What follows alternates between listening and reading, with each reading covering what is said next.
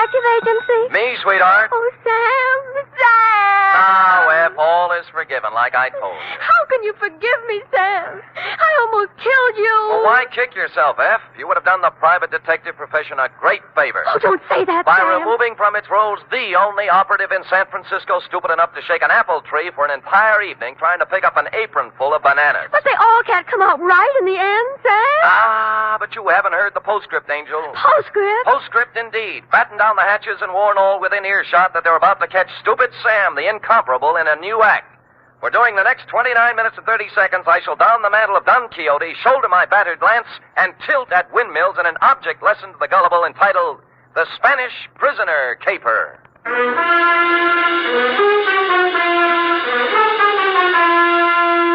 Transcribed for NBC, William Spear, radio's outstanding producer-director of mystery and crime drama, brings you the greatest private detective of them all in The Adventures of Sam Spade.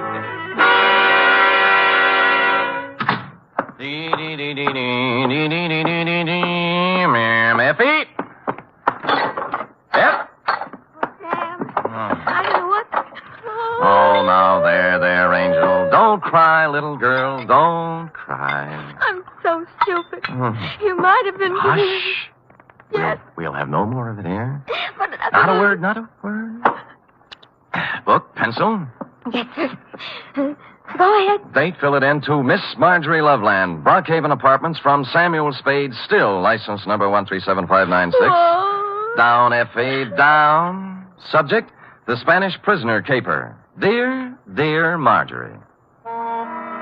When they made you, darling, they threw the mold away. In this day of the emancipated, self-sufficient, 100% competent female, it came as a fresh breeze and a boost to my masculine ego to run across a lady, white-haired and fragile withal, who needed protection. After meeting you, I knew what the fellow had in mind when he wrote, Heaven will protect the working girl.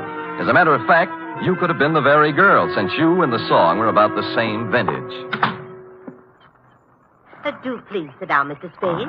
May I fix you some tea? No, thanks. I planned to come to your office, but I decided I just couldn't risk going out at this time. Oh, why's that? Well, he might come, you see. And I'd never forgive myself if I was out. Oh, who's this? Senor Palmera. Oh. Oh, he's more than a week overdue now, and I'm on pins and needles. I gave him my address here at the Brockhaven. But there's the Brocklebank and the Brockhurst and the Brockmorton and the Brock. Yeah. It would be so easy for him to become confused, being a stranger in town. Well, I'm a native. I'm confused myself. Well, I thought perhaps you could locate him. He should be back from Mexico by now with Don Luis.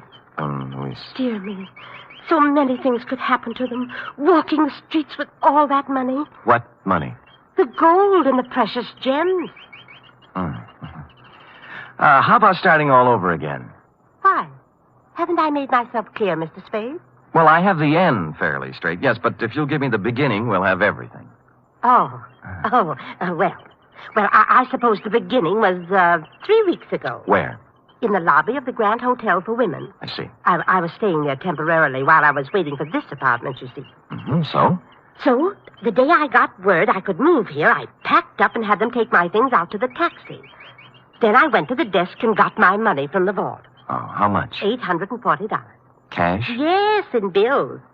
My annuity money had just come from the East. Well, I just put the bills in my purse and was starting out the door when it happened. This voice came over my shoulder. A soft Latin voice saying, Senorita, I come to you on a matter of terrible urgency. And lo and behold, it was Senor Palmera. How did you know? Oh, I have a feeling for those things. Go ahead. Well, his uncle, Don Luis Alvaro, was in terrible trouble, he said. In prison in Mexico City on some sort of trumped-up political charge. And the family, though noble, was financially impoverished. Yes, except for a casket containing the family jewels and an assortment of priceless heirlooms, all hundreds of years old, hand-wrought of the finest virgin gold. Mr. Spade, however... Said caskets and its precious hoard being hidden away in a secret place known only to Don Luis. All he needs is a paltry $840. It was 1,000. I went to the bank. A paltry $1,000 to bribe a jail official, and presto, Don Luis goes free, unearths the casket, and rewards you with an ample share of the family treasure. Mr. Spade, you've talked to Senor Palmera. Nope. How badly do you need the dough? Need it? Why, good heavens, Mr. Spade. It's all I have until next June. There's a small pension from the school board in Keokuk, but dear me, I don't know just how... Mr. Spade, do you mean he isn't coming back with my money?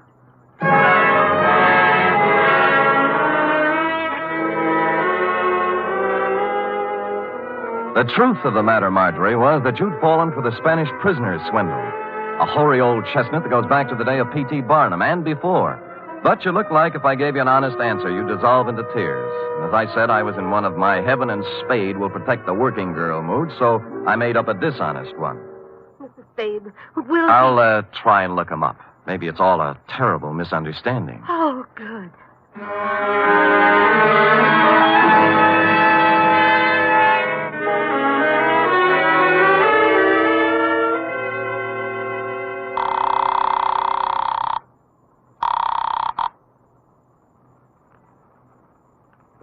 That's knit two and slip two, isn't it, Dorothy? Effie? Free? What'd you say? Miss Perrine. Oh, Sam Spade, Detective Agency.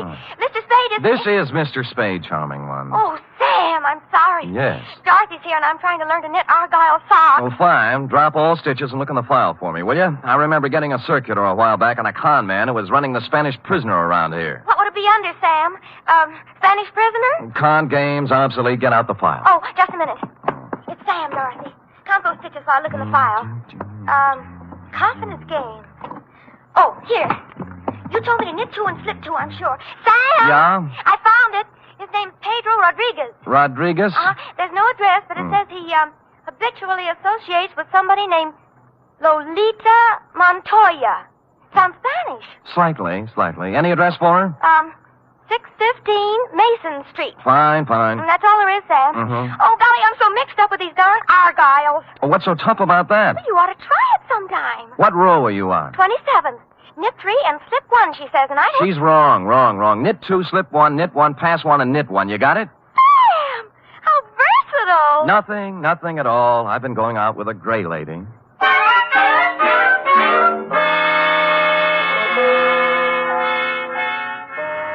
.615 Mason Street was a very large apartment building with the usual brass plate in the entry listing the inhabitants, among which I was happy to note was Lolita Montoya, apartment 408.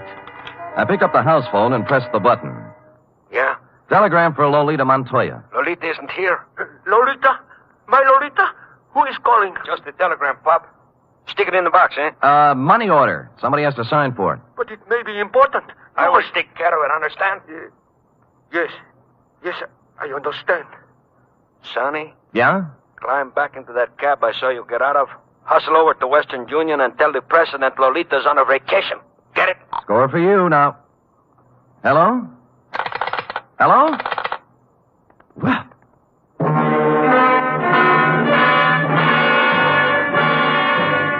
Nothing daunted, I punched a few bells until one of the less suspicious tenants gave me the front door buzz, walked in, and took the automatic elevator to the fourth floor. Or I should say toward the fourth floor, since halfway between the third and fourth she quit cold. The elevator, that is, but there are devices for such things. I pushed the button marked emergency, and it took me only 50 minutes to get out, assisted by the janitor, the manager, and 12 tenants. The doors on the fourth floor, it seemed, had been carelessly pried open and held that way by a magazine carelessly stuck in the crack. Continuing my stealthy approach to 408, I found my man and his pal had somehow sensed I was coming and run off without stopping to close the door. The apartment was filled with cigarette smoke and not much else, a bed, an empty dresser, and a table on which were one pot half full of foul black coffee, a little pointed gadget that looked like a nut pick, and a handful of metal shavings. I was contemplating what connection, if any, this had with your missing $1,000 when... Yeah? This is Stuyvesant, Pedro. I just wanted to inquire how everything is coming along, if at all. See, great. How much? Well, there's 1,000. Is it good? Oh, gee, boy, what do you think? Pedro, this here is joyous news. Like you said, Pedro, our Spanish prisoner is a valuable man. I must hustle over to the lighthouse and inform Lolita. Lighthouse? She has been very conscientious in the role, Pedro, very. Oh, see, Gray.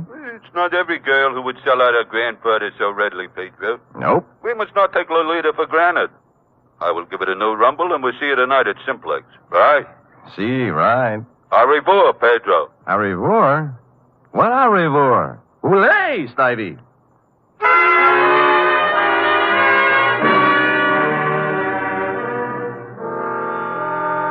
The only lighthouse I knew was a gin mill perched midway down the Embarcadero south of Market, surrounded by shoals strewn with human wrecks of all description. A place you might find shell game men and carny grifters, but hardly a habitat for a con man smooth enough to work the Spanish prisoner. The lighthouse keeper, who looked like he'd retired from the sea after a losing battle with Moby Dick, was bent over a pinball machine next to the door. As far as I could see by the one light in the joint, it was empty. Get up, get up. Yeah, get up, get up, get up, get up. Oh. Too bad, lighthouse keeper. Yeah, what do you have? Well, beer when you're ready. Do you know Pedro Rodriguez? Yeah, worked for me once, a couple of years ago. I canned him. Why? He's a swab.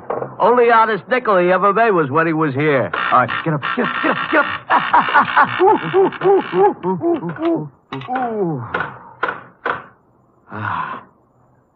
Thanks. Yeah, crooked swab is Pedro Rodriguez. He's up to something right now, if you ask me. Spanish prisoner? Oh, you mixed up in it too, huh? Nope, I just want to be. How does it go? Well, I don't know much about it, only it seems to smell. See, Pedro was sitting at the bar the other night with another swab, talking about an old Spanish gent who's going to make him $1 million. Just come over from Spain. Get up, get up, get up.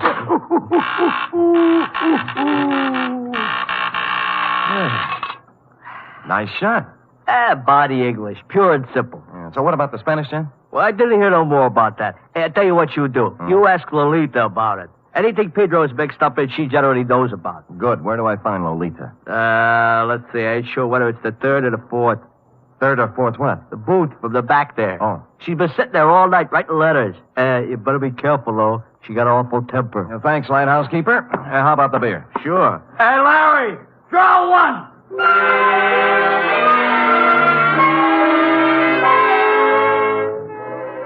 So Larry drew one, and I took it down to the bar to a point opposite booth number 4, which indeed contained Lolita, a fragile little thing wearing a turtleneck sweater marked Stillman's Gym.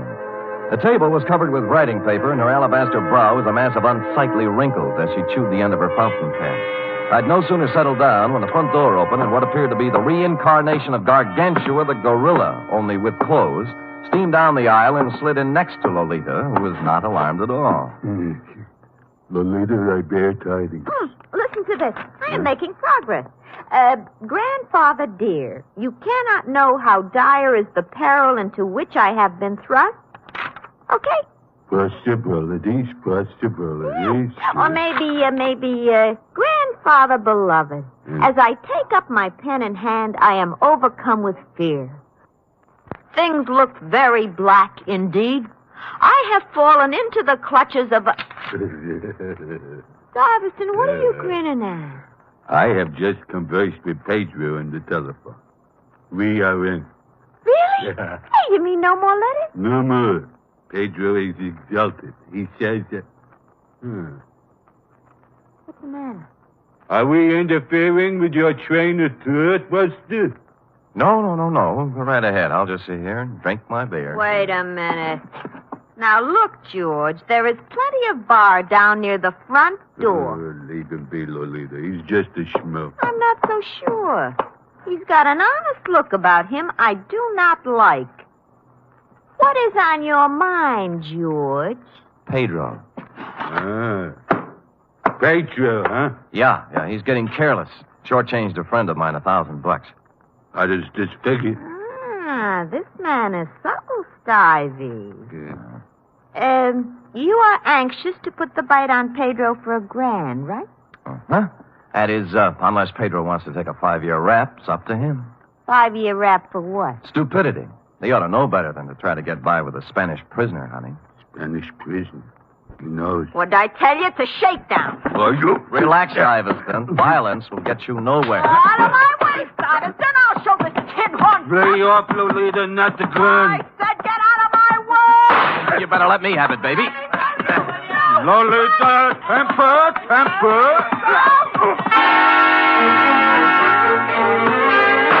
I got hold of the gun with one hand while Lolita chewed on my other one. Stuyvesant, meanwhile, catching my head under his arm like a nutcracker and kicking me in the stomach with his knee. This went on for some time, then I became vaguely aware of Stuyves's fist, as big as a ham, coming up from the floor. He caught me on the side of the head, and I skidded down the marble floor, past the row of booths like a ball in a bowling alley, scoring a 10-strike on the pinball machine, which leaned drunkenly over me, stuck out its coin drawer, and flashed a red light in my face, reading, "Foul ball, try again." Stupid me, I did.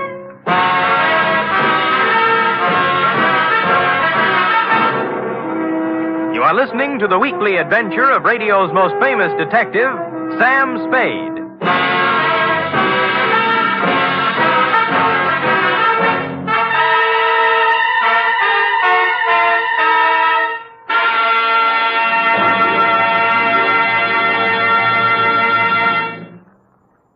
Three chimes mean good times on NBC. There's music and mystery tomorrow on NBC. For music, your hit parade brings you the top tunes in the land, as selected by you and presented by Raymond Scott's Orchestra, Eileen Wilson, and Snooky Lanson. For mystery, Herbert Marshall stars as the Man Called X, an intrepid adventurer in international intrigue who travels to all corners of the world.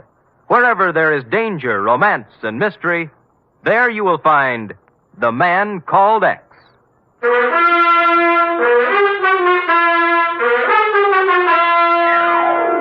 And now back to the Spanish Prisoner Caper, tonight's adventure with Sam Spade.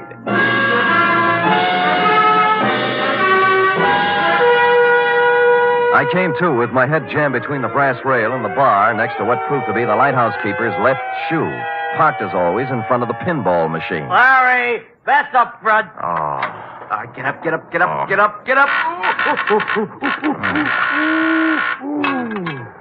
Where are they? Top hole's all filled with 3 balls to go. Congratulations. How about Lolita and the mug? Oh, Deb. All right, get up.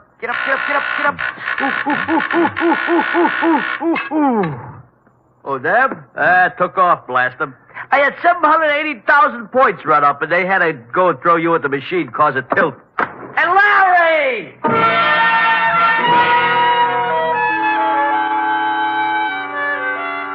I sat until the buzzing in my ears quieted down and tried to hark back to the phone conversation with Stuyvesant in the apartment. It came eventually, and I pried mine host, the lighthouse keeper, away from the pinball machine and sat him down next to me with the yellow and standard sections of the telephone book. Simplex Bar Supply? No. Simplex Easy Do Garden Furniture, nope. How about Simplex Printing Company, 509 Sansom Street? Nope. Simplex Office Files. Simplex Service Station, 12th and... No. Well, how do you know, mate? There's 42 Simplexes in this book alone. You find one that sounds like the front for a con operation, I'll buy it. Let's see. Simplex Cleaners, nope. Simplex Associates, nope. What's that?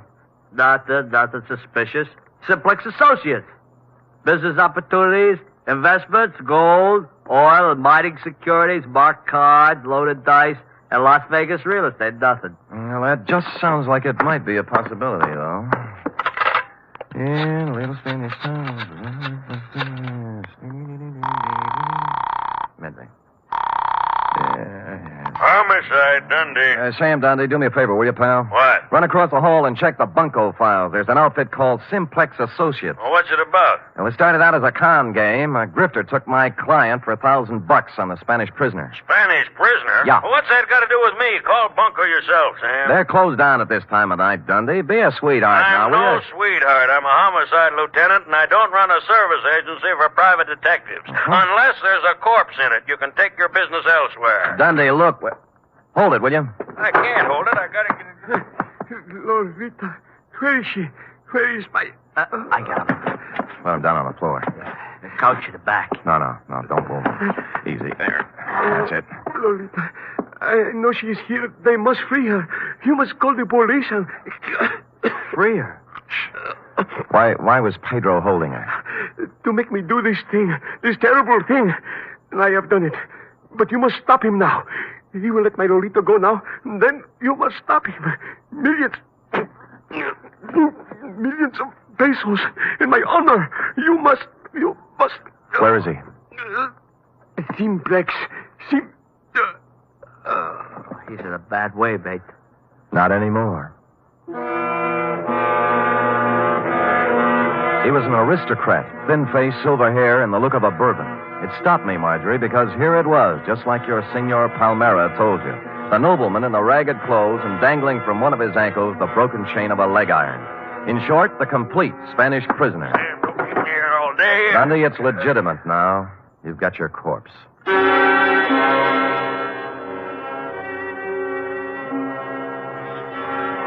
There was nothing on him to indicate who he was or where he came from, but I had a feeling I'd seen him before. After making the lighthouse keeper promise me he'd lay off the pinball game until Dundee arrived, I took off for my office on a very practical errand. Sam! Oh, Sam!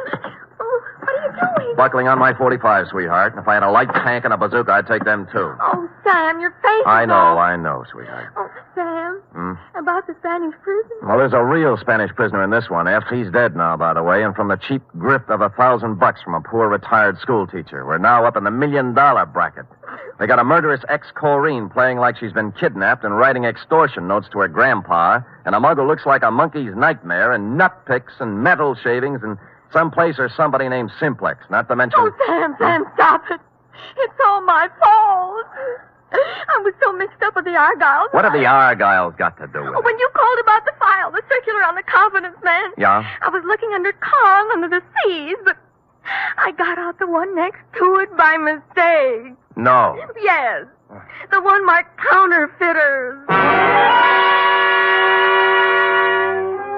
Only then did I remember where I'd seen the old man before. The paper was still on my desk, and his picture was still on the front page over an article that ran something like this.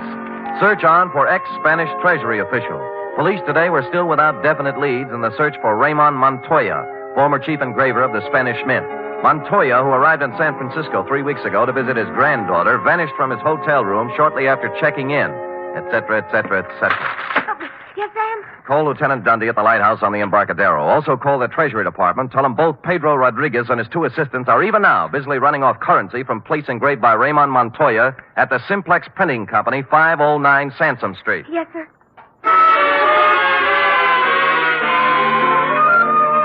Mexican pesos it was, by the basketful. And the Treasury dicks agreed it was a happy thing for Mexico that Raymond had kept his engraver's tool on the right side of the law up to now.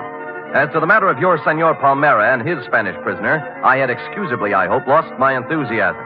And so it was, Marjorie, that I walked into the Palace Hotel lobby a couple of hours later to call you. Yes, sir? I'd like some nickels to phone, please. Why, sir. Shall I? No. They're phony Mexican bills. Oh, dear. Dear me. Oh, good heavens. You shouldn't show money around like that. I just stuck them in my pockets for evidence. Forgot to turn them over to the Treasury. Here we are. Here's the dime. Yes, sir. And here you are. Thank you. Hey, senor. You dropped some big money. Keep it. Huh? Yeah. Put these back in my pocket.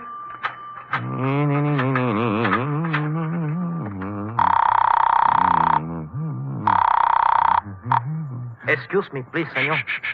Hey, Chum, look, I want to talk on you. Hello? Marjorie, this is Sam Spade. Look, senor, I got to talk to you. Mr. Spade, did you find him? I'm sorry, Marjorie. I beg your pardon, senor. Just a minute, Marge. Look, buddy, you can have the phone in a minute. Now, will you relax? You mean my money is gone? I'm afraid so, Marge. It's an expensive lesson, but it's worth it if you remember, honey. From now on, never flash your money in public places. Senor, please. I'm almost through. Will you wait a minute? And never trust strangers, Marge. The world is full of sharks looking around for easy, middle-aged ladies with bankrolls. But he seemed so honest, Mr. Spade. That's the trouble. The way he came up to me and said, Senorita, I come to you on a matter of terrible urgency. I know. He saw your bankroll, Senor, and he I come to figured... you on a matter of terrible urgency. Figured you look like an easy mark, Marge, so... Senor? Just a minute, Marjorie. What did you say? I say I come to you on a matter of terrible urgency. My uncle, Don Luis Alvarado, he's in awful trouble. Oh?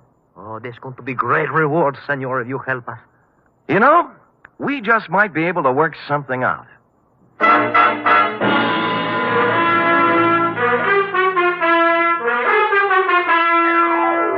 Well, Marjorie, he had $1,358, from which I deducted your $1,000 enclosed herewith, plus $58 representing my standard retainer. Period. End of report. Oh, it must be awful to be gullible like that. Dear, sweet little soul. Yes. Imagine her falling for a transparent swindle like that. You know, that's one thing I've learned from you, Sam. Oh? I have my savings in a real good, solid thing. What's that? An avocado mine. An avocado mine? Where? In Nome. That's in Alaska, you know. Hmm. Well, nevertheless, and notwithstanding, go type that up.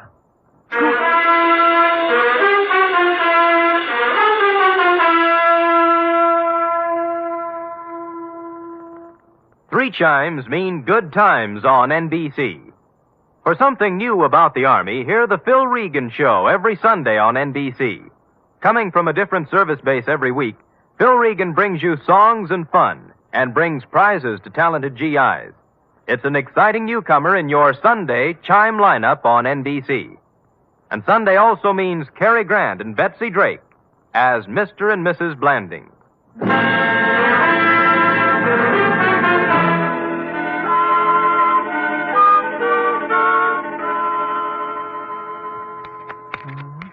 Here it is, Sam. Why, Sam. A knit 2, purl 3, slip 1, and knit 1, you see? How many rows did you do? I'm on 57. Are you sure you're right, Sam? Well, look at it. Have you ever seen such argyle? Well, that's what I mean, Sam. They sort of billow out, don't they? Well, who cares? That guy you're making him for probably won't appreciate him anyway. But they have to fit, Sam. Well, look at that. It'll make a perfect sleeping bag for a fat cat. Now, tell him your boss lost them up. But, Sam, oh, dear. What's the matter? Well, it was going to be a surprise. Therefore, No. Yes? Well, I'll treasure him, sweetheart. They're beautiful. Just what I wanted. That's my boss. Good night, Sam. Good night, sweetheart.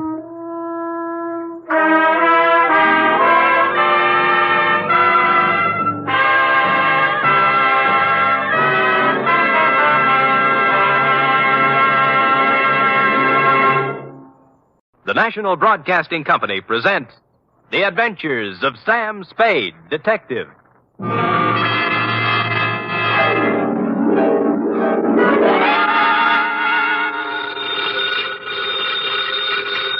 Sam Spade Detective Agency. Buono, buono. I beg your pardon? Suonate il campanello. Sam, what are you... Nothing at all, sweetheart. I just happen to have the tourist lists of handy Italian phrases before me. North Beach never did that to you before, Sam. North Beach never did anybody like it. Just did me, F. But I thought you said old Bartolomeo just wanted you to drop by for a friendly talk. And some garlic bread and red wine. But does that explain the knife gash on my coat? Your new tweed? My old tweed now, Cherub. You see, it was never meant to be swum in. The bay? Yes. Not again. What else? By now, your keen feminine instinct should tell you this is not the social call, Wonder Girl. As a matter of fact, I plan to drop by presto presto with words anent a little something I call View of Fisherman's Wharf from the Water, or the Crab Louis Caper.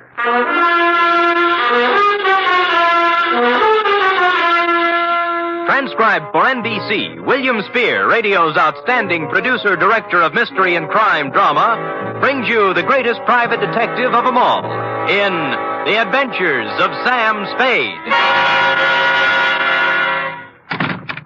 Zing, zing, zing-a-ding, ding, ding, ding, ding. Buongiorno, Sam. Well, ballooning up, huh? Let me see now. Oh, Desidero un carburatore per la carrozzella. Great. What's it mean? I found my secretary's list of most used Italian phrases, Sam. It means, I want a carburetor for my voiturette. I'll remember that. Shall we proceed with the business at hand? Ready, Sam. Date, fill it in.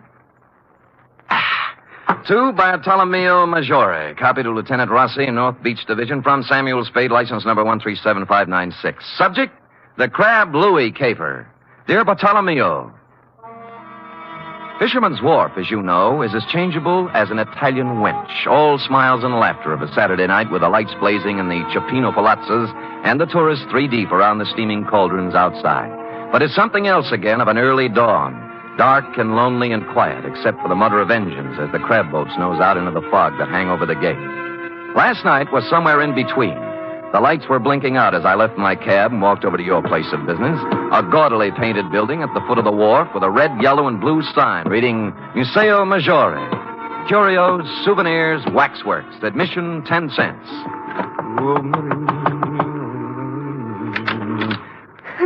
Who is it? I'm Sam Spade. Bartolomeo called me. He isn't here. Flashy's grotto at the end of the wharf. Thanks. Look, is there anything I can... Sorry.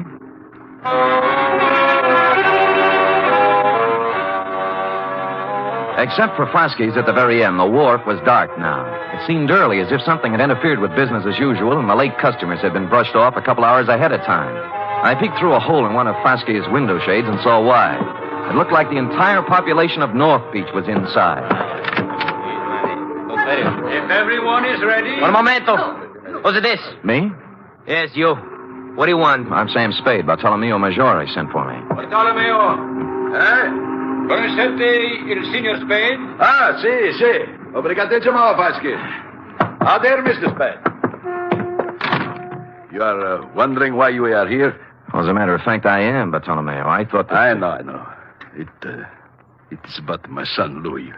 My son, my only son. Oh, he's inside? No, not inside. Out in the darkness somewhere. Cold and alone. You mean he... See. 6 days now they have searched for his body. Oh, when did it happen? 1 week today. Crab boat? His boat, the San Felipe. Was he alone when it happened? You detectives. You strike the point.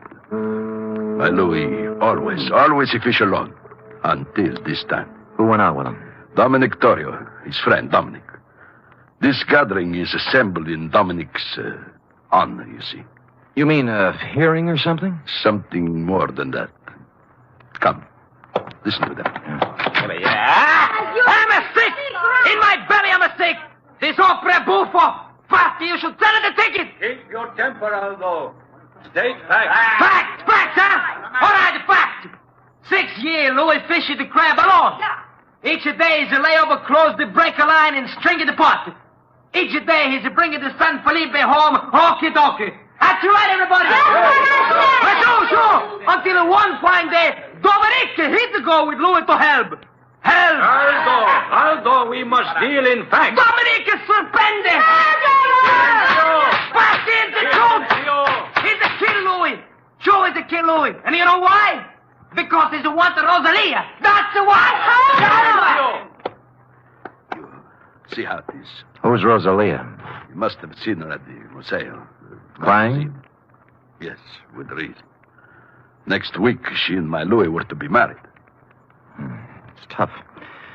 You think this Dominic was in love with her, maybe? I think nothing, senor. 2 men, friends, alone in a boat in a heavy fog. One of them dies. The other says it is an accident. It is not for us to think or make guesses. Say, what am I supposed to do? In the records of the police, senor, my Louis died in an accident. Mm-hmm. In the hearts of his friends, he was murdered. For my sake, for Dominic's, for the sake of us all, we must know the truth. For this, I prefer to employ one who is professional and impartial. Come. We go in. I don't believe it. Believe me, before heaven, I mean it. Silencio. Once again, Dominic. How far was the boat from Seal Rocks? 100 yards, I think. I heard the break. Silencio. Let Dominic tell the story. Go on now. You had dropped the last crab pot over the side. Then? Something went wrong with the motor. Louis told me to look at it. I went below, then it happened. Louis was leaning over the gunwale. We untangled a float, and the sea took us by the stern. We broached.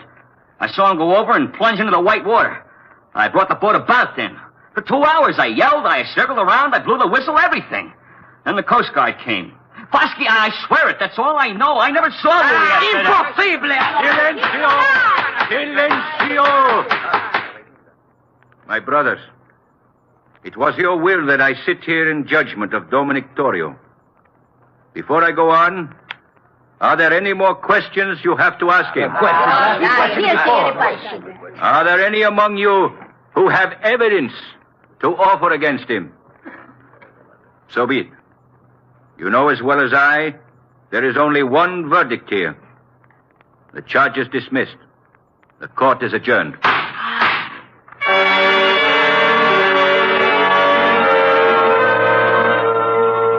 Everyone was still for a second, like a big tableau. Vasquez, white-haired and dignified on the platform, looking down at Dominic, and the rest of them all on their feet now, boring holes through them with their eyes. He was the first to move, turning slowly, walking out through the crowd toward the door, looking tentatively from face to face, knowing now he hadn't been acquitted at all, as one by one they turned their backs on him. I felt terribly sorry for Dominic, until he walked past me and I got a look at his face, at his eyes. In my racket, I see that look more often than the next guy. I never saw it any clearer than I did now. It was fear and hatred and guilt. So I left you talking to Vasquez, Bartolomeo, and walked back down to the wharf to the Museo. Rosalia. I told you Bartolomeo is not here. I've seen Bartolomeo. I want to talk to you. Sit down. I don't want to... Sit down. Oh. That's a good girl. It was quite a place, the Museo, a catch-all for everything nautical you'd run across in 60-odd years of living on the sea or next to it. From a 10-foot shark pickled in formaldehyde to a life-size figure of Captain Kidd, complete with drawn sword, lace cuffs, and treasure chest at his feet next to the door. I turned back to Rosalia, sitting on a rum keg under a flickering hurricane lamp, the only light in the room. What do you want of me? Bartolomeo wants the truth about what happened on the San Felipe. They're deciding that at the meeting. They already did. They did? You mean Dominic... How did they decide? Dismiss the charges. No evidence, no witnesses. It was the only thing Vasquez could do. You feel better? It doesn't bring back my Louis. No, it doesn't. Dominic's going free now, from both the law and his people. No vengeance for Louis. Why were you crying when I came by tonight? Haven't I the right to cry with my Louis? Drop it. Huh? Why didn't you go to the meeting? Afraid to give yourself away? I didn't feel like it, that's all. You're a Sicilian, Rosalia. Vengeance is pretty important to you. If you'd loved Louis, you'd have been in there screaming for Dominic's scalp. You shut your mouth. But no, you sat home crying. Not for Louis, but for Dominic, right? How long had it been going on? Did you know Dominic was going to kill him when they put out in the San Felipe? Why would Dominic kill him? Well, that's a stupid question. He's in love with you. In love with me. In love with me. Drop it. Drop it, Rosalia. In love with me? Oh, I wish it were so. Huh? He killed for me. Is that what they say? It's all very flattering, very. I love Dominic. I've always loved Dominic since I was a little girl. I threw myself at Dominic, and I begged him to marry me. That's not easy for a girl to do, Mr. Spade. I begged him, and I promised to work for him, to be his slave. You know what he did? He laughed and he spit upon me. And you stand there and you tell me that he murdered for the love of me. You wouldn't walk across the street. All right. Take it easy now. Come on, take it easy. So I do the silly woman thing. I promise myself to Louis. To crazy Louis, to a madman. Crazy? You don't believe that, huh? Louis the Great, il campione. A champion of the crab fisherman who dares to fish right on the breaker line. Catches more crab than anyone else. Louis the Fearless. Do you know why he's fearless? He's too crazy to be afraid. What do you mean? He mutters. He talks to himself of great riches, of thousands of dollars, of him and me. Louis the crab fisherman and me, living in the finest house in North Beach. When was this? Last week. He went up in Bartolomeo's attic one night and he came down with a big hunk of his raw wax from the waxworks. A tresor, he called it. A stupid lump of wax. And he held it up before me, so. And he says with a mad gleam in his eye, "From this, Rosalia, from this I will carve for us the biggest, finest house you can dream of. Here, look." What's Captain Kidd got to do with it? He puts it in the treasure chest. See? You will keep this a secret, Rosalia, he says, if you love me. And he laughs again like a madman. Me love Louis Maggiore? I hated him.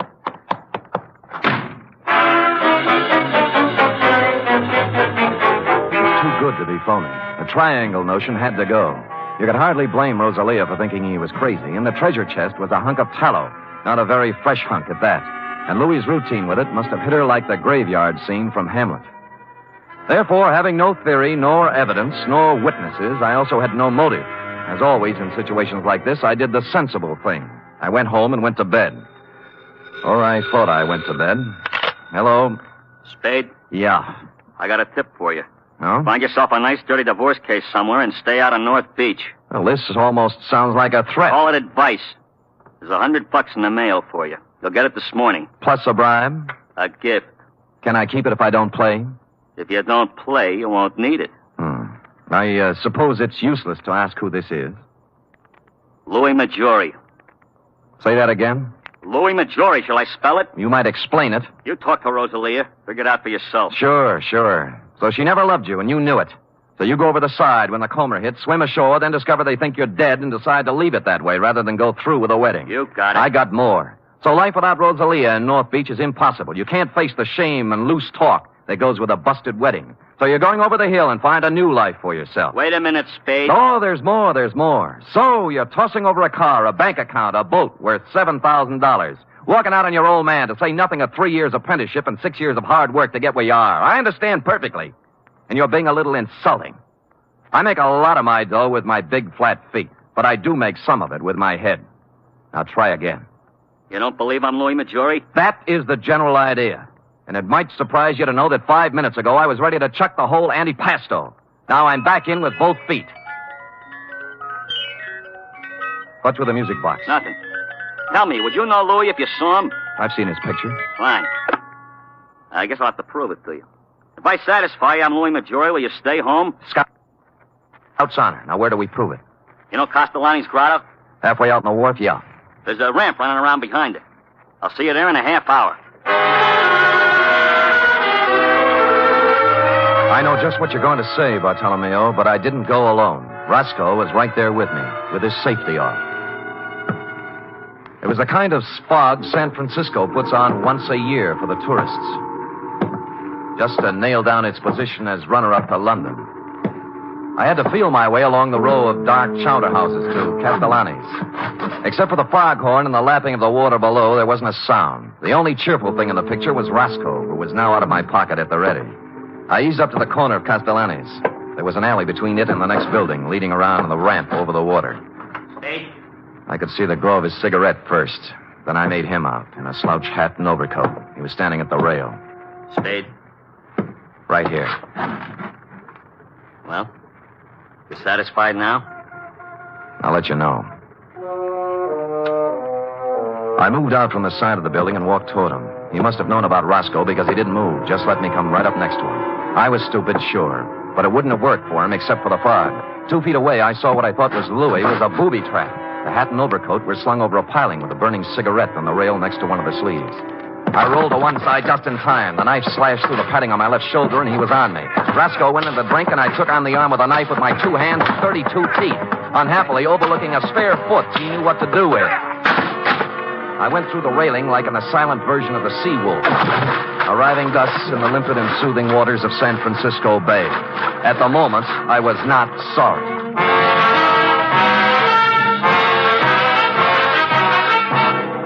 You are listening to the weekly adventure of radio's most famous detective, Sam Spade.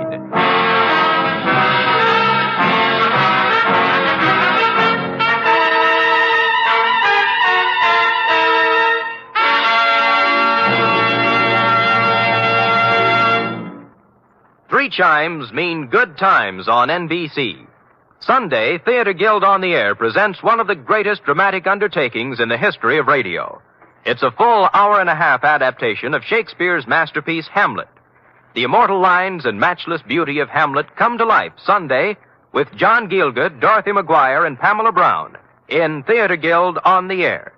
And a reminder, this Sunday also means another gala broadcast of The Big Show.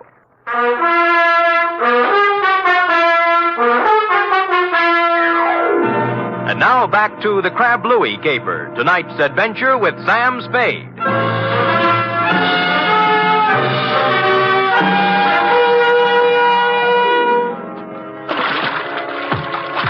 Wetting my finger and holding it up in the wind, I quickly determined where north was, and just as quickly decided there was no percentage in swimming the Golden Gate. A bright blur on my starboard bow called to mind the old saying, where there's a light, there's life, so I headed there. 3 strokes this side of exhaustion, I pulled up at what proved to be a landing with a Jacob's ladder, at the top of which I found the rear entrance to Foskey's, or more accurately, Foskey's private office. The door was open. Huh? Oh. I'm Sam Spade. I've been swimming, if you're wondering. Bartolomeo told me about you. He didn't say you were crazy. Well, maybe he didn't know. You wouldn't have a brandy lying around loose, would you? Sure. Sit down. Thanks. I think I saw Louis tonight. Louis? Impossible. Where? Beyond Castellani's. Yeah. Bless you, Foskey. Oh, hit me again, will you? Yeah, but what about Louis? Called me up, said he'd meet me there. Just tried to knife me. Oh, but it's impossible. Is it? Why would he play dead? And why would he try to kill you? Maybe he's crazy. Well, how do you mean? You've heard of the dear old lady who had the trunk full of pancakes, haven't you? Hmm? Louis saves old Tallow. Captain Kidd's treasure chest at the Museo is full of it. Who told you this? Rosalia showed it to me. May I? Help yourself. Thanks. Might be a good idea to call another meeting and tell the people. Make it easier for Dominic. Funny. Of the whole meeting here, I alone doubted his guilt. Good thing they made you the judge, or he might be 6 feet under by now. Got a cigarette? In the box there, next to the phone. Thanks. Yeah, I went right along with him, too. Shows how wrong you can be when... When what? When you go by emotions and not by evidence. This is, quite a cigarette box. Yes, it stops when you put it down. Hmm? Well. I suppose now you'll drop your assignment? Sure. I'm a detective, not a psychiatrist. You've got a lunatic running around, that's your problem. Good night, Foskey, and thanks for the brandy.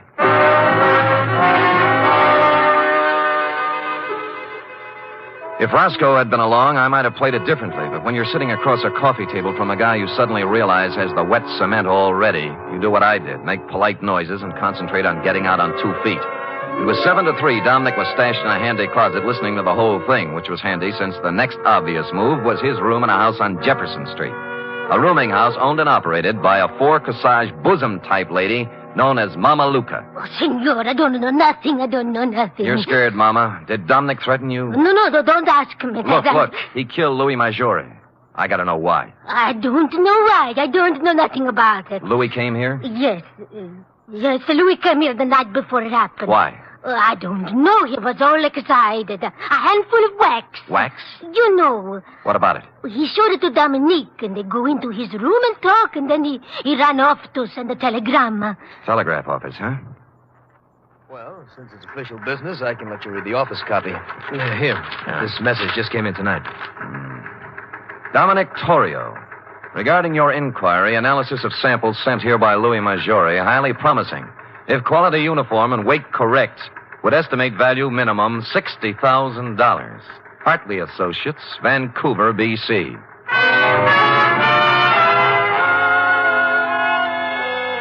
A lump of smelly stuff that looked like old tallow, picked out of the ocean and worth $60,000, was a strong enough clue for even stupid Sam to pick up.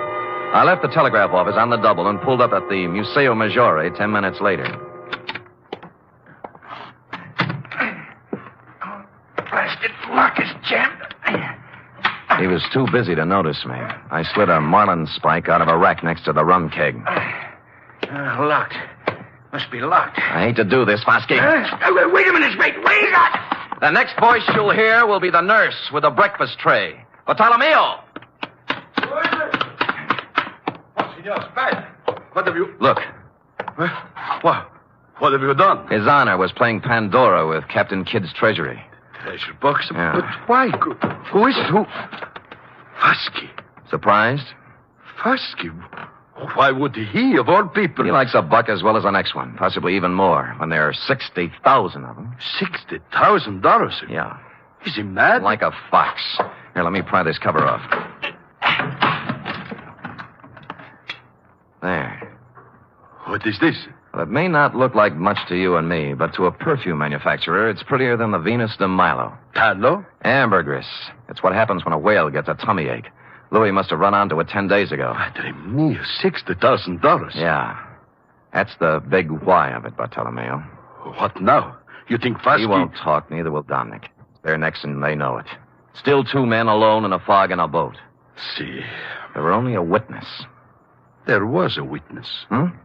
The eye of God was on Dominic when he did it. And the judgment of God is swift and is sure. Dominic knows it. You think so? I know Dominic. Why you ask? There's a way to find out. What time is it? 1:30. There's time. Where do you keep your razor? Razor? Yeah. I'm going to shave Captain Kidd.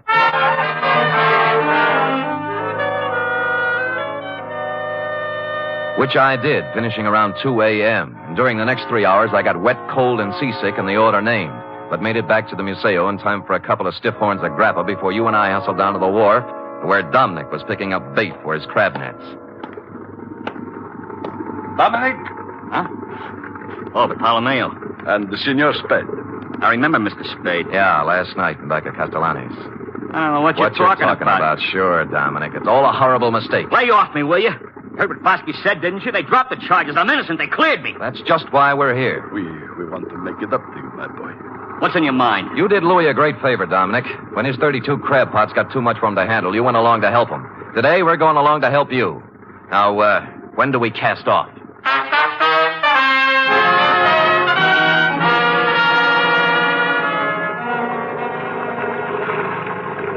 There's a float up ahead. What color? Yellow and red. Is that yours, Dominic? That's mine. Great. Pull up alongside. Well? What's this all about? I told you, Dominic. You're lying. What are you trying to do? Break me down? He's dead in an accident. You heard what Bosky said? Yeah. Forget it, Dominic. Forget it. We love you like a brother. I told the truth. What are you trying to do? Torture me? Is that what you want? Revenge? No. The matter is in other hands now. What? You mean? There is always one witness, isn't there, Dominic? Oh. That's what you mean, huh? Is that why you came to tell me that? That's a good one. Hold the wheel, Spade. I'll bait my net. I'll spit in your eye one day, old man. One day when you get smart. You and the whole lousy we war. We both watched him hold the line. What you're playing it on the deck, prattling to himself like a little kid whistling in the dark. He was a lousy actor, pale under his sunburn and drenched with sweat. I won't let you forget Up it came, coil by coil. To prove. Then it began to come slower. And make it stick. When I can prove it in court, I'll sue you till you bleed. Hey, what's the matter here? What's pulling on this line? Maybe it's your conscience, Dominic. It's heavy. The Lord moves in strange ways. Hey, can't get it up. Let me help you. There we go. 1, 2. Up. Louis! Get away from me! Let me go! Louis! No!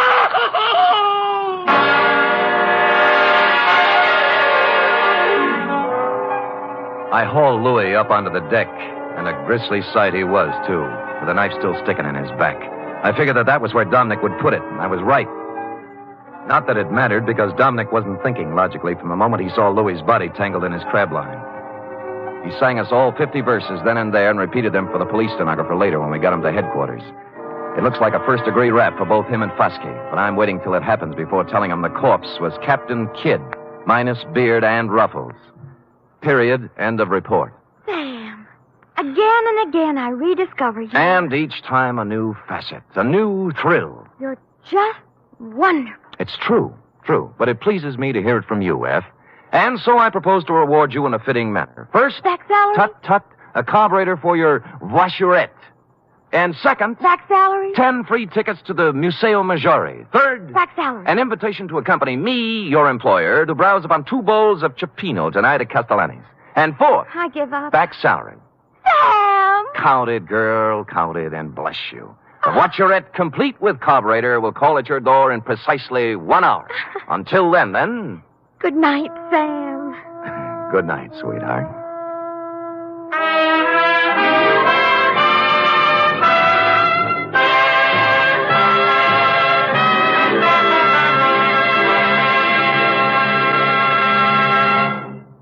The National Broadcasting Company presents The Adventures of Sam Spade, Detective.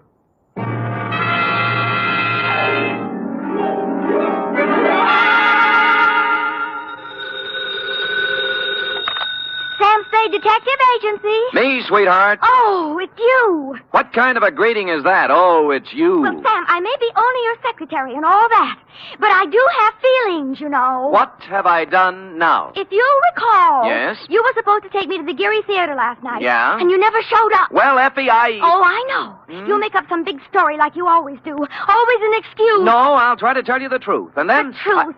It'll probably be a story about at least 2 or 3 people being killed. Yeah? How you had to be there to straighten the whole thing out. Well, as a matter of fact... And then there'll be beautiful women with hair like carved smoke and crimson slashes for mouths. You would leave that out. Now that you mention it, Effie... And you'll throw in shooting and getting knocked out and glass keying your way into houses and anything else you can think of. Effie... Well, if you think that I'll fall for that... Effie, will you please... What's your big fat story? You've already told everything about it, but the title, I might as well add that. My big fat story is called The Shot in the Dark Caper.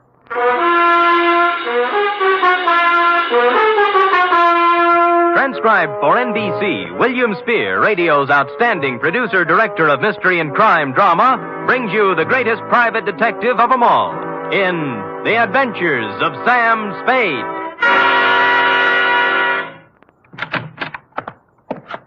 Effie? Yes, Mr. Spade. Now, Effie, don't be like this. I promise you tonight, right after this report, we'll go to the theater. And we'll have dinner, too. Any place you want. Sound good? You're the employer. The faster we do the report, the faster we get out. And I won't even take time out for a drink. So come on, let's go, shall we? You see? I can't stay mad at you. Date, fill it in. To managing editor, San Francisco Evening Gazette, City. From Samuel Spade, license number 137596. Subject, The Shot in the Dark Caper. Or, Stop the Presses. Spade has his pants caught in them. Caught?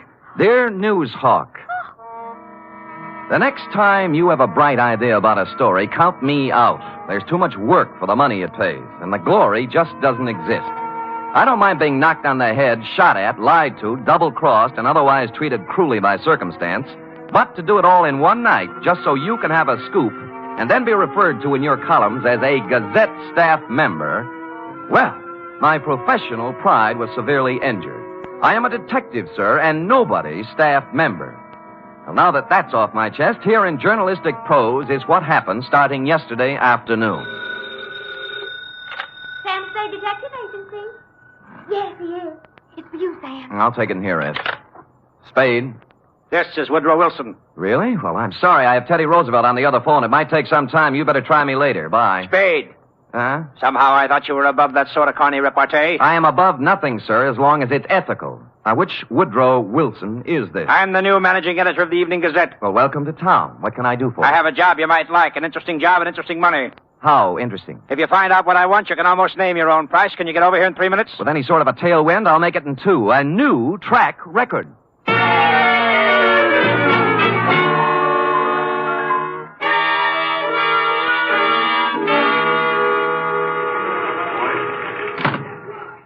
Take a seat, Spade. Now, what is this interesting job? First, let me say I don't know much about you personally, but you come well recommended. I've tried. Second, this is a confidential matter, and I want it to remain that way. Of course. I'm going to trust you as I would one of my own staff members. The police aren't to find out about it until it's all over. And if any other newspaper gets it, you might as well leave town. Woody, old boy, the man doesn't live who can say I ever double-crossed him. For money or love or anything else. I or had love... to say it so we'd understand each other. Now, take a look at this news photo. Yes? One of our boys snapped it. What do you see? A street intersection. O'Farrell, I'd say. 2 automobiles hit head-on. An ambulance, a couple of people injured, a sordid crowd. We took that picture 3 days ago, Tuesday night, routine accident picture. But this morning, when we were filing it, I looked at it again, and I noticed something startling. Look at it. It's a shot in the dark, but I smell a story. Well, maybe I have a cold, but whatever it is escapes me. On the right side of the picture is an apartment house. Now count up 6 floors and look at the 4th window across to the left. Here. Use this magnifying glass. Oh, what do you know? Somebody just fired off a gun. That's it. All you can see is a hand and a smoking gun. You can't even tell whether the hand's male or female. But somebody shot at something, probably a person, just a second before that picture was taken. You want me to find out why, huh? This calls for a detective, not a reporter. There hasn't been a single homicide, suicide, or gunshot wound reported in the city since that happened. Now, I want the story. Get it. Okay, Chief. Get ready to rip out page 1.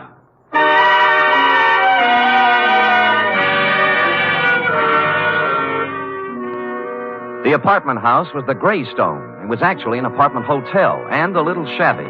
I entered an hour later with a suitcase and an out-of-town look.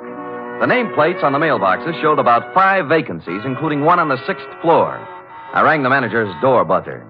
Good afternoon. I'd like to rent an apartment if I could. Come in. Just drop your suitcase anyplace. My name's Ed Berry. How are you? Your suitcase is leaking. Oh? We charge one price, $175 per night. Well, I don't have that kind of cash with me or my checkbook. Could I pay you tomorrow? Oh, sure thing. Your name? Mark Humboldt. Mark Humboldt. B-O-L-T? Yes, that's it. Where you from, Mr. Humboldt? New York, boy, New York. 48 East 51st Street. Near Broadway. Next of kin? Huh? Any family, relatives? No. Oh, you own a car? Look, I'm just renting an apartment, not taking out life insurance. Well, you see, there's a state law here requires us to get this sort of information. I'm sorry, but there's nothing I can do. No car. A bank account? Corn Exchange Bank. You own any property? Yes, I do. Albany, New York. Just how much, would you say? 6 feet in a cemetery. I expect to be buried there. Yeah, well, I guess that about takes care of it. Anything on the 6th floor? Well, why the 6th particularly? My lucky number. Oh, well, I'm sorry. Maybe later. Right now, we got nothing on the 6th. Come on, I'll show you around.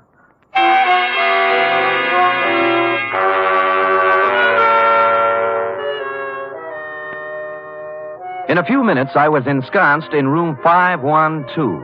As he stood in the doorway, Ed Bering, the manager, scanned my luggage, my clothes, my ring and wristwatch, as if he were trying to estimate what he could get for me from a fence. After he went back to his apartment, I took a stroll up to the 6th floor.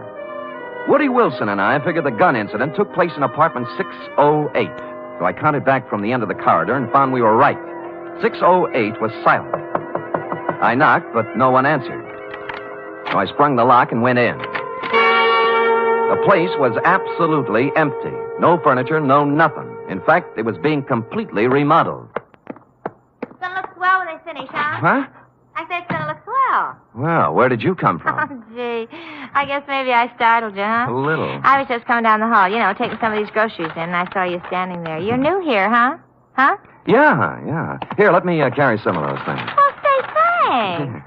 You're the kind of man a girl should have around. Well, I've tried to convince several of that. Oh, who are you kidding? A big, handsome guy like you wouldn't have any trouble getting a girl? Well... At least not if I was the girl. Well, you know best. My place is down here. Shall we go? No, why not? My name's Honey Kane. What's yours? Mark Humboldt. Gee, what a fascinating name. Oh, not half as fascinating as yours. Really? Say, isn't it wonderful how fate just throws two people together?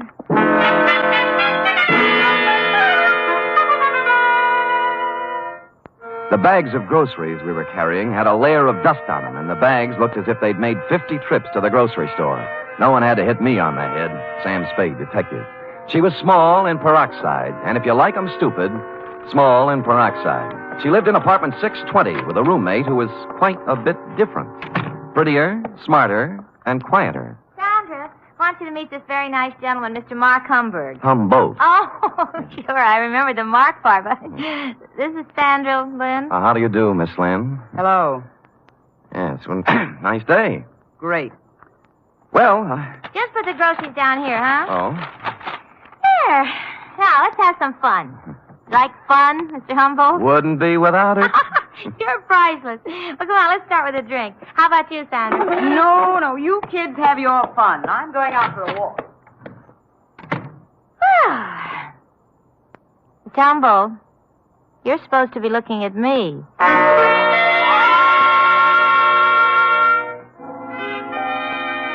An hour later, under the pretext of going out for some snuff, I shook her off and left. The next half hour went to giving the apartment house a thorough casing.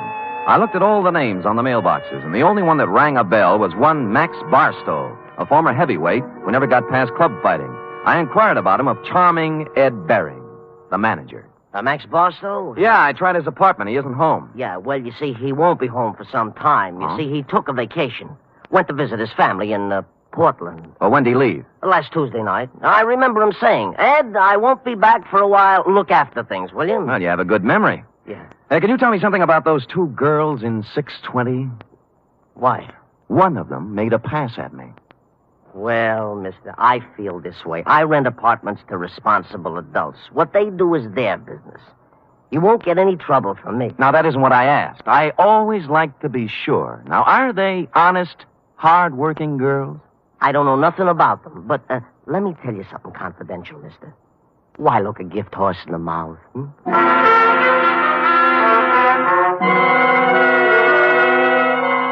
Well, I gumshoed around the apartment house some more, and one thing was sure. They were making a number of extensive alterations. For example, in the basement, there was a new cement floor. Said cement floor had been laid, I was told by the janitor, Wednesday morning. The morning after a gun was fired in 608. The same morning on which Max Barstow suddenly left to visit his parents. And about here in the plot, it was dramatically correct to wonder if Max might be sleeping under the furnace with a new cement overcoat covering him. I went back to my apartment for a couple of long ones and some thought. It was getting along about supper time when there was a feminine knock. I guessed it to be Miss Room Service herself, Honey Kane. But no. Better. Much better. May I come in? You may. Shall I leave the door open? I'd rather you closed it. Anything to make you feel at home? Drink? No, talk. Oh. What are you doing here, Sam? The name's Humboldt, Mark Humboldt. All right, play it any way you want. But I've seen you around. I know who you are. You move in today, and half hour later you find our apartment. Why? Your apartment found me. At least half of it did. The gift horse part. Maybe so, but I figure you helped a little somewhere. Hmm. What are you trying to get on us? Nothing. I just moved in here for a place to live. With one suitcase and a bottle? Oh, I'm an actor. Look, whatever it is, lay off, will you? I've had enough trouble in my life. Things are just starting to go right. Sandra, I don't know what's on your mind, but as far as I'm concerned, you're clean. All right. Maybe I made a mistake. I'll try to make it up to you sometime. Well, maybe you can start right now. I think I'll open the door again. Now, just a question. Seen anything of Max Barstow lately? I knew it was something. I knew it. No, I haven't seen Max Barstow lately. He went somewhere to visit his family, and I'm telling you either leave me alone or something's going to happen to you. You won't right.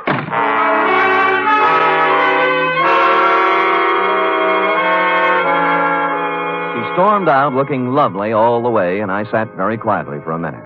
It was the second time somebody said it. Max Barstow is visiting his family. And that was very interesting because, you see, Max Barstow didn't have any family. When he first started fighting, he was under the aegis of the St. John's Orphanage. So, what was all this rehearsed account of his absence?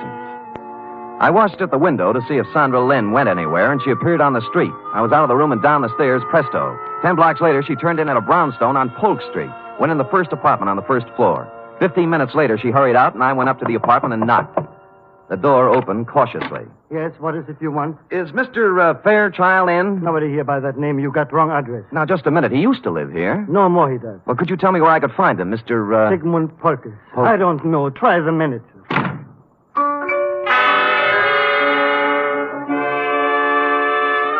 On the way out, I looked at the card on his door buzzer. It listed his apartment as belonging to a Mr. Rothschild. At the moment, there was nothing to be made out of it, so I went back to the Greystone. And when I got to my room, it was very obvious that I'd been visited during my absence. Yeah? Oh, it's you. What happened to my suitcase? I'm sorry, Mr. Humble, but I didn't realize it before. You see, that apartment was already rented, so I guess you'll have to find one someplace else. Look, you have 4 other vacant ones in this apartment house. Give me one of those. Sorry, no vacancy. Well, then give me my suitcase. Yeah, that's the one that leaked. Just a minute, I'll bring it out, Mr. Humble. I'll go in and get it myself, Mr. Barry. I said stay out. I said I'll go in and get it. Right, you will.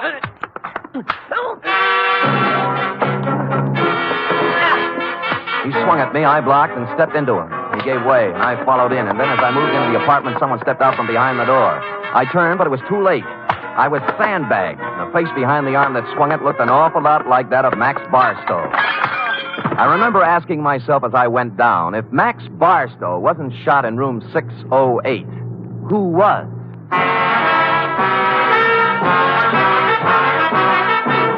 You are listening to the weekly adventure of radio's most famous detective, Sam Spade.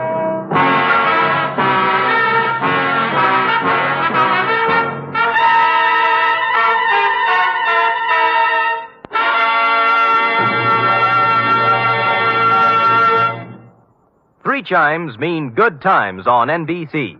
On Sunday, March 4th, that's 1 week from this Sunday, Theater Guild on the Air will present radio's most exciting dramatic event, It's a full hour-and-a-half presentation of Shakespeare's immortal Hamlet. John Gielgud will portray Hamlet, Pamela Brown, the Queen, and Dorothy McGuire will appear as Ophelia. The intrigue, beauty, and romance of Hamlet come to life Sunday, March 4th on Theater Guild on the Air.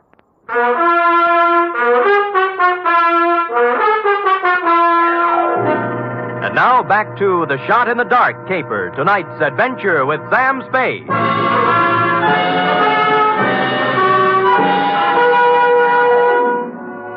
I wasn't out for long, but it was long enough to have been carried out of the apartment manager's place and dumped in an alley. I sat up and rubbed the back of my head and discovered the boys had a sense of humor. Pinned on my chest was a note that said, "Beat it." This time, when I went back, I had my gun handy to hand. Nobody was home at Mr. Baring's apartment, so for something to do, I looked in on Max Barstow's diggings, 413. I glass keyed in and turned on the lights. And a search revealed items, a rent receipt showing Max was paid up for 2 months and intended to stay put. But more interesting were 2 phony detective badges, a policeman's uniform, and a flash camera.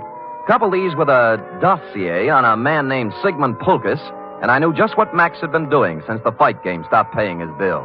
It read, Sigmund Pulkus, 60 years old, Minneapolis, just sold 2 restaurants for $175,000. Intends to retire and settle down in San Francisco.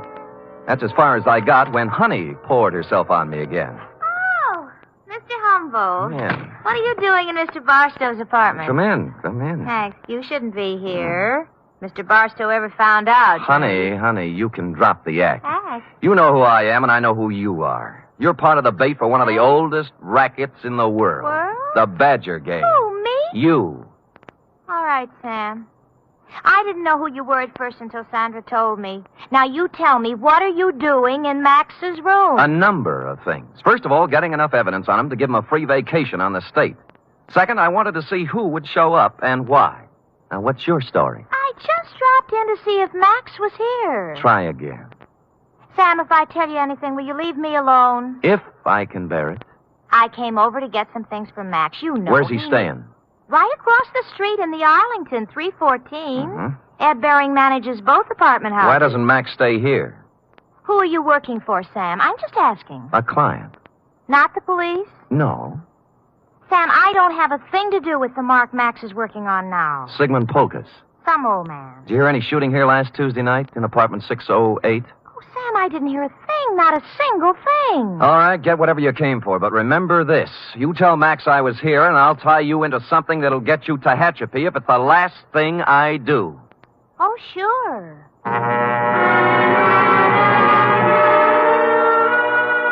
I knew she'd be impressed with that type of threat because her kind of girl lives by playing tag with the law.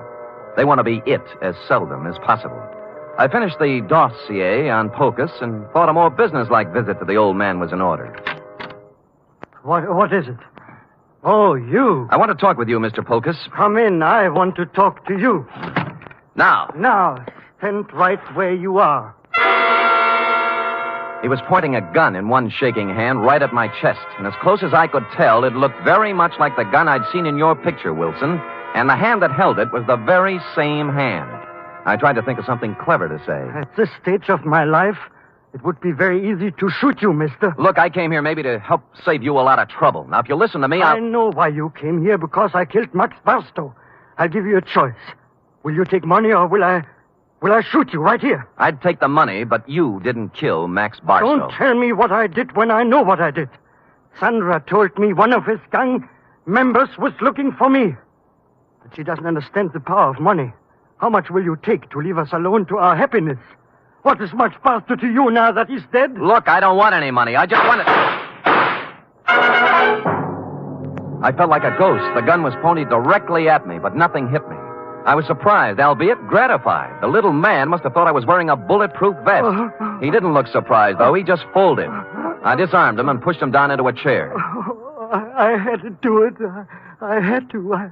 I couldn't let you spoil the only bit of happiness I had left in my life. Mr. Pulkus, you tried to shoot me, and I'm grateful. It told both of us something. To begin with, you can't kill anybody with blanks in your gun. Blanks? I don't know blanks. Where did you get the gun? I always have guns. Always? And you don't know the difference between real bullets and blanks? You got it from Sandra, and she loaded it, right? Maybe you should know, gangster. Look, I'm a private detective named Sam Spade. Now, if you'll help me, I'll help you. When did Sandra give you this gun? Last Tuesday? Yes. Did you use it to shoot Barstow? Yes. Then he couldn't be dead, could he?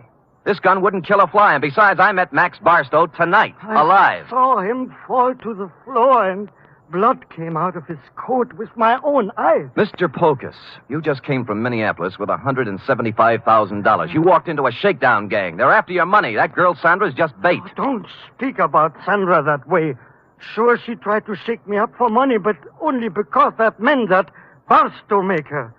She was a slave. She couldn't get away from him. Why did she stage a phony murder with you killing Barstow? Oh, I don't know. I'm so confused. Tell me how it happened. Oh, Barstow posed as a policeman. He found me in Sandra's apartment. I was supposed to pay him $5,000, but Sandra told me she loved me, and Barstow was a racketeer. We were to meet in apartment 608 for to pay him. She gave me a gun to frighten him with, but instead I killed. Nuts, 5,000. They knew how much money you had, and they wanted to get all of it away from you on a phony murder scare. Sandra doesn't want my money away from me. She loves me. Mr. Polkus, I'm sorry disillusionment should come to you so late in life. But... I say she loved me, and I can prove it. How? This morning, she became Mrs. Sigmund Polkus.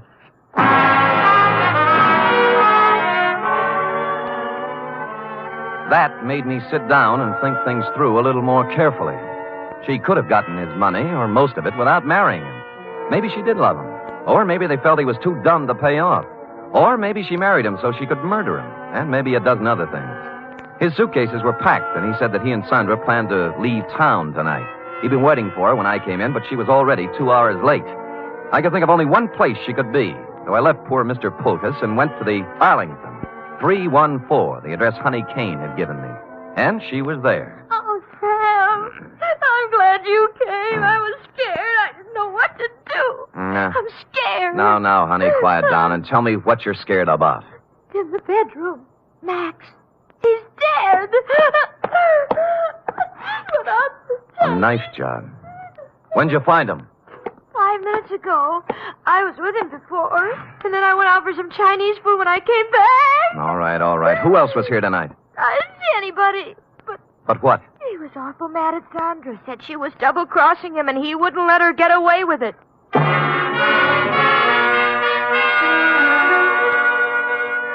I went back to Polkus's place. He was gone, but his bags were still there, so I figured he'd be back. I put out the lights and sat in a chair.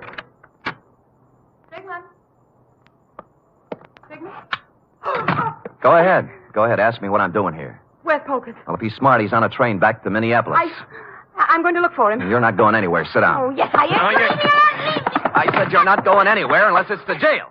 What are you playing Mr. District Attorney for? Because you killed Max Barstow. Now tell me why. Oh, don't be a joker. Max Barstow's as live as you are. I'm not talking about the phony murder staged for the benefit of Polkus. Barstow was stabbed to death a half hour ago. He wasn't. He was. I saw him. Who? You. Oh, Sam, I didn't. I saw him earlier today, but he was all right. You married Polkus to double-cross him, didn't you? You were going to skip town with him, Mark. Well, sure I was, so why would I kill Max? Because he knew what you were going to do, that's why. I tell you, I didn't. I couldn't kill anybody. What did you have planned for Polkus? A shove over to the Grand Canyon? No, I love the old guy. Come on, we'll drop in at police headquarters. No, Sam. No. Sam. Nothing. I wouldn't take you with a U.S. Mint thrown in.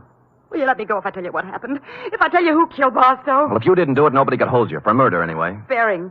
Ed Bering did it. We planned the whole thing together. It was a freeze-out on Barstow. Somehow he found out Ed had to take care of him. I didn't have anything to do with it. I tried to tell him not to. Tried to tell him not to what? Ed. I've got a gun in my hand, Bering. So have I. Which one of us is going to shoot first? You wouldn't shoot.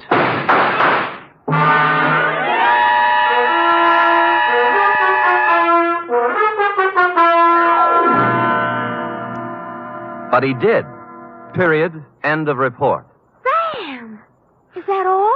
Well, what do you want? An echo? No. But he shot you and you're all right. Mm-hmm. Were they blanks like the other guns? They were not. They were genuine steel-jacketed bullets. But, You didn't listen carefully enough, Effie.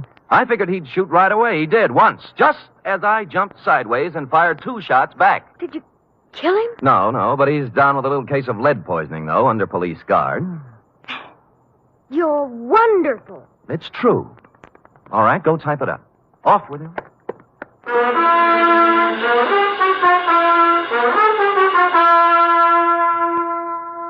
Three chimes mean good times on NBC.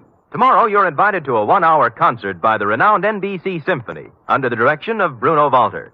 Featured soloist for tomorrow's performance is celebrated violinist Joseph Figgetti, who will be heard in Mozart's brilliant concerto for violin and orchestra. It's the very finest in musical listening, every Saturday with the NBC Symphony.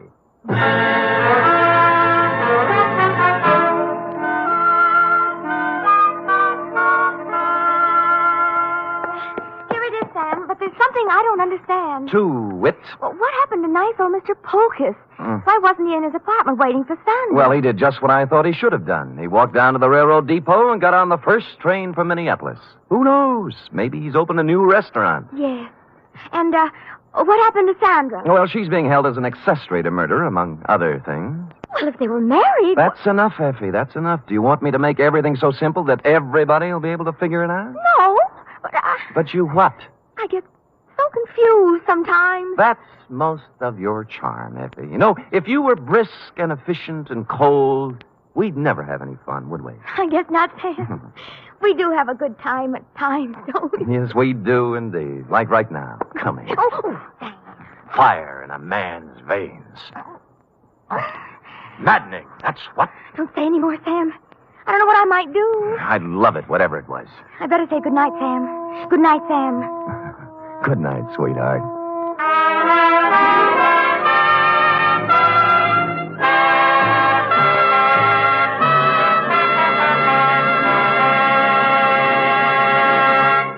The National Broadcasting Company presents The Adventures of Sam Spade, Detective.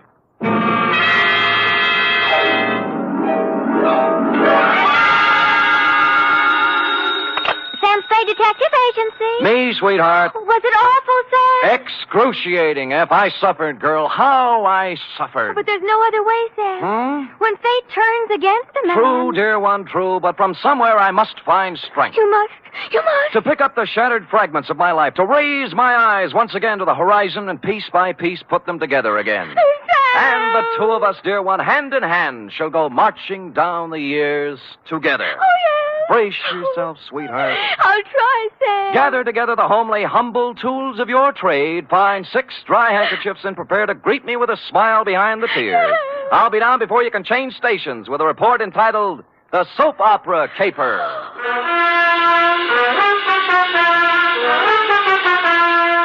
For NBC, William Spear, radio's outstanding producer-director of mystery and crime drama, brings you the greatest private detective of them all in The Adventures of Sam Spade. Sam? Who called, young widder Perrine? Plain F. Is it all over, Sam? Is a soap opera ever over, dear one? Oh, but it's not on the phone like you... I know, but it's not the end. It's never the end. Pull up a chair now. Take a firm grip on pad, pencil, and your emotions. Got 'em? I'm at the ready, Sam. Good show. To Agatha Pilbeam, from Samuel Spade, license number 137596. Subject, the soap opera caper.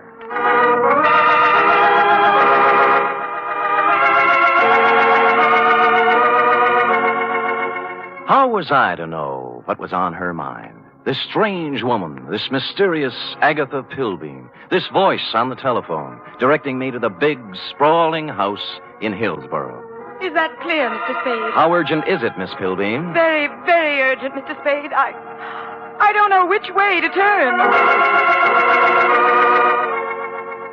So I went to the big, sprawling house in Hillsborough, pulled up behind an ancient Model A parked at the curb, and was walking past it toward the gate when... Spade. Huh? Oh, Throckmorton, isn't it? Good old Sammy, you remember. Yeah. When'd you get out? Last month. But I'm a good boy now. Here, take one of my cards. There, if you know anyone who needs a first-class private eye, Croc's available. What are you doing here, Sam? A lady wants to see me. The soap opera queen? Is that what she is? Sure, 6 or 8 of them she writes. Behind the Clouds, The Heart of Julia Jukes. That must be Life, I forget the rest. Yeah. Beats gumshoeing, Sammy. Yeah, well, right if you get work, Croc. I'm on a job right now. I mean, you got your license already? Oh, me? Well, you can always run off a photostat of someone else's. Oh, Sam, that's mean. Croc was a crook, but a nice crook. He never killed anybody. He was just an uncurable camera fiend, specializing in taking pictures of people doing what they hadn't ought to be doing. You know, stuff like that. Or if you wanted a photostat of somebody else's document, Croc was your man. Well, I walked up the drive to the door, threw it past a white shirt front that turned out to have a butler in it, and toward what seemed to be your study. But it wasn't. It was your bedroom, and you were reclining on 6 pillows with a cigarette in a long holder in one hand and the mouthpiece of a dictating machine in the other. But, John... Hush, Melinda. There is no way to go now but ahead. John, you're so strong. I need you. I need your courage. We must face this thing together, Melinda. The organ What was a Veronica phonograph says is playing in her ear. There is indeed. I Another waited for an woman opening, has but there just wasn't any, Don't so I had to say it, interrupt. John, don't even... Miss Don't Pilbeam. you see, Melinda, we can't run away from life. Miss... We must approach this Miss thing Pilbeam? calmly, Melinda. Don't... beg pardon? Oh, just a minute. My mood music. I see. I'm Sam Spade, Miss Pilbeam. Come. Come sit beside me, Mr. Spade. Well... It's time we talked things over. Well, thanks. Oh, maybe you'd better start at the When a beginning. woman reaches 40, Mr. Spade, she comes to lean upon her man. Oh? To look upon him not just as someone to cherish, but as a source, a spring, a fountain of strength. Mm-hmm. Are you still dictating? I'm talking about me, Mr. Spade. Oh. Whom can I turn to? Whom? I grope, I flounder in the darkness. I cry out, I listen in vain for an answer. But there is none. Well, you always have a better chance of getting an answer when you ask a question. What do you mean? What are we talking about? What indeed? Well, I haven't caught the show lately. You'll have to bring me up to date. Why don't you run through the announcer's part, will you? You know, right after the organ when he says, when we left Julia Jukes yesterday... I'm sorry, I thought I told you on the telephone. No. For many days now, I've seen somewhat of a strange new look on my husband's face. Husband? Dr. Martin Hawkes. Oh, you're married. I thought it was Miss Agatha Pilbeam. Oh, 2 years ago today, I met young Dr. Hawkes and married him. Good. Life became beautiful, a gay, laughing thing, a road to happiness. And then... Then? A cloud passed over the sun. Martin became moody, silent. I tried to penetrate the shell, but he only drew farther into it. A strange, terrifying crevasse seemed to have opened up between us. Well... What is it, Martin? I asked him repeatedly. But he'd only stare silently out the window, and finally walked silently from the room. Well, how long did this go on? How long a series did you get out of it? For weeks, until a few days ago when the final blow fell. It was evening, and Agatha and Martin were at dinner. Let's look in on them as... Oh, sorry. We were at dinner when the doorbell rang, and I answered it. It was a telegram from Martin. From Mexico. I gave it to him and watched the blood drain from his handsome features as he read it. His hand trembled, his jaw clenched. But you forced yourself to speak. Yes. What is it, Martin? I asked. Tell me, please, for the sake of our love. And he... Looked down at me as if I were a stranger. Well. And then he crumpled the telegram, threw it savagely into the fireplace, and strode silently from the room. Here, I rescued it from the flames. Read it. Thank you. Regret must confirm your worst fears, Cardoza. What is the terrible secret of Martin Hawkes? Yes. Why did he act so strangely when the mysterious telegram arrived from Mexico? And above all, where is he? You mean he didn't come back? He's been gone for 4 days, Mr. Spade. I must find him. Now, of all times, I need his love. When a woman reaches 40... I know. What do you mean, now of all times? It's been just a week now since the report came back from the laboratory after my physical examination. Oh. The doctor from Vienna. Mm-hmm. You see, Mr. Spade, I, too, have a terrible secret. Well, don't you want to tell me about it? Yes. I have a very rare, incurable disease. There are only 6 short weeks to live.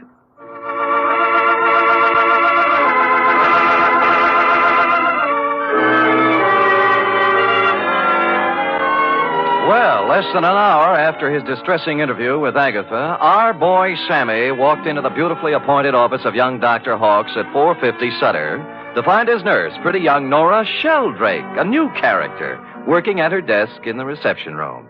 In response to a question from Sammy, we hear Nora saying, I have no idea where Martin has gone, Mr. Spade, but I can tell you why. Tell me, Nora. Please feel free to tell me everything. It's that woman, Mr. Spade. Agatha? Yes. Yes, Agatha. She never understood Martin. She doesn't understand Martin. She never has tried to understand Martin. Do you hear me? She never has tried. I take it you don't care for Agatha Pilby. I hate her. Nora? I do. I hate her. She thinks her money can buy everything, even Martin. Well, it won't. She knows that now. Well, calm yourself, Nora. Try and think back now to the last time you saw Martin Hawks. It was Monday. 4 days ago? Yes. The call came from some legal firm named Bennett and Hatch. Now, let me write that down. I switched the call into Martin. I was worried for him. I was concerned. I have to admit now I did a terrible thing. You listened in. I did. They told him his sister was in town, that she was working at some nightclub, and wanted to see him. What nightclub was this? Let me see. It was the Tortuga. What else? That's all. They hung up then, and Martin came out. I watched the blood drain from his handsome features. His hand trembled, his jaw clenched. Yes. I'm going out, Nora, he said. If I'm not back, don't worry. That's all. It was so like Martin.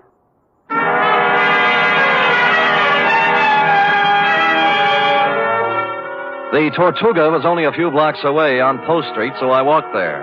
We were just tooling up for the dinner trade when I arrived, sailed around backstage like Billy Rose on an inspection tour, found the doorman and showed him the snapshot you'd given me of young Dr. Hawks. Or tried to. Look, young feller, I told you we don't have no dancer here named Hawks. I ain't got time to... Doorman, please, take a look at the picture. No, I ain't got to... Picture? Yeah. Yeah. Yeah. That fellow was here at that. Tuesday, Monday night it was. Well, who'd he come to see? Well, wasn't nobody named Hawks, mister. It was Beth Jardine. Well, bless you, Doorman, bless you. Bless you, too. Thank you.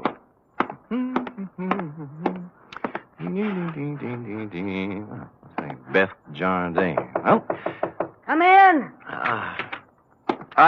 Close the door, will you? Yeah. Drafty. Yeah. Is there anything I can... There sure is. Zip me up, Jack. I'm Sam. I don't care if you're Boris Karloff. You got hands, haven't you? Well... Zip me up. Okay. You say when.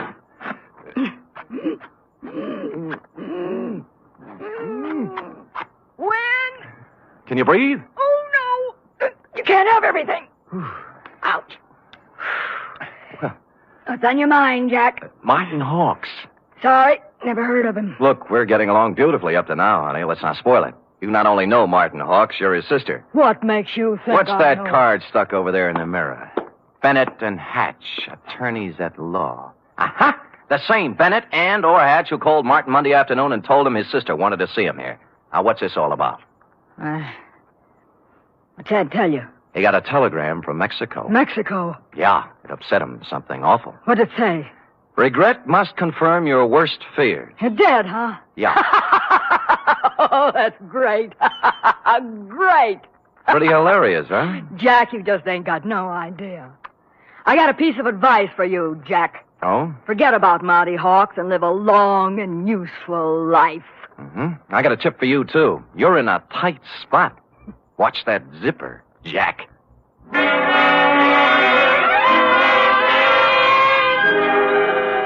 One of the heavier soap opera types Beth was, with a throaty voice and the talent for besmirching reputations. What was the mysterious influence she wielded over young Dr. Hawks? How much did she know about his strange disappearance? What about the cryptic telegram from Mexico City? And what about dinner? The last question I could answer. I stopped at Schroeder's for sauerbraten and potato pancakes, ran into Larry Mahoney of Homicide, who was off duty, and we stopped in at a handy alley and bowled until 11. I was walking back down Market Street when I passed the Flood Building, which reminded me of the firm of Bennett and Hatch, who resided there. As a matter of fact, It looked like they were there right now since the light was on behind the second floor window with their name on it. Now, the sensible thing would have been to call around 9 in the morning, but as I seldom do sensible things, I hustled up the stairs and down the corridor to their office. Someone other than Bennett or Hatch had put in some time, obviously.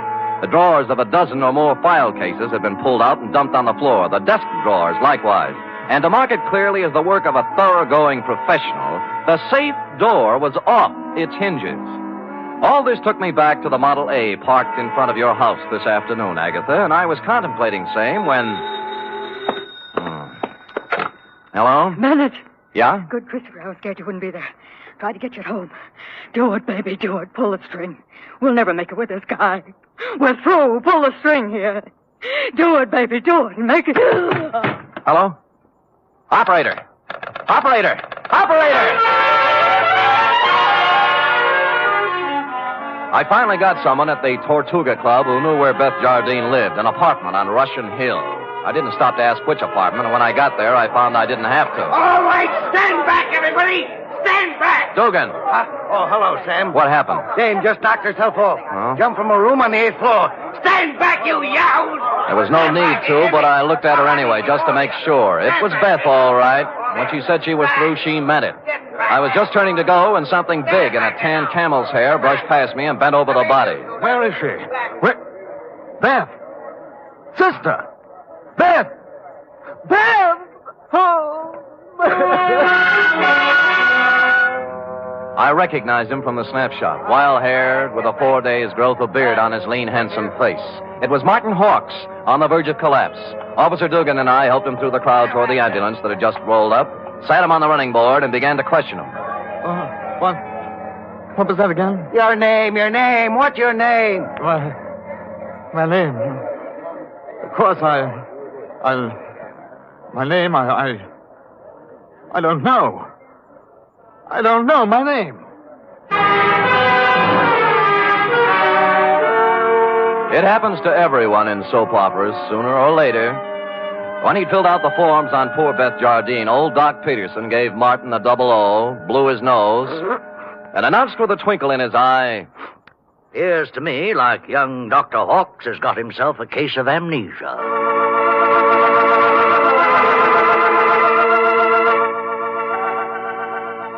Will the mind of young Dr. Hawks come out of the fog? What does he know about the death of Beth? Was it murder? Or suicide? Or both?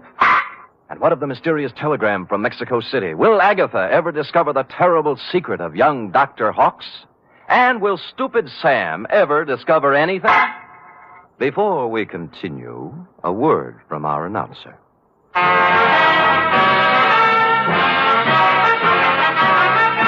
You are listening to the weekly adventure of radio's most famous detective, Sam Spade.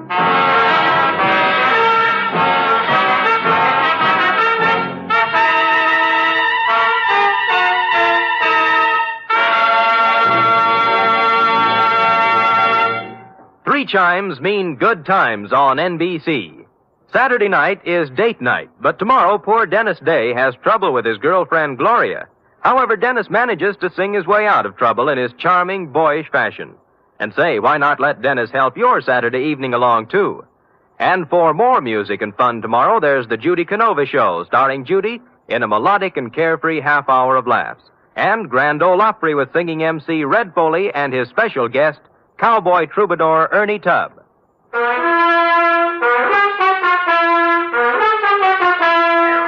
And now back to the soap opera caper, tonight's adventure with Sam Spade.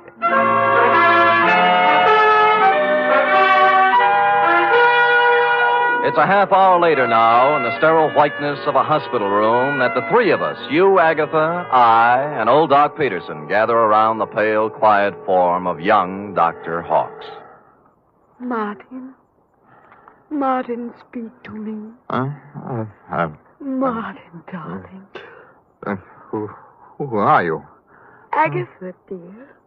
Your own Agatha. Come, Agatha. Let her leave him be for now.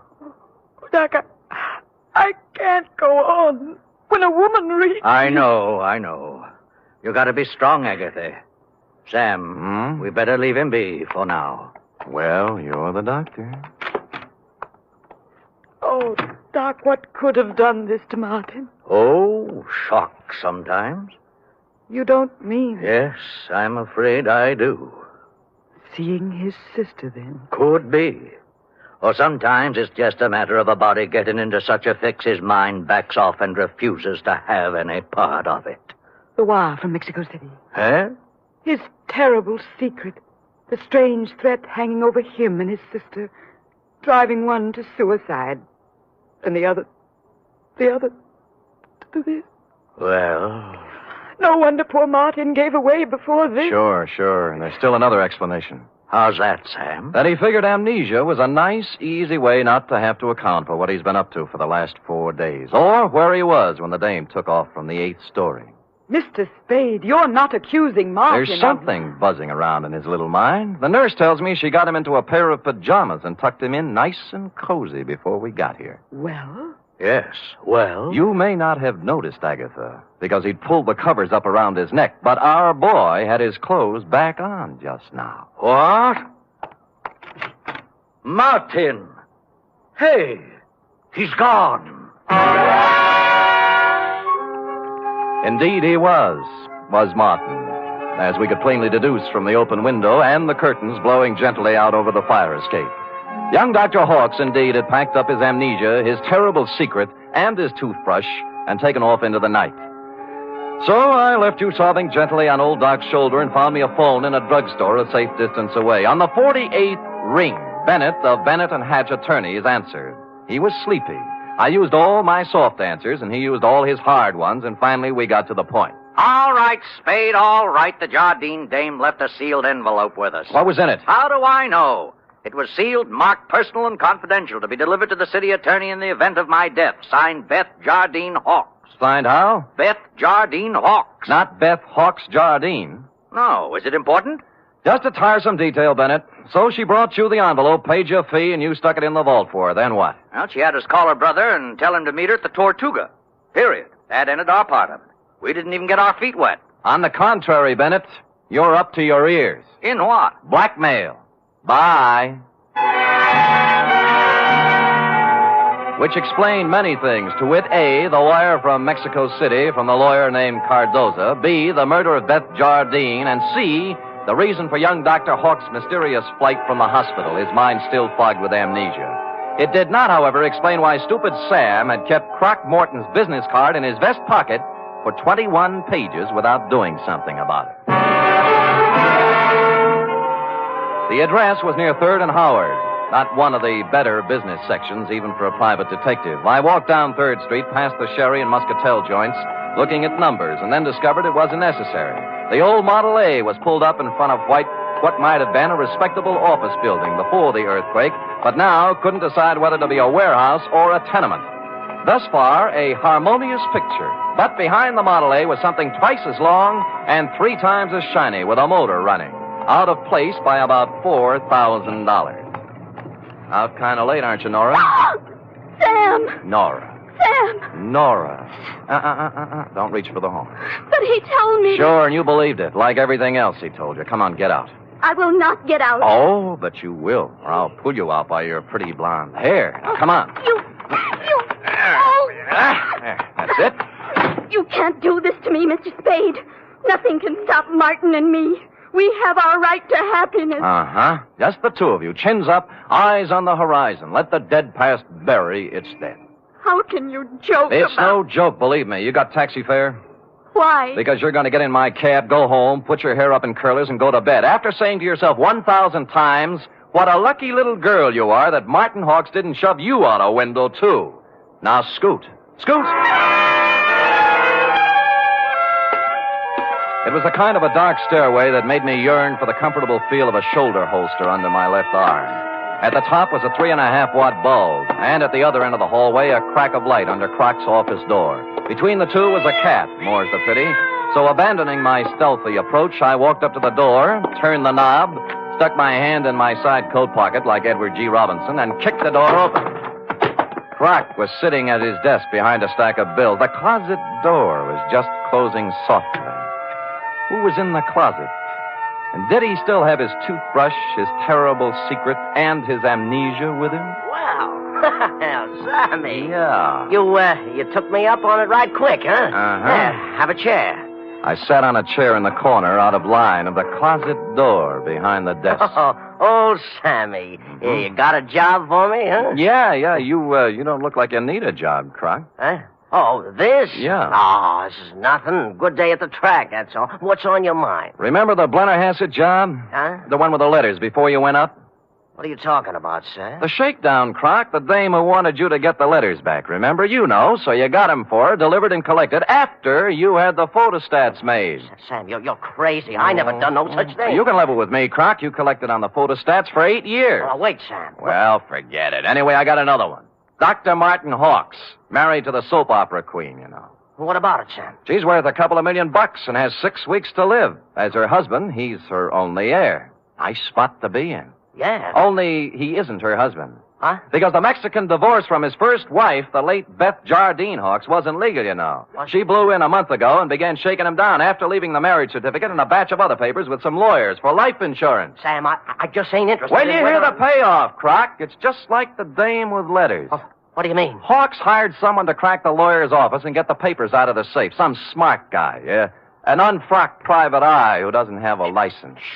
I found out where he had the photostats made, though. I can get copies. Spade, for crying out loud, shut up. The closet doorknob was turning slowly. I waved him out of the way and picked up the chair. It was all over 2 seconds after it started. The door flew open. He came out with his terrible secret, which turned out to be a gun. And I wrapped the chair right around his head. So I picked up the gun and Croc and young Dr. Hawks, and we all picked up a ride to headquarters. Only one scene remained to be played in today's exciting episode. I shall try to be brave, Mr. Spade. Sounds like such a cliche now. Good show, Agatha. Good show. Good show. Life must go on, you know. Even when a woman... You were born in 1911, I believe. Yes. As I say, life must go on, even when a woman reaches... Indeed it must. Indeed it must. We have our happy moments and our sad ones, our pleasures, our trials, our joys, and our heartbreaks. And sometimes, Mr. Spade... Yes? Sometimes at the bottom of our cup of bitterness, we find a pearl. We do? The laboratory test. A mistake, definitely. They got yours mixed up with someone else's, and you have no incurable disease and many years of happiness ahead of you. Yes, Mr. Spade. But happiness? I wonder. Can a woman past 40, whose husband is a convicted murderer, find happiness? Alone? Good show.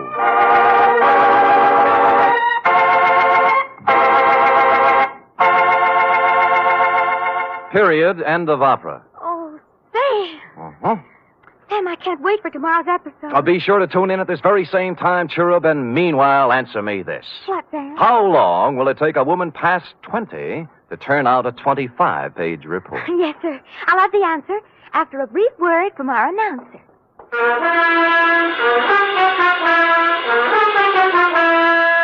Three chimes mean good times on NBC. Tomorrow, Arturo Toscanini will conduct the renowned NBC Symphony in the fourth of a Saturday concert series. For tomorrow's one-hour performance, celebrated Maestro Toscanini has chosen works by Debussy, Respighi, and Edward Elgar. You're invited tomorrow to the NBC Symphony and Toscanini.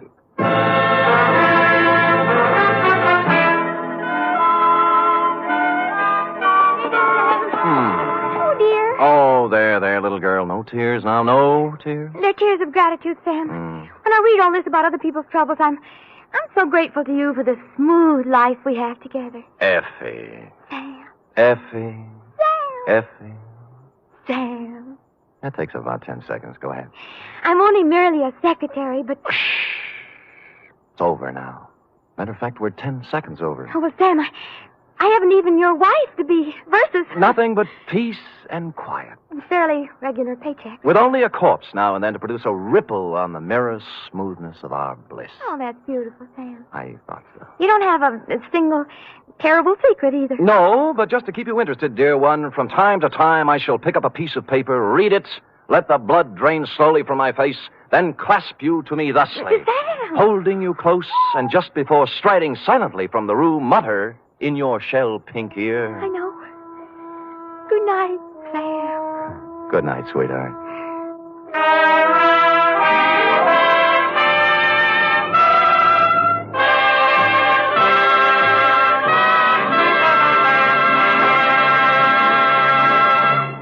The National Broadcasting Company presents The Adventures of Sam Spade, Detective.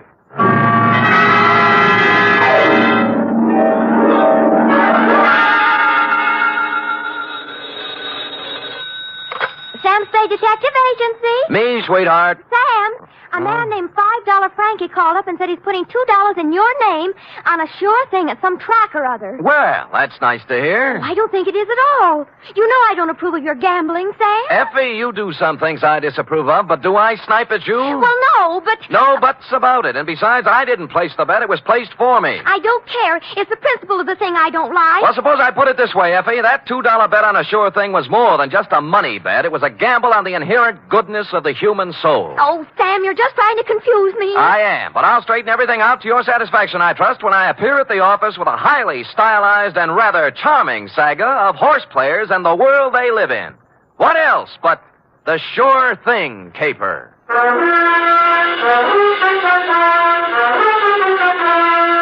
NBC, William Spear, radio's outstanding producer, director of mystery and crime drama, brings you the greatest private detective of them all in The Adventures of Sam Spade.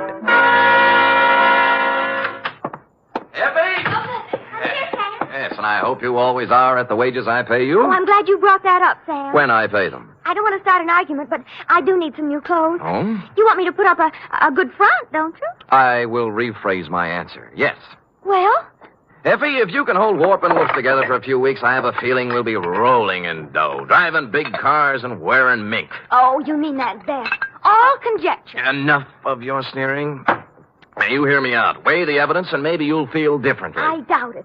No good comes of playing the horses. Date, fill it in. $2 $5 Frankie, care of... Sam, wait a minute now. $5 Frankie what? What's his last name? I don't think he has one, F. As I get it, he was born just before a Gold Cup handicap at Pimlico, and they didn't have time to give him a last name and place a bet, too. So they chose the bet. Oh, Sam, that's awful. What do you mean, awful? That horse paid 18-1.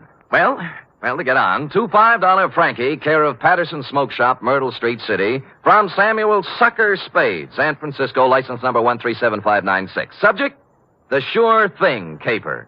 Dear $5 Frankie, for you to be seen at the hour of 1 p.m. post time anywhere but at the track is truly a veritable, unbelievable occurrence.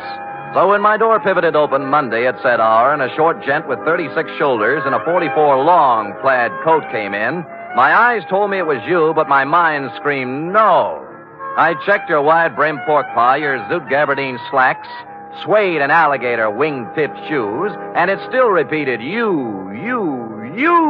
Sammy, do not look as if you have just lamped the ghost. It is I, $5 Frankie. But at this hour, Frankie, what is it? Your watch broken? Did you lose your way? You sleepwalking? What? No, Sam. I am in complete possession of my faculties. Good. And I came here with the full knowledge of my intellect. I even see through the crystal of my timepiece that it is 1 o'clock, the hour from which they break from the barrier. That's right. But I have not been drinking, and as for sleepwalking, that is strictly for gents with unhappy marital relationships. All right, Frankie, I'm forced to agree with you that you're standing in front of me instead of the $5 window. Now, what's the dope? Well, ordinarily, I do not resort to hiring a strong arm to consummate my business dealings. Naturally. There being a full supply of such muscles lying around the back room of Patterson's Smoke Shop. Loose?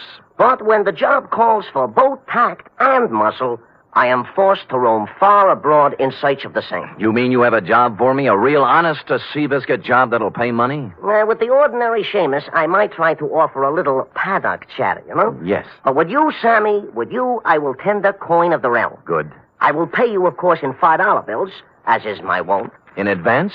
10, 20, 30, 40, 50. 10 times 5. Figures. Now, do you veritably consider yourself in my employ? I am veritably in the race, Frankie. Good. Now, Sammy, leave it to be understood by both parties that I am not touting you off on any sour deals. A rather curious situation has arisen, and I will explain it to you candidly. as they say in certain novels, which I have not read. Well, most novels lose so much in the translation. True. Yes. My narrative begins yesterday, to be exact. Hmm? Yesterday, their heels and toes into the back room of Patterson's smoke shop, a gent whose face was once as familiar to me as my own. By name, said gent?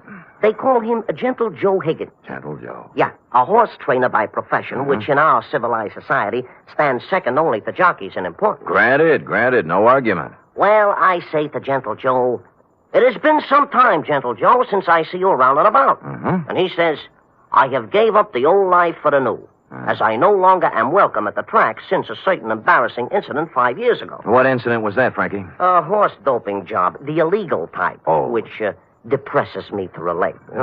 So I will not. Ethics. Yeah. Well, Gentle Joe looks a little worse for the wear, his clothing being literally shabby. Oh, I figure a touch, and I am preparing a story that will wring tears from a tax collector even. But Gentle Joe does not mention the word touch. Oh.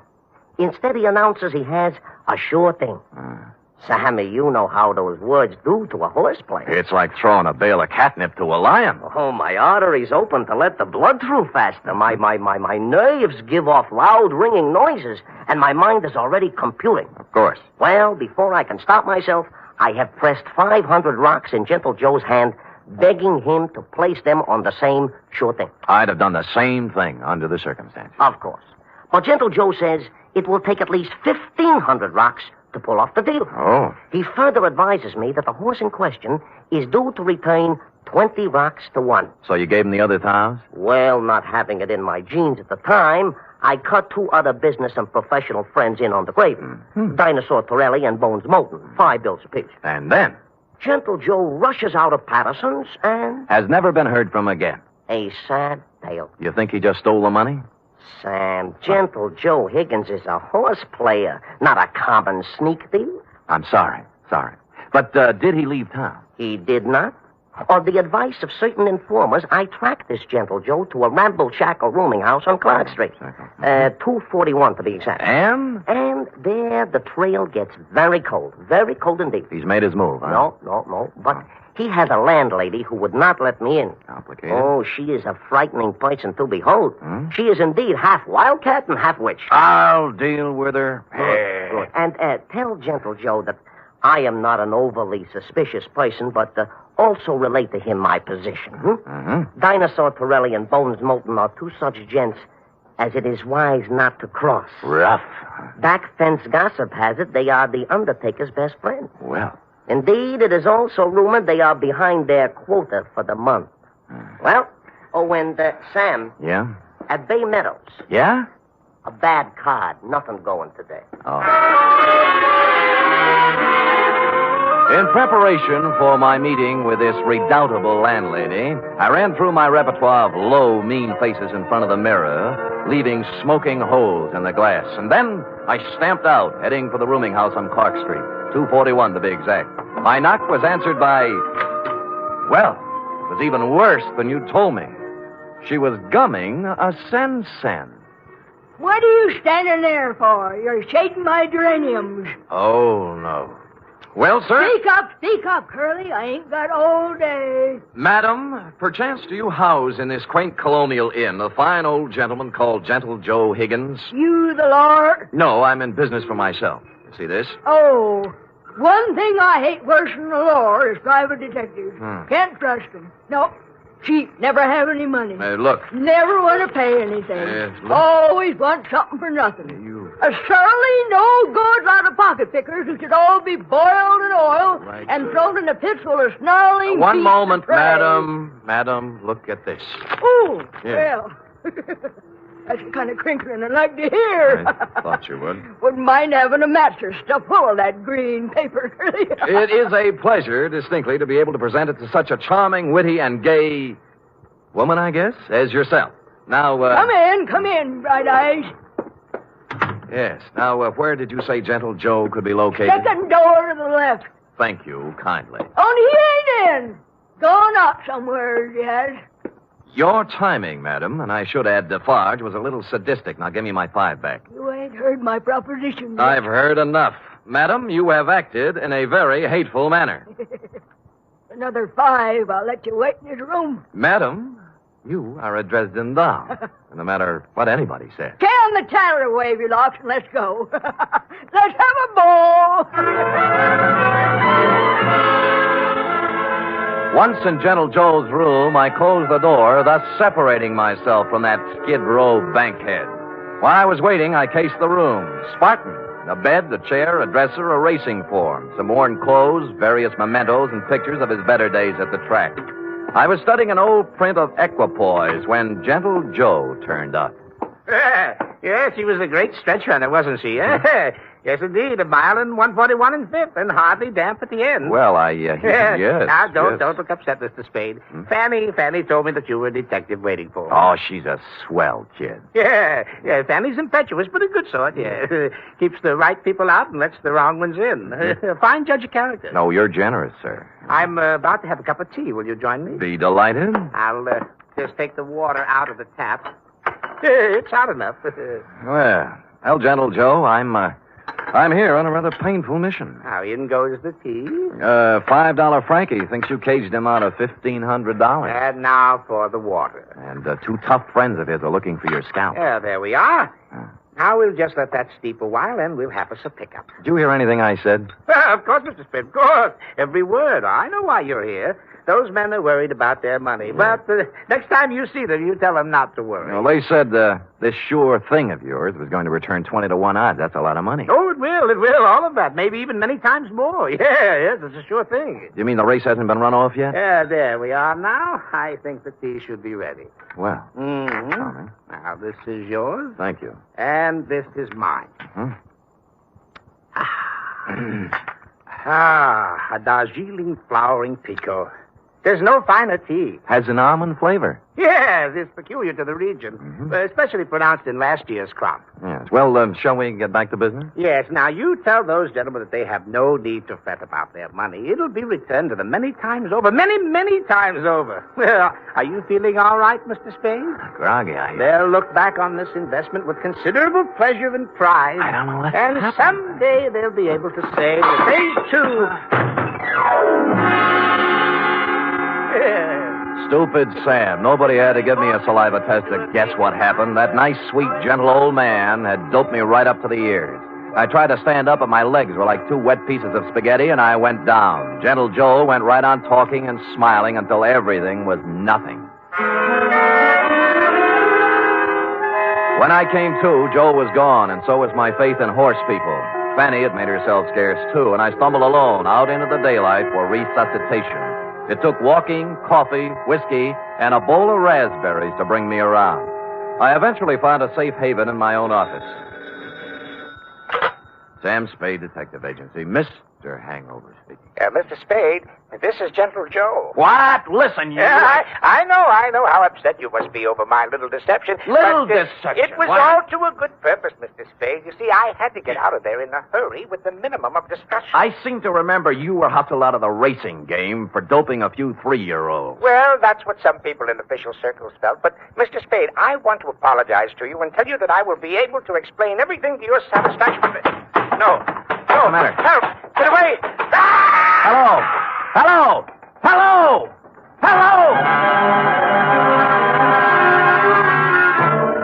Somebody put the phone back on the hook, so I hung up and dialed a friend at the telephone exchange. She quickly traced the number. The call came from the Sunset Stables out near Bay Meadows. I dialed back, but nobody answered, so I beat it out there. It was dark, and the only person I could rouse was a young stable boy. Yeah, what do you want? My name's Spade. A guy named Gentle Joe was calling me from here, and something happened to him. Gentle Joe Higgins? That's what I said. Oh, I haven't seen him in 2 or 3 years. Now, look, don't give me that. He called from here. Now, where is he?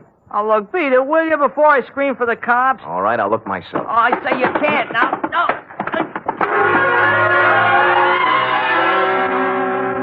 But I did. There were 2 phones inside the stables, both hanging on posts.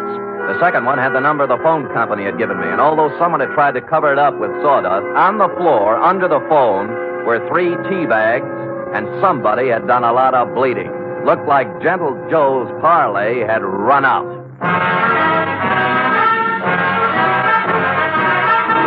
You are listening to the weekly adventure of radio's most famous detective, Sam Spade.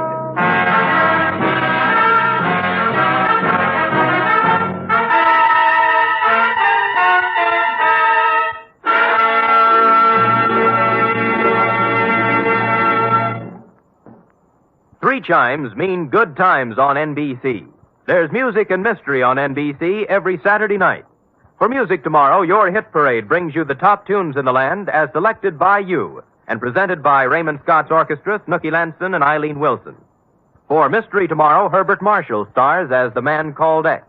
In all the strange and far-off places of the world, wherever there is intrigue, danger, and romance, there you will find the man called X. Hear him tomorrow night.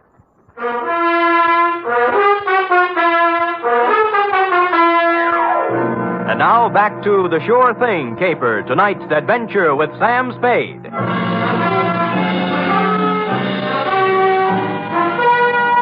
I collared the stable boy and questioned him about the blood under the phone and about what could have happened to Gentle Joe Higgins. Nothing. Just wouldn't talk, and he was too small to beat up. So I went looking for the stable manager. He lived in a small white house behind the exercise ring. He wasn't too happy at being awakened, but when I explained things, he came down to the stable with me. I can't understand it, Mr. Spade. Gentle Joe Higgins hasn't been around here for at least 2 years. That's what the boy told me. You see, for doping a horse once, he can't come near a track or a stable.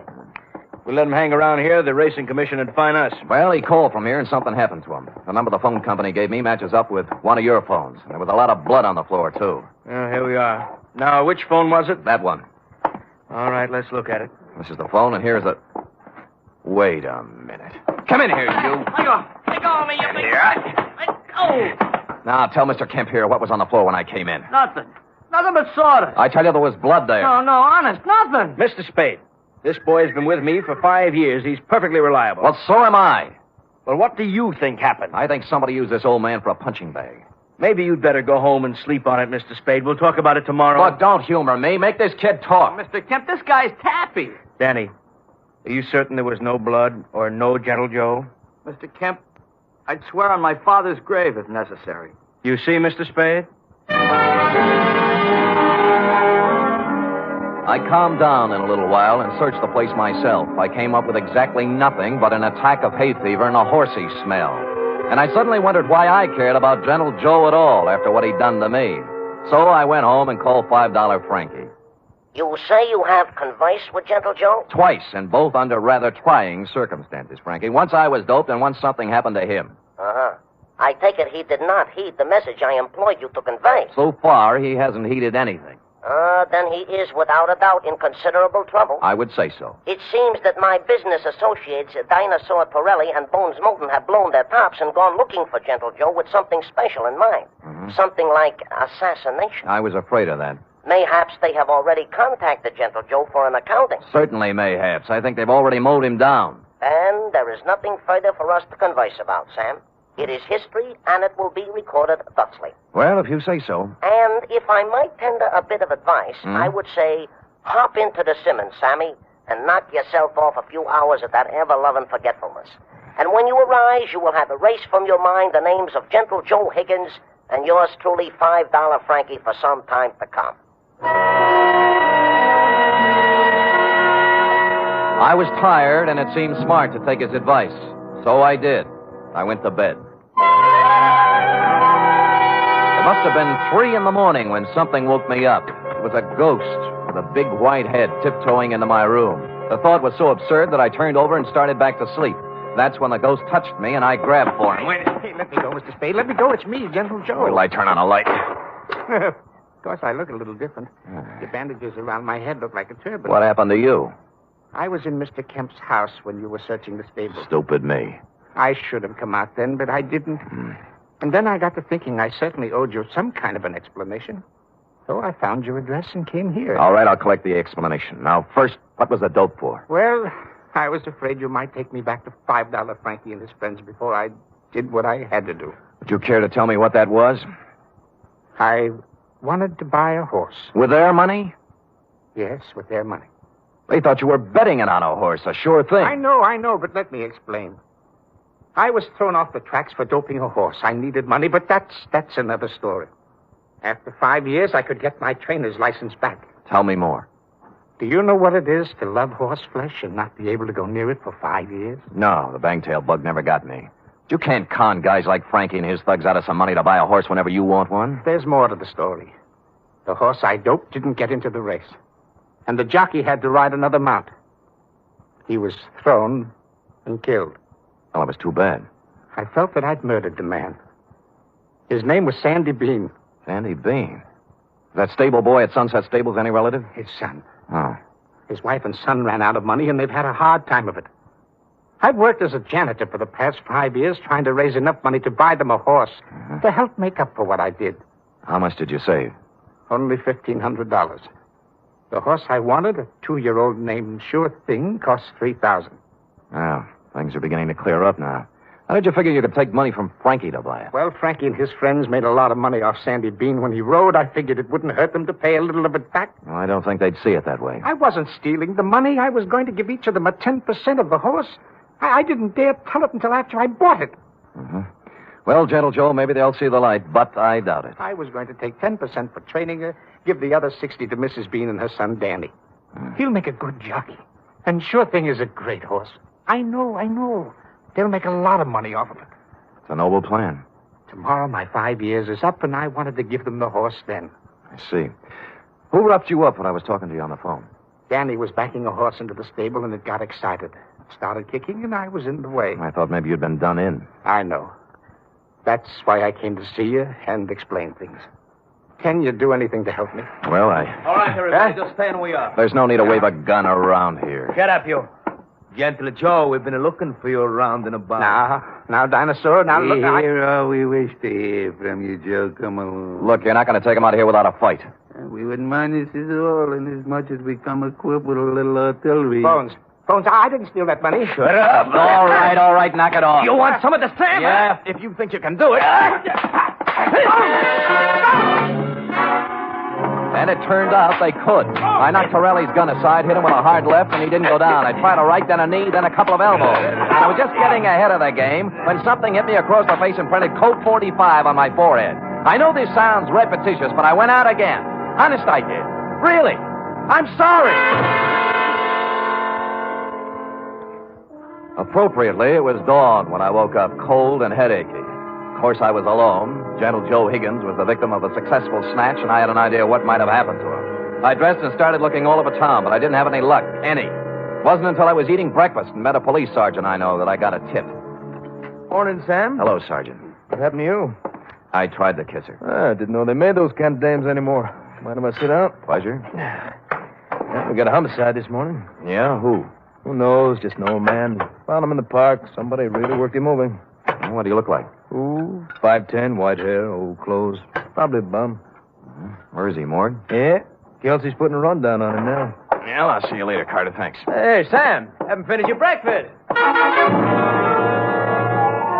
They let me in the morgue, and I took a look at the corpse. And once I saw it, I knew just where I had to go. I caught a cab out to the Sunset Stables. The horses were just having their rolled oats when I pulled in, and Danny Bean, the stable boy, was there, dressed in his cleanest Levi's. What do you want? Where's the show going to be? What show? Well, Gentle Joe gives you the horse. Isn't this the day? Okay, so you know. Mm-hmm. Gee, I'm sorry about last night, Mr. Spade. I had to keep it a secret. Forget it. You did the right thing. When's the ceremony? In about an hour, right here. You want to wait? Sure. I wouldn't miss it for the world. Of course, I cheated a little. I didn't tell you who it was I saw in the morgue. The truth was I didn't know. It wasn't Gentle Joe Higgins, though, and so I reasoned thusly if Torelli and Moulton didn't finish him off in the night, he must have gotten out of it somehow. He was a resourceful old man, and I was sure nothing short of death would keep him from presenting Denny with a horse on the day he planned. And I was right. An hour later, he came walking in leading the prettiest chestnut mare I'd ever seen. There was a smile 2 feet wide on his face, and behind him, carrying blankets, a saddle, and riding colors, were who else? $5 Frankie, Dinosaur Torelli, and Bones Moulton. Well, Mr. Spade, this is a surprise. Well, it's a pleasant one. Yeah, this is Sure Thing. Oh, isn't she a beauty? She is indeed. How'd you do it, Gentle Joe? Well, Mr. Spade, I just invited them over to my place to have a cup of tea. You get it? Yeah. While we was a half out, he explained the whole thing to us. Sound like a good deal to me. We can win both ways, on the track and at the window. Oh, look at the life of that horse. Just waiting to cross the finish line. Sammy boy, this is indeed a signal occasion, huh? This is the first time I have ever been this close to a horse, and me being a horse player. Well, have you talked to her yet? Why, sure. I am already talking to Sure Thing and explained to her our financial position. Oh. She has assured me she will romp home first, more times than not. Well, gentlemen, shall we do what we came here to do? Sure, leave us make the presentation. Come on, let's get into business. Give the animal to the kid already, I agree. Danny? Yes, Mr. Higgins? Danny, the four of us are giving you this horse, Sure Thing, in memory of your father, the late, great Sandy Bean. Thank you. Thank you, sir. She's a beauty, isn't she?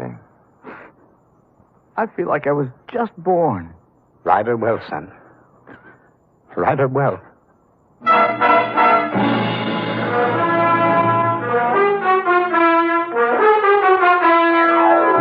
And I think he will. Period. End of report. Oh, Sam. It was so beautiful. A simple, old-fashioned type story, F. We feel we can use one now and then. And I'm glad nothing happened to anybody. Because I just loved them all. Everything considered, F, they weren't half bad. Now, how about typing it up? Oh, I'd love to.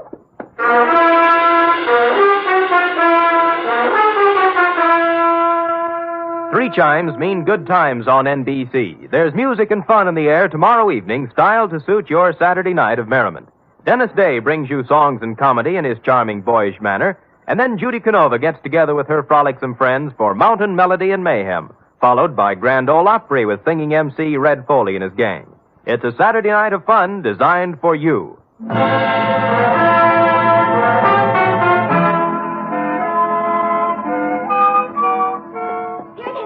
All typed up. Now, let me see now. You captured $5 Frankie's peculiar style. Perfect. And that wasn't easy. Oh, Sam, I was just thinking. Oh? We ought to contribute something along with everybody else. To that horse, that Sure Thing. I probably will, Effie. A few dollars here, a few there, whenever it's running. Oh, I didn't mean betting. Oh. What I meant is, for example, it's going to need a lot of hay, isn't it? Bales and bales. Well, my cousin Frisbee cuts our lawn. I'll have him save the grass and send it to the stable. Effie, you are a noble creature, but I think Sure Thing can get along without your little lawn. Well, I've seen horses wearing stockings. Couldn't I knit a pair? Two pair. But, Eff, let's not lose our heads. $5 Frankie and his pals will take good care of Sure Thing. How about worrying about taking care of me? All right, Sam. Yes. Could you use some grass or some socks? Effie, knock off this horse talk, will you? We're almost at the wire now. People are just champing at the bit for the payoff. All right, Sam. Let's finish neck and neck, huh? Why not? Come here, Sure Thing. Night, Sam. Good night, sweetheart.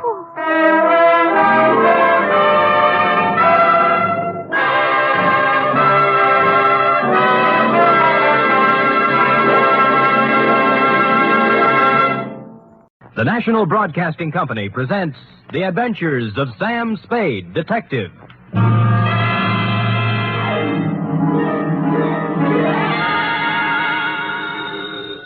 Sam Spade Detective Agency. Me, sweetheart. How was your vacation, Sam? Who said it was a vacation? Well, I thought you said you were going skiing for a weekend. With me, F, it's always work. Do you know you can get killed on skis? If you say so, Sam. Yes. Most people just break their legs. Most people pick some easy little slope, the cowards. But I know a ski run up near a town called Lucerne that's sudden death. I know a ski run called the Backbreaker. Really? How dull. And one they named Suicide Drop. Effie, stop trying to top me. You just can't. This was the deadliest ski country ever seen. You just sit there while I do a Christiania swing down Market Street, a Gelände sprung up the stairs, and a Telmark right through the door with a tail I took out of the deep freeze only last night. The Chateau McCloud caper.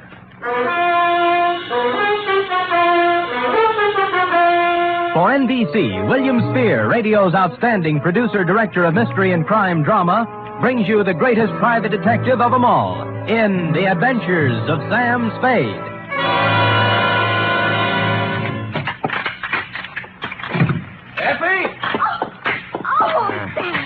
Take off those skis. I just wanted to prove I could do it. I did a herringbone up the stairs. And those clothes. I'll just bet you've rented all those things, Sam. You were never in the snow country at all. So, you don't believe me, huh? Well, here, Doubting Effie, I brought you proof. And don't tell me I rented this. A snowball. Yes. Sam! A real snowball. Yes, I brought back 2 of them in a thermos box. the other one? I threw it at a policeman. It was freezy, soaked with water and ice. Oh, Sam, you're wonderful. I can't believe that you had trouble this weekend. Oh, no? You cut that snowball open and you'll find a blood-stained bullet inside of it. And behind the bullet lies a tale. Ready? I'm always ready, Sam. Yes. Date, fill it into Sierra County Sheriff's Office, Lucerne, California. From Samuel Spade, San Francisco, license number 137596. Subject, the Chateau McCloud caper. Dear Sheriff, you run a neat little county up there at Sierra, and I hate to be snide, but when my train steamed into the cold mountain air of your lovely little village of Lucerne, I knew the chill of death was afoot. It had to be. The place was too beautiful to last. The background hills were right out of the Alps. The snow from Grandma Moses and the rustic buildings that snuggled under the mantle of white were just too cute for words. It was abnormally perfect. Something had to give. Well, You were the only young man who got off the train. Are you from McCloud? well, I'm supposed to find a Chateau McCloud. Oh, what do you know? I got the right man on the first try. Good. Rufus sent me down to pick you up. You could pick me up almost any time. Well, that took a little chill off the day. Shall we go? Ooh, mush. Mush.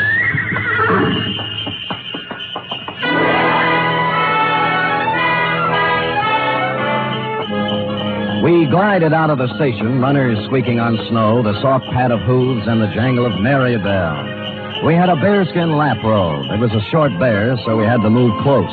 Her cheeks were apple red, and her silk brown hair flowed in the spanking breeze. Oh, it was a scene that will forever be etched in my memory.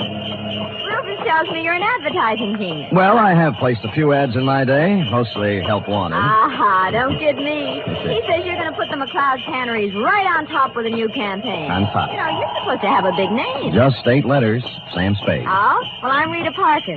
I'm supposed to be Rufy's girlfriend. Of course, I think it's only to make his wife mad. But it's fun up here. Yeah, but this is my first trip. Oh, well, then you're in for a treat. That is, if abnormal psychology appeals to you. What does that mean? The McCloud guest register is always full of dynamite. Oh. For example, this weekend reads thusly. Rufus McCloud with half of the money in the world trying to get the other half. Good. His wife, who has an interlocutory decree. Mrs. Interlocutor. Yeah, Cora. Yeah. Her boyfriend, Paul Endicott, gigolo type. Charlie Allison, co-worker and friend to Rufus. He's a food technician or something dull. And then there's Tozier Svenborg, ski instructor, who comes down like a wolf on the fold. And people like that. Yes, well, I'll never remember all the names. I'm in the ad game, you know. It's initials to me. I call people, RL, TS, NTG, and you know. Well, the names don't mean a thing. Just remember this. Every 30 seconds, duck. I beg your pardon?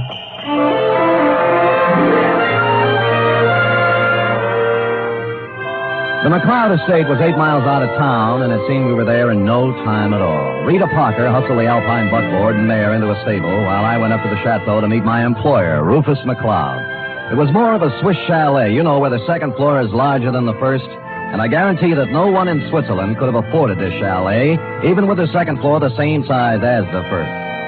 I walked in and found Rufus, big and red-faced, standing in front of a fireplace that could easily have roasted a brace of oxen, rump to rump. Of course, you're Sam Spade. I am, Mr. McCloud. Well, you came at an opportune time. There's no one around to overhear our conversation. I suppose you wonder why I hired a detective for a place like this. Well, not especially. I go where the people go, and the money. You'll be paid well for your time and trouble. I must be quick. In essence, this is my situation. Yes. Earlier this week, I received an anonymous letter saying that if I invited the guest list I'd planned for this weekend, there might be serious trouble. Here's the letter. Keep it to yourself. It's a Los Angeles postmark. I see. Well, we might start by tracing down this typewriter through an L.A. detective agency. Every one of my charming guests is from Los Angeles. One of them wrote it, if you ask me. Very likely. I want to know who wrote it, if I can, but more than that, I wonder what serious trouble the writer is referring to. The girl you sent to pick me up said you had a very volatile group of people assembled. Perhaps they're high-strung individuals, but they're civilized. I'm sure their conflict would never get beyond a cutting phrase or two, or perhaps a punch thrown here or there. Well, then you really don't believe you'll have any trouble? I don't know. I thought it would be advisable to have a man like yourself around. Yes. One who deals in trouble professionally. Perhaps if things do get out of line, you can help repair the damages or even prevent things from occurring. Well, I'll do my best, Mr. McCloud, but it's not easy to look for something when you don't know what you're looking for. Oh. Here they come, Spade. Oh. Back from the ski runs. Oh. I told them you were handling an advertising campaign for my canneries.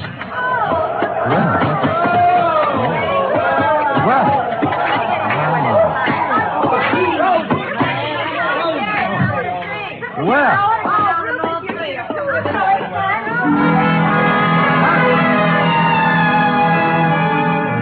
They came stamping in, pulling off gloves, unzipping parkas, and if it hadn't been for the grown-up dialogue, looking all the while like a group of carefree children, it was hard to believe that the chill of death was also in them even then. I couldn't keep my eyes off one of the particular members of the group, Mossberg ski boots, Chinese vermilion downhill pants, and a candy-striped parka, which she now pulled over her lovely head. The sweater she wore underneath was, I'm sure, designed for someone much smaller. A Dachshund, perhaps? Is this the advertising man you've been telling me about, Rube? Oh, Mr. Samuel Spade, my half-wife, Cora. Half? Well, how do you do? Glad you came, Sam. We can always use another sport in the crowd. Hey, everybody, shut up! Introducing the incomparable, fabulous Mr. Samuel Spade. Yeah. Sam. I'll give me a pass, Sam. Me, Paul Endicott, Rita Parker, Charlie Allison, Tosia Svenborg. Charlie's the one who doesn't ski. I'll take snowshoes any day. I can't get anywhere in snowshoes. You've heard, perhaps, of the tortoise and the hare? Rufus, ring for some drinks. Tom and Jerry's, hot toddies, coffee, God, something. Yeah, we're having hot buttered rum. The stuff's warming in the kitchen. Well, get it up, get it up. Right away, Cora. And as for the rest of you, ready? A 1, a 2, a 3. What? Oh, yeah. Old Main, shout till the rafters ring. Stand and drink a toast once again. Let every loyal Maine man sing. Oh, bo-de-do-de-do. They took up the song with a gusto, lifting imaginary drinks into the air, and it was all very jolly. For a party that was supposed to be fraught with danger, this one certainly started out in just the opposite direction. The drinks came, and things got even merrier. Lunch was served, and afterwards I slipped into some outdoor gear and strapped on some skis. Everybody scattered different directions. Rufus McCloud and I skied to a place 3 miles away called the Halfway Cabin. Between the chateau and the cabin was a small lake called Royal Lake, completely frozen over. Rufus stood in front of the cabin, firing a .30-30 at a target set up down in the woods to the east. What do you see through the glasses, Spade? 2 bullseyes and nothing outside of the 8 ring. That's great offhand shooting at this range and standing on skis. Well, I can do much better than that. What's this? See that silver tip on that big Norwegian fur over there? Yeah? I'll cut it off. Hey, look out! What? Well, he came swooping out of nowhere, Spade. I swear he did. Well, I think he hit him. Who is it? It's Paul Endicott. No, he's up. Good. There's Cora with him. You told me nobody was supposed to be skiing in that area. Yeah, they're not. Well, here he comes, and he looks plenty mad. What do I care about him? He's just after Cora for the money I give her, that's all. You're going to kill me, you stupid fool. You weren't supposed to be skiing there, Endicott, and it was an accident. Yeah? Well, that was no accident. All right. Knock off the punches. You keep out or I'll throw one at you. Oh, that I'd love. Paul, now stop it. And the rest of you, quit acting like children. Your boyfriend threw a sucker punch at me, Cora, and even if he is my guest, there's a limit to hospitality. I don't call one punch an even trade for a 30-30 bullet. You aren't hit, so don't start crying. Rufus, I have the feeling you wouldn't mind if he were hit. You wouldn't mind at all. Paul, I've just decided I don't like you without a mustache.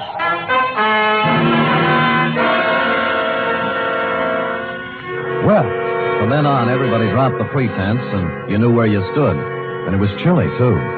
Later in the day, we were all back at the chateau again, and Paul Endicott wove his delicate variation on his main theme. I'll knock your block off. I tell you, Mr. Endicott, you have some delusions. I have no delusions, Tozier. I've seen the way you look at Cora, the way you two are always trying to lose me on the trails. Some people ski faster than others. Yeah, well, let me tell you something. The next time you try to wolf this girl, it's going to be your last. I'm nobody's wolf. I'm a ski instructor. That is what I was hired for. Well, stick to what you were hired for and knock off the extracurricular activities. I don't have to take this kind of talk from you. Anything you'd like to do about it? As a matter of fact, there is. Fellas. Get it. Boys. Men. Stop Fellas. it. Yes. I'll never see the either one of you again. Sam. Yes, you want me to stop them, Mrs. McCloud? No, I want you to take me out of here. Oh, all right. Well, Let's put on our skis and get out of here. okay, here, I'll help you. Oh, thank you. Yes, that's it, gentlemen. Well, even so, won't take a minute. Ready? Yes. Here we are. Now, where are we heading, Mrs. McCloud? Oh, I I thought we might go out to the boathouse. It's on the southern tip of Royal Lake. It's only a mile and a half. Nothing. And my name is Cora. I'm not really Mrs. McCloud anymore. That's kind of rough on you, isn't it? Bringing your new boyfriend around all of your ex-husband's friends? Well, I like it up here. Rufus likes to have me. They're not all against Paul. At least they weren't. But he's on the defensive so much, he's going to make enemies of all of them. Yes, he's off to a rousing start, I'd say. Do you know something, Sam? I don't care about Paul Endicott, really. Or Rufus McCloud, or Tosia Svenborg, or anybody. I just care about Cora McCloud. Well, now, that's a good, honest answer. You know, most people wouldn't be that frank. But, Sam, Yeah? I haven't known you long. Well, I like your style. Style? I could care about you.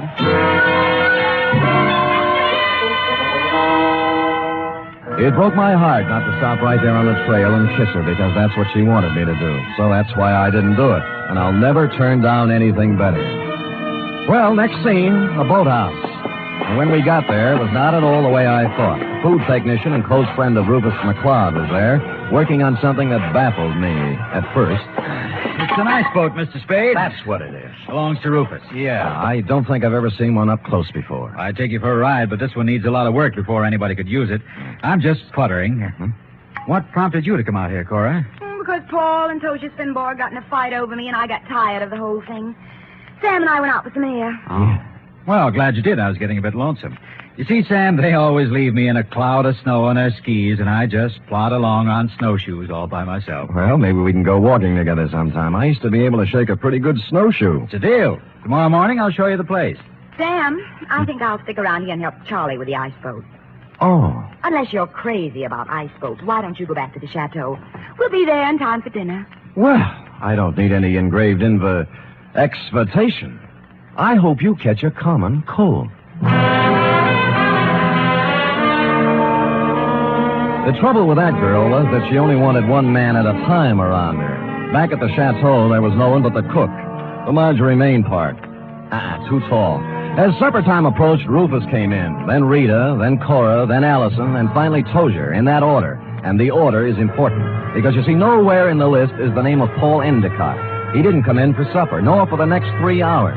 It was dark by then, and Rufus McCloud was worried about Endicott. So we fanned out in a searching party. I was alone when I found him. He was lying in the snow, 300 yards west of the halfway cabin. There was a 30-30 slug in him. Period. End of Paul Endicott.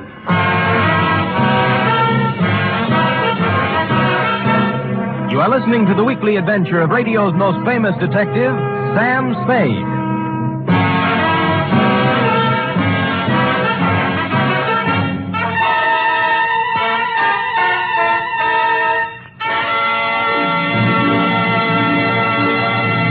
This Sunday, Cary Grant and Betsy Drake star in the second of the new Mr. and Mrs. Blanding series over most of these NBC stations. The delightful tribulations of Jim Blandings and his wife Muriel as they built their famous dream house entertained millions as a novel and then as a motion picture. And now you can follow the further adventures of Mr. and Mrs. Blandings every Sunday on NBC. And Sunday also means your weekly visit with the hilarious Harrises on the Phil Harris Alice Faye Show.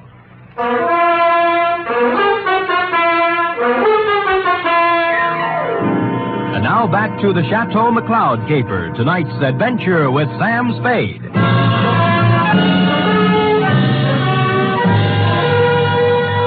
There were no ski marks near the body of Paul Endicott, just his own. Somebody had drawn a bead on him in the dust from some distance. I started to look for the rest of the searching party and then changed my mind. If the body of Endicott wasn't found, the murderer might wonder what happened to it, get worried, and make a mistake. So I picked him up, carried him to a small cave I found, covered the entrance with snow, brushed over the ski marks, and went back to the chateau. One by one, they all showed up, discouraged. We can't give up. We have to keep looking. I know how you feel, Cora, darling. It's too dark. We'll try tomorrow. Oh, don't worry about him. Paul can take care of himself. How can he take care of himself, Miss Parker, if he got lost? Who said he got lost? I am assuming. I think we're all assuming too much. I'm sure that it's nothing to worry about. If I know Paul, he'll show up tomorrow with some tall tale to tell. What do you think, Mr. Spade? What does an advertising executive know? Cora, your manners. A sponsor might be listening. Oh. Well, I'm sorry, Sam. I'm upset. Okay. Frankly, I don't know what to think. But if I were a detective, I'd hazard a guess that Paul met with foul play. Oh, nonsense, Spade, nonsense. Come on, everybody, let's have a drink and have some fun. Paul will be back, and even if he isn't, who really cares? Scotch for me. And I guess nobody cared. Rufus was a little more jolly than usual, and the drinks began to dispel the gloom. It was as if Paul Endicott never had existed. It began to get late, and the bizarre wake broke up. Everybody went to bed, including me. I lay there fully dressed, looking up at the beamed ceiling for an hour. About then, my doorknob turned, and the door slid open and shut. Someone moved quietly to my bed as I was sliding my .38 out of its holster. Sam, me, Rita. Oh. Are you awake? Yeah, I wasn't even under the covers. Mind if I sit down here? Not a bit. Sam, Sam, I'm scared. I wish I could leave here. Oh, what's the matter? Paul's dead. I know he is. He didn't mean anything to me one way or the other, but I know he's dead. Anything to back up your feeling? I guess not. It's just something I'm sure of. Why'd you come to me? Because you're really a detective, and I know it. Oh, me? Oh, now, you handled a case for my father once. You just don't remember me. All right, I'm a detective. Rufus hired me because he expected trouble. Sam, I'll tell you something about Paul. Yeah? Cora didn't really like him. They were always fighting. She only cares about herself, so she said. Tell me, what kind of a car does Paul drive? It's a yellow convertible, but it's still in the garage. I checked. Any other cars missing? No, they're all there. Oh, and I found out something else. What? Before supper, there was a gun missing from Rufus's gun rack. It's back now. Mm-hmm. Anything else? That's all I know, Sam, except that Paul's dead. I know it.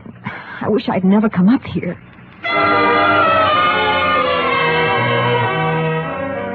After she left, I dressed for outdoors and climbed through the bedroom window. It was still and quiet, and it was a quarter moon when I skied away from the chateau. I wanted to look the land over myself before the next day, when the clues, if any, were trampled into the snow.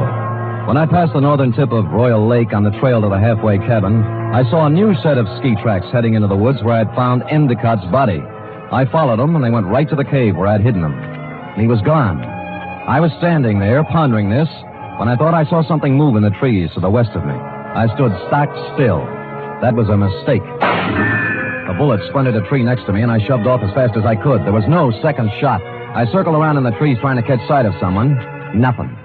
I kept in the shadows and made for the halfway cabin. It was dark and quiet, at least until I opened the door. I tried, but he had the advantage of surprise and some kind of a club. I ended up on the floor with someone sitting on my chest. All right, I have your gun.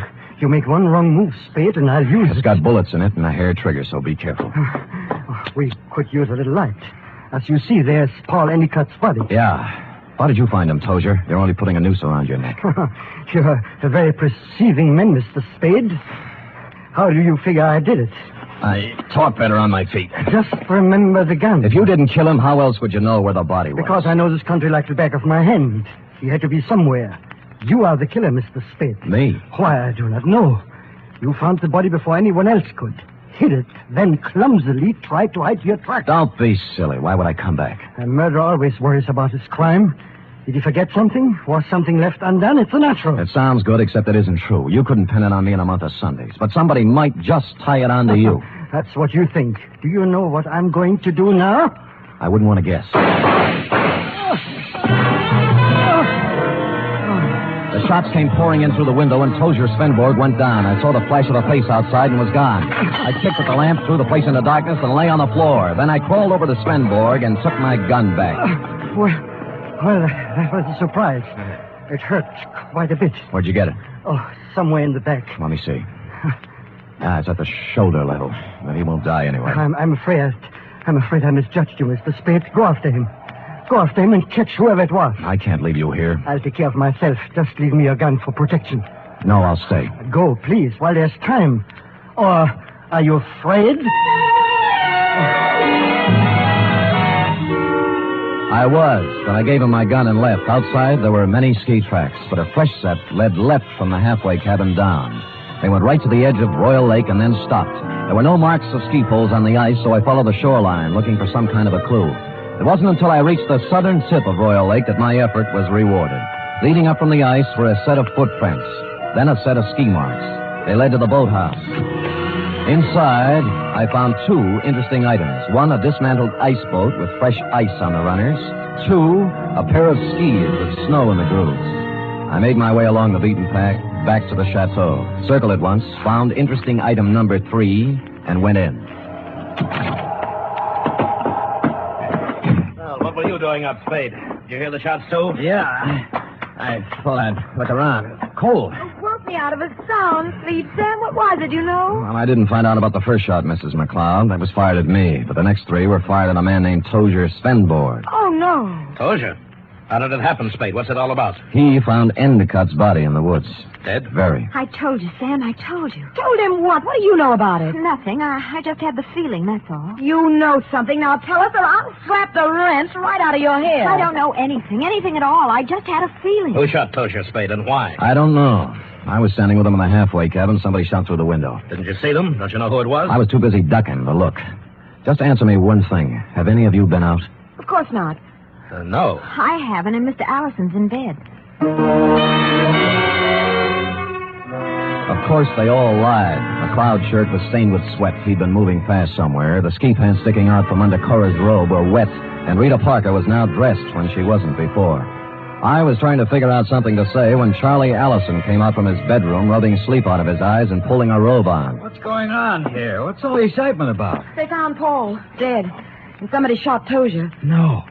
Where is Tozier? In the halfway cabin. Well, let's get him to a doctor. I'll call one from town.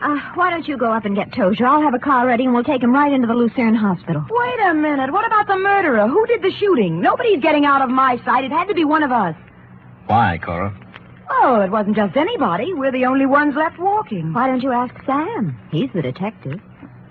Detective? Yes, I hired him because somebody sent me an anonymous letter saying there'd be trouble. You knew there was going to be trouble, Rufus. Somebody else knew. Then why did you let people come up here? Yeah, what's the big Why did you do? Wait a minute. Spade, what did you find out? Well, if you'll all wait here a minute, I'll tell you. When I circled the chateau before I came in, I'd seen footprints leading to a window, not mine. That meant somebody else used the back way in and out, too. I wanted to find out whose window it was, and of course, while I was looking, I remember the apparently dismantled ice boat and the fact that a set of skis were in the boathouse. It took me about a minute to find the right room, but somebody knew it. All right, Spade, stand where you are. Allison, you might be a great food technician, but you're a lousy killer. Yeah, well, at least he didn't get her. Neither will you. I got him, Spade. All right, come on, stand up. Come on. You sap. Cora, huh? You think you could get her by killing somebody? Shut up, leave me alone. I'm sorry for you. Sorry for anyone that ever knew her. I'm sorry for myself. She loves me, you fool. What's the matter? I was sound asleep. We found our killer, Mrs. McCloud. Charlie? Yes, baby, Oh, Rufus, it's been a long day. I need a drink.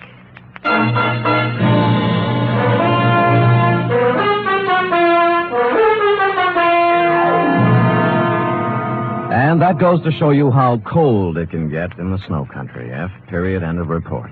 Why would a man do anything like that? When he knew he couldn't get away with it? Because he was stupid, Effie. People must have told him 1,000,000 times. If they told him once, crime just doesn't pay. No. Yeah. Now, go type that up, will you? Go on, scamper, scamper. Woof.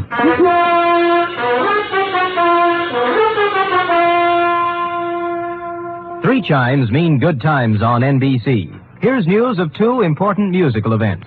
This Saturday, Arturo Toscanini begins a new Saturday series of concerts with the NBC Symphony. And for his premiere, the celebrated maestro Toscanini will present a special hour-and-a-half performance of Verdi's Requiem. And beginning next Monday, you can hear the first in a new series by the Boston Pops Orchestra.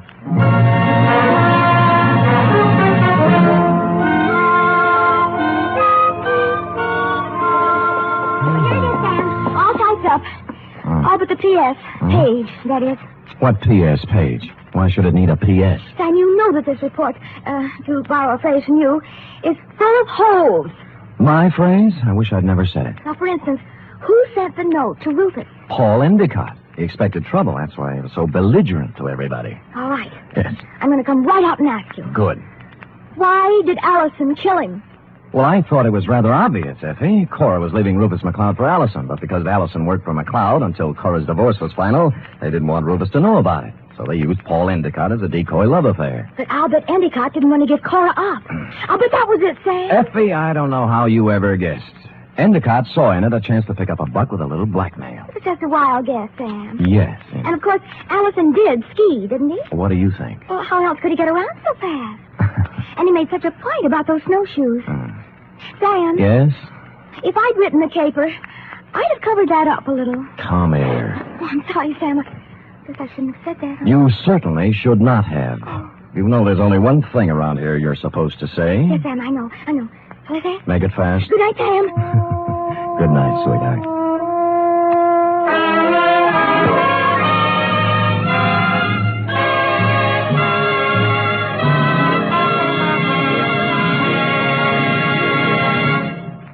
The National Broadcasting Company presents The Adventures of Sam Spade, Detective.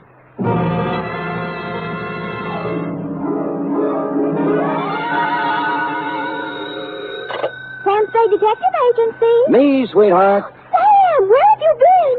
I don't know what to tell them. Tell who? The reporters, everybody. They all say you're the first private detective in the history of San Francisco to get rich honestly. Oh, Sam!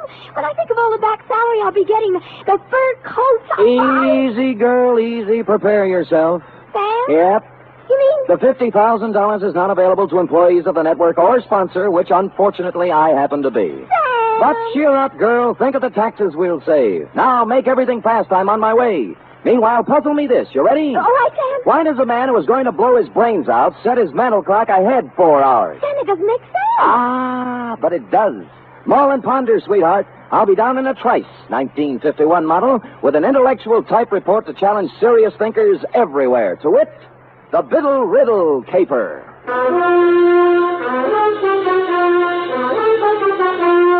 For NBC, William Spear, radio's outstanding producer, director of mystery and crime drama, brings you the greatest private detective of them all in The Adventures of Sam Spade. All alone by the microphone. Effie? Sam, I just can't get anywhere with this. Never kick on the third down, Cherub. Give it another try. No, it's no use, Sam. I'm mentally through. Well, you know best. I just give up. Sam? Huh? What are those funny little bumps on your cheek? Go ahead, guess. Smallpox? Hey? You get warm. Look like little waffle marks. That's what happens when somebody hits you with a microphone, sweetheart. Now, if you look closer, just above the marks, under my eye, yes. Clearly and distinctly, in reverse, of course, the 3 letters of a network known far and wide for its hospitality to unemployed private detectives. You mean? Shh, not here, girl. Poise the pencil. Who knows? A sponsor may be listening. Ready? Yes, sir. To Mr. Tracy Abbott, Drake Carlton Hotel, copy to Dundee at Homicide. From Samuel Spade, license number 1375596. Subject, the Biddle Riddle Caper. Dear Tracy, it had a nice conventional start, this one. A nice conventional phone call telling me to drop up to room 402 of the Drake Carlton around 3 in the afternoon. But when I got there, I found that over the nice conventional number on the door was hung a temporary sign reading Olympic Radio Productions. Tracy Abbott, editor, director, and producer. Bidding farewell to the nice conventional part, I made bold to enter the door. Abbott, 5'8" of solid Hollywood, was waltzing with what I took to be a musician, composer, or some such. We open Cold Bunny like this. Now, killer at large. Banging with the theme. Theme. Bum, bum, bum, bum, bum, bum, bum, bum, bum. Bum, bum, bum, bum, bum, bum, bum, bum, bum. A great big wonderful chord there, Bunny. Check. Check. And then the teaser. Quote. Don't go away, you out there. Stick right close to that radio set of yours, because the next half hour might put $50,000 in your pocket. Yes, $50,000 will be paid by the sponsors of this program for information leading to the arrest and conviction of a killer at large. Tonight, that's it, sustain the chord. Yeah. Tonight, the murder, tremolo. Tonight, the murder of Carol Stevens. Then, da-da-dee-bum-bum-bum-bum-bum-bum. Check. What's that? Cymbal crash. Do it again. Don't need it. Check. Check. Big, wonderful, lush. That's the word, lush. with scope and sweep and power. I got it. Well, I'll get as lush as I can with 8 pieces. Scope, sweep, importance. Gotta sound important. Check? Check. Oh. I'm Sam Spade, Mr. Abbott. Ah, yes, Spade. Glad to see you. Please sit down. No, on the other hand, you'd better stand up. No time to lose. You have 24 hours to find a man for me. Well, that's pretty short notice. Mr. Spade, killer at large is real. We keep a sensitive finger on the pulse of the people. Well, that's nice. We deal in real facts, real people, real crimes, and real criminals. Check? Just how do you do this? How do you accomplish all this on the radio budget of today? Now, you see before you, Spade, the mechanical marvel which makes this possible, the tape recorder. You're familiar with the tape recorder? Oh, more or less. Check. Tomorrow night at 9 p.m. PST, with the aid of the tape recorder, we shall reconstruct one of San Francisco's more sensational, unsolved crimes. The murder of Carol Stevens. You mean the burlesque dame 3 years ago? 2 years, 8 months, and 29 days. You remember much about it? Well, let me see. She turned up dead on the floor of her apartment, didn't she? Check. Victim of the well-known blunt instrument. In this case, a bronze bookend carrying the bas relief of Abraham Lincoln. Much ado. Headlines by the yard, a parade of witnesses, but no arrests, period. Fine. Now, what about me? Our show, Spade, is made up of the simple, honest, spontaneous statements of the witnesses themselves. We're set on this one except for one man. The most important one in the case, of course. Oh, who's that? Jimmy Biddle, the doorman at the Broadway Burlesque. At the time the Stevens girl was killed. Oh. Knew her, some say he loved her. Top suspect until he came up with an alibi. Our advance men have combed the city for 2 weeks trying to find him, but no luck. So he's blown town. That's what I thought until this morning. You mean you've heard from him? I heard from someone who said he was Biddle. He also said he knew who killed Carol Stevens. And he wanted the $50,000. Right. I mean, check. Oh, fair enough. Well, that's what you advertise, isn't it? Not to people who hang up when you get curious. If it was Biddle, I've got to record his story. I want him here by 8 tomorrow night. Check? Well, since you keep bringing it up, check. Yes. You can make it out for $100. At Homicide, I cased the files on the Stevens thing. San Francisco's answer to the Black Dagger. A cheap killing of a cheap dame in a cheap apartment that used a lot of expensive newsprint. She'd taken her last turn under the blue spot around 10:30, left the theater, and hustled straight home, because at 11 sharp, according to the neighbor across the hall, someone had tried the Abraham Lincoln bookend on Carol for size. She hit the floor just as the 11 o'clock news came on. Biddle's alibi had to be good, and it was. It came, as a matter of fact, from the greatest little alibi factory in town. Biddle was drinking old fashions with Joseph P. Norgard, the well-known criminal lawyer at the time of the killing. So I trotted over to Norgard's office on Market Street, found him tied up, and settled down in the waiting room next to a gimlet-eyed youth in a neon-striped suit who looked like he made a living sticking up crap games. He was filing his nails. Buddy. Yeah, buddy? You sure you're in the right office, buddy? Positive, buddy. I just thought I might save you some trouble, that's all. Sam Spade, ain't it? Hey, you're a smart kid. I try hard.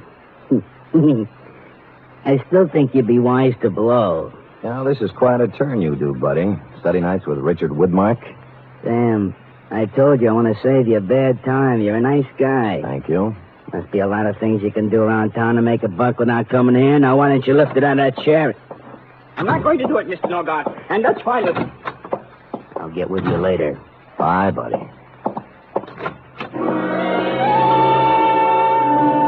The guy who bustled out of Norgard's office was flabby, florid, and frightened. Pinstripe gave me a last baleful look and sidled out into the hall after him, which was nice because I was running out of punchlines.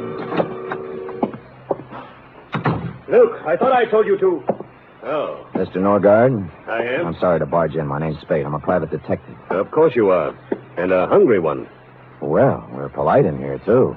Why do you say that? You're the fourth today. Oh? I'm about to prepare a mimeograph statement entitled, What I Know About the Stevens Case, or You Too Can Make $50,000. Like a copy? You know, I can't remember when I've been treated so nice. What do you know about the Stevens case, Mr. Norgard? It's all in the homicide file. On the fateful night, I ran into Jimmy Biddle as I was coming out of a bar in Chinatown. He'd hit the skids. But he used to be a useful friend, so I asked him up to my apartment for a drink. Cozy? Sat him in a chair, made him an old-fashioned, loaned him $5, and hustled him out. Mm-hmm. Total elapsed time, 45 minutes, from 10:45 to 11:30 p.m. And that is all I have to say at this time. Have you seen Biddle since? Not since the investigation. I don't know where he is now, and I don't know who killed Carol Stevens, period. Paragraph. Do you think Jimmy knows who killed her? Maybe. Well, he says he does. Oh? Where did you see him? He's hungry, too. We work the same breadline. I'm sorry I said that, Spade. Who are you working for? Olympic Radio Productions. Killer at large. Yes? They want me to come to the studio tonight and record a statement for them. Uh-huh. I wonder if I ought to tell them what I really think. What's that? About Biddle. There's no point in talking around it anymore. I think he killed her. Well, that's a neat trick if he was drinking your liquor at the time. Oh, I think he did it after he left my place. 2 things place the time of death. The medical examiner's report, which could be off as much as 3 hours. And the neighbor who thinks he heard the girl fall as the news came on. How reliable is that? Well, they usually think of those things during an investigation. But they didn't think hard enough. You say you talked to Biddle? He called my client. Why? He had 50,000 good reasons, according to him. You know, funny things happen when the dope gets into it. Bought people don't stay bought. Lost people get found. Yeah. Well, I've told you all I know, Spade. If you have no more questions. Oh, just one more. Who's the little weasel in the pinstripe? You mean Luke? Yeah. Oh, I put him out there to scare off the hungry ones. Nothing to do with you. And the fat character he's tailing has nothing to do with me either, huh? You really want to know? Love to. He's a pastry cook. I'm representing his wife in a divorce action. Thinks he's Casanova. Pressure cooker, eh?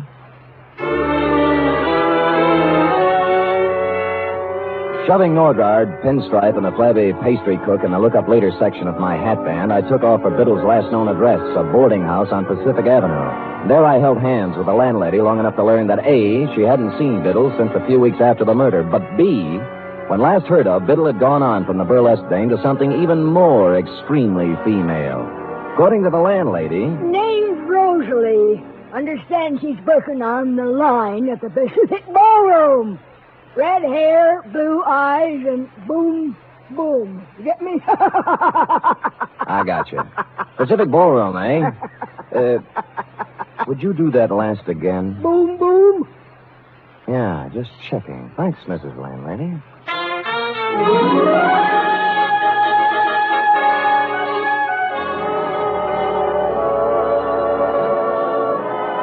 Hello? Hi. Am I the lucky girl? Well, you look like your name ought to be Rosalie. Oh, you're psychic. Got your tickets? Here, let me know when they're used up, huh? Don't worry. Hey. You know you're a pretty good dancer? Arthur Murray, class of 1906. Only I didn't come here to dance.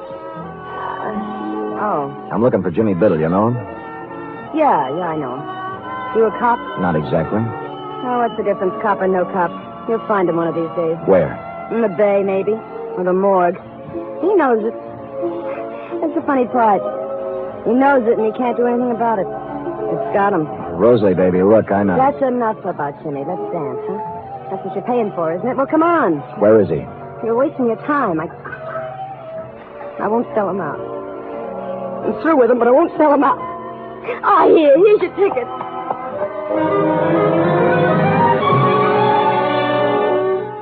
I sauntered over to the soft drink fountain and mulled the problem over a Coke for a minute or two. There are ways of dealing with dames like Rosalie. Some of them are a little cruel, as this one was going to have to be, but time was of the essence. I kept out of sight for 20 minutes or so, watching her dancing in the arms of a moonstruck plumber, and sidled into a phone booth. The Pacific Ballroom does not permit telephone conversations while the girls are working. When I said it was the police, the plumber was turned over to a new candidate, and Rosalie came to the phone. Hello? This is Sam Spade, Rosalie. I was dancing with you a little while ago. What is it? I found Jimmy Biddle's apartment. Oh? What's the matter? He's hurt? That's right. Bad? I'm afraid so. He wants to see you. Oh, okay. I'll be right over. She didn't stop for a rap, just plowed a zigzag furrow through the mob at the main door and climbed into a cab at the curb. The driver must have been an old fan of hers, because they were almost out of sight by the time my cab got rolling, and that's the way it was across Market Street and all the way out Van Ness to the marina.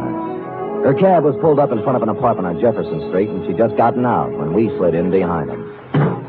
Hiya, you want to go up together? But you said you... I'm sorry, honey. I know it was a dirty trick, but now that's no way to be. You shut up.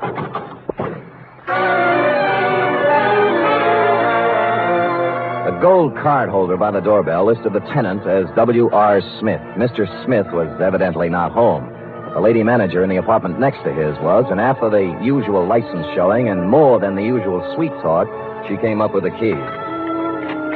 Biddle wasn't wealthy, but he wasn't hungry either. The place had the well-fixed, man-about-town look, right down to the last crystal martini glass in the portable bar in the living room. Next to it was a mahogany desk, in which were sundry checkbooks and deposit slips indicating Biddle had found a prosperous widow or had been doing rather well at canasta. A clock chimed 4 in the next room. Since it was after 10, I wondered why I went in to take a look. Maybe I was psychic, like the girl said. There was a tape recorder against one wall, the same kind I'd seen in your office, Tracy, with a microphone and a roll of tape in it, half used up. Holding the microphone with one hand was Jimmy Biddle. In the other hand, a .38. He wasn't hurt, as I'd told her. He was dead.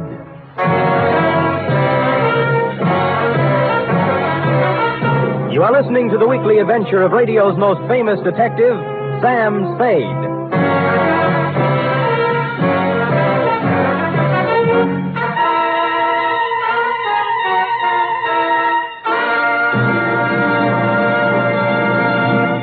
This Sunday, there's another outstanding production by Theater Guild on the air. It's a 1-hour adaptation of the thrilling tale of intrigue in post-war Vienna, The Third Man.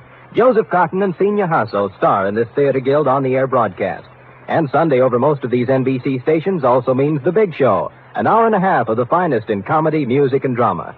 Tallulah will be your hostess, and just listen to a few of the stars. Fred Allen, Marlene Dietrich, Danny Thomas, and Fran Warren. There'll be many more, too, so tune in this Sunday and every Sunday for The Big Show.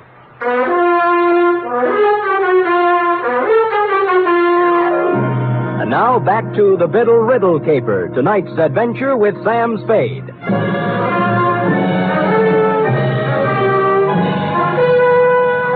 In accordance with Chapter 5 of the Private Detective's Manual entitled How to Keep Your License, I called Homicide and gave him the facts and figures, then went back to the study. Jimmy Biddle was surrounded by props like part 1 of the photo-crime puzzle. I carefully reached over his shoulder and pressed the button on the tape recorder. My name's Jimmy Biddle. The DA will remember me. We saw a lot of each other during the week after Carol Stevens hit the deck in her apartment 3 years ago. At just about this time of night. I fooled him then. I could probably go on fooling him, but I'm tired of it. I'm tired of living this way. So here it is. I knew Carol Stevens well. I was crazy about her, and I was jealous, too. That's why I killed her. Thought I could go on and on, playing hide-and-go-seek for the rest of my life, but sooner or later this kind of thing gets too heavy to pack around. You gotta get rid of it, one way or another. Period. End of report. I rousted the landlady again, and we went over the room together. A helpful type landlady. She contributed 1,000-odd bits of gossip about Jimmy Biddle, only one of which struck me as interesting. She'd come in this morning, she said, to clean his apartment, and among other things, had wound and set the 8-day clock on the mantel. The same clock, which was now exactly 4 hours fast. Looking closer at the tape recorder, I saw a small label pasted above one of the knobs, reading Murgas and Reed, recording technicians. Next scene, the manufacturing section of Sansom Street. A 5-story building, all dark at this hour, except for a light in the office on the second floor back, which happily turned out to be D1. Murgas? Reed! Anybody! Hello. What do you want? Well, the pastry cook. I'm sorry. We're closed, you see. Office hours 9 to 5. Now, wait a minute. Just a minute, pastry cook. I'm not a pastry cook, sir. My name is Murgas. I am one of the proprietors here. Just a moment, sir. Sorry. It was getting cold out in the hall. Oh, so you're Murgas, huh? I am. And I don't care who you are. I know all about it, sir. I know it wasn't a practical joke. What wasn't a practical joke? That tape. You can march right back to the man you're working for and tell him he can't buy me off. Is that clear? Not very. There's no use denying it. I saw you in his office this afternoon when he threatened me. Get down, Murgas! What is it all? I crawled out on a fire escape in time to see my buddy in the pinstripe suit hit the bottom. The alley, praise be, was blind at one end, so Luke took off toward the street. I caught him in one leg. He stumbled, fell, smacked his head against the brick wall of the alley, and took the count. I was frisking him when a prowl cop who'd heard the shots moved up. I convinced him I wasn't rolling a drunk and left him to run back upstairs. Murgas? Murgas! Here. We better get you to a hospital. Who are you? Sam Spade. I don't work for Norgard. Right now I'm trying to hang a murder rap on him. Told me it was a practical joke. A gag. What? Tape. Jimmy Biddle. Tape. Jimmy rented the machine from you and made the tape himself, right? Yes. He... Norgard. What about Norgard? Tried to beat me into it. Beat me.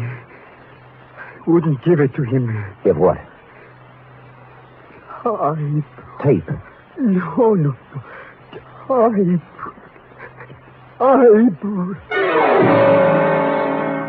He tried to point to the desk as he passed out, and so to this already bubbling stew, we had a crucial typewriter. While waiting for the ambulance, I cased it and found nothing, then stuck a piece of paper into it and began to type. 4 quick brown foxes had jumped over 4 lazy dogs when the sound changed.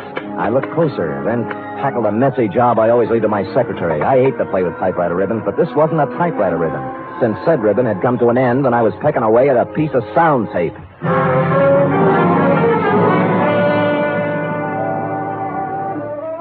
Come on, Rosalie. No, I don't want to talk. Look, come on. My feet are even more tired than they were an hour ago. Okay, you first. All right, now. I'm sorry, Mr. Spade. I thought you were lying when you said Jimmy was hurt. Look, let's not go into that now. He was blackmailing Norgard, right? I don't even know who Norgard is. You knew Jimmy was shaking someone down, didn't you? I never knew where he got his money. I just knew it was dirty money. He'd laugh and say he was living high, but not for long. He never mentioned Norgard? No, he just said he was going to make $50,000 on a radio program. Did he say how? Singing. I thought he was kidding, then he showed up with that tape recorder. Well, he wasn't kidding. Then what? He wanted to be alone, he said. He was going to make an audition and send it to a sponsor. That's where he made the mistake. He sent it to the wrong sponsor. Huh? He figured to hit Norgard for the biggest touch of all. Thought hearing it might make him dig deeper. So he recorded his statement, sent it to Norgard for a sample. But there was something he didn't think of. What do you mean? He should have studied up on his tape recorders, baby. With a pair of scissors and a good technician, Jimmy's eyewitness account turned into a first-class confession. The final phase of the Biddle Riddle was, as you will recall, Tracy, enacted on one of the sound stages of the nation's leading network, where, as you will also recall, you were busily transcribing the testimony of various witnesses on the Carol Stevens case. How you got him there, I'll never know. But there he was, as big and legal-looking as ever, perjuring himself once more into one of your microphones. I walked out of the Twin Dragon on Grant Avenue. As I remember it now, Biddle was across the street. He apparently recognized me, though. Excuse me, will you, fellas? What? Spade, you idiot. You ruined it. I'm sorry, Tracy. Oh, we'll have to start it over again, Mr. Norgard. Would you mind if I record a few remarks? Spade, please understand my position. Biddle's confession has changed everything. I know. The killer is not at large. Yeah. 24 hours we spent recording the show. Now it'll all have to be done over again. Sorry. These people at this house. Listen, Tracy. All right, Spade. What is it? I'm only trying to help. Now, where's Biddle's confession? On the machine there. We're going to dub it onto the main tape. Good. Now, be a good lad and show me where you're starting to stop it, huh? Right there. Okay. What is this, Spade? This is going to interest you, Mr. Norgard. Now, let us turn to the tape, keeping our eyes on the spool as it slowly feeds Jimmy Biddle's last statement. My name's Jimmy into the Biddle. amplifier. The DA will remember me. We saw a lot of each other during the week after Carol Stevens hit the deck in her apartment 3 years ago. At just about this time of night. I fooled him then. I could probably go on fooling him, but I'm tired of it. I'm tired of living this way. So here it is. I knew Carol Stevens well. I was crazy about her, and I was jealous, too. That's why There's a riddle for you, Norgard. He said the girl died, quote, at just about this time of night, unquote. But the clock struck 3 times. We know she died at 11. What happened to the other 8 chimes? Spade, this is no Be time. patient with me, Tracy. What about it, Norgard? Well, how do I know? The man was crazy, maybe. No. He wasn't crazy. Stupid, but not crazy. So we take this spool of tape off and put this one. What's that? This is the part that was cut out. Got it from the guy who did the splicing job for you, thinking it was a practical joke or something. Sam, do you know what you're saying? Yeah, but Biddle says it better. The last thing we heard was I was crazy about her, and I was jealous, too. That's why I killed her. Only he didn't say killed her. Just, that's why I... Well, standing outside in the hallway of her apartment the night she died. I'd seen her leave the theater with a guy I recognized. And I followed him home to her place. Heard the argument, everything, but I had no idea he'd kill her until I heard her hit the floor. Door busted open then, and he came out looking like a crazy man. He didn't even see me. He just ran down the back stairs as fast as he could go. I went in and saw her lying on the floor, dead. I could have killed him then, but I thought of something better. He's good pay. The cash comes right on time. But I'm tired of living this way. So there's the story. The man who killed Carol Stevens... That's your life!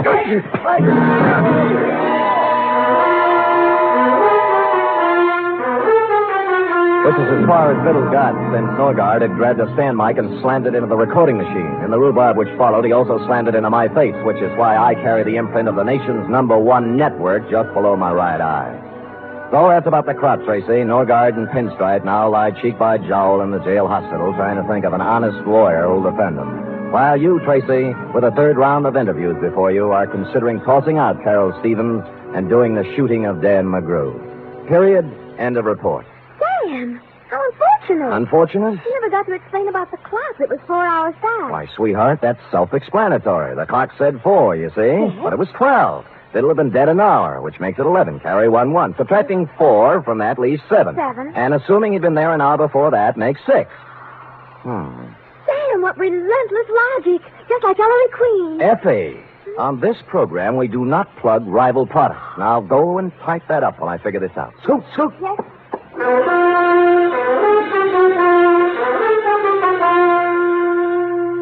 3 chimes mean good times on NBC. There's mystery and music every Saturday on NBC. For Mystery Tomorrow, Herbert Marshall stars as the Man Called X. The Man Called X is a man without a name who travels the world over combating the forces of international espionage and intrigue. For Music Tomorrow, your hit parade brings you the top tunes in the land, played by Raymond Scott's orchestra and with vocals by Snooky Lanson and Eileen Wilson.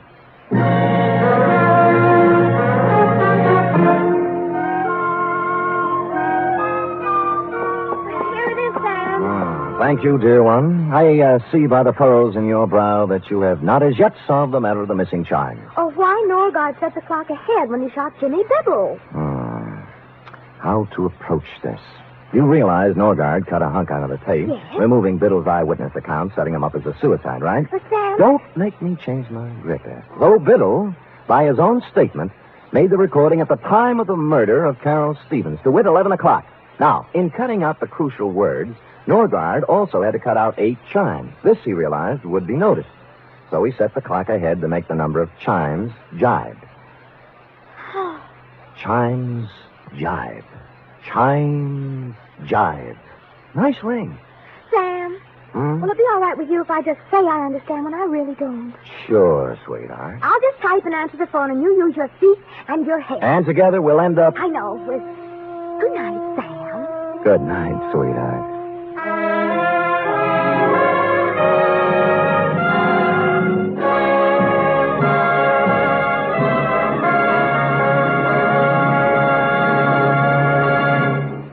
The National Broadcasting Company presents The Adventures of Sam Spade, Detective.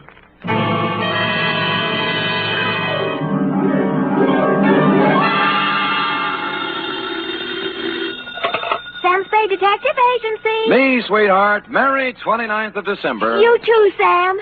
Did you take the little boy home? Yep. Straight home? Well, not exactly, F. Had to make a couple of emergency stops, but we got there. What do you mean, Sam? Well, I got my weekly knot on the head, for one thing. Sam, just taking the little boy home? Like I said, F, we were derailed. There was a dash of poison, for instance. A couple of pounds of $1,000 notes. And an infernal machine that nearly blew up half the Mission District. But other than that, we had a peaceful ride home. Why, Sam, this sounds like a caper. Which is just what it is, Angel. Get out our special holiday bottle of Napa Valley wine, and we'll get in our premature regards to the new year, following dictation of a report entitled The Prodigal... Prodigal, Sam? Are you sure that's the right word? Certainly, I'm sure. The Wanderer will return to the roost. You and your big fat roost. With our last bedtime story for 1950, namely, The Prodigal Panda Caper.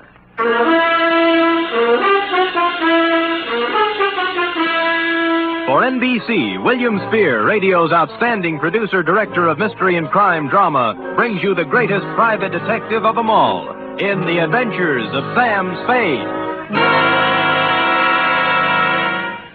Effie! Miss Perrine! Coming, Sam, coming. I've been looking in the dictionary. Huh? Sam, you've fallen into the trap. Again? Prodigal. Here, now see? Prodigal. Given to reckless extravagance. It doesn't mean wandering at all, see? Now, people think just because the prodigal son wandered that you... What are we talking about? Oh, the prodigal panda caper. How can a panda be given to reckless extravagance? Well, let me see. Oh, here. Definition 3, prodigal. Yielding abundantly, luxuriant. A panda? You mean one of those black and white? Oh, right. See note below, it says. You ready for the note below? Where's my pencil? Oh, all right, Sam, now, Dave, fill in the 2. Master Roebuck Dozier, 2318 Delaney Street, City. From Samuel Spade, license number 137596. Subject, the prodigal panda caper. Right. Dear Roby, I'd spent a relatively pleasant day running down a case of slow pay in North Beach and, flushed with success, had returned to my office for a final check of the file. Underwood Helen, Usher Roderick, Varden Dolly, where the... Oh, Spirits Holiday.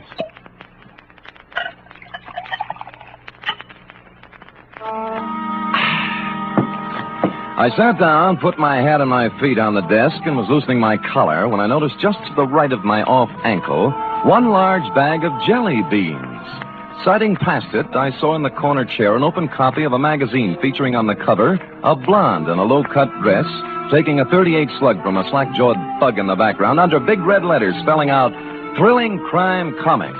And behind all this, sound asleep, was you. Hey, Sonny. Hey, wake up, will you? Come on, Revelie's blowing. Huh? Oh. Hi. How long you been here? Oh, a long time, I guess. What's your name? Roby, short for Roebuck. Well, what can I do for you, Roby? I've been to the police. They wouldn't do anything. They said I should come to you. You mean you got a job for me? Yeah. Dangerous? Yeah, a hoist. You mean a heist? What was it? My panda bear. Oh, someone stole it? Yeah. It's not mine, really. I bought it for my little brother, Barney. He's 5 and he's always wanted one. So when I got the junk money, I went... Money? Oh, bottles and papers and stuff. Oh. I collected it from the neighbors and earned $6.15. And Barney wanted the panda bear, so I bought it at Lacey's department store today, and they stole it. Who stole it? Well, there was this man in the checkered coat and the lady in the red silk dress, just like the story in the comic here. Oh. The man looked like that, but the lady looked different. She had black hair and a red dress, and her eyebrows went up this way instead of sideways. Novel. I was walking down the street with my panda bear, and the lady called me over to a car she was sitting in and started to talk to me. And right away, the man in the checkered coat ran up and grabbed at my panda bear, and they chased me up a fire escape. And the man pulled out a big black gun and said if I didn't come down and give him the panda, he'd shoot me and Barney and Mom. So I came down and gave him the panda.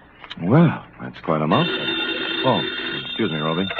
Hello? Sam? Yeah, Dundee. This is Dundee. Oh. Sam, there's a little fella about 8 years old on his way over there. No, he's here now, Lieutenant. What's the deal? He gave us quite a story. Well, how'd it go? Now, we took it down. I got it right here Good. somewhere. Let me see. It's about a man in a checkered coat and a lady in a red silk dress. Yeah. Oh, here it is. Quote, I was walking down the street with my panda bear, and the lady called me over to her car. Okay, Dundee. He hasn't changed it any. Yeah, we got hold of his mother. Runs an elevator in the Rust building. Good. She says he reads too many comic books. You better send him home. Okay, Lieutenant, thanks. Come on, Roby. You gonna send me home? Lieutenant Dundee called your mother, old man, and You don't believe me either. Oh, it's not that, Roby. It's just But I can't go home without the panda bear. What do I tell Barney? I promised him. My own brother. Oh, he's home now, waiting? Yeah.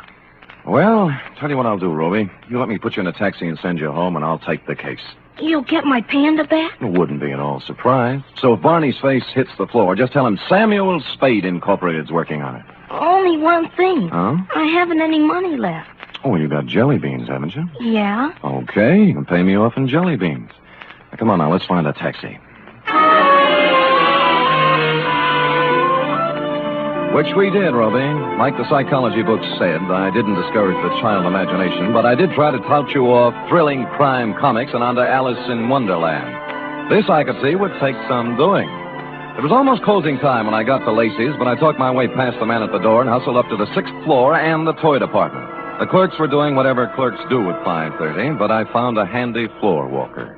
Dear me, Mr. Spade, I just don't know. I just don't know. You mean you counted your cash and everything, but you can't... It's not that, Mr. Spade. Oh. I am perfectly willing to stretch a point to please the little fellow. We like to think we're human here, you know. Well, that's nice. That you like to think so, I mean. But you see, something very strange happened this afternoon.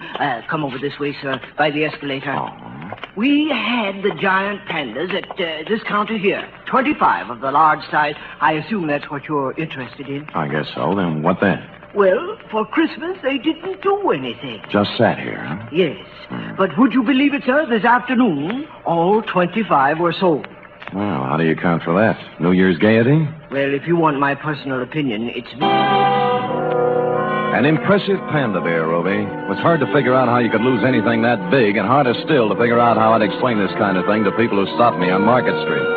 Be that as it may, my floor walker friend took my cash, tore off the sales slip, and I was about to set sail with my Panda when I heard him make the kind of a noise floor workers make when they see what he was looking at. Miss Greenbar! Miss Greenbar!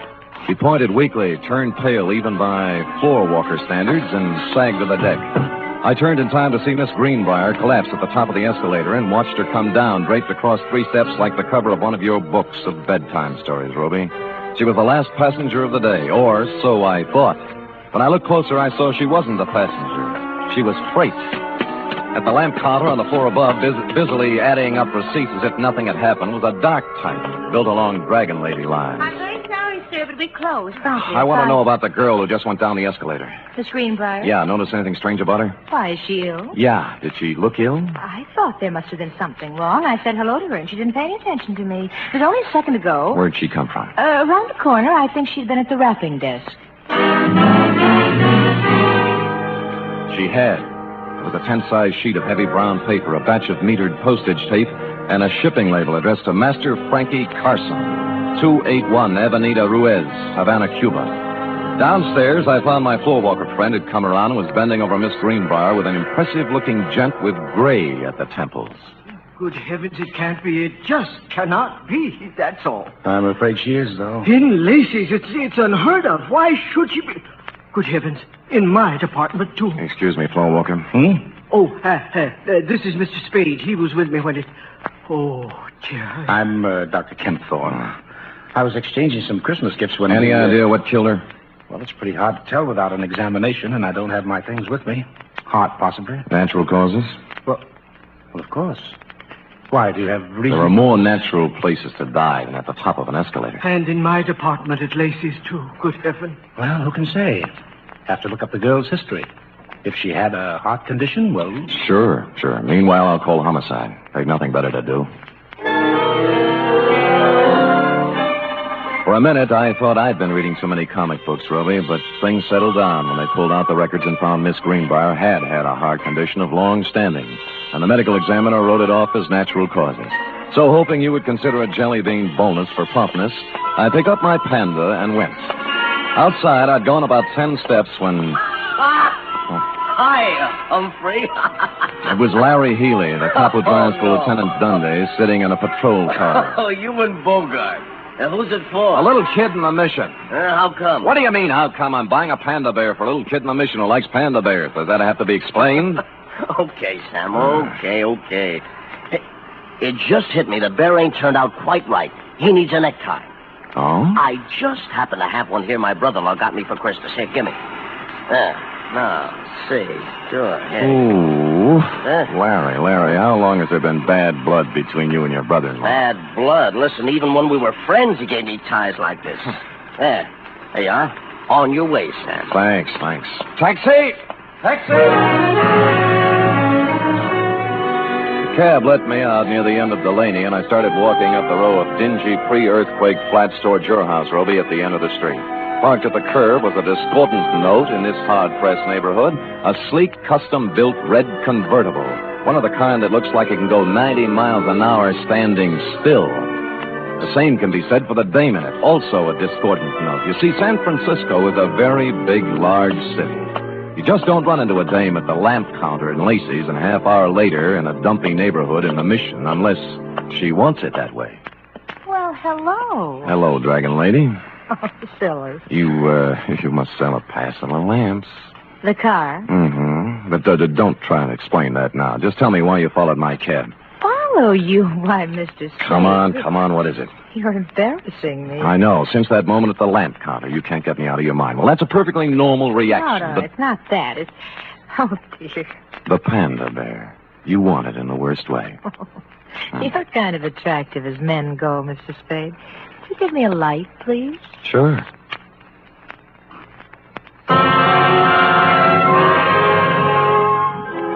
Holding the match up to her cigarette, three things hit me. The black hair, the red dress, and eyebrows that went up instead of sideways. At that point, the sleeve of a checkered overcoat with a big arm inside it came around under my chin from the rear, and the fourth thing hit me.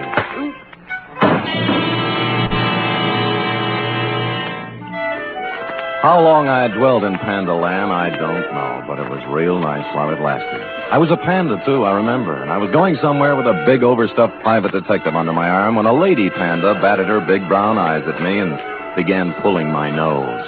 She seemed to have a very, very high voice. Wake up, Mr. Spade. Riddle is blowing. Oh. I call Lieutenant Sunday, Mr. Spade. It's on his way. Looky. Over here. Good, Christopher, Sam. What happened? Well, it was this way, Dundee. I was walking down the street with my panda bear, and the lady called me over to the car she was sitting in and started to talk to me. And right away, the man in the checkered coat up.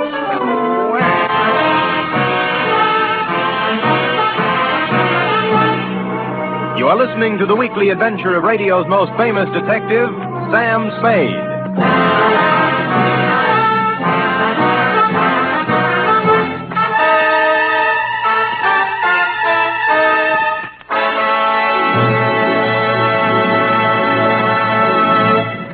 Van Heflin stars this Sunday in State Fair, another outstanding 60-minute production by Theater Guild on the Air. Co-starring in this exciting broadcast is one of the leading families in show business, Gene Lockhart, Kathleen Lockhart, and daughter June. It's a gala New Year's Eve broadcast when Theater Guild presents State Fair. Sunday over most of these NBC stations also means another hour and a half with Tallulah Bankhead in radio's greatest spectacle, The Big Show. Among Tallulah's guests will be Ken Murray, Gloria Swanson, Margaret O'Brien, Jose Ferrer, and many more.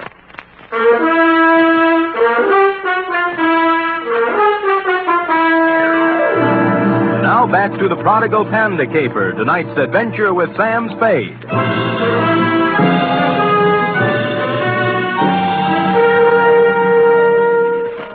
It was a humiliating experience, Robe, riding back to headquarters in black defeat.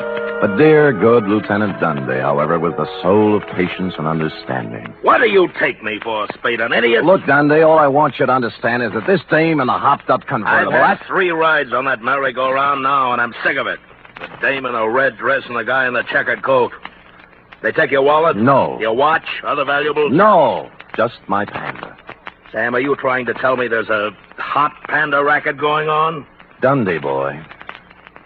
Look closely now as I take off my hat. What? There. See?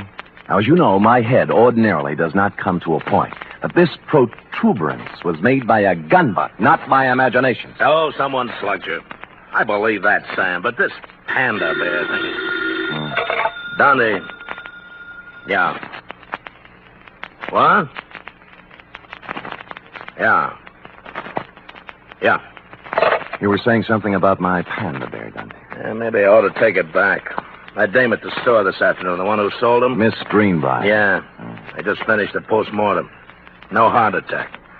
She was poisoned.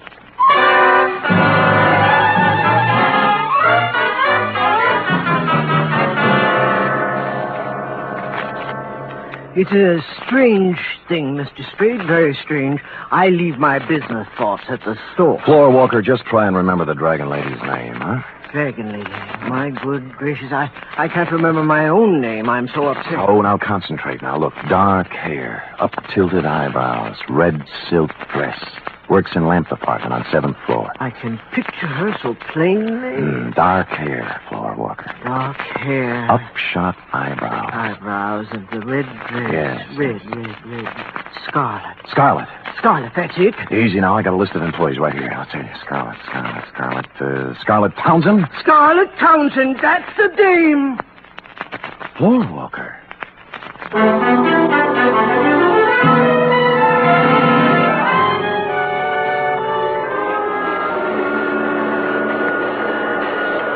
Scarlet Townsend. Yeah, she lives here, right in this room. Move out. Today. Oh, how come? Oh? I said, how come, landlady? Why'd she move? Me. Oh. I tried to keep her on the right track, but her age, you can't tell them nothing. So when she bring that no good thing around here, I put my foot down. I said, Scarlet, Scarlet, you're What's out. no good dame? What's no good dame, landlady? Crystal McCall. Oh. Here, I found this just now as I was cleaning the room. Picture of Crystal McCall. Now, ain't that a swell way to have your picture taken? The name rang a bell, and so did the picture. Crystal herself and the altogether. When I got around to the place, I made a startling discovery. Crystal was also the late Miss Greenbrier. Don't look at it all day, young man. When'd you see this girl last, landlady? This morning, she and a fella in a checkered coat come around to pick up Scarlet in a big red open car. Know the fella? Nope, never saw him before. But I'd sure know that car. Oh, you ought to see it. You're not telling me a thing, landlady. I have.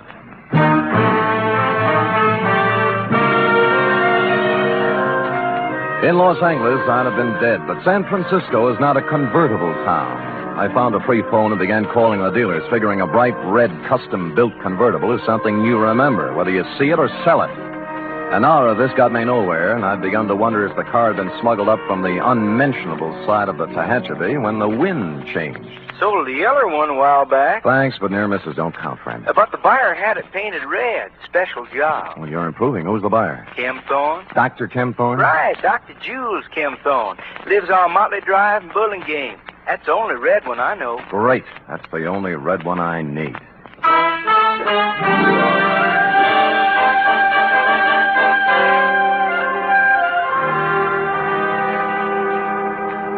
Mr. Spade, this is utterly unbelievable. And I certainly don't intend to stand here all night discussing the pros and cons of Panda Bear. All right, Kim Thorne, let's slide over into your field. Meaning what? The sweet young thing at the store. It turned out dirty. The heart attack? The poison attack. Well, suicide, you suppose? What do you suppose? Well, I'm sure I don't know. Look, why don't we hold hands and tell the truth, huh? You'd better run along, Spade. I've had about all of this that I intended. Look, the dead dame was Crystal McCall. Does that mean anything to you? No. The same Crystal McCall was running around with a hood named Frankie Casella, formerly of New York, now of Havana, by Department of Justice request. This is all very interesting. What has it to do with me? She was riding around in your red convertible this morning, for one thing. That's a hot car, you know. I took a close look at it 2 hours ago and got slugged. I don't know how you score these things, Kim Thorne, but in my book, this calls for a couple of answers. You're right. You're right, it does. Where's the car? It's gone. Who has it? My chauffeur. This is the last straw, I guess. There's no point in covering up for him any longer. Who is he? Lenny Flegel. Oh, an ex-con, isn't he? Yes. I thought I could straighten him out. He's been missing for 2 days this time. He just took the car and left. I knew he had something to do with that girl in the toy department at Lacey's, so I went there today. I guess I was too late. You think Flegel killed her? I don't know. I don't know. Where did you see the car? Near the end of Delaney Street. What's the license number? 49H822. Oh. I'd better report it stolen. If you need me to testify, please... Feel free to call. That I will, Dr. Kim Thorne. Bye.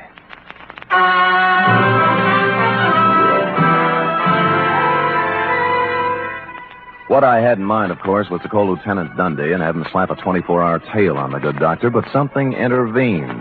Halfway down the walk to the street, my eye fell on a round plastic object about the size of a nickel lying in the grass. Clearly, the eye of a giant panda. Since two other eyes were obviously watching me through Dr. Ken Thorne's front curtains, I continued gaily on to my cab, drove up a half block, got out, and walked back. Just in time to see Ken Thorne pull away from the curb in his other car, heading towards El Camino and points north. Well, this left me free to prowl at will, and 4 matchbooks later, I had found 2 more eyes, a pocket full of panda skin, and a goodly scoop of panda upholstery. The trail led to the garage. It was no wonder his car was stolen. He must have had to leave it on the street all night because there was no room for it in the garage, which had been turned into a kind of panda abattoir, crammed to the rafters with panda bears, all the giant size, too, in various stages of dishabille. Legs, arms, eyes, and innards. A sight to chill the heart of any but the sturdiest private detective, Ruby. But I braced myself and carried on.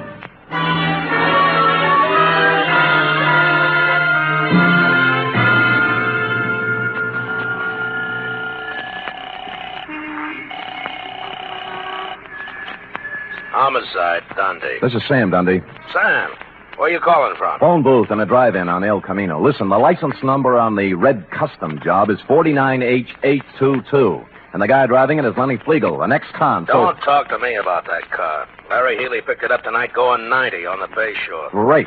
Lousy. Why? What happened? Next time I see one of them panda bears, I'm going to spit right in its eye. So Larry pulls the guy down, and first thing he sees is the panda bear with a necktie. What about the dragon lady? She came second. All Larry can think of is the hot panda bear. Figures they stole it, so he takes it back to the patrol car to return it to the kid. No. Yeah. By the time he got the exhaust smoke out of his eyes, they were gone. Oh, what's that license number again? 49H822. You sure? Positive. I'm looking right at it. Oh, Sam. Dundee. Yeah. We're all at Anderson's drive-in on El Camino. Put it on the air.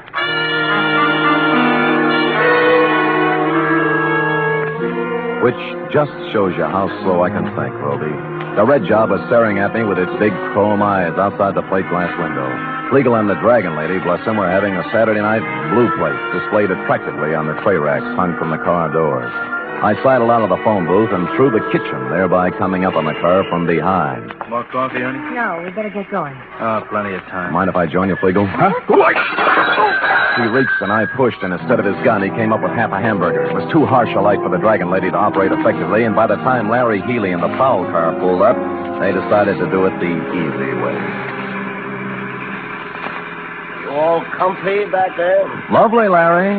Flegel? Dragon lady? Shut up. What about the red job? What are you going to do with it? Larry? Oh, and count it till the lawyers are through talking. Sam, you want to go by way of Delaney Street? Yeah. Okay. Why Delaney Street? Larry delivered the panda. Huh? Sure, to the kid, Roby Dozier. We'll have to go and pick it up. Lenny. Yeah. What's it worth, Flegel? 50,000? 100? The little kid's got it? Yeah. Oh, Carcel will be disappointed, Flegel. With the tax boys watching both him and Crystal, it looked like a safe way to get some of his dough out of the country to him. It wasn't my idea. I hated him. I did 8 years for him, Spade. I could have killed him. Shut up, Lenny. I don't care anymore. The heck with it. Look, it wasn't me. The guy who's running things for him here is Dr. Kempthorne, but Crystal had the dough. He killed her. He took her to lunch today, and he... Go ahead, Lenny. So he poisoned her. Then what? She fixed up one of the pandas. He didn't know which. Stuffed it with bills, 80, 100,000, I don't know. Anyway, you'll find the money in the red car under the back seat. Under the seat? What are you talking about? It's in the panda. The kid's got it. Look, why do you think I'm telling you this, you stupid flatfoot? I fixed that thing for Carcel myself after we took the dough out. What, kid? It's got a bomb in it.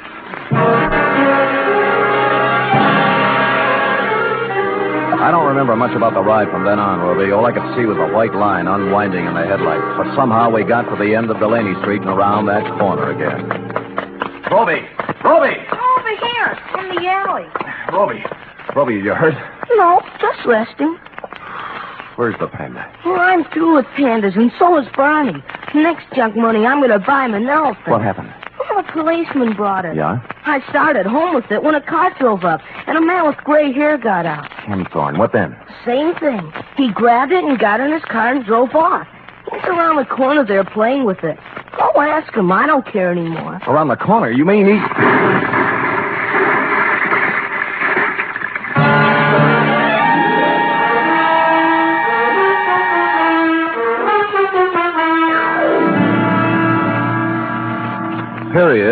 End of report.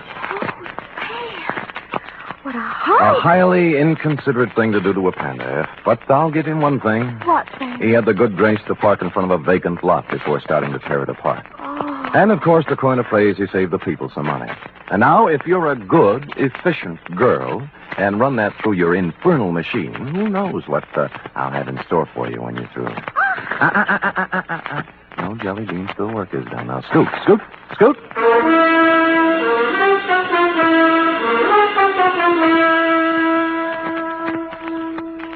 Three chimes mean good times on NBC. Friday means another visit to that entertaining eat establishment, Duffy's Tavern. Archie, the manager, and his whimsical friends have cooked up another fresh half hour of laughs and typical Duffy's Tavern madness. And you're all invited. There's also another delightful adventure with Chester A. Riley, played by William Bendix, tonight on The Life of Riley. Keep your dial set to NBC for the very best in radio entertainment.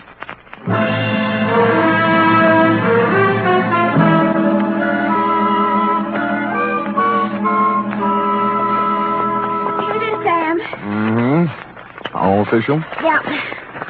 I like the black one. Lay off. Well, you're no fair eating all the black ones. They're my favorite still now. Master Robot Dozier. Very well. Sam, No? I hope Roby appreciates you. Only just a kid. How can you appreciate me? Oh, I appreciate you, Sam. Oh, I appreciate you too, sweetheart. You're so pretty and so efficient. Am I, Sam? And so good about not tipping me all the time for your back salary. Yep. Right when I stop and think of you, I go all choked up. Me too. Black one. Come here. Huh? Angel, Yes? it's all yours, dear. The rest of the jelly beans. Happy New Year. Oh. Good night. Good night, sweetheart.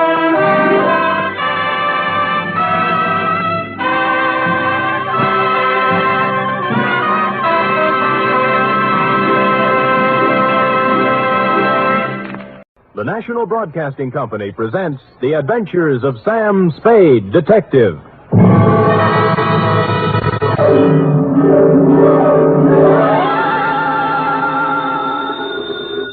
Sam Spade Detective Agency? Me, sweetheart. Sam, would you mind telling me where you are? Not at all, Effie, not at all. Let's see. I'm at the Ilrig Dana Rab Etile Seagrod. I don't understand it, Sam, but I think I caught the word grog. Oh, you're shrewd, Effie. You see, I'm on the inside, and the lettering is printed on the outside. Now, if you'll wait, I'll go outside and read it the right way, and then come inside and... Never mind, I've already guessed. You're at George's Elite Bar and Grill. Trapped. Sam, answer me. You promised me you wouldn't. Me? I promised? Me? You did, Sam. You promised faithfully to stay away from bars. You know how hard television is on your eyes. Have you got your glasses? One in each hand. Fill them up, George. Oh, Sam, I heard that. What will people think? They'll never know, Effie. I always drink here under another name. Oh. Just a little of the hair of the dog that bit me, Effie. But don't worry about me. Although it's true I have been dogging it and have been hounded from tree to tree, I am frisky as ever and will be in to unleash my canine chronicle, namely the dog-bed caper, or he who lies down with dogs gets up with murder, or, condensed for easy reading,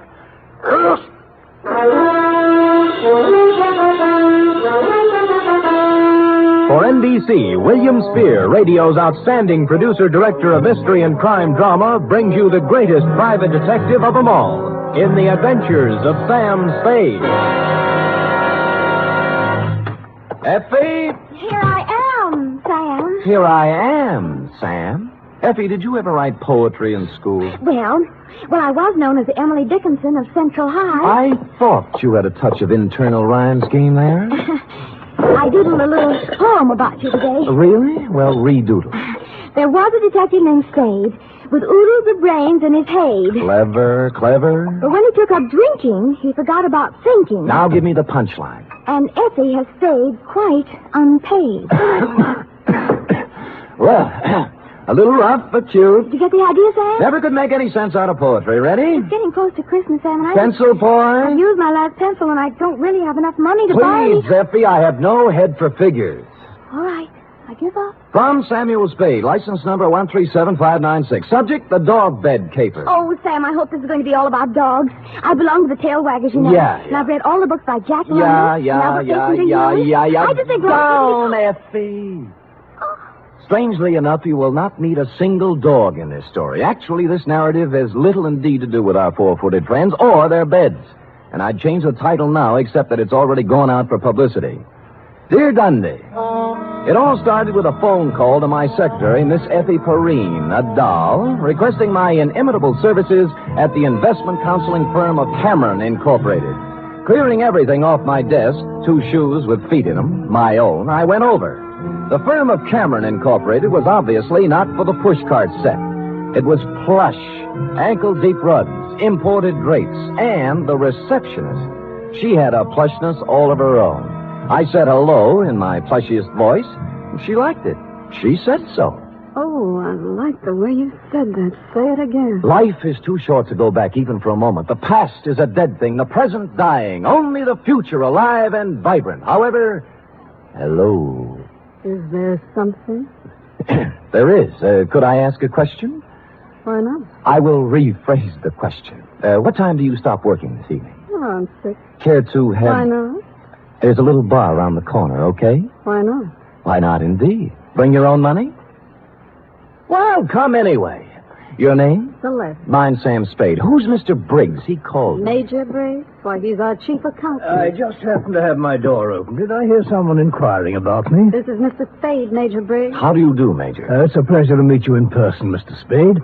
I'm the man who called you, you know. I'm grateful, sir. Now, what is it I can do for you and Mr. Cameron? Oh, it's not for me that I called. I haven't a worry in the world, and it's Miss Cameron. Oh. Old Cameron's been dead for many years now. I see. Whatever she wants, Mr. Spade, do a good job. We are all counting on you. Will you please announce Mr. Spade, Miss Roberts? Certainly, Major. If you'd excuse me. Nice to have met you, Major. Miss Cameron? Yes? Miss Spade's here. Send him in, please. Go on, Sam. Have fun. Think I might? Why not? That girl had the most beautiful double entendre in town. Well, to get on, Adela Cameron was a career woman, around 29, although the tailored suit made fine detective work difficult. No makeup, severe hairdo, and in spite of all this, chic. In fact, as we shook hands in a most businesslike manner, I had the feeling that something warm might well spring up between us. Something like a warm mutual dislike, maybe. But something. Most men simply cannot be told anything in confidence. They gossip. That's a switch. I don't appreciate your humor, Mr. Spade. I accept your apology. I will tolerate you because of your reputation. All right. I'm going to give you a very difficult job to do. Miss Cameron. What is it, Major? I'm sorry to interrupt you, but Courtney Pierce is on the phone. Mr. Spade, this is Major Briggs, our chief accountant. We've already met. Mr. Spade. Now, Adela, Pierce wants us to unload his short-term governments and buy American cattle. He's dividend crazy. AMCAT's declaring one in January, and he wants it. Well, let him do it. Well, I just want to protect your interests. You know what will happen to AMCAT after February. They'll drop 10 points, and he'll blame us. I went through this with your father when you and Greg were... That's right, Major. Well, tell him we advise against it. But if he persists, ask him for a release in writing. That's what I thought you'd do. That's the way your father would have handled it. I just want to protect your interests, my dear, that's all. I know. I just want to protect your interests. Well, don't worry about it. You know, we're not children anymore. All right, my dear. Where were we? Oh, you were giving me a difficult job. Oh, yes. Here is the business address of Mr. I.J. Barco. He's a wealthy manufacturer, a client of ours. I want you to find out everything about him, especially anything unsavory. Sorry, I don't do divorce or blackmail cases. Mr. Spade, this is not a divorce investigation. All right, what is it then? Why do we want a client shadowed, I believe is the expression? That's it. Because we believe he is investing money through us for some racketeers. If that were true, we would, of course, have to drop him. But we don't want to lose his business just on suspicion. I see. Find out anything you can about him. I'll give you $50 a day in expenses, 1 week guarantee. Will you consider the job? I have considered and taken the job. By the time I'd reached the door, she had already forgotten me and was hard at work on some papers. Outside, I planned to dally a few moments in idle chit-chat with Celeste. But before I had the chance, I was accosted by a husky young chap whom I'm afraid was a Princeton man. What were you talking about in there, Spade? Oh, you have the advantage, sir. Who are you? Gregory Cameron. Now, come on. What was Adela telling you? Well, if you step to one side, you can walk around me and ask her. Look, don't pull that cagey private detective routine on me. I pack a little weight myself. Well, pack it somewhere else, Sonny. I asked you a question. I expect an answer. There's your answer. Any more questions? He didn't feel much like talking then, and I was so irritated I walked out without saying goodbye to Celeste. When I reached the street, the white-haired old gentleman, Major Briggs, hurried out behind me. Mr. Spade, please don't think too badly of that boy. I've known him from the cradle. He's in a difficult emotional state at the Yes, moment. sure. As far as I'm concerned, Major, it never happened. You're a kind man, Mr. Spade. I could tell that when I first saw you. You're just the sort of man Miss Cameron needs. Well, I hadn't looked at it that way. If you require anything, don't hesitate to ask me. I've been with this company 40 years before those two children in there were born, and I know how difficult life can be at times. I just want things to go well for them. I'll do my little part, Major. Bless you, son. Bless you.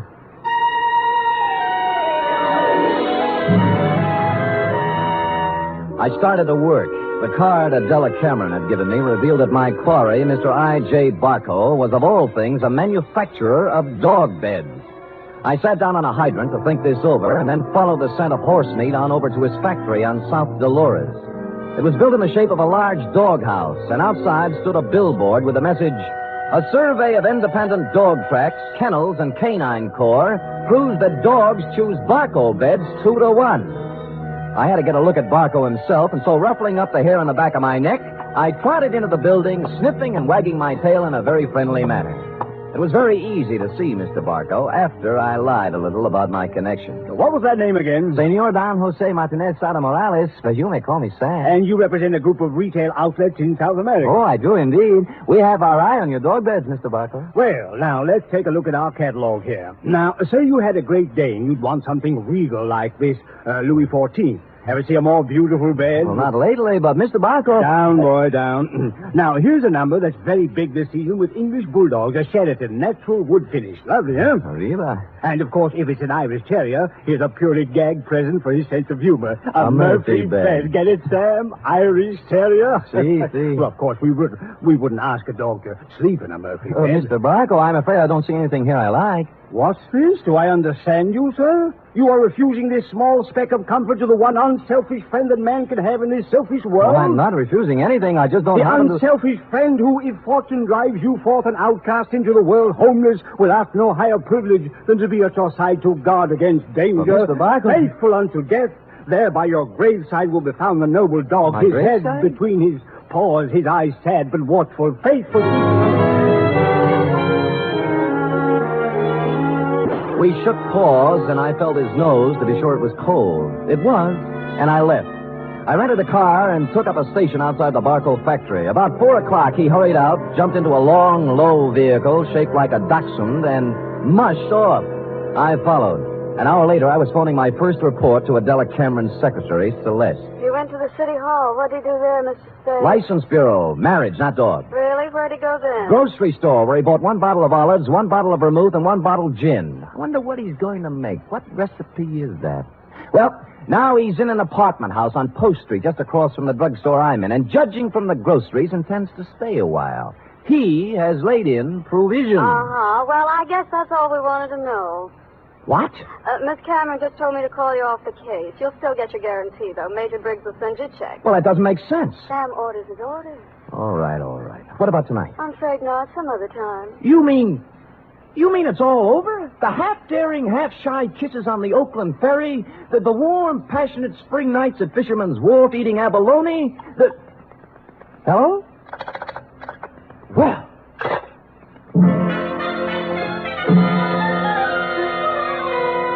Puzzled, as who wouldn't be, I walked slowly back to my car. But before I had a chance to get in, I saw I.J. Barco hurry out of his apartment house. But he didn't enter his car. He came right for me. Hey, just a minute, Spade. So sorry, my name is Don Jose Martinez Sada Morales yet. Don't kid me, Spade. I'm not as stupid as I acted today. Look, I know why Adela Cameron is following me, and you don't. And you'll never find out, any more than the other 4 detectives did. I was the 5th choice? What? I shall speak with my agent about this. I'm going to tell her in person that this foolishness has to stop. If it doesn't, she'll live to regret it. One more thing. I presume you're going to follow me. Well, I'm turning right on Market and heading out to 1217 Ridgewood Place. You shouldn't have any trouble.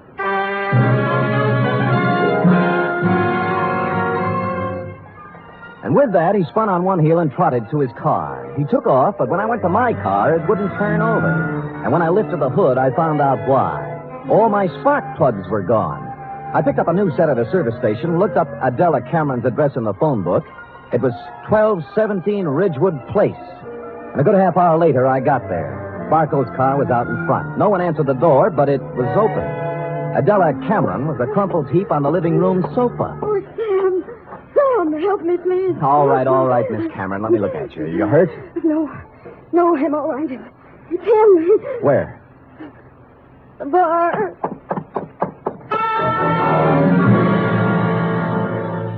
I hurried into the bar and was met with a strong odor of scotch.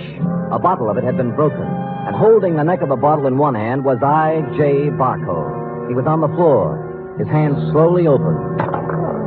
The glass rolled out, and he died.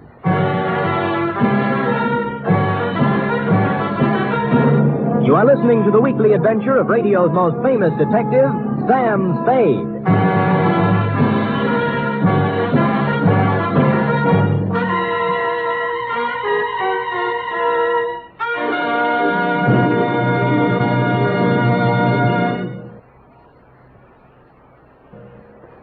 Act 2 of tonight's Sam Spade in just a moment. Meanwhile, here's news of other goings-on on NBC. There's no doubt about it, it's the big show. Not just any big show, but the big show. Brought to you every Sunday night over most of these NBC stations. An hour and a half of the very best in comedy, music, and drama. Your stars this Sunday on the big show include Fred Allen, Margaret Truman, Douglas Fairbanks, Danny Thomas, Mindy Carson, and many more. All presided over by the glamorous Tallulah. No wonder it's the big show. Saturday night on NBC means mystery with the man called X, a man without a name who travels the world over on missions of intrigue and peril. Herbert Marshall stars as the man called X tomorrow and every Saturday evening on NBC.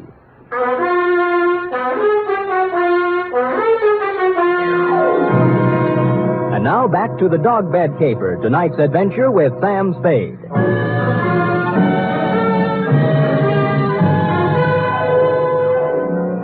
It took 3 bullets in the chest to finish off I.J. Barco. He'd apparently been standing there pouring a drink. Barco broke the bottle as he fell.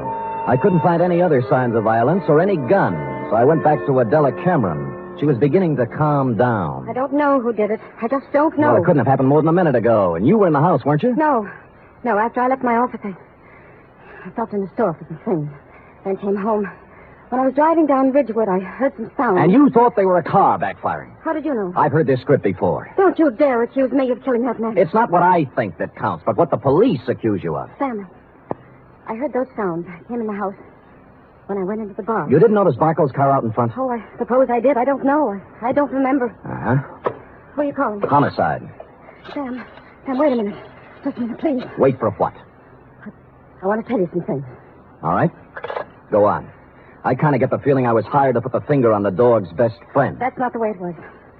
The last thing in the world I wanted was for him to be killed.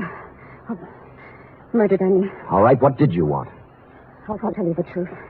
Why I really had you watching Barco. I'd be curious. We handled his investment account. My brother Gregory... We ran into each other. I heard.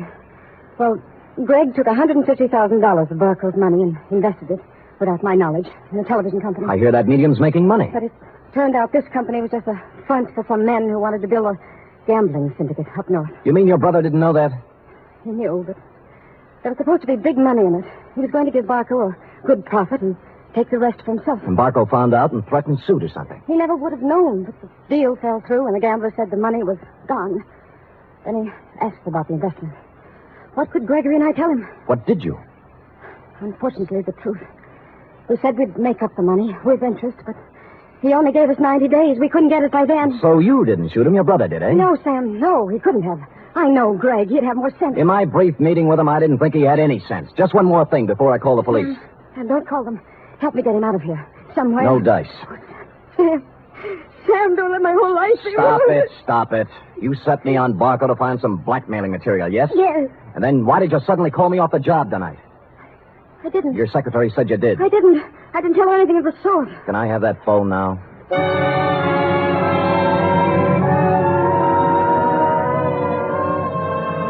So I called you, Dundee. Before you arrived, I looked through Barco's pockets for something to do and came up with a picture of him and a girl taken outside a marriage chapel in Las Vegas. The girl was Celeste, Cameron Incorporated's plushy secretary, several years younger and 2 shades less voluptuous. Her address, 627 Finley, was supplied by a now hysterical Adela Cameron.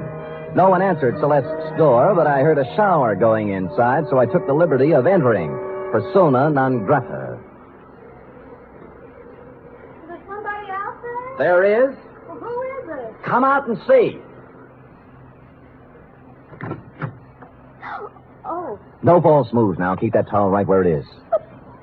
Am I doing here detective work? And I must say I've already found out a great deal. Well, Sam, I'll admit I did express some interest in you, but if you recall, I told you not tonight. It's my only night off. Sam, please leave. I don't want any difficult scenes. All right, we knock off the cute touches and get down to business. You were married to I.J. Barco, right or wrong? Wrong. Wrong, it's right. You were married in Las Vegas at the chapel of the Flamingo Hotel, the Tower. I was only married one day. My parents had it annulled. I was underage. Well, you don't have to worry about him anymore. He's dead. No. Shot 3 times at close range. Oh, no. In Adela Cameron's house. What? Not by you, of course. Although, on the other hand, as you would say, why not? I didn't do it, Sam. Suppose you spill. He wanted me to marry him again. Why? Well, I know all about the money the Camerons misused. he found out Greg and I were in love. I should have known. He said he'd forget about the entire $150,000 if I'd marry him for 6 years. $25,000 a year. That's a good price. How can you talk like that? Practice, I guess. So, Gregory had another good reason for killing him. He didn't, Sam. I know he didn't. Anything that would stand up in court? I don't think so. Suppose we say you called me off Barco's tail so Gregory could get at it. I didn't. I called you off because I was supposed to meet I.J.'s apartment tonight and give him his answer. I couldn't do it with you there. Flimsy, but it might hold. The truth. I was going to see him, but I changed my mind. Any particular reason? You saw him. Would he be the kind of man I'd marry? You did once. Well, it looks bad for Greg. Because someone at Cameron Incorporated knew Barco was going to be at Adela's house. Sam, will you do me a favor? Maybe. Give me an hour. Then I'll go wherever you want. I'll tell you anything you want to know. Why an hour? Because if I'm going to live with myself, there's something I have to do. Well? Please, Sam. If you do, I'll give you some information you might want. For example? There was someone at Cameron Incorporated who knew that Barco was going to Adela's house.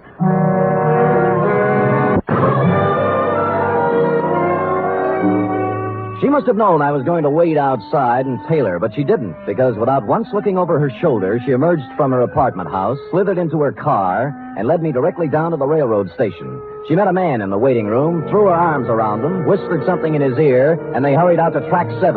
There was a transcontinental train getting up steam. She kissed him, and he climbed quickly up into a Pullman named Aurora Falls. And almost as quickly, I climbed in the other end. We met in the middle. What are you doing here? I came to take you off the train, Greg, before you made a big mistake and left town. Now, look here, Let's not Spade. go through the intercollegiate tough talk again. Are you coming off, or am I going to carry you off? You're going to carry me off?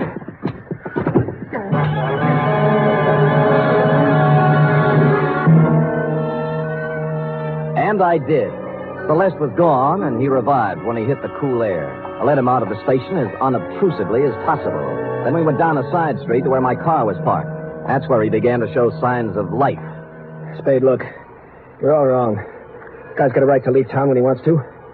I'm going to sue you from here to the city hall and back. Shut up and get in the car. Celeste just told me about Barco. You don't think I did that, do you? As I get it, you and Celeste were leaving town together, right? Yeah, she told me to go on and she'd come later. That was unwise of both of you. Come on, get in. Spade, I didn't kill Barco. Nobody said you did. Now, if you kindly get in the car and give me an address I want, and you know, we'll go see who did kill I.J. Barco.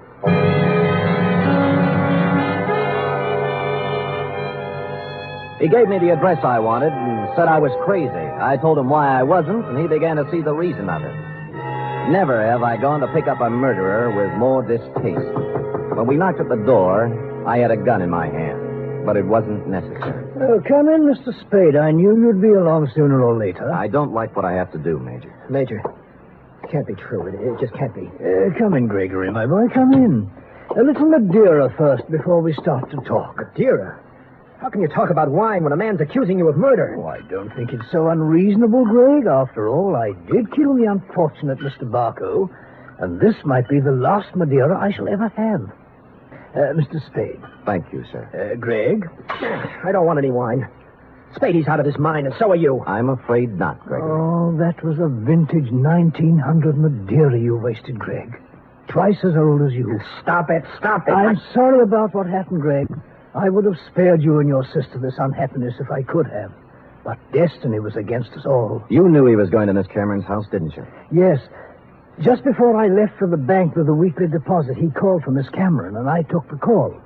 I told him she was gone, and he said he was going to her house. It was to be an ultimatum. The money in 24 hours or exposure. But you didn't have to... Kill him? Certainly not. It was a crime of passion. I take the weekly deposit to the bank every Friday, and I always carry a gun. Silly me carrying a gun. Never had to use it, but the bonding company requires I carry it. Well, I went directly from the bank to Miss Cameron's house. I wanted to help her face Barco. Was she there? Oh, no, Mr. Spade. She'd apparently stopped downtown to do some shopping. So I faced Barco alone. I asked him point blank to give these young people more time, but he just laughed at me. He said the only time they'd get would be in jail, so... It happened. Well, I hadn't intended to, but I became angry. Suddenly found the gun in my hand, and the thought crossed my mind, my life is just about over, and yours, Greg, is just beginning. It was easier to pull the trigger than I would have realized. Oh, Lord. More Madeira, Mr. Spade? Thank you, Major, but no. Well, allow me to present the bottle to you as a gift. I'll get my hat and coat. Greg, my boy, I'm sorry. You're sorry. Major, I wish I'd never been born.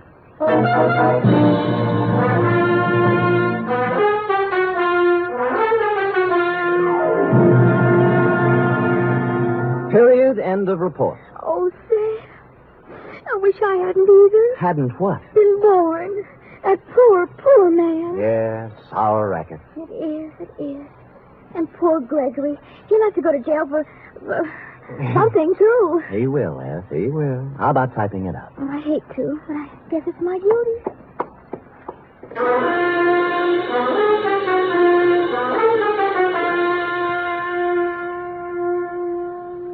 Three chimes mean good times on NBC. There's no cover charge at Duffy's Tavern. Just keep your dial on this NBC station this evening as Archie the Manager, played by Ed Gardner, and his remarkable friends serve up another Blue Plate special of grilled English language, fresh laughs, and whimsy a la mode. Another Friday fun favorite is The Delightful Life of Riley, starring William Bendix as the beleaguered Chester A. Riley.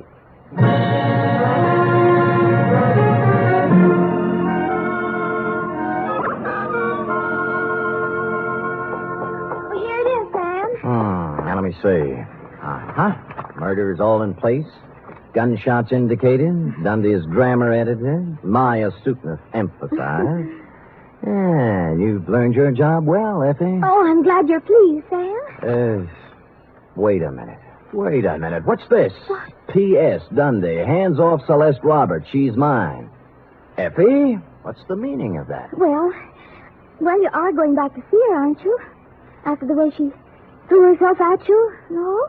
Do you think she's my type of woman? Oh, Sam, I think every woman's your type. Every woman but me. Now, Effie, come here.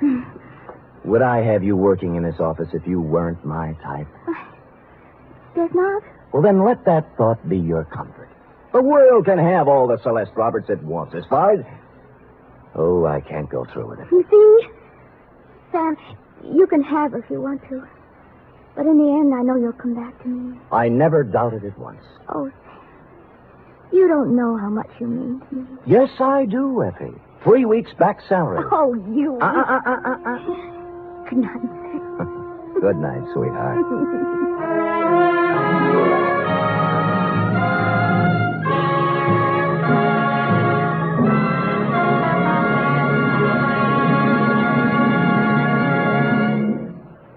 The National Broadcasting Company presents The Adventures of Sam Spade, Detective.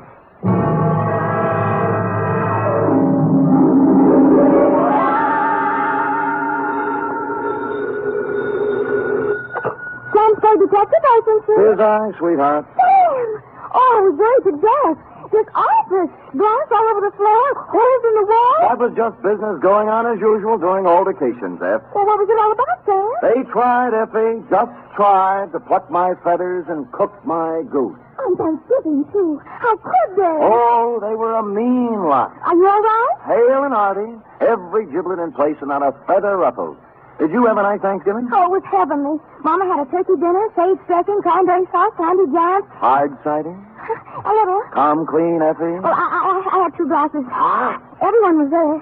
Cousin Gertie, Dwight, Mrs. Floss. I was disappointed when you didn't show up, Sam. Did you have Thanksgiving dinner? Sure. Sam? At the Helping Hand Rescue Mission, where there's plenty of free parking and never a cover charge. For further details, consult the report, which I will presently be down to dictate on a tasty chronicle of foul play. The Terrified Turkey Caper.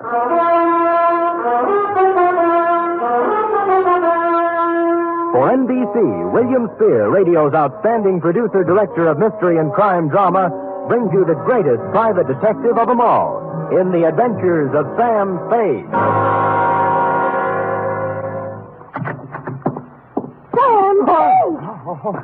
Oh, you were waiting for me. Having Thanksgiving dinner at a rescue mission, and Mama cooked it perfectly wonderful. Thank your mother for me, F. Tell her I'll be over to break wishbones with her tonight. And to atone for my social indifferences, here's a little something I brought for you. Oh, Sam! You shouldn't have. It's beautiful. What is it? A blunderbuss. A blunder what? Bus, as in step to the rear of. Oh. Well, what does it do? Shoots, F. It's a gun. Our founding fathers used it in foraging for feathered food when they settled this abundant continent. And it's mine. To do with what you will. Where'd you get it? Pencil boy? Yes, Sam. Who gave it to Pad me? open? Oh, yes, but I don't know. Knees crossed? Did you mean the founding fathers? Don't peek. Date, November 24th, 1952. Detective Lieutenant I.C. Kelsey, Homicide Detail, San Francisco Police. From Samuel Spade, license number 137596. Subject, Turkey. Dear Kelsey, this was a big week for the cranberry pickers, the butchers, the sage makers, and the stomach pill people. But for private detectives, it was strictly from hunger. My office door opened only twice a day, once to let me in and once to let me out. And when on Wednesday I heard a knock on the door, I went into a paroxysm of delight. Come in! Come in! Come in! Entrez-vous! Entrez-vous! Arise! When I ran out of languages, I got up from behind the desk, walked to the door, and opened it. Standing there was a small, middle-aged man with a pink, bald head. His blue serge suit needed pressing, and he was nervously fingering a strawberry birthmark under his left ear. Mr. Samuel Spade? I am. May I have a moment with You may have several, but not in the corridor. It's not in my lease. Oh, I'll come in. Good. Well? Well, you'll have to excuse me, Mr. Spade. I've had so few dealings with private detectives. I find it hard to begin. Well. Perhaps I shouldn't have come at all. Goodbye. No, wait a minute. Maybe I can help you. Well, you see, Oh, what's the use? You won't believe me. Nobody does. I'd really better... Oh, now, wait. I'll believe you. All I ask is a chance. Now, let's start with your name. Oh, what, my name? Yes. Yes, my name. To begin with, you won't believe that. Oh, but I can verify it. Yes, I can. It's on the registration book of the old Colony Hotel, in the 1943 phone book, and on my old driver's license. Well, I'll have to know it before I can verify it. Yes, of course you will. It's Tom. Well, now that's not so hard to believe. Oh, you haven't heard the rest of it. It's Tom Turkey. You see, I told you wouldn't believe it. I'd better go. No, now, let me be the first to believe you. Now, Mr. Tom, what's your problem? Oh, dear, that's even harder to explain. Well, now that I don't believe. But take a breath and jump into it. Yes. My name's Tom Turkey, and they're going to kill me for Thanksgiving.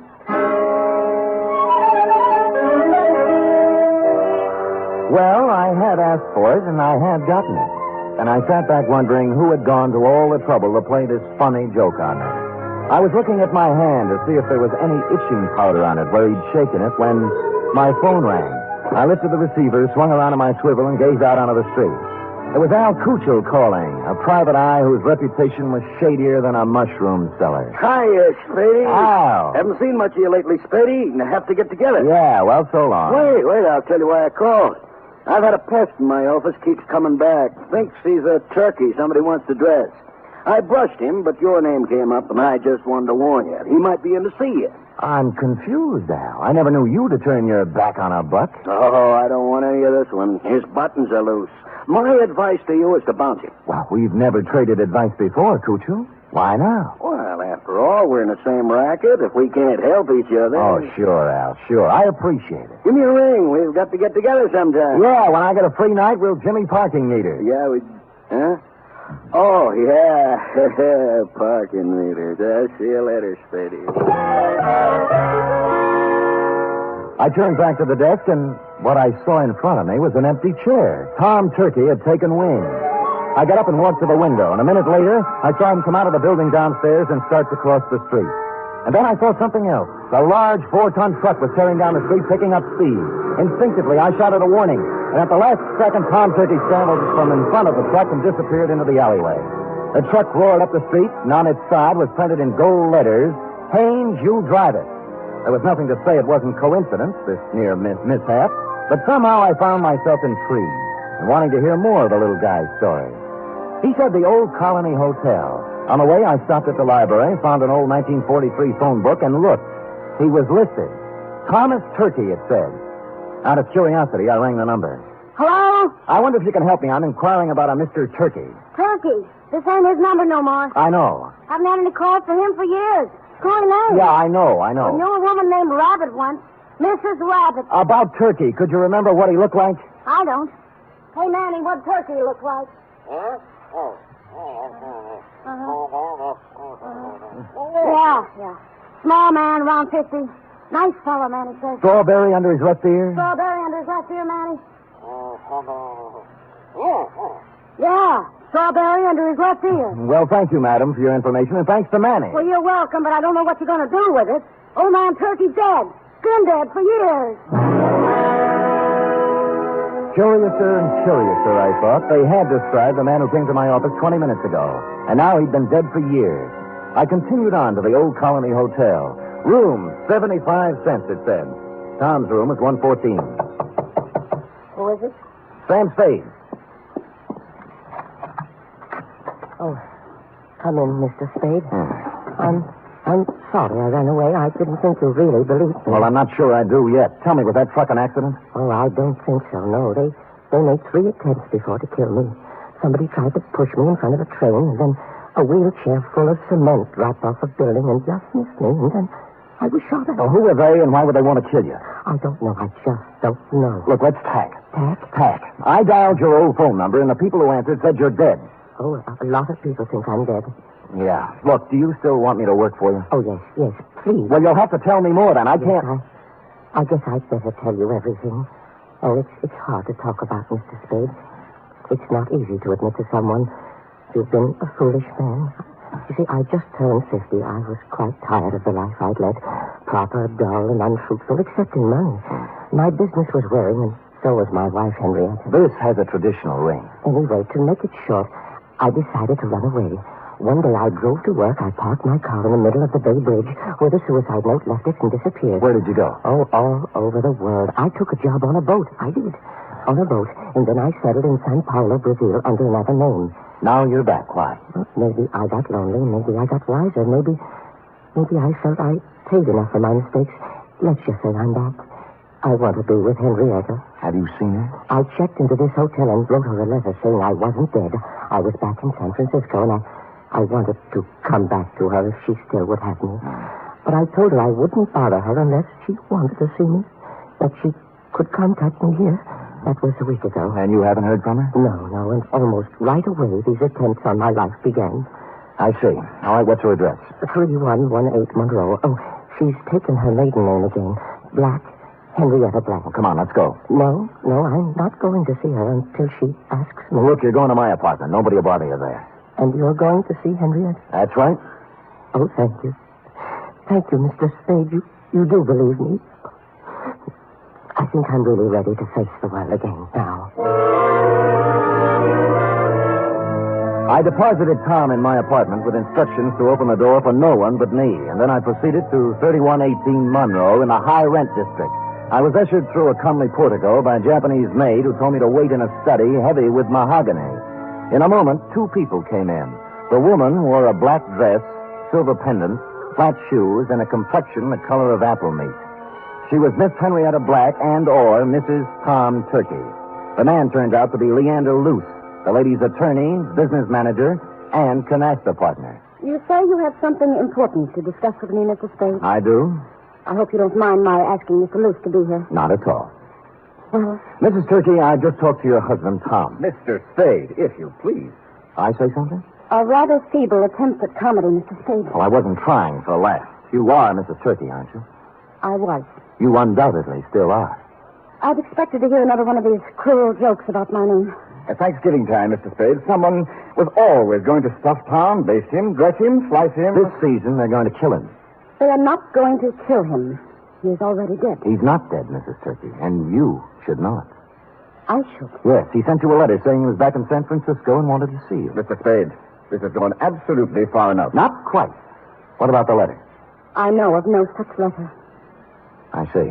Well, thank you for your time. I'm sorry I bothered you. Oh, you used bad judgment in coming in the first place. Yes, maybe you're right.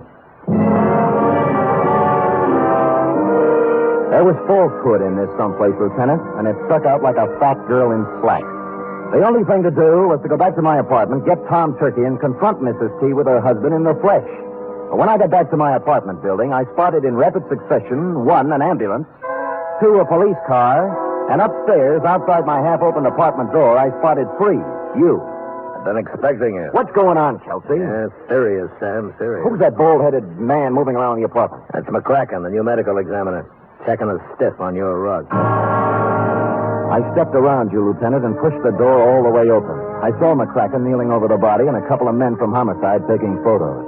I moved into the room feeling nothing good. A little guy had given me a job, and while I was yakking with his wife, somebody got to him. And in my apartment, where I'd stashed him. McCracken stood up, and I looked down at the body. Then I looked again. Who I saw wasn't Tom Turkey at all. It was the late private eye, Al Kuchel.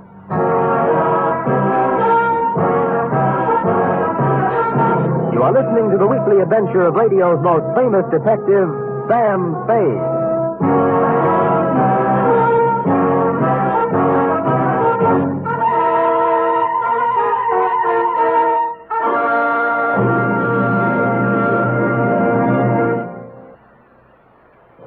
You Friday fans of Sam Spade, there's mystery on Saturday evening, too, on NBC.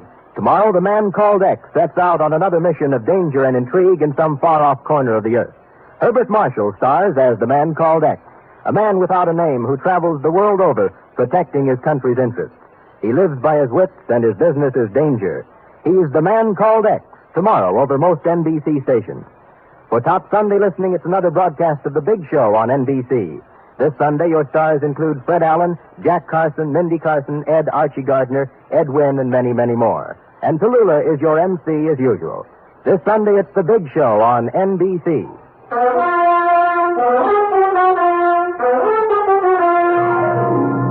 And now back to the terrified turkey caper, tonight's adventure with Sam Spade.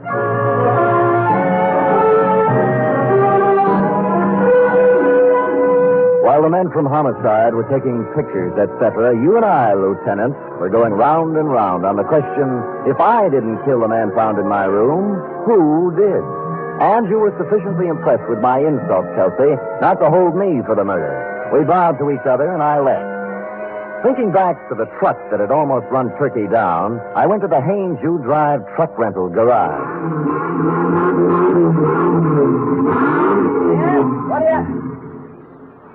What do you want? I'm a detective. Could you give me a list of names for everybody who rented a truck from you during the past few days? Sure. He handed me a big registration book, and I read every name for the past week. For the first 5 days, they all seemed to be nice, normal, abnormal names. And then, under the rentals for the day before, was the name of John Smith. John had given his address as 7200 Kearney. And I happen to know that Kearney only goes up to 2000. The dispatcher said that Smith had returned the truck about 3 hours before, and he remembered him as an ugly, heavy-set, and rough-voiced character who looked like an ex-longshoreman. They had already washed the truck, so the fingerprints were all loused up.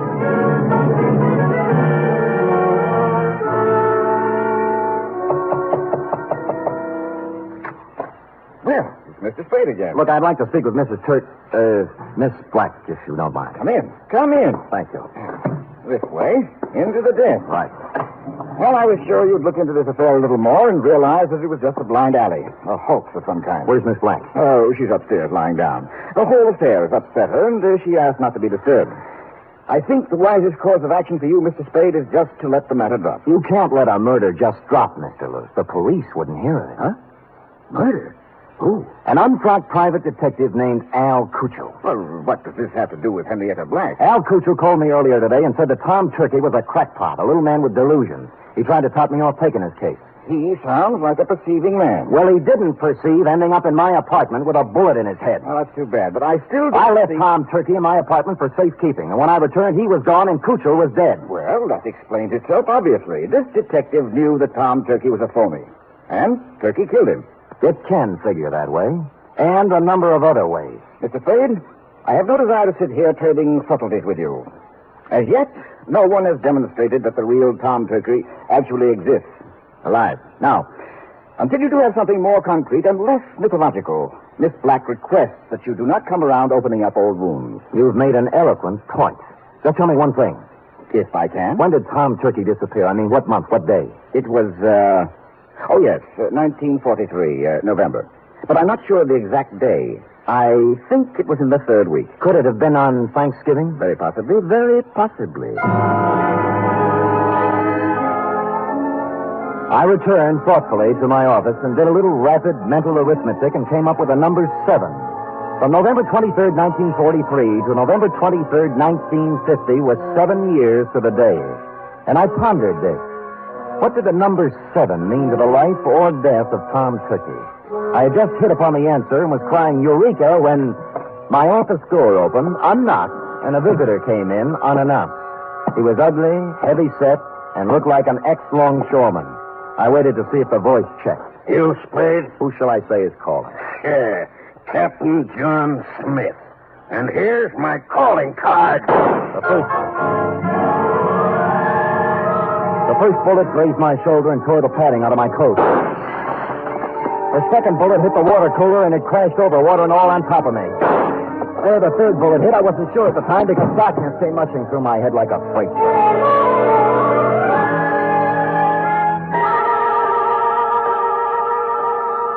When I opened my eyes again, I expected to see St. Peter checking my ID card. But all I saw were the dust balls under my desk and a fly bathing himself in a pool of water spreading slowly over the floor. There was blood on my hand, but it came from a glass cut. I was in shambles, but alive. Captain John Smith had shoved off, obviously thinking his bullets had done their work.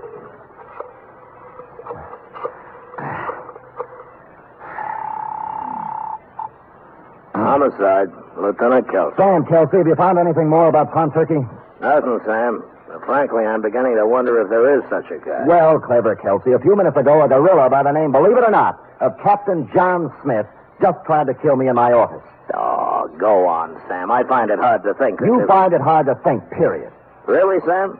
Did you get him? No, but my office is a wreck, and there's a hole blasted in my wall big enough to put a basketball in. Well, what did he use, a bazooka? I figured dum-dum bullets. Dum-dum? Well, that's illegal, ain't it? Kelsey, doesn't it strike you as significant that every attempt on Turkey's life has been vicious, as if someone not only wanted to kill him, but also mutilate him? Yeah, now that you mention it.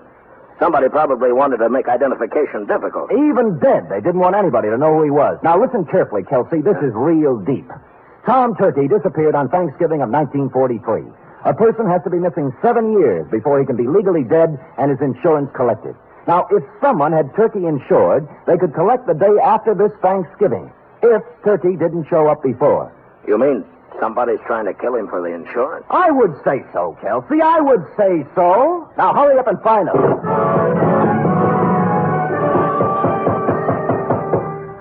When I put down the phone, I heard a heavy pounding. For a minute, I thought it was in my head, until I turned to face the door, and standing there was a small pilgrim with bandy legs in black stockings, pantaloons, white-collared coat, and stovepipe hat. Hey, Hallelujah. He wore silver buckles, and what he was pounding on the floor was an 18th century blunderbuss. Hallelujah.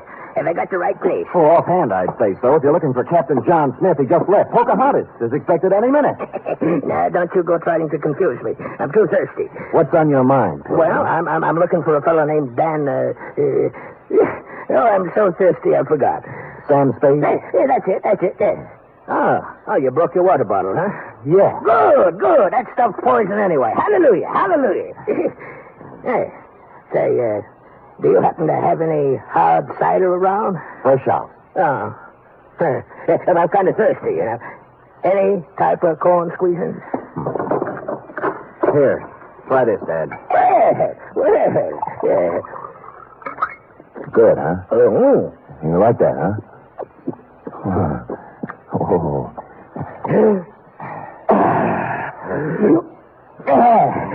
Follow me. But before we go, do you suppose we could have a little something for the road? It's bitter cold. I gave him a little, but not too much, because I didn't want him to lose his way. He walked me right down Market Street so he could look in the liquor store windows. He said it gave him a comfortable feeling to know there was so much good in the world. And then we trained right a few blocks until we came to the Helping Hand mission. Across its gray front, a banner promised special holiday food and comfort to the unfortunate.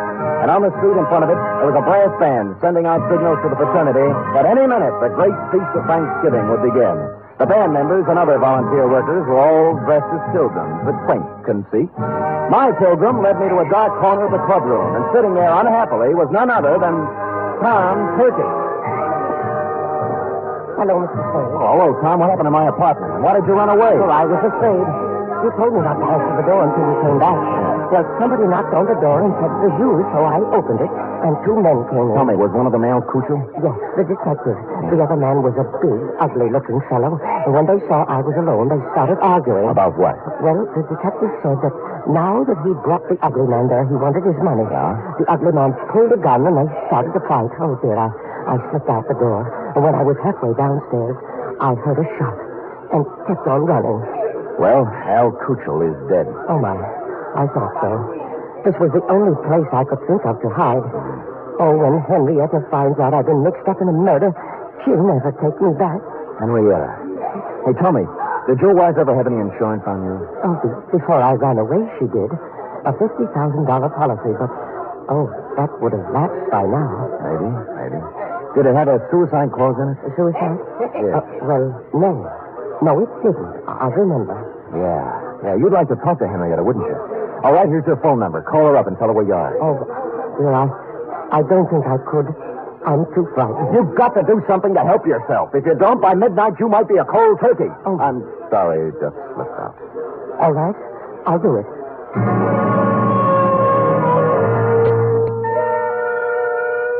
Well, he went and made the call. When he returned, he said that a man had answered who said Henrietta would come down and pick Tom up. He didn't want to wait, but I sat on him. The pilgrim brought us a dish of turkey dinner, saying he couldn't stand food himself, and we munched a spell. In a little while, a limousine pulled up in front of the mission with someone in back whom I couldn't see. The chauffeur stepped out and came in inquiring for Tom Turkey. It was Captain John Smith himself. When he saw me, a look of shocked surprise came over his unhandsome face. Hoping to catch him off balance, I drove at him. It was the liveliest thing that has happened at the Helping Hand mission in years, and we had a good house, too. Money was even changing hands. When I heard the odds starting to go against me, I realized I'd better come up with something. Use this, partner. And I did. The bandy-legged pilgrim shoved his blunderbuss right in my hand. And I swung. Smith dropped like pheasant on the wing. I looked up. The passenger from the limousine was just coming in. What's the meaning of this? It means, Leander Luce, that you're not going to carve Tom Turkey up for your Thanksgiving insurance policy. Hallelujah. Drumstick, anyone?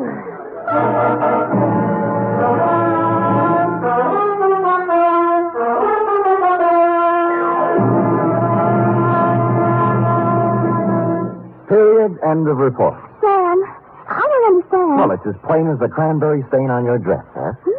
Luce, as Henrietta's business manager, had her power of attorney. And secretly, he kept making the payments on Tom Turkey's insurance policy. Oh, and then he'd collect for Henrietta and keep the money himself. Effie, sometimes your lightning mind frightens me.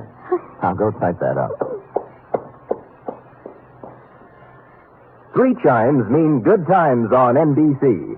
There's fun and laughs with the chimes later tonight when Ed Gardner stars in Duffy's Tavern. As usual, Duffy won't be there, but Archie the manager will definitely be on hand to serve his blue plate special of grilled English language. This Sunday, the big show comes your way again. Tallulah will be your hostess, and the stars include Fred Allen, Jack Carson, Ed Wynn, Meredith Wilson, and many, many more. It's the big show, Sunday, on NBC.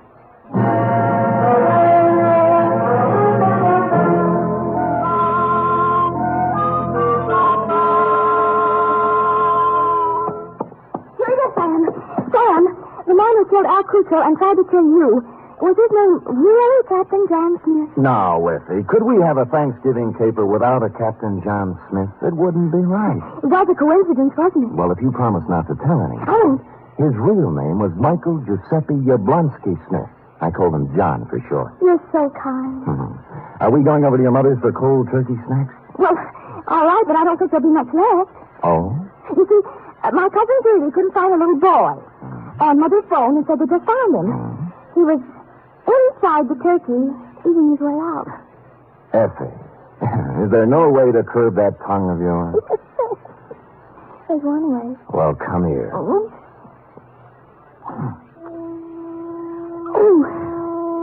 good night, Sam. Good night, sweetheart.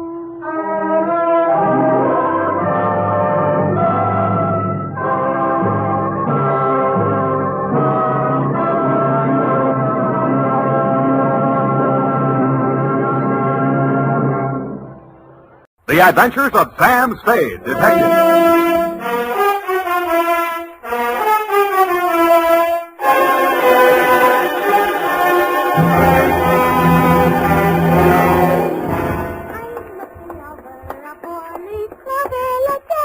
Very funny. Certainly took you long enough. Oh, thank you, Sam. Well, do you like them? My girls?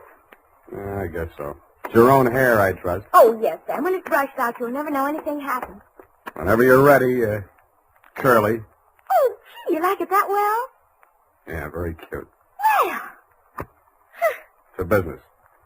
To Detective Lieutenant Dundee, Homicide Detail, San Francisco Police, from Samuel Spade, license number 137596, subject, a bouncing Betty caper. Here, Dundee. It all began on a Wednesday. My secretary, Miss Effie Perrine, tiptoed into my office and laid an engraved calling card on the desk in front of me. The name on it was Randall Carruthers. She said he looked like money, so I said show her in. Or him in. She did. Good morning, sir. Do you wish the morning paper? Thanks, I've read it. Dear me. What's the matter? This ashtray, sir. Have you a silent butler? I don't even have a noisy one. Oh. In all my years of service, it has been my constant endeavor to keep things neat and tidy, down to the smallest details. I see. Well, if it bothers you, just dump those butts into the wastebasket. Very well, sir.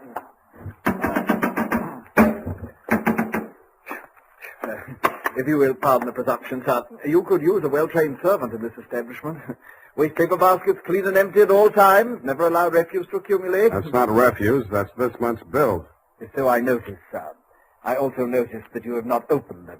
From this I conclude that your services are immediately available. Yeah, and I conclude that in spite of your glad rags and fancy handle, you are somebody's butler. Oh, that is correct, sir.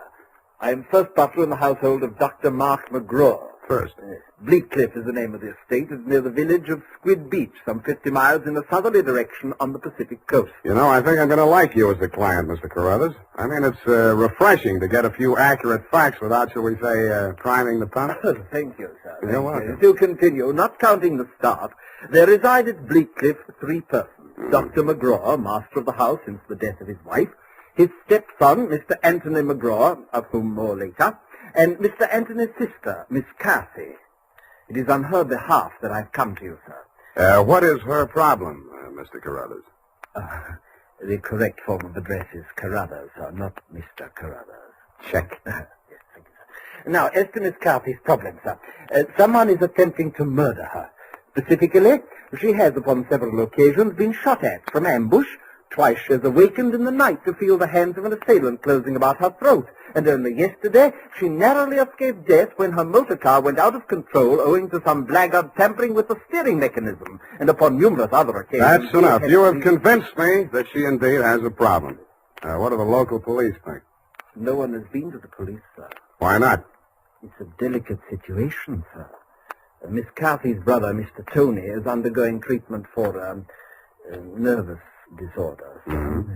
The family did not wish to place him in an institution, and since Dr. McGraw, his stepfather, is a psychiatrist, he is allowed to remain at home. I see. He's flipped. Where do I fit in, Carruthers? Well, sir, if a reputable gentleman such as yourself were to come to Bleakcliff and witness these persistent attempts upon that girl's life, perhaps they could be forced to put the boy away where he belongs. It's possible. I'm willing to try. For money. Oh, splendid, sir, splendid. I took the liberty of drawing in your favor a draft upon the First National Bank of Squid Bay, 1 week's remuneration in advance of your services to the Bleakcliff estate in the capacity of chauffeur. Chauffeur? Yes, sir. I thought that might be a capital disguise. Have you a better suggestion, sir? Well, no, that's okay. This check. Yes, sir. $200. It's a pretty big weekly salary for a chauffeur, isn't it? Well, you will be allowed to shop for the vegetables, sir. Your cut has been added in.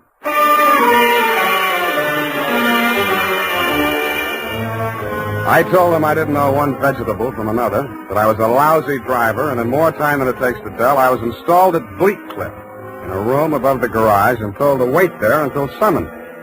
I put on my pearl gray uniform with the brass buttons and leather puttees, looked in the mirror, and decided I had missed my calling, but not by much. Nothing happened for nearly an hour, and then I got my first buzz. Yeah, I mean, garage. Lift the car quickly. The main entrance. Keep your motor running. I want it locked in the living room and it's breaking out. Okay. Yes, miss.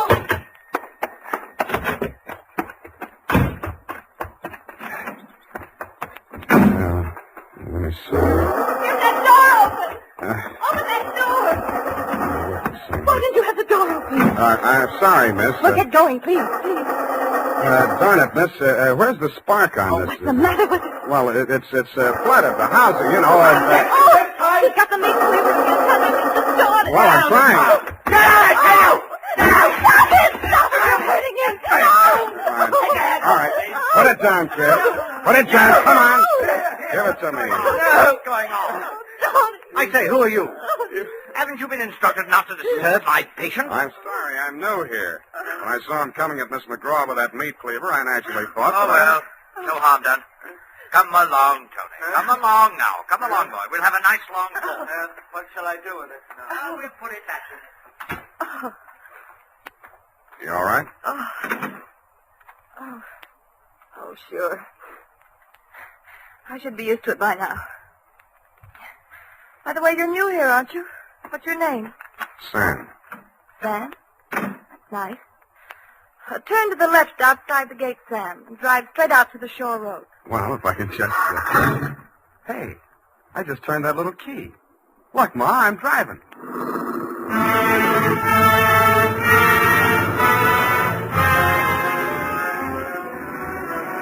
I adjusted the rear view mirror so that it showed more of her and less of the rear view. A mile from the house, she ordered me to stop, moved up to the front seat with me, and asked me to drive on. By the time we got to the shore road, she was driving, and I was resting my head on her shoulder. Where are we going? I've got a little hideaway down the coast, right on the beach, at the foot of a tall cliff. There's a fireplace, a little bar, some records. Got some bop? It's wonderful there with the surf pounding outside, hidden away from the world. You feel so safe. Don't stop. You'll like it there. You feel as if there's no one else on earth. Time standing still. If I could just be sure that Mother wouldn't worry about me. You're impossible. Okay, Kathy, I'll be serious. What's with that brother of yours? Tony? I'd rather not talk about that if you don't mind. Well, maybe I can talk about your stepfather. I really should know what kind of a man my boss is. I go for these drives to forget all that. Please don't spoil it for me. Okay, Kathy, okay. Please. The sharp turn into this driveway. Now, we get out here. Yes, ma'am. Down this path. Uh-oh. What's the matter? You afraid of high places? Yeah, you just pushed me off of one. Oh, Sam, don't be like that. You're pouting like a little boy. Come on, I want to show you my little house. What's so special about your little house?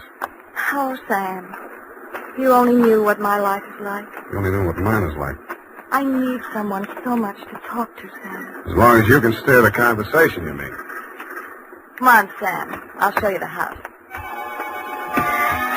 The path led to a flight of wooden steps that clung to the face of a sheer cliff. There was something like the stairs you find yourself falling down in nightmares. They dropped maybe 200 feet to a crescent of white sand. Watch out for that one stair that's broken. Yeah. You have to make your dream house this hard to get to? Because of Tony. He has vertigo. What? When we were kids, he used to chase me, and I'd run down here, and he was scared to follow me. Afraid of heights. He still is. Well, you light us a fire, Sam. The wood's there in the box. I'll go make us a drink. Fire? Who needs a fire? I'm hot. What'd you do before you took up driving? Oh, I was a private eye for a while. Oh, how exciting. Nah, it's a sour racket. Tell me about it. Nah. Let's talk about you. Here's your drink. Thanks. Well, what do you want to know about me? Oh, me? Come here.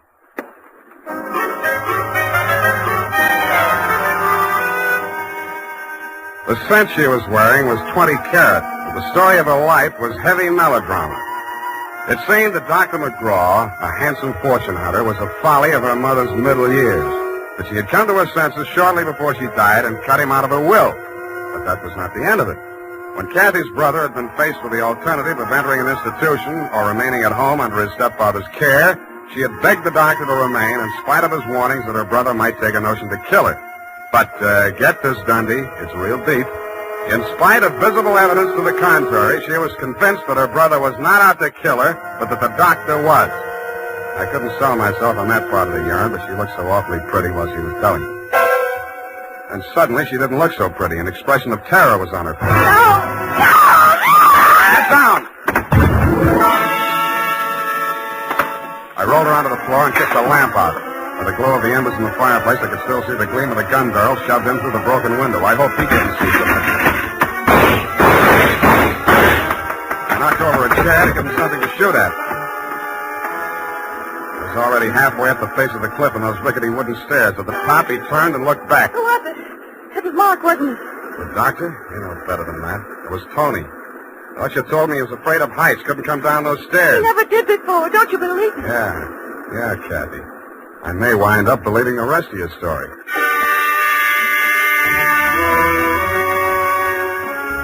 I took Kathy back to Bleak Cliff and stashed her in my quarters over the garage. Then I went into the main house via the back stairs, found her room, and shook it down. In a cabinet, a bunch of war souvenirs, German helmets, grenades, rifles, and other lethal gadgets. In a desk drawer, I found a letter headed U.S. Army, Office of the Surgeon General. It certified that one Anthony McGraw was unfit for military service. Vertigo. Origin, childhood injury to middle ear. Downstairs in the library, I found a shelf of medical books. Vertigo. Vertigo was almost incurable, and there was certainly no quick cure. But some patients had lost their symptoms temporarily under hypnotism. Then it said, see narcosynthesis. I did.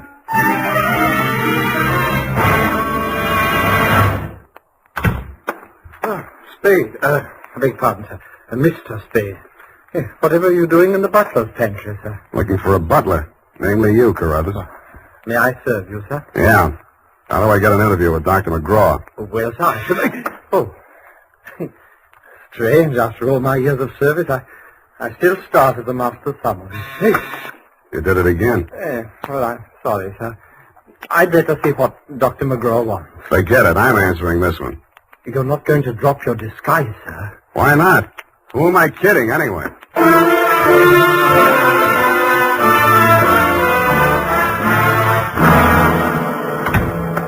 You rang, Dr. McGraw? Huh? Oh, I didn't ring for you. I rang for Carruthers. I ordered him to tidy up my office while I was at dinner. And look at it. Looks neat as a pin to me, Doctor. Oh, yeah, sure new here. Chauffeur, eh? I'm only wearing his uniform. Here's my card. Oh, detective, eh? That's right, Doctor, and this one's just about ready to wrap up. Well, you interest me. Go on. I will. I think you've been trying to use that boy as a murder weapon against his sister. Oh, and you call yourself a detective? If you can call yourself a doctor, I guess I can. You've been treating him with narcosynthesis, haven't you? Yes, right. Hypnotic drug. While he's under it, you brief him on his activities for the day, and he follows through, including assaults with deadly weapons. That would be possible with certain very suggestible patients, but I'm afraid impossible to prove. I think I can prove it, Doctor. You shouldn't leave your textbooks lying around loose. I found out the only way Tony could have walked down that stairway to Kathy's beach house without falling would be temporary relief of his symptoms due to hypnotic suggestion. Unquote. I see. What do you intend to do about this theory of yours? What do you suggest? You see this row of buzzers here on my desk? Mm-hmm. This one is for my secretary. This is to summon Carruthers, and when I press this buzzer, two of the most hideous plug uglies you've ever seen will rush into this office, beat you to a pulp, and dump you outside the front gate. That's what I think of your theory. Buzz away, Doctor. I think I like them better than I do you. As you wish.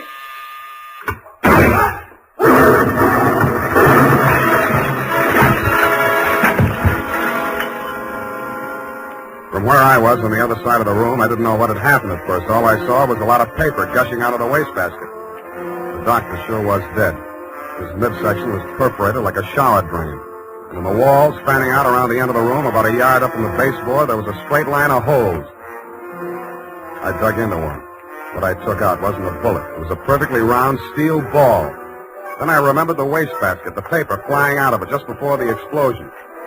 In the bottom of it, I found the answer. The base of a steel mechanism with German lettering on it. It was a wartime anti-personnel mine that the GIs called the Bouncing Betty.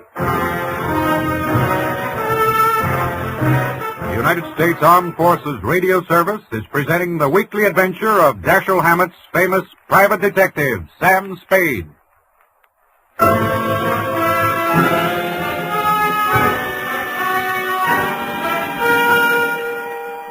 I didn't wait for the Squid Beach law to arrive. Who could?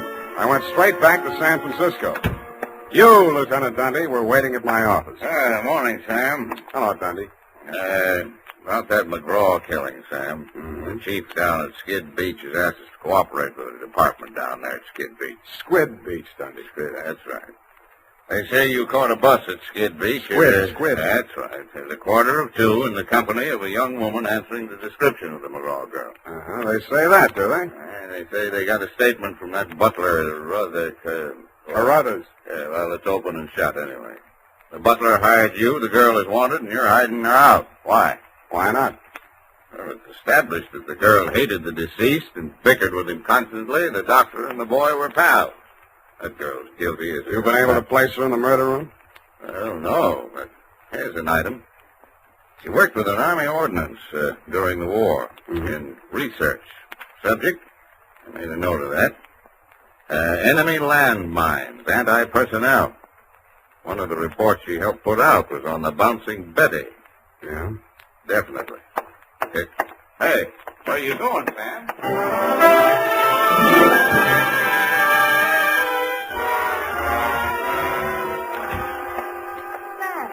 Sam, it's been so lonesome cooped up here all day. Why didn't you tell me you were with Army ordnance during the war? I don't know. I suppose I thought it was unfeminine or something. Try again. All right, I'll tell you the truth. I had a copy of that report with instructions for the operation of the Bouncing Betty in the desk in my room. What the devil are you doing with a thing like that? I don't know. I was proud of it. It was the only report I worked on with the general. Should have got rid of it. I did. I burned it in the fireplace as soon as I learned what had killed him. You didn't burn it good enough. Sam, they found it. Yeah. Have they arrested Tony? Not yet, but he's definitely sane. He'll have to take a rap for anything he's done. I see. Well, I guess there's no other way. Tony didn't do it, Sam. I did. I want to make a confession. Not to me, please. Not to me. After what happened down at the beach when I knew I was no longer safe anywhere, I realized I had to do it. For Tony's sake as well as mine. When we arrived back at the house, I looked into the dining room and I saw Dr. McGraw eating dinner. I knew it was my chance to get into his office. Yeah? Then what? Well, the bouncing Betty was in my room. There was some wire in the tool chest, and I knew that Carruthers always went to tidy up while the doctor was at dinner. So I waited until I saw him come out, and then I went in. And I looked around for a place to plant it, out of sight. Then I saw the wastebasket full of papers. It was the perfect hiding place. The whole thing didn't take more than 5 minutes. Well, say something. I guess I don't know what to say. Go on, say you hate me. Say it. I don't. Wish I did. Oh, Sam. Help me. Help me. I'm sorry, baby. I am sorry.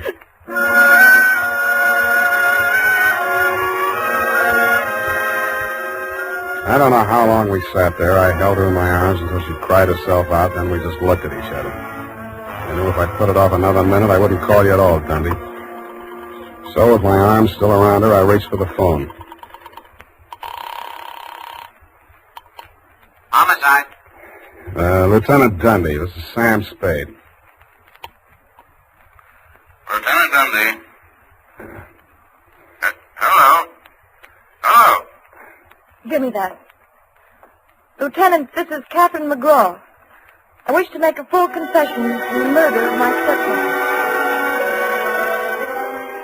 I walked out while she was still talking to you, Dundee. I knew she'd wait for you, and I didn't want to be there when you took her away.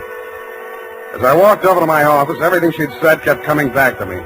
I could see her sneaking into her brother's room and getting her contraption out of the cabinet. I could see her hiding behind the door until Carruthers came out after tidying up McGraw's office, dumping ashtrays, emptying wastebaskets. And that's as far as I got. I went back to my office to wait. And sure enough, 20 minutes after the papers hit the streets with Kathy's confession, the door opened and he came in. Well, sir, I believe it's turning a bit raw out of doors. Gardner was saying only this morning that we should order out some shrouds for the set he goes to see you after. Am I discommoding you, sir? No, Carruthers, I've been waiting for you. With your permission, sir. The ashtray? Just dump it in the wastebasket. Yeah, I am gratified to note that your secretary has been looking after things and has emptied your waste paper basket. This is right and proper. Quite. Yes, sir. And, speaking of waste paper baskets... Allow me, Carruthers. You've come to apprise me of your part in the death of the late Dr. McGraw. Am I in error? You've already divined my purpose, sir. Yes, it was I who placed that infernal machine. In the wastebasket, Carruthers, yes, I know. It struck me as a bit of poetic justice that the buzzer, which that dreadful man used as a symbol of his despotism, should be the instrument of his own destruction. I'm sorry, Carruthers. I'll do all I can. No need, sir. No need. I'm aware that there is no final justification for taking the law into one's own hands. Every man is entitled to trial by jury of his peers. But where, Mr. Spade, where could be found 12 good men and true who would allow themselves to be called the peer of that monster, Dr. McGraw?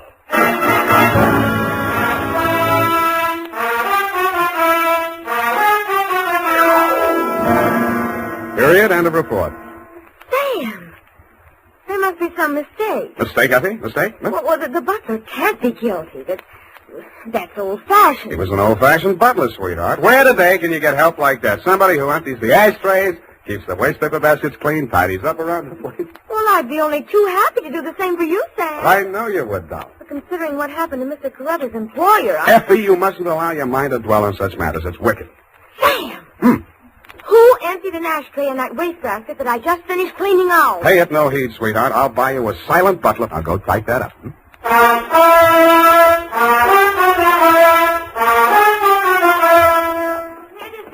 I hope I haven't made any mistakes. I'm in such a hurry. Whatever did you do to your hair? Well, I brushed it out, Sam. What happened to the pin curls? I told you, Sam, when it was brushed out, it wouldn't be noticeable.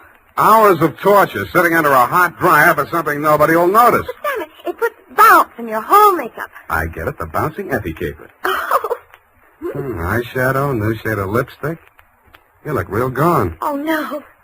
Whom is it tonight? Well, it's his friend of Maud, Sam. Of course, she's not really serious about him, so it's all right. Your conscience bothering you? Oh, no, Sam, no. He's definitely not serious about her. I mean, Well, have fun, sweetheart, while Maud burns. Oh, well, she won't. And I suppose you'll be seeing that girl, what's her name? Oh, yes, Kathy. Well, at least, F, I'm not playing in someone else's garden. No. Well, have fun anyway. Good night, Sam. Good night, sweetheart.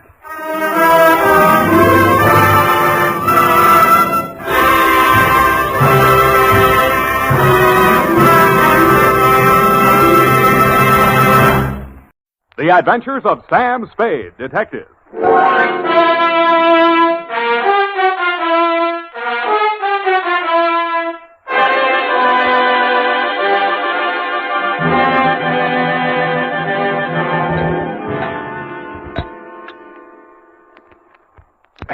To Thelma Darling. Last name, Sam. Roger. Thelma. Roger. Darling! I only asked, Sam. Let's get on with it. Yes, Sam, I'm sorry. From Samuel Spade, license number 1375596. Subject? Subject, the Quarter Eagle caper. Dear Thelma Darling. Sam, Yes, F? isn't that redundant? Again? The salutation, Sam. Shouldn't it be Dear Thelma or Thelma Darling? But not both? Now, get this, F. It's real deep. Her name is Thelma Darling. I have that, dear. Thelma Roger. Darling, it's a name. Her father was a darling before her. Oh, really, Sam? Can't you take a joke? On the egg type, you should paste the label, grade AA, fresh. Dear Thelma Darling, I'm stubborn. Not all of this will be news to you. The part that is will be bad news. The start of it was not a quarter eagle, but a bald eagle. He swooped in through the door of my office, landed in front of my desk, perched on the edge of a chair, and said... My name is Eagle, Mr. Spade. Junius J. Eagle. My card. Eagle Vending Machine Company. And they call me the Gumball King. I'm proud of it. Care to join me in a ball, sir? Not while I'm on duty. Ah, that's very good. Our new avocado flavor. Yes, I've kept the Bay Area chewing for 20 years. And I will not be swerved from my purpose. Bully. I intend to fight them tooth and nail. Hammer and tongs. To the last ditch. Bravo. But I'll need help. That's why I've come to you. My competitors, Mr. Spade, are leaving no stone unturned in their contemptible campaign to drive me out of business. Now they've resorted to outright sabotage. In short, they have hired hoodlums to destroy my gumball machines. They've already smashed 11. And they won't be content until they've demolished my entire equipment. Sounds like a police case to me, Mr. Eagle. Well, I've been to the police. No, they don't understand my problem. Gave me a lot of double talk about juvenile delinquents. Ha, my foot. Cutthroat competition. You're sure of that? Well, what would you think?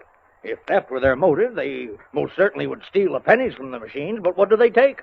My gumballs. And why do they do that? I'll buy it. Oh, by all means. Oh, here, try this. It's our bestseller in Chinatown. We call it Subgum. Better not. I have to drive later. Now, I had the foresight to buy up a 3-year supply of chewing gum at non-inflation prices. So I see. Well, you can see with what thoroughness they encompass my ruination. They are not only smashing my machines, they're making off with my gum. And you want me to try and stop them? No, I do not. No. I want you to catch them in the act and find out who is paying them. Well, okay, Mr. Eagle. I'll see what I can do. Good. Now, in this envelope is a list of my machines and their exact locations, together with a check for your retainer. Thank you, Mr. Eagle. I'll keep in touch with you. Mr. Eagle, I meant to ask you, how many of these gum machines do you operate here in town? 300. And guard them well. 300? 300 nuts. 300 nuts, Sam? No, 300 gums. Gumball machines. Sam, isn't it wonderful you took this job? I mean, because of my penny card. I'm sorry if I wasn't listening. My penny card, Sam. My new one, that is. I've already completed my Lincoln series, and now I'm collecting Indian heads. Scalps? No, Sam, pennies. You see, this is the card, and these little slots you see right there, that's where you put the pennies. And they're classified according to the date and the mint where they're manufactured. Now, you see, Sam, see where the little S is on these? Now, that's for the San Francisco mint. And the D, that's for Denver. Figures. And the ones with nothing, that's for Washington, D.C. Yeah, well, it's a very nice hobby. Pardon me. 300 gumball machines. You see, that's what I had in mind, Sam. All those pennies. Indian head pennies are scarce, Sam. You have to go through a lot of pennies to find even one. Honestly, sometimes when I go past one of those penny machines, that's all I can... Oh. F, this is all right between you and me, but don't ever mention your hobby to Mr. Eagle. No, I won't. Riddle me this, sweetheart. How does one detective guard 300 gumball machines scattered all over the city? Well, if they're going to smash all of them, you could just pick out one in the middle and somewhere and wait. No good. If it's an organized plan of sabotage, there might be some pattern. You seem to have given this some thought, though, Effie. How would you pick them? In the busy places where they'd have more pennies. But they're not after the pennies. They take the gum. Well, then maybe the quiet sections where they don't sell much gum. Well, they've knocked over 11 so far, here, there, and everywhere. Busy spots, dead spots. No pattern at all. You know, Effie, maybe I've bitten off more than I can chew.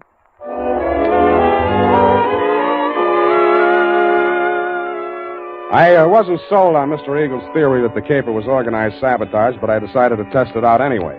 I learned the operation did follow a pattern, unless it was coincidence that the 11 machines knocked over the previous night were the same 11 machines that had been refilled that afternoon.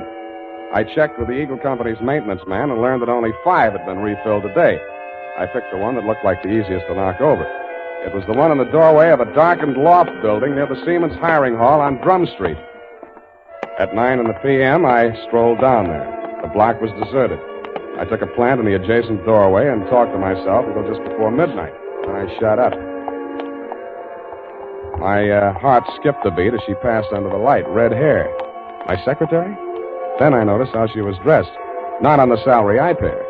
She paused before the gum machine, opened a large handbag, stripped off her long black gloves, dropped them in her purse, and took out a small Boy Scout-type hatchet.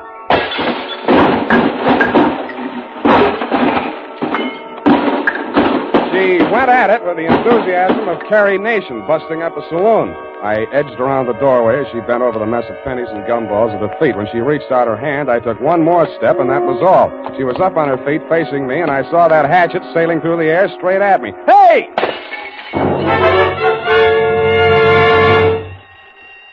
Now see what you've done. Yeah, I'm sorry. I won't let it happen again, I hope. Well, don't just stand there. Let's get out of here. That noise, it'll bring the police down on us. Yeah, you're right. No, not that way. The alley. And that's how I met you, Thelma, darling. Pausing only to pick up an Indian head penny for luck, I escorted you through the alley to Washington, up Washington to Salon, jogged through Front Street, and followed that to Market, where we entered the happy hour bar and grill by way of the kitchen. You proceeded unfalteringly to the darkest booth. We sat down and caught our breath. You ordered a pirate's dream. By the way, I did get that recipe. Lime juice, grenadine, passion fruit, a sprig of mint, and 6 jiggers of rum. After 2 swallows, I heard myself saying, now aren't you ashamed of yourself? But, Sam, why should I be? After what I've been through, I think I deserve a drink. I didn't mean that. I meant throwing that hatchet at me. I thought you were Merle. Who's Merle? Why, he works for Mr. Chiselhurst. Yeah, that figures. Now tell me who Mr. Chiselhurst is. Not who he works for, just who he is. He was acting as my agent for the sale of the pearl. Well, Natch. Look, please, don't make me say what pearl. It's called the Black Pearl of Galila Bay. My brother brought it back from the South Pacific when he was in the war. Oh, yes. When he went to prison, he gave it to me to keep for him. Uh-huh. So you decided to sell it? I had no choice. I needed the money desperately to finance his appeal. It comes up next week. Mm-hmm. If I don't get that pearl back, I don't know what I'll do. You've got to help me. What makes you think it's in a gumball machine? Mr. Chiselhurst took the pearl to show to a man named Junius Eagle, and that's when it disappeared. Mr. Eagle decided not to buy. And when Mr. Chiselhurst returned to the hotel... Eagle had found the pearl and substituted a ball of blackjack gum. Then what? Mr. Chiselhurst had Merle follow him. Nothing happened the first 2 days.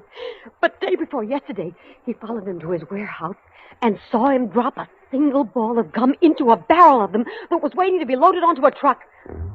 The pearl must have been hidden in it. Why else would he do a thing like that? Uh-huh. He would put a valuable pearl in a machine where anybody could buy it for a penny. I suppose it'd be safe for a few days. I don't know how these machines work. Well, Now you know why I had to break those machines. No. You don't believe me? Mm-mm. Well, what are you going to do? Check the psycho wards and find out which one you escaped from.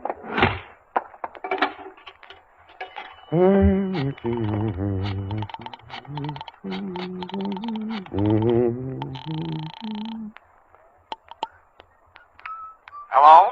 Mr. Eagle? Speaking. Spade. Oh, yeah, I just got in. I've been out making my monthly collection. Mm-hmm. Hey, I want to talk to you. You're falling down on my job. Another of my machines. Yeah, I know. Drum Street. I nailed the hoodlum. Ah. Who's he working for? Let me ask you one. Did a man named Chiselhurst ever try to sell you a black pearl? Hello, you still on the line? You stopped chewing. Yes. I think you better come over to my house. Right away. Hello. Hello. Nuts.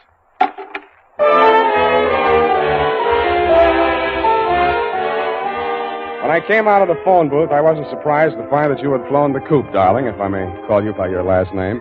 But I was surprised at what I found at my client's house.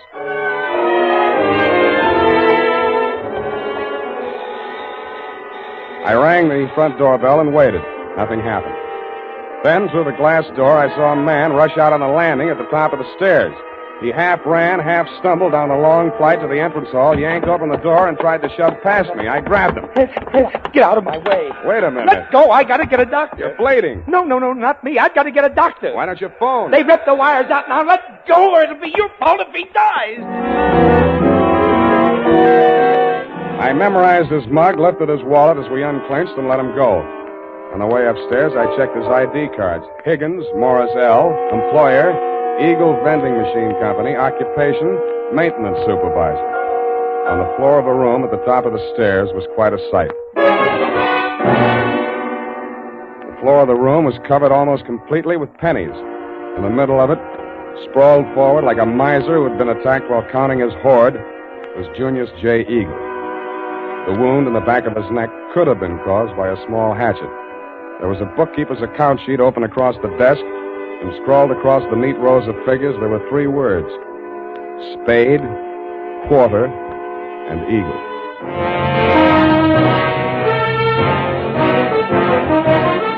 The United States Armed Forces Radio Service is presenting the weekly adventure of Dashiell Hammett's famous private detective, Sam Spade.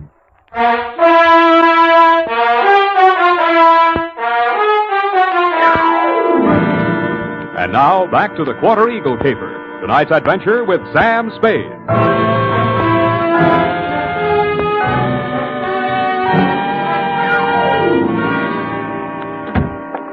That you, Higgins? Yeah.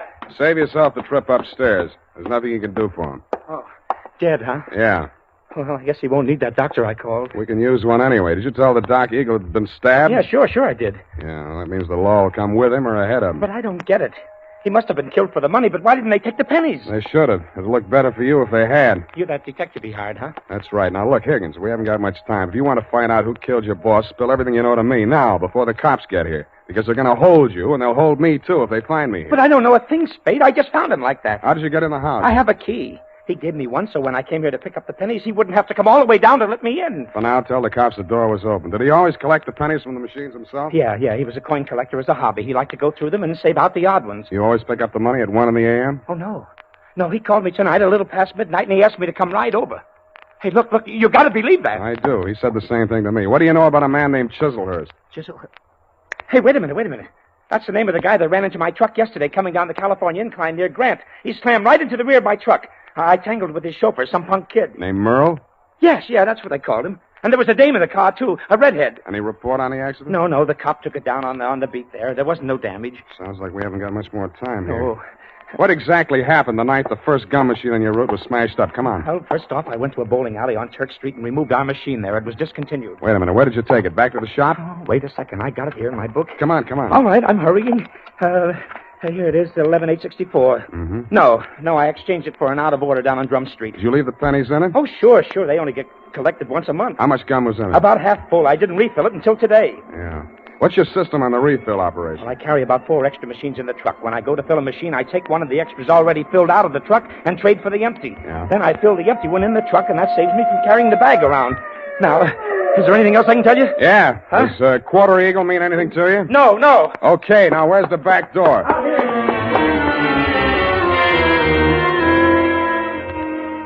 That Quarter Eagle. What was it? Was it a wrestling hole like the Half Nelson? I thought of asking Effie, but I was afraid she'd know. I was sure that if I could find Chislehurst, I could get all the answers at once. That collision between his car and the rear end of Higgins' truck was a good lead in more ways than one. It meant that at least part of your story, darling, was true. But you neglected to tell me that you, Chislehurst, and Merle had been tailing Higgins' appointed rounds of the gumball machine. I checked the police report on the accident. The car was registered in Great Britain. The report said transient, no local address, and so to bed. I dreamed it was next Thanksgiving, and I was eating a roasted Quarter Eagle. Then it turned into crow.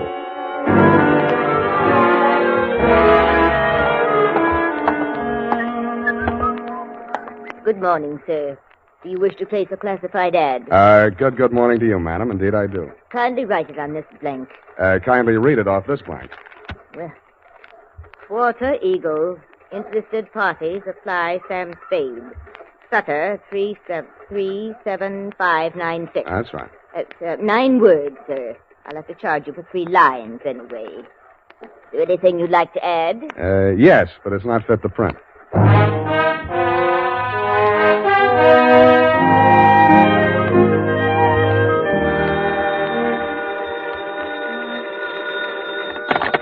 Barney's Beanery. Mr. Spade? Yeah. You got it for sale at Quarter Eagle? Who's speaking? I am speaking. Sergei Zacharias. Zacharias. You are numismatist? No, this is Mr. Spade himself. Look, I'd like to talk to you personally. Where can I reach you? Oh, I am by my shop, 2 doors from Belvedere Coffee Shop on O'Farrell Street. Okay, Mr. Zacharias, I'll be right over.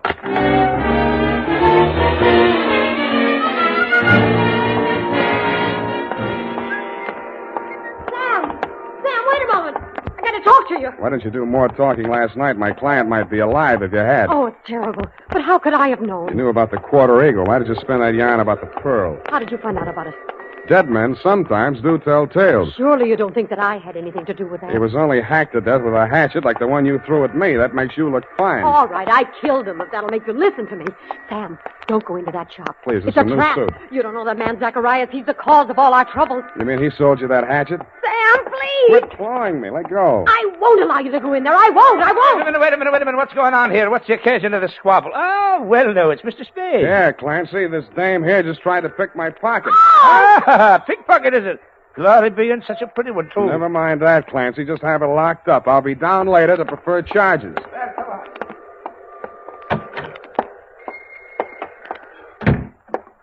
Hello? Anybody home? Okay, Shelms. Just keep on walking. Straight through the back room. One move and I rip you wide open. Yeah. Better not, Merle. Your boss might not like that. Smart guy. Knows everybody's name. Ah, my dear sir. A most propitious meeting. You've brought the Quarter Eagle? Where's Zacharias? He's resting at the moment in yonder closet. Oh, no, not dead. Merely under restraint. Bound and gagged. A necessary precaution. Well, shall we talk turkey, or rather, eagle? Tell your punk to take that knife out of my ribs. Who's a punk? Now, Merle. There's been quite enough violence. Check. I think I'll take that knife. Leave it there. Now, sit down. Merle. Oh, headstrong boy. Now, as to the Quarter Eagle. I'm willing to pay a reasonable reward for its recovery. But first, I must tell you that Miss Darling, for whom I'm acting as agent for the sale of the coin, is indeed the legal owner, despite anything Mr. Zacharias may have told you to the contrary. What would you say to $500? I would say no dice. 1,000? I would say I'm still listening. Sir, you seem to exaggerate the value of that tiny gold piece. It was worth one human life to somebody. That sounds like more than $1,000 to me. You may find the market valuation of that particular mintage of the Quarter Eagle in my coin catalog. $10,000. But, sir, that valuation is based upon the mistaken belief that there were only 2 in existence. It was while rummaging in her grandmother's attic that Miss Darling came upon a third. When she brought it to me, I could scarcely credit it. It was matter of official record that 2 specimens had been stamped out when the die broke. And then it came to me. There must have been a third. Namely, the coin which was in that rude stamping press when the die broke. Closer examination of the quarter eagle, now in your possession, revealed certain markings. Yeah. Some defective feathers in the war bonnet on the obverse. Uh-huh. And a cleavage in the numeral 4 of the date, 1841. Yeah, all right. So how much is it worth? Well, as I say, the price last paid was $10,000. I think we may safely assume it will bring several times that amount in today's market. But only, mind you, if but 2 specimens, not 3, are in existence. Uh-huh. So you decided it would be more profitable to clam up about it and see what the owners of the other 2 coins would pay to keep this one off the market. Precisely, sir. How did it get in that gum machine? Therein lies the tale. Keep it short, will you? I'm getting hungry. Well, sir, I brought the quarter eagle from Mr. Zacharias. Yeah. Who was acting as agent for the owner of the other 2 coins. An Australian sheep herder, I believe. Retired now. Yes, I'm glad. Well, not to put too fine a point on it, Mr. Zacharias' offer was so poor that I took umbrage. Oh, you didn't? I gave him a caning and left the premises. Really? But I'd gone no farther than half a league up Turk Street when I became aware that 2 ruffians were skulking at my heels. No. Sent, I had no doubt, by Mr. Zacharias to rob me of the quarter eagle. Egad, sir. Precisely. Knowing full well that they would not dare to strike in a populous, well-lighted resort, yes. I entered a bowling alley at the corner of Hyde Street. No pun intended. Thank you for that, sir. But there upon the wall, I spied a penny vending machine, and the word eagle caught my eye. Association of ideas, no doubt. No doubt. But that, sir, is how I came to put the quarter eagle into Mr. Eagle's gum machine. Yes, I think I can take it from there. When you went back, the machine had been taken out by the Eagle Company's maintenance man, right? Not quite.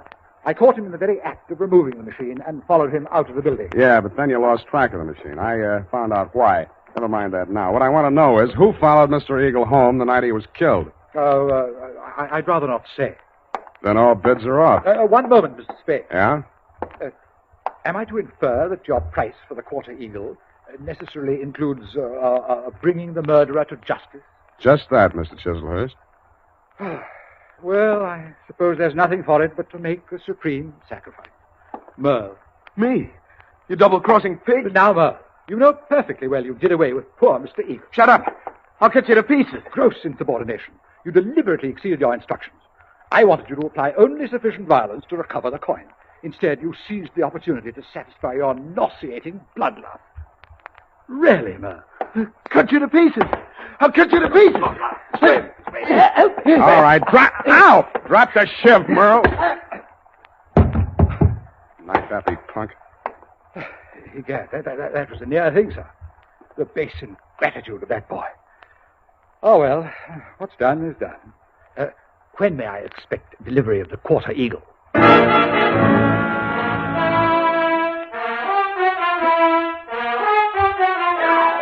I didn't answer him. To cover my embarrassment, I gagged him, manacled him to Merle, and delivered the package marked 1 murderer, 1 accessory to the dumbfounded minions of the law. And that, Thelma, darling, I regret to inform you, is still the crop. After I'd sprung you from the pokey, I got hold of Higgins, and we went through every coin out of every Eagle gumball machine in the city of San Francisco. It couldn't happen, but it did. Your quarter eagle is, shall we say, no place. Period. End of report. Sam, I'm disappointed in you. Well, so am I, sweetheart. But I'll forgive you if you found even 1 Indian head penny from my penny card. Yeah, just 1 from that machine on Drum Street. Oh, Sam. There you are, sweetheart. Oh, thank you. And it's an old one. And older than I feel. Go type that up.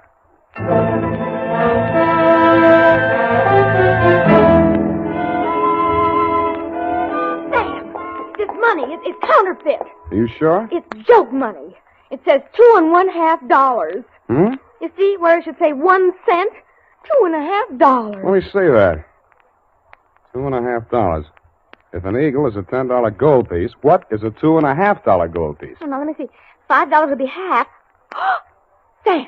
Right. A quarter eagle. Yeah, that's just dirt on it, see? It's gold, really. Oh, look at it shine. Like the stars in your eyes, sweetheart. Oh, you darling. Mm. Good night, Sam. Good night, sweetheart.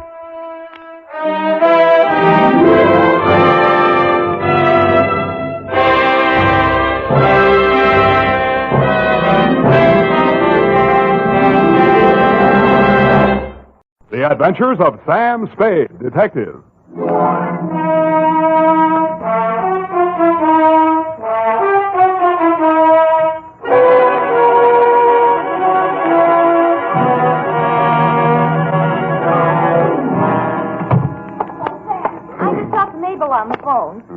the sleep shop, you know, next to the Knobby Knit. Yeah. And she says they advise their nightmare customers to put a heating pad under the kidneys. Oh. And instead of milk toast, just a little beef broth and some warm wine.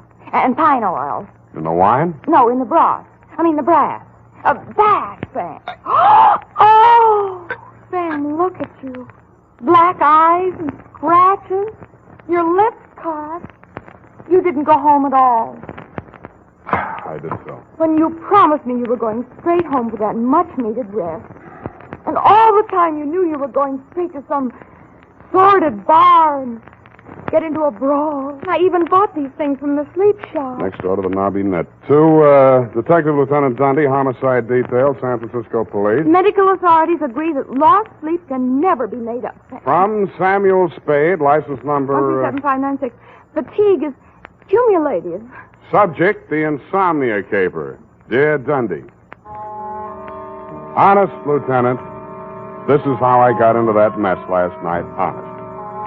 I've been feeling a little rocky for 2 or 3 days. There was nothing much wrong with me, but as my secretary, the ineffable Miss Perrine, said... Sam, what you need is a good night's sleep.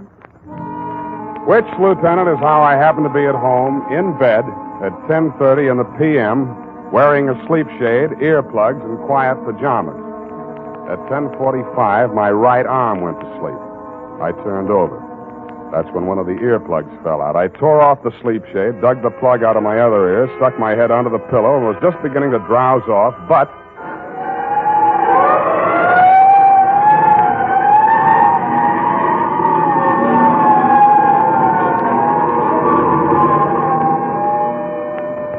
I sat up and lit a cigarette.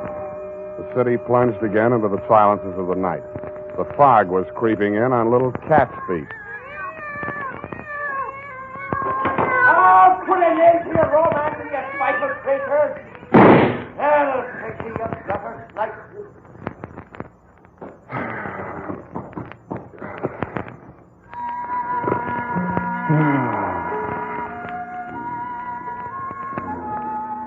Then all was peace and quiet again in Post Street. Nothing but the sound of foghorns way out in the bay and the rhythmic throb of the cable car mechanism under the California Street incline. This time I almost made it, and then... Go on, take your guts out. See what it gets you. Get over it. You dirty...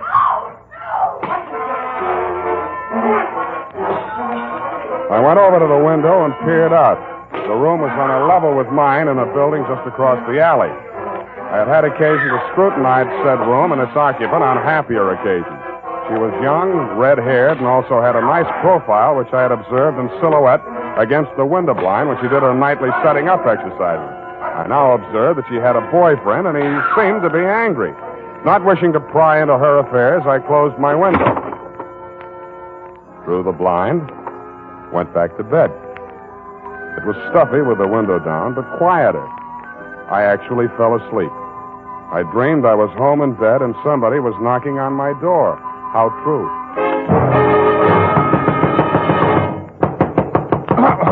Please, open the door, let me in. Who is it? Effie? Yes. Okay.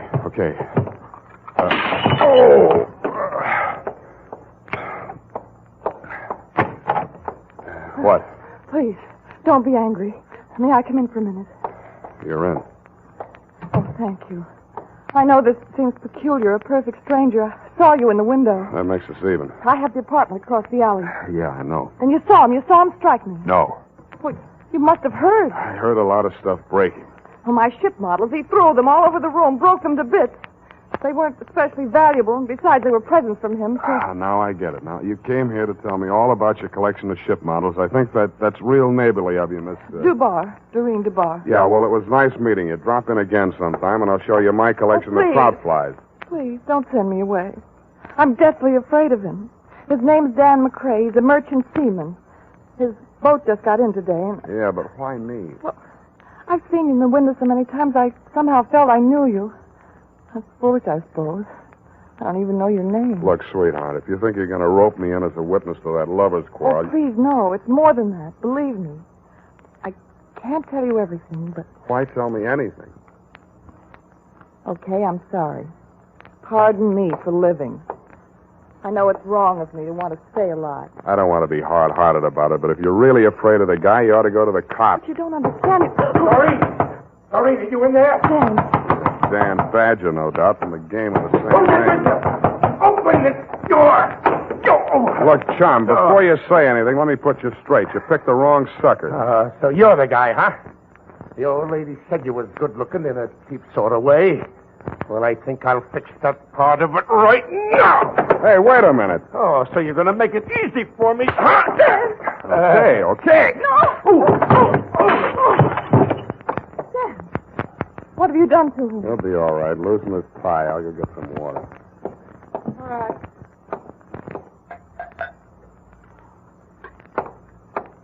Is he coming around? Oh, where'd she go? Hey, Dan, wake up. Come on. Swallow it. What'd you hit me with? Where's Doreen? She dissolved. Come on, get up.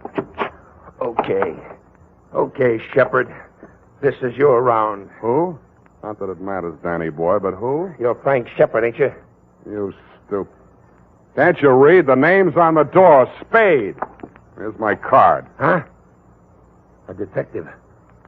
What was she doing here? Her story was that she was running away from you. Now beat it, will you? It can't be too fast for me.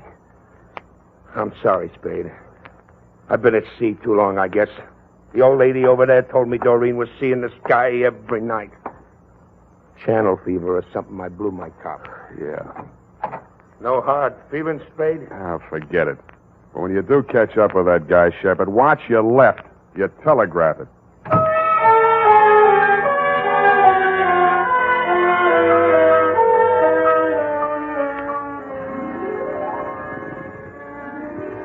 Homicide. Shepard's paw. Reach. Up to pick the halls of...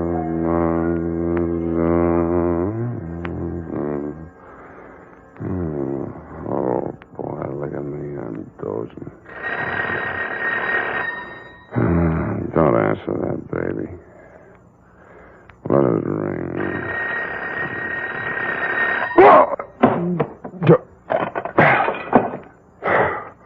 Huh?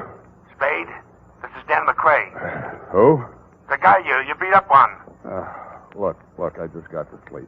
Call back tomorrow. Better yet, don't call. Listen, you gotta listen to me.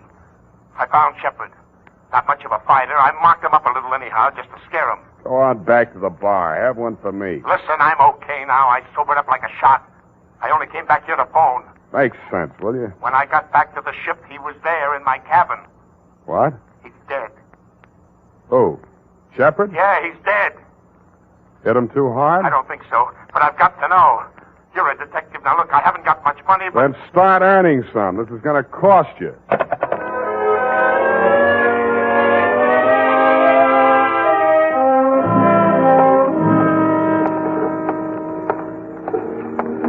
Hello, Dan. Well, you got here quick. I'm a real fast sleepwalker. This the ship? Yeah.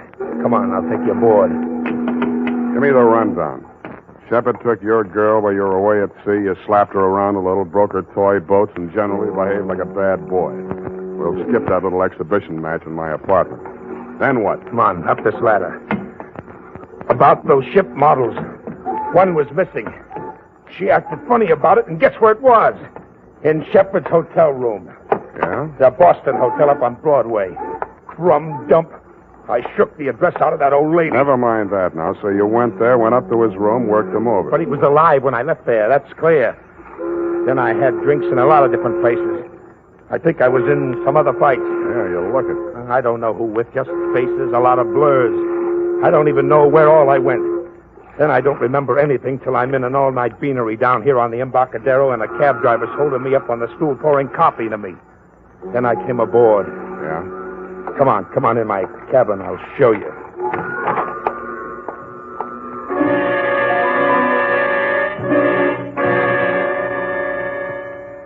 There were a few bruises and ring marks on the face, but they'd been cleaned up and smeared with methylated.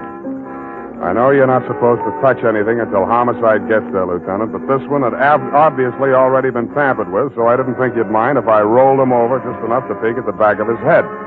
There was a tiny cut on his scalp near the base of the skull, not more than 1/4 of an inch long. It had hardly bled. I frisked the pockets. In his wallet, $38, identification card, Frank R. Shepard, Boston Hotel, San Francisco, and a snapshot of Doreen sailing a model Chinese junk in a pond someplace.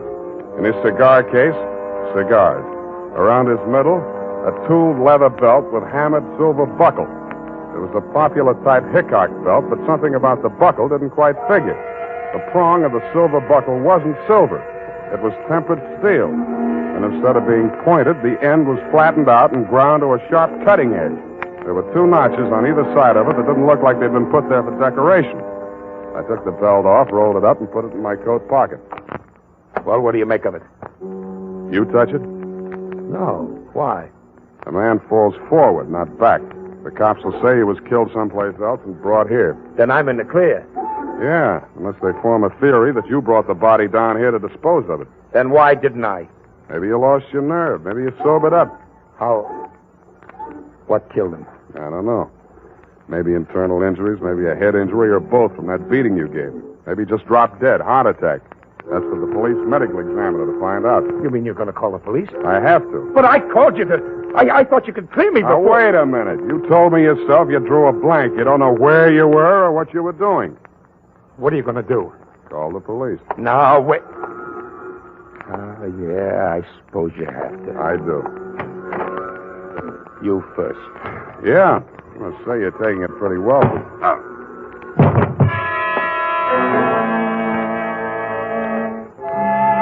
I had a small dream. Abstractions, you know, cubes and circles. Nothing worth describing. But after I'd given homicide the rumble and crawled home to my own trundle, I did better. I dreamed I was Wild Bill Hickok, the belt tycoon. I was working on a promotion scheme for a new combination belt buckle, toothpick, and murder weapon. Sam Spade, Sleepyhead.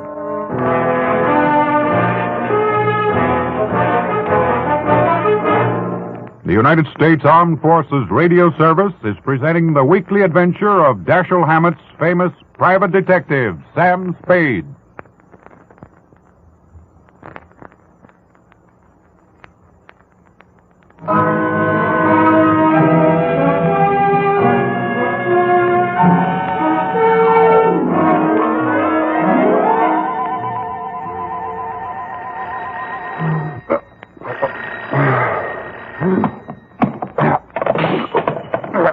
Nuts. Sam? Unique Garage, Harry speaking. Yeah, this is Dundee, Sam. Okay, Lieutenant, you got me. What time is it? It's, wait a minute. 10 after 3. Any sign of dangerous Dan McCrae, that rat, my client? Another whiff. Hey, about that girl, Sam. Dubar, Doreen L., Balboa Apartment, Sutter Street. Could Yeah. you give me that description again? Go over and take a look at her. I'm in her apartment now. She says she never heard of you, and she doesn't know anybody named Dan McCrae. And she says she only went out once tonight to a drugstore to get some batteries for her hearing aid and some elastic stockings. All right, Dundee. If you want to swallow a pack of lies, all right. Check the drugstore, and she's wearing them now. I'd bring her over there, Sam, but she's a little feeble. Okay, Dundee. I'll be right over.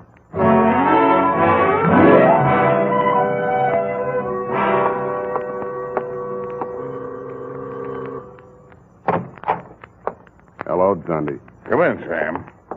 I want you to make sure, Sam, this is the apartment. Yeah. That's my window just opposite. You can see the bed that I just got out of to come over here in response to your untimely call.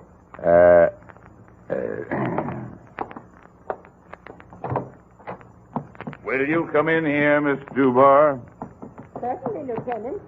I'm very anxious to make that man's acquaintance. She was about 65 years old with a pleasant, motherly face, gold-rimmed bifocals, hearing aid, and snow-white hair. Over her shoulder, I could see into the kitchen. Sitting at a table facing away from me was an old man. front of him on the bench were 3 ship models in various stages of disrepair. Broken masts, rudders, and with a mallet and a tiny chisel, he was shaping a piece of wood. I guessed that it was a broken spar from one of the hulls. Well, Sam, still say this is the same apartment? Yeah. Same apartment, different people. But you must be mistaken, young man. My brother and I have lived in this same apartment for nearly 20 years. She's lying, Dundee. Have you checked the janitor, the building manager, anybody? Janitor says she's been living here since he took the job in 41. We're trying to locate the building manager now. According to your story, Sam, the girl and McCrae had a big row in here, busted up a lot of furniture stuff. I don't see any sign of it. They could have cleaned it up. It doesn't make sense, Sam. Okay, I dreamed the whole thing, but those ship models, I didn't dream them. McCrae mentioned them, the girl mentioned them. Busted ship models. There they are on the table in the kitchen. Nay, good. Now, what seems to be the trouble now, Dory? Just why is this young man so excited about my models? I declare, Ben, I can't make head or tail of it. Something about a girl with the same name as mine and a young man, I forget his name, who seems to have killed somebody named Shepard, I believe it was. Oh, just what was it about the ship models, young man? Dory, could it be the girl who brought these over to me to repair? What was her name? It's just on the tip of my tongue. Who did she say sent her then? Wasn't that Shepard? Well, no, With all due respect to your age, nuts. I'm getting out of here, Dundee, while I can still remember my own name. I gotta get some sleep.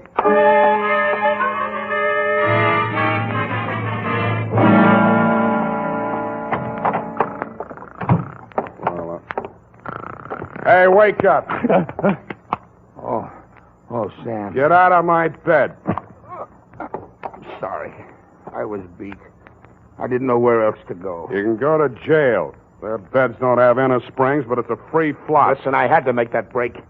It would have been a murder rap for sure. You mean your memory came back? I had a funny feeling I'd seen that guy Shepard somewhere before. And just before I slugged you while we were standing there in the companionway, it came back to me. That guy Shepard, he came aboard ship yesterday when we docked. He flashed a badge on the gangway watch and asked to see the ship's carpenter. The one that made those ship models for you? Yeah. But don't you see? Manslaughter is one thing, cop killing is another. This ship's carpenter, what's he look like? Oh, thin, around 65. Lame. Talks like a Swede. City morgue. Maxie, Sam Spade. That stiff-tagged Shepard? Shepard, yes, Sam. Just got him back. I think it's all there. Those autopsy boys. Careless. What killed him, Maxie? Puncture wound. Base of the skull. Small, sharp instrument. Anything new in his ID? Well, Shepard seems to be a phony handle, Sam, but it'll have to do till Revere comes along. Sergeant Polhouse let it drop that the boys at his hotel thought he was a detective. And funny thing about Sheppy boys, Sam, no belt, no suspenders, very loose trousers. How'd he keep them up? By the time I got to him, it didn't matter. I figured he wore a belt, and somebody swiped it off him. That's an interesting theory, Maxie. I'll see what I can do with it.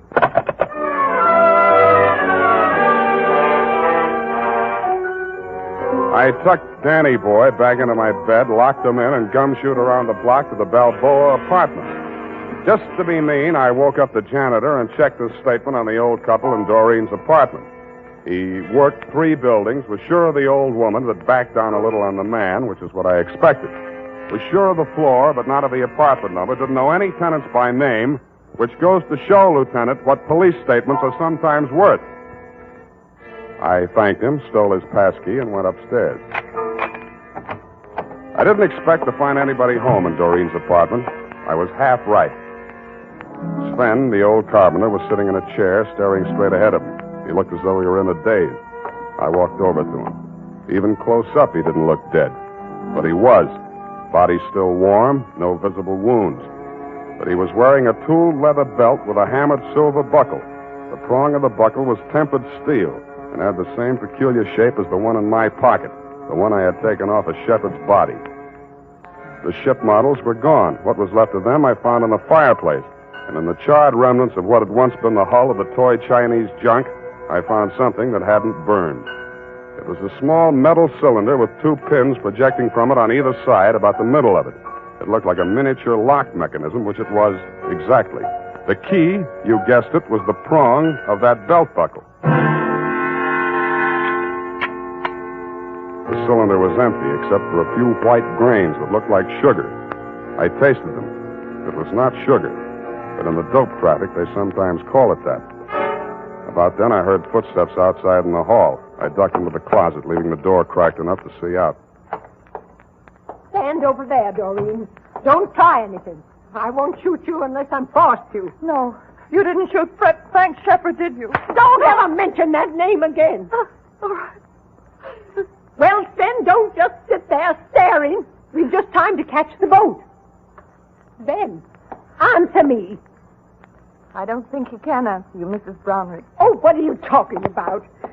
Sven! Sven! He's dead. He's dead! Oh, careful, she's got a gun. Hand it over. Hand it over, Grandma. You won't need it anymore. You killed him! Yes, I'm a desperate character. Hand it over. Come and get it. It should be easy for you. Such a strong young man, and I'm such a weak old woman. Now, look, you don't have your glasses on, and this 45 is too heavy for an elderly type criminal. Now, sit down and keep quiet. Oh, Sam, I thought you'd forgotten all about me. I've been trying to all night. Where were you? They locked me in a closet in her apartment. Next door? They were going to take me with them, get rid of me on the boat. After what they did to Frank, they had to get out fast. Shepard. Who was Shepard, anyway? I can't tell you that. He was a federal narcotics agent, wasn't he? How did you know? You just told me. Now tell me the rest of it. Well, honestly, I didn't know anything about it till about a month ago. I was dusting the ship models and knocked one off the shelf. It broke and something spilled out of it. Mrs. Brownrigg was here when it happened. She rushed for it and ran out of the room with it. She said she'd take it and get it repaired for me. And then this girlfriend of mine came by while I was sweeping the white powder up. She's a nurse. She tasted it, told me it was dope. Well, I didn't want to do anything till I talked to Danny, but she reported it. And that's when Frank Shepard came to see me from the narcotics squad. He told you to play along with them? Yes. They arrested the man Mrs. Brownrigg was selling it to, and Shepard told her he was taking the man's place so he could spy and get evidence, you see. She believed him because of the belt. This the belt? Yes. That thing on the belt, it's really a little key that fits in a little... Yeah. Now, that fits in a little lock that releases the little mechanism that makes the false bottom fall out of a little boat. When did she find out that Shepard was a narcotics agent? I didn't. I saw them together so much that I began to think they might double-cross me. Then I thought about that sailor, Dan, that roughneck boyfriend of hers. So I went to Dan and told him I thought his girl had taken up with Shepard while he was away at sea. And I had to let Dan think the worst because I was sworn to secrecy. But Dan's so violent and jealous, he said he'd kill Shepard, so I came to you. You were a witness that Dan hit me, and I thought we might have him arrested so nobody else would get hurt. But I guess you were too sleepy to care. What? Sorry. I must have dropped off. To sleep.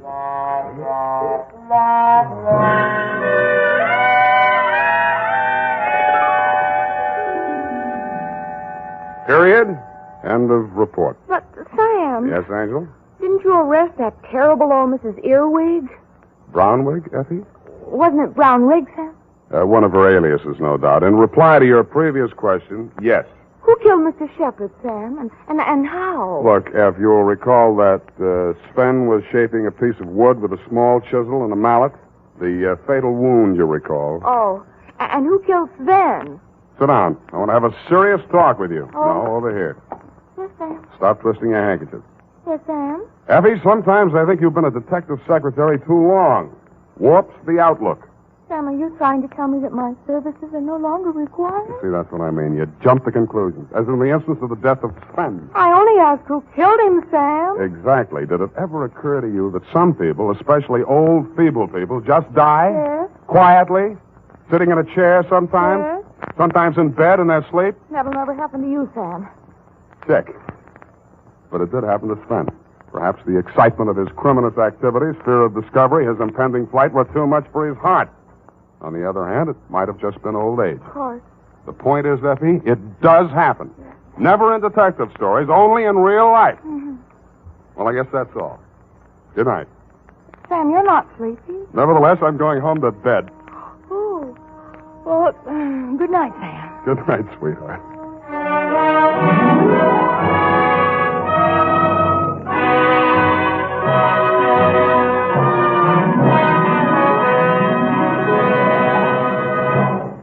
Adventures of Sam Spade, Detective. Brought to you by Wild Root Cream Oil Hair Tonic, the non-alcoholic hair tonic that contains lanolin.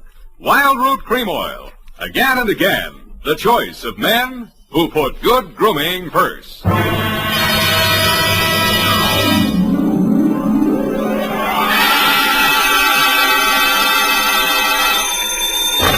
Sam Spade Detective Agency. They offered me a cool $1.5 million, but I couldn't be bought.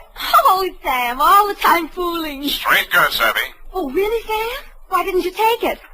Oh, but you couldn't, of course. That's right, Angel. Taxes. Oh, you mean it would put you in a bracket? The girl's name, in case you were going to ask, was Sugar Kane.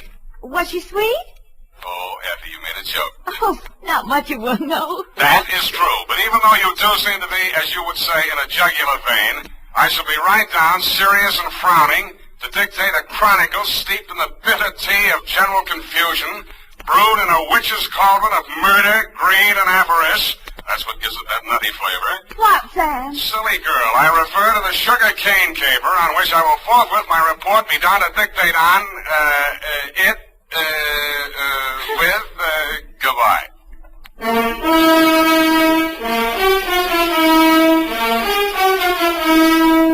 Dashiell Hammett, America's leading detective fiction writer and creator of Sam Spade, the hard-boiled private eye, and William Spear, radio's outstanding producer-director of mystery and crime drama, join their talents to make your hair stand on end with the Adventures of Sam Spade. Presented by the makers of Wild Root Cream Oil for the hair. Want to look better on the job? Get Wild Root Cream Oil. Want to look better to that gal of yours? Get Wild Root Cream Oil. Wild Root Cream Oil Hair Tonic improves your entire appearance by grooming your hair neatly and naturally, relieving dryness, removing loose dandruff. If your family hasn't yet enjoyed the benefits of America's leading hair tonic, here's what to do about it. Ask at your drug or toilet goods counter for the new 25-cent get-acquainted bottle of Wild Root Cream Oil Hair Tonic. Again and again, the choice of men and women and children, too. And now, with Howard Duff starring as Spade, Wild Root brings to the air the greatest private detective of them all in the Adventures of Sam Spade.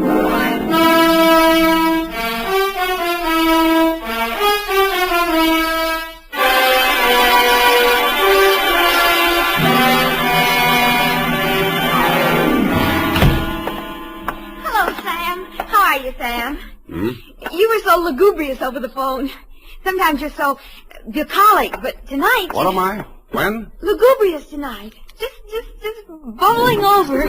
Do you possibly mean I'm being lush with my verbiage? There, you see? Well, that's because I've been at work in the environs of Snob Hill, where they never use one word if 12 will do. Are you ready for the dictation, I guess it is. I plan to be most amusing tonight. Already I am yet. Look, I haven't even started. Oh. Really, I haven't. All right. Now, pencil. Date. Alan should have such an audience. Date. October 3rd, 1948, to Clifton Cavanaugh, Esquire. Down, Effie. From Samuel Spade, license number 1375596. Subject, the Sugar Cane Caper. On Thursday last, at 11 a.m., as I waited for the traffic signal so that I might legally cross Powell Street in order to board a cable car, a cat rubbed up against my leg. I leaned over to stroke it and noticed that it had 6 toes. I wondered if that meant anything. It didn't. Most Nob Hill addresses don't mean much anymore, but yours still does. The house was big, hideous, and reassuring. Oh. Are you from Pepper Snow? No, I'm in business for myself. Mr. Cavanaugh in? Oh. Well, come on in. I can't understand what happened to that boy from Pepper Snow. Oh, pardon me if I seem a little hungover. Gladly, but can you ever forgive yourself? I like you. You got a sense of humor. You'll need it. You trying to tell me you don't approve of Mr. Cavanaugh? That perfume pothead. What did he do to you? He married my mother. Oh. Stepfather? Yeah. I'm Fred Blair. Spade's my name. Where do I find him? Detective? Check. I'll give you a clue. Look behind you. I did. I turned and found myself looking straight into your handsome face. You looked several years younger than your stepson, with regular aquiline features, dark, widely spaced eyes, and blue-black hair. Well, so you're the notorious Sam Spade. Well, I don't want to seem modest. Come into the conservatory. There's just the barest chance that we'll not be overheard. Good. There. Sit down. What's your problem, Mr. Cavanaugh? Problem indeed. Problems, plural. Starting with that junior grade lush that collared you at the door. He's very fond of you, too. Well, you can't imagine what a trial that boy's been to me. Both the children. For some reason, neither Fred nor his sister Eunice ever quite accepted me as their father. You don't say. I suppose my youth counted against me. I think they misinterpreted my motives. When any man marries a wealthy widow twice his age... Yeah, why did you send for me, Mr. Cavanaugh?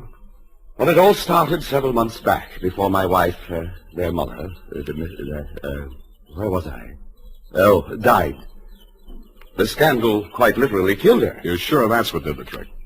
Fred, who, among other talents, was a positive genius for knowing the wrong sort of people, struck up an acquaintance with a hoodlum named Johnny Verona. Nice, clean-cut gangster type, runs a joint on Pacific Street. Precisely. With the positively hysterical name of the Subtropico. Mm-hmm.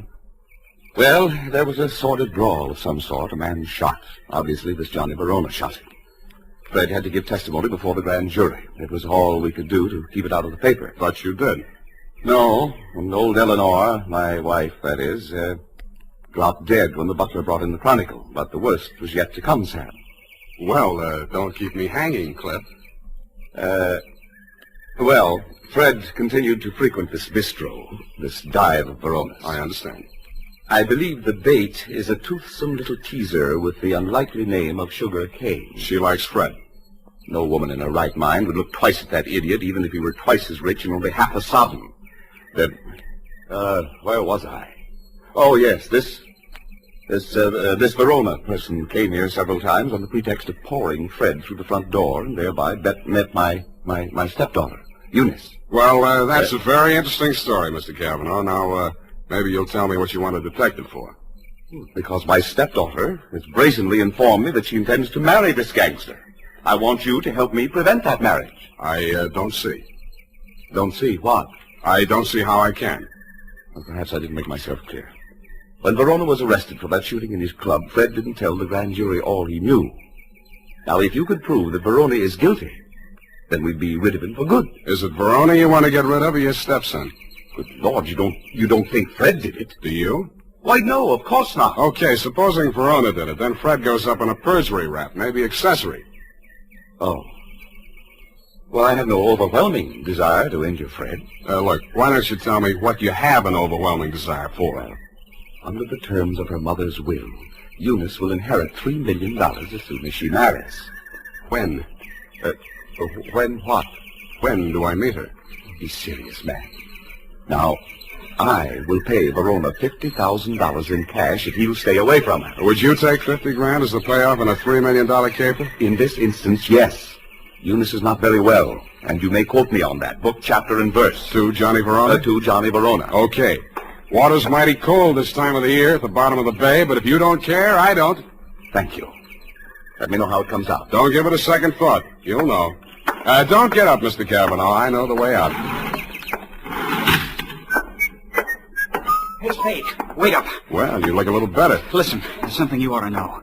He was my sister's boyfriend before he married my mother. He did it out of revenge because Eunice threw him over. He still wants to marry her. Any particular reason? Oh, my mother put that crazy marriage clause in her will. He's been systematically getting rid of every man who's been interested in her. Bought him off, threatened him off any way he could. Why? He thinks Eunice will eventually marry him to get her inheritance. But she won't. She'll kill him first, and if she doesn't, I'll do it for her. Fred. Huh? Oh, yeah? Fred, what on earth are you saying? Who is this man? Well, he's the detective. Sam Spade. You're Eunice Blair? Yes, I want to talk to you. Fred, go and... Yeah. See you later, Spade. I know why my stepfather hired you, Mr. Spade. If you need the money, go ahead. But this time it won't work. You look as if you'd like to be a nice girl. How did you happen to settle for a cheap grifter like Johnny Verona? Because we understand each other, and he can't be scared off. Any message I can take him from you? Tell Johnny I'll meet him at the usual place. And tell him I still like my coffee black. No sugar.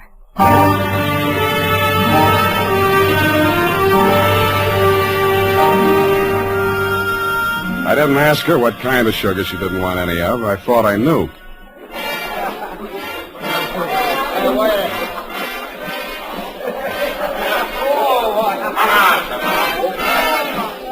The only thing wrong with Sugar Kane's dance was her dancing, but the customers didn't seem to mind, and I didn't either. It was a pleasure to size her up carefully, as I would have felt obliged to do anyway in my professional capacity. She was a black-haired number with aquiline features and widely spaced dark eyes. It was a beautiful combination, and I wondered where I'd seen it before quite recently. I decided to find out.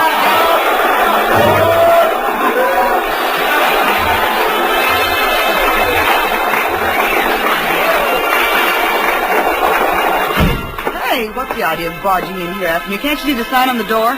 No customers in the dressing room. Then let's go someplace else. I want to talk to you. Beat it. Take it easy. This is on business. Good. I'll fix it up with the boss. Johnny! Yeah, Sugar? What's the matter? Is Joe giving you trouble? He trailed in here after me, the cheap masher, on the pretext of discussing business affairs.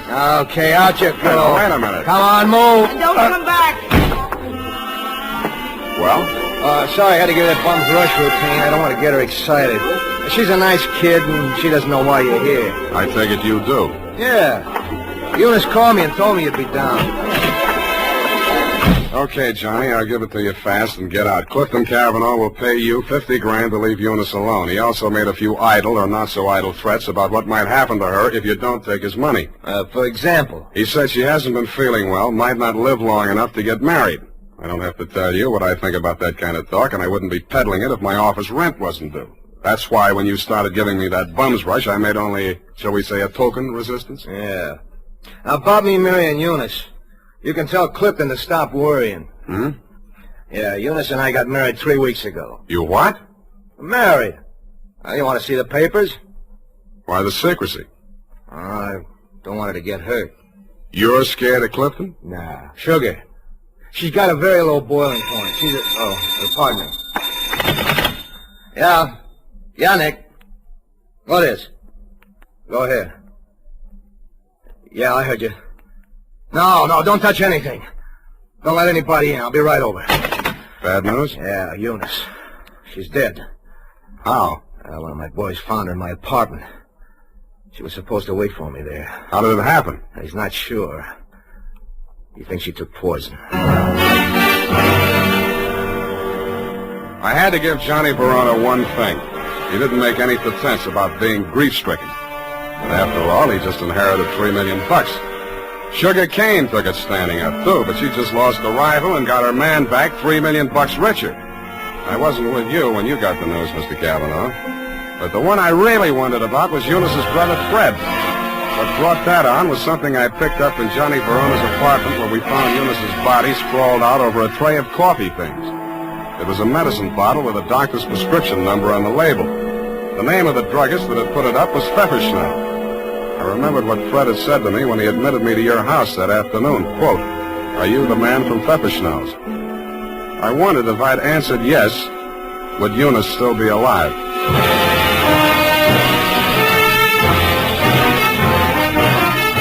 The makers of Wild Root Cream Oil are presenting the weekly Sunday adventure of Dashiell Hammett's famous private detective, Sam Spade.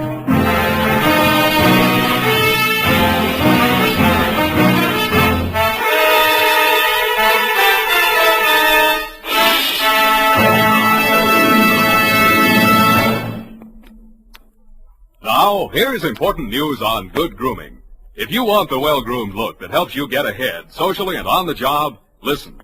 Recently, thousands of people from coast to coast who bought Wild Root Cream Oil for the first time were asked, how does Wild Root Cream Oil compare with the hair tonic you previously used? The results were amazing. Better than 4 out of 5 who replied said they preferred Wild Root Cream Oil. Remember, non-alcoholic Wild Root Cream Oil contains lanolin. It grooms the hair naturally, relieves dryness, and removes loose, ugly dandruff. So if you want your hair to be more attractive than ever before, get the generous new 25-cent size of Wild Root Cream Oil. America's leading hair tonic, on sale at all drug and toilet goods counters. It's also available in larger economy bottles and the handy new tube. Get Wild Root Cream Oil. Again and again, the choice of men who put good grooming first.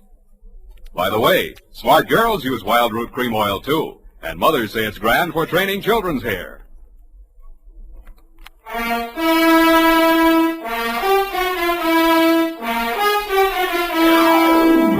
And now, back to the Sugar Cane Caper. Tonight's adventure with Sam Spade.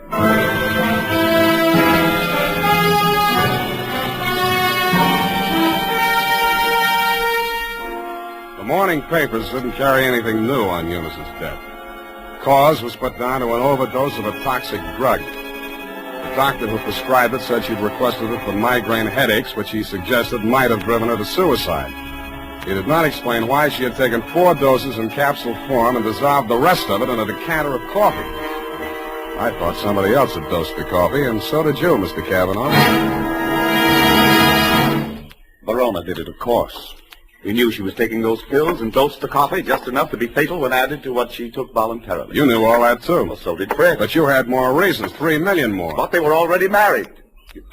You know that when you hired me? Yes. Then how come? I knew she was planning to do away with herself. I thought if we could pin it on Verona, after all, he's guilty of that old murder, Fred's a witness to that. Well, if he were convicted, the money would revert to me. Nuts. You don't believe me? She wasn't planning suicide, and you know it. Well, then? I don't care who takes the fall, but I got less on Verona than I got on you. Then I'll give you something. Here. Take a look. Verona's lawyer sent this around before her body was cold. A claim for $3 million, notarized yesterday while Eunice was still alive. Well, Mr. Spade? Pardon me when I drop dead. You did and waited hopefully, but I managed to stay on my feet. I even managed to make it down the hall to the bar where I found your stepson ambushed behind a row of empty bottles. Fine detective you turn out to be. I warned you. Stand up like a man. That's all right. I'll take on both of you. Come on, sober up. Makes sense. Where's my drink? Who took my glass? Here it is. Give me it. Sure. You spill it. Ooh, ice on my shirt. Listen to me. This is very important. Important? You were expecting a delivery from a drugstore when I arrived there yesterday morning. Who ordered it? She did. Eunice, she told me to watch for it and bring it to her. Did you do that? No, she wasn't here. What did you do with that bottle of medicine? I'm sleepy. I gotta get some rest. Wake up! No! I said wake up! Leave me alone! Now listen. You took that bottle with you when you went out. Where did you take it? I tell you when you let me go to sleep. You took that bottle with you, didn't you? You're guessing. I know you're third degree. You went to Verona's apartment, didn't you? Two gentlemen of Verona. Willie Shakespeare. You doped that coffee, didn't you, with the poison that killed your sister? I didn't mean it for her. I didn't know she was going there. Go on talking. I want a lawyer. I know my rights. Listen, I'm not a cop. I'm not taking a statement. You're too drunk for it to hold anyway, so you can tell me. Okay. Here's how it happened. She took her 4 pills and went to bed. Yeah? I sneaked a bottle out of the medicine chest and I went over to his place. His boy Nick was there making coffee for the boss, he said, when he got home. I hung around talking for a while and I stripped some of the stuff in the percolator while he was getting out the cups. And that's all. Why did you want to kill Johnny Verona? So Eunice wouldn't have to marry him. What do you mean, have to? She was doing it for me, so he'd keep quiet. About that brawl in the club, that old killing they tried to nail Johnny for? Yeah, that's it. The gun that did it. He got rid of it before the cops arrived. That was my gun. Fred, straighten up. Look. Yeah. Johnny dictated the story you told the grand jury. How do I know he didn't dictate the one you're telling me now? Who are you covering for? I didn't say anything. I didn't tell you anything. Get out of here! What's the matter with you? Get out the window! The revolver barrel that crashed through the darkened window pane behind the bar spoke twice. I answered it. I looked out into the darkness, making myself a good enough target to draw some fire. I fired back at the flashes. I was depending more on luck than aim, and luck was what I wasn't having much of. I went back to the place where Fred had fallen. The shots that had dropped him were luckier. He'd been dead before he hit the floor. What is it? What's happened here? See for yourself. Who? Shot through the window, couldn't see anything but the gun muzzle. Looked like a .45.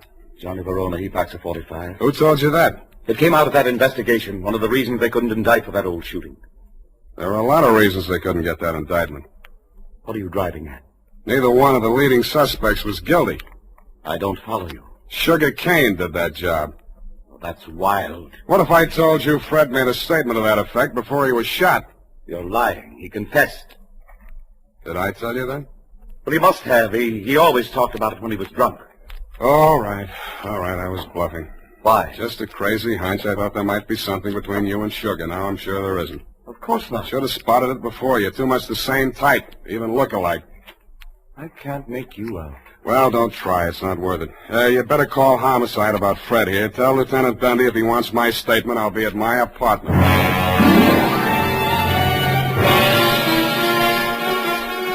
After I pretended to leave, I came back and did a little eavesdropping of my own. You didn't phone Homicide, but you did spend an hour filing out the barrel of a .45 automatic. Then you went out. I tailed you to an address on Sloat Boulevard. A short time after you went in, Sugar Kane came out alone. I followed her to, you know the answer, my apartment. I went in the back way via the fire escape and arrived in time to answer her buzz. Oh, Mr. Spade, thank heaven I found you at home. So am I. Come in. I know it's terribly late. Forget it. Won't you take off your coat or something? Can't stay very long. It's not safe. I may have been followed here. Oh, surely not. Sam, you don't mind if I call you Sam? No. I'm so frightened. It's about Johnny Verona. I don't know what he may do. He's convinced that Fred killed Eunice, and he's out gunning for him right now. We've got to stop him before he does anything rash. You come to the wrong party, Sugar. I'm working for the enemy. Enemy? Kavanaugh. Oh. It's no skin off his nose if Johnny Verona drops Fred Blair or if you all drop.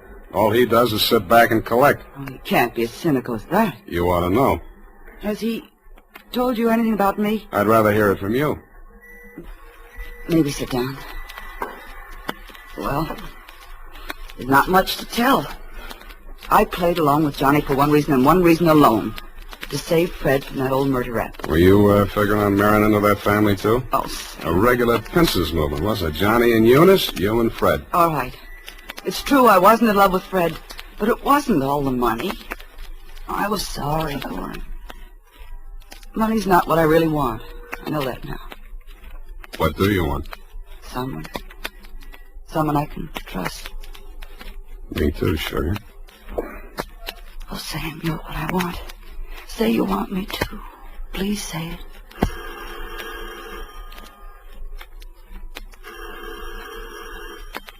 Don't answer it, Sam. Why not? Johnny may have followed me here. He's insanely jealous. Well, I gotta face it out with him sooner or later. Might as well be now. Sam, be careful. Stand out of the way, Sugar. No, Sam. No, please. Don't reach, Johnny. I'm not gunning for you, Spade. In that case, come on in. Well, Sugar, I didn't believe him that you were coming here. I had to, Johnny. He got some crazy confession out of Fred while he was drunk. I had to stall him till you and Cliff could talk to him. To save Fred, I mean. Oh, stop horsing around. We all know that we all know Fred is dead, and we all know that we all know who killed him. Well, then Cliff was leveling. You are trying to pin that on me. I don't need it, but if you want it, you can have it. There's $3 million in my part of it. I'll split down the middle with you. If you throw in with them, it's a three-way split. There's no split at all if you take the rap for Eunice's killing, and you will if you throw in with me. It's their word against mine. 2 witnesses against 1, and all I've got is a confession by a drunk who is now dead. Sam. Oh, Sam, I was sure for a moment you... Get away from me. Sam, Go on. Go to work on him. I should have given you a little more time. That wasn't fair, was it, Sugar? I hate you. I hate you both. I never want to see you again. Get back in that room, Sugar. Cliff. What happened, Sugar? Why were you running away? Johnny double-crossed us. Now Sam knows everything. What does he know? The whole caper. Part of it I wasn't quite sure of until I saw you and Sugar standing side by side. That blue-black hair, the same eyes, plus the fact that the bell on Sugar's apartment on Sloat Boulevard reads Kane, parenthesis, Kavanaugh. You took a crazy chance when you knocked off Fred with me right there in the room. The kind of a crazy chance a brother would take to keep his sister clear. I could have told you that. It would have helped a lot, Johnny, but you didn't. When a man lets his sister go on dancing in a joint like yours after he's in the chips and she goes on liking it, you can be sure they're both playing for big stakes and for nobody but themselves. Where do you think you were supposed to wind up, Johnny? I'll tell you. Drinking that poison coffee that Eunice got hold of by mistake. That isn't true, Johnny. I never told Fred a thing. He thought you really loved Eunice. I don't know how he found out you were forcing her into that marriage. Did you also neglect to tell him that he was innocent? That you pulled the trigger in that old killing and shoved a gun into his hand when he was too drunk to know what he was doing? I've heard enough. Watch it, Johnny. No!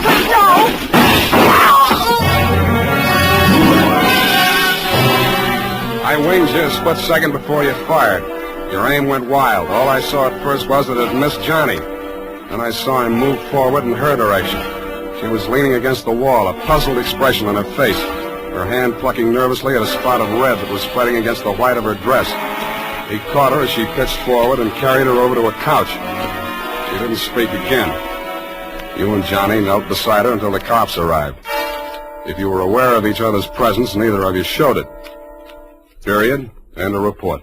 That was a sad ending, Sam. Yes, it is. I'm sorry it ended so sadly. Well, it was bound to, one way or the other. There wasn't anybody in the whole gallery that thought about anybody but himself. Except poor Fred, I guess, and his only friends arrived in bottles and left in the ash can. All those millions and millions. Who'll get the money now, Sam? I'm glad you asked that. It leaves me cold. Go tight that up while I knit myself a sweater. And now, listen to this. It's the smart mother who sees to it that Wild Root Cream Oil is always kept handy around the house. For she knows that Wild Root Cream Oil grooms her family's hair neatly and naturally, relieves dryness, removes loose dandruff.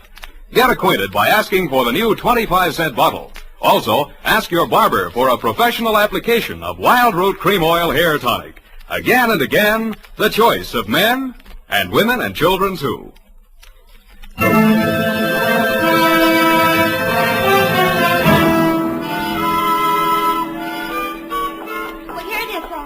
Goodness, what a terrible group of unfortunates. As you say, it just had to end badly. If you hope to get back in my good graces by quoting me to trick me into agreeing with you, you have succeeded. There you go, Sam. So lugubrious. Effie, what is this? What means lugubrious? Oh, Sam, it's wonderful. It's my new habit. Oh? Every time I read a book now, and like you read a book and there's a word you don't know what it means or you're not sure. Yeah. Well, I make it a practice now to write down and learn 3 new words per day. Yeah. And learn the definitions to use them in conversation. Like desultory. And lugubrious? Yes, that's one of my 3 for today. You see? Lugubrious, right here it is. To talk a great deal. Bucolic, state of being sorrowful. And verbose, to be out in the country. I see. Very praiseworthy. Enlarging your vocabulary. Love it.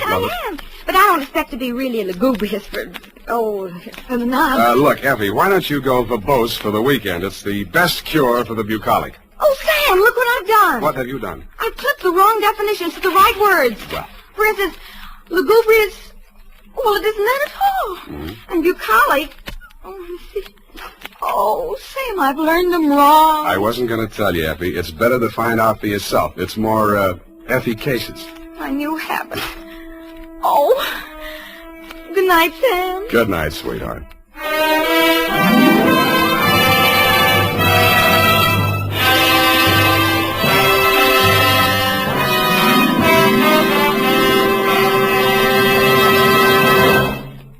The Adventures of Sam Spade, Detective. Brought to you by Wild Root Cream Oil Hair Tonic, the non-alcoholic hair tonic that contains lanolin. Wild Root Cream Oil. Again and again, the choice of men who put good grooming first.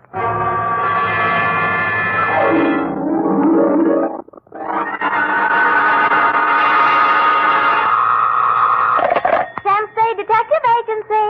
This is Sam, Blackleg Spade, the 3rd most dangerous gambler on the Barbary Coast. Oh, Sam, not horses again. Horses, women, and the gaming tables, Effie, the diversions of the elite. Well, divert yourself with this, Sam. The phone company has sent a pink notice. Pay it no mind, sweetheart. We are healed. We have hit the cashier's cage, annexed the pot, broken the bank, and we're standing on velvet. Sam, are you sober? Definitely velvet. Warm, too. Sam, from where are you calling from? You're wrong, Effie. It's a drugstore. Stay where you are. I'll be right down to deal out my report on the hot 100 grand caper.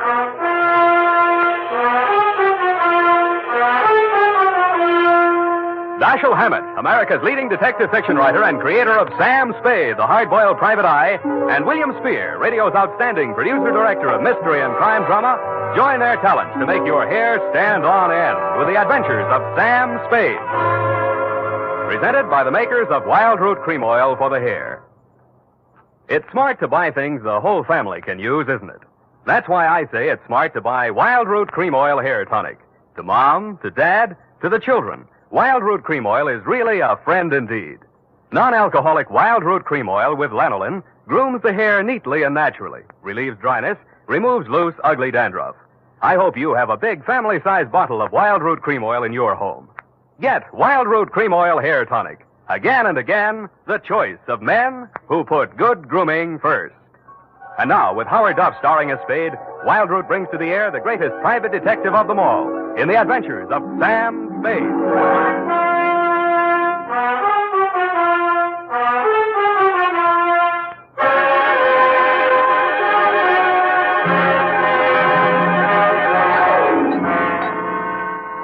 Date, September 19, 1948, to robbery detail, San Francisco Police, Attention Sergeant Walsh. From Samuel Spade, license number 137596. Dear Joe, here's the rundown on that hot $100,000. It started pleasantly enough when my secretary, Miss Effie Perrine, cute little mouse, eased into my private office, closed the door behind her, and leaned back against it with that air of pained resignation, which generally means there's a customer outside that she doesn't approve of, but that I'll see her anyway. It's up to you, Sam. She's very well dressed, and I imagine she can afford you. How do you deduce that? Well, she dropped her purse. I didn't get time to count it all, but there was a $100 bill on top. Well, sure, in, Effie. Sam. Go ahead, say it. Oh, I don't know, Sam. Sometimes, well, there's just money. No, that's one of the reasons I hire you. What's the matter with her? Nothing. That's just it, Sam. She's very good-looking, cultivated, and very kind and considerate. And she seems sincerely troubled. You mean her act is a little too good? I felt that too, Sam. Thanks, Angel. I'll keep that in mind. Tell her to come in. All right, Sam. Mr. Spade will see you, Mrs. Silcoin. Thank you. Thank you for seeing me, Mr. Spade. My pleasure. Won't you sit down? Oh, thank you. I'm Lorraine Kilcourse, Mr. Spade. It's about my husband, Leonard Kilcourse. Husband? Oh. We've only been married a short time. It was a quiet ceremony at the San Cedro Mission. Leonard didn't want to subject me to any publicity. The difference in our ages, you know? You mean you want me to keep it a secret? Oh, no, except for the newspapers, of course. Naturally, all of Leonard's friends know. Well, he doesn't have many, from what I've heard. I thought it strange, too, that such a prominent man should have such a small circle of acquaintances. I met him only a short time before I married him. He's been very kind and absolutely devoted to me, and I suppose I should feel ashamed of myself for coming to you. But there are so many things about him that are mysterious that sometimes I can't seem to find my handkerchief. Here. Kleenex. Oh, I'm sorry. Thank you. I take it you're not a San Francisco girl. No, I met him at a dude ranch. Well, maybe I can clear up some of your mysteries for free. The reason your husband doesn't have many friends is because they keep dropping dead. I don't understand you. Oh, forget it. He's a big public servant. He's built a lot of sidewalks. The streets of the city are paved with his good intentions. His name is on 1,000 manhole covers. If the names of his former business associates land on headstones, it's nothing to me. I got my own racket. Well, what? I think my husband is paying blackmail to someone. Uh-huh. And upon what do you base your suspicions, Mrs. Kay? It started about a month ago. He began withdrawing large sums from our joint account. First it was $10,000, then $20,000, and last week, $50,000. And this morning, he closed out the balance of the account. $100,000. Yeah, well, he's got it to spend, Mrs. Kilcourse. Well, I won't pretend the money doesn't interest me, but what's behind it, Mr. Spade? Each time he withdraws these cash sums, he leaves the house without a word to me. And sometimes doesn't return until dawn. My husband is not fond of nightlife, Mr. Spade. Only a desperate situation could induce him to leave the house after dark. Yeah, so I've heard. They say that's how he kept his health as long as he has. All right, you want me to trail him, find out what he does with the money. Just one question. Why'd you pick me for the job? Why, your reputation That's is... local. You say you're new in San Francisco. Well, I do read the local papers. Your picture was in only 2 weeks ago. Yeah, well, that caper didn't help my reputation. I like your looks. A nice, honest face. A man I could trust. Well, don't buy that. And I'm sentimental, too. Your picture reminded me of someone who is very dear to me. My brother. Of course, you're nothing like him, really, but you do look alike. I suppose that sounds like a silly woman's reason. Yeah. What's your address? Well, I have a little place of my own out on Divisadero. The Balboa Apartments near Normandy Terrace. Mm-hmm. You'd better keep in touch with me there. I don't want Leonard to know. The Kilcourse mansion is at 1316 Clarendon. 1316. Mm-hmm. He returns from his office around 6 in the evening. Do you have a car? No. Do I need one? Well, I don't know where he may go. Here are the keys to my car. It's parked in front of the main entrance, a gray Plymouth. He won't recognize the car. It's my brother's. Now, about your fee. $100 now. If I need more, I'll leave you know.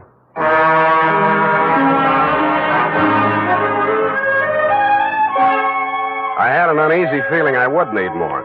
The last detective that tried to follow Leonard Kilcourse had hospital insurance. I don't.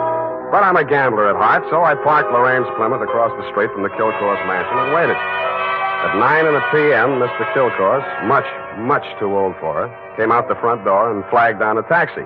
I made an illegal U-turn and followed.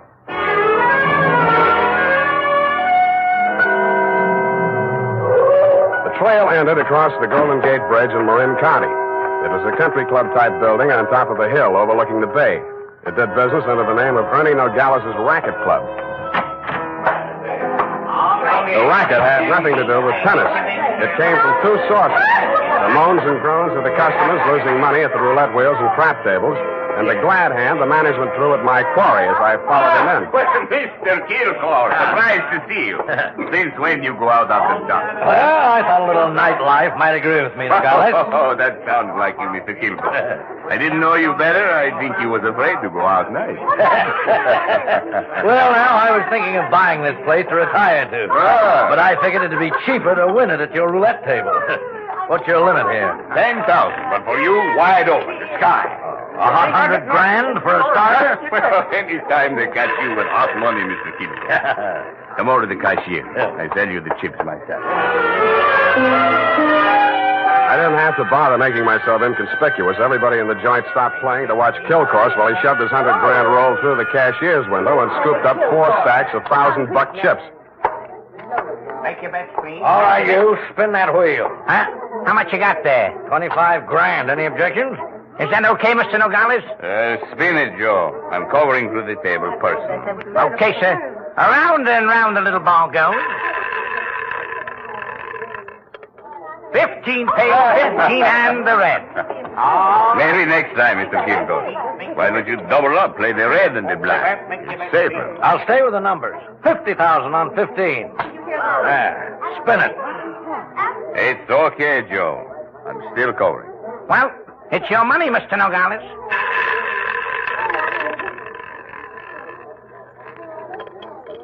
Number 4 pays. Number 4 and the red again. Well, 25 grand more on 15. Look, Mr. Kilcourse. Go on, enjoy yourself. Take it off your income tax, but please spread them out a little there, those chips, huh? It looks bad for the house. What kind of a joint is this? Can't you cover the bets? Okay, Joe. He asked for it. Okay, sir.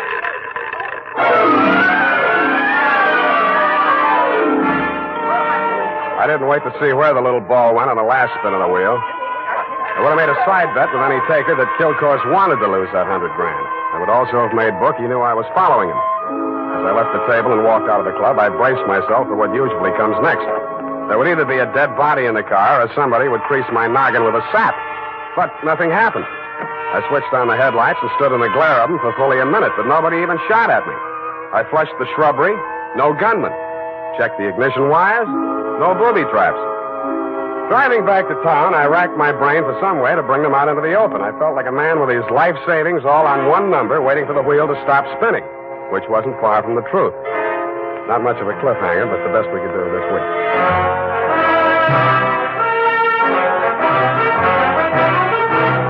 The makers of Wild Root Cream Oil are presenting the weekly Sunday adventure of Dashiell Hammett's famous private detective, Sam Spade.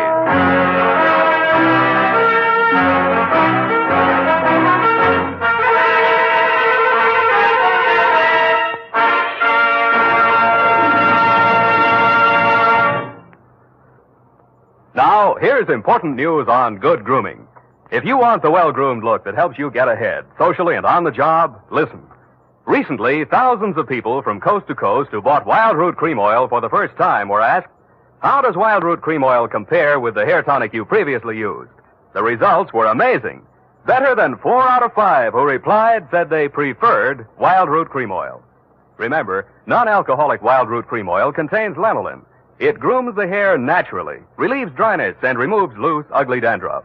So if you want your hair to be more attractive than ever before, get the generous new 25-cent size of Wild Root Cream Oil, America's leading hair tonic, on sale at all drug and toilet goods counters.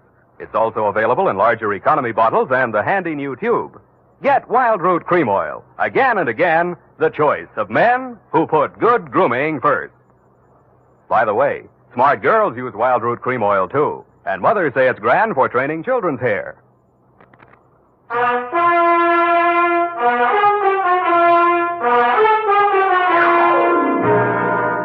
And now, back to the Hot 100 Grand Caper. Tonight's adventure with Sam Spade.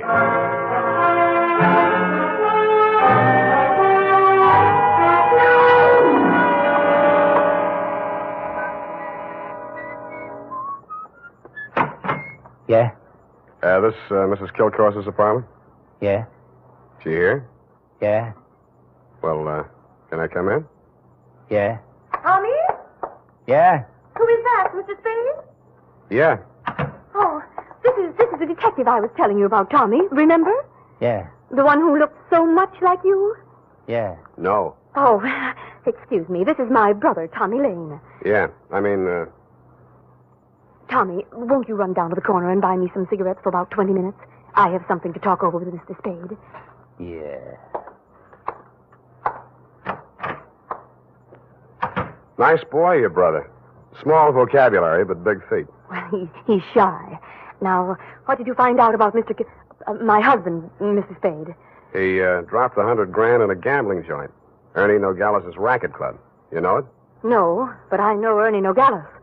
I knew him in Reno before I met Leonard. He lost his license there for running a crooked wheel. The way Kilcourse was playing tonight, that wheel didn't have to be crooked. He was trying to lose that $100 grand. But why?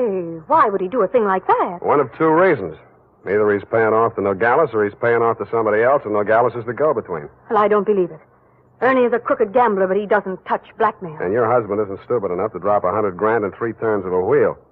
Anyway, I'm not tangled with him and or the Ernie Nogales mob for $100 of your money or anybody else's. Here, take it. Well, and here are your car keys. No, wait, please. You can't desert me now. Why not? Well, I haven't told you everything. I'd hoped I wouldn't have to. About your brother? How did you know? The only place you get a green suntan is in a pokey. Besides, he acts kind of stir-crazy. Spent a little time in solitary, didn't he? He won't talk about it. But that's it, Sam. That's why Leonard is paying that blackmail money to Nogales. You just said Nogales wouldn't touch blackmail. Any other corrections you'd like to make in your copy before we proceed? Yes. Well, I might as well tell you everything. Why not? I knew when I came to you this morning that my husband was paying this money to Nogales. I knew because I asked him to. You and Ernie Nogales are working together? I'm not that rotten. I didn't say you were, but you're a rotten liar. There's that much in your favor. But I'm telling the truth now, Sam. You must believe me. Everything that has happened is my fault. I persuaded Nogales to give my brother a job in his place in Reno. Mm-hmm. They quarreled, and when he got closed down, he blamed Tommy.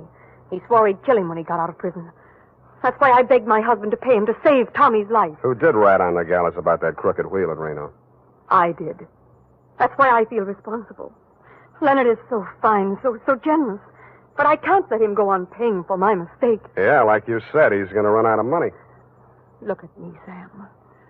Do I look like the kind of a woman to whom money means everything in the world? No, but you're looking at me, not at Kilcourse. You're laughing at me. I know what you think. Perhaps I did make a mistake in marrying Leonard, but he was so kind, so considerate, like my father. Everybody reminds you of your relatives. You don't believe my story? Well, since you asked. Well, all right, then, here's the truth. I'm really Jack the Ripper's granddaughter. My parents were terribly wealthy. I harpooned my mother in her Beverly Hills swimming pool, set fire to my father with a $50,000 negotiable bond, and eloped with John Wilkes Booth. That brings us up to 1865. Shall I go on? Don't stop. It's great. Oh, get out of here. Get out of here and leave me alone. After you've told me all your secrets, I'm not that rotten. You won't help me. You never intended to. Why go on? torturing me. Oh, now, stop that. Please, please. I believe you. I believe all your stories. Now, what is my next smart move? Sam, the only way to stop Ernie Nogales is to prove that he's running a crooked wheel. And then he'd pay back all that blackmail money, and he wouldn't dare lay a hand on Tommy. Well, it's going to be hard to prove and expensive. I'll have to lose a little on that wheel before I can figure the way it's rigged. How much can you invest? Well, I have about $1,000 of my own. With you? Yes. Here. You take it. Smells nice. Sam. Yeah? Sam, after all this is over, and after I've put things to right with Leonard, I should have told him before this, but I owed him so much. Oh, Sam, I'm so glad it's you. Yeah. Me too, Angel. Go now, darling, before I beg you not to. What time does that joint close? Well, it runs all night, I think. Good. Let's stay up late and raid the icebox.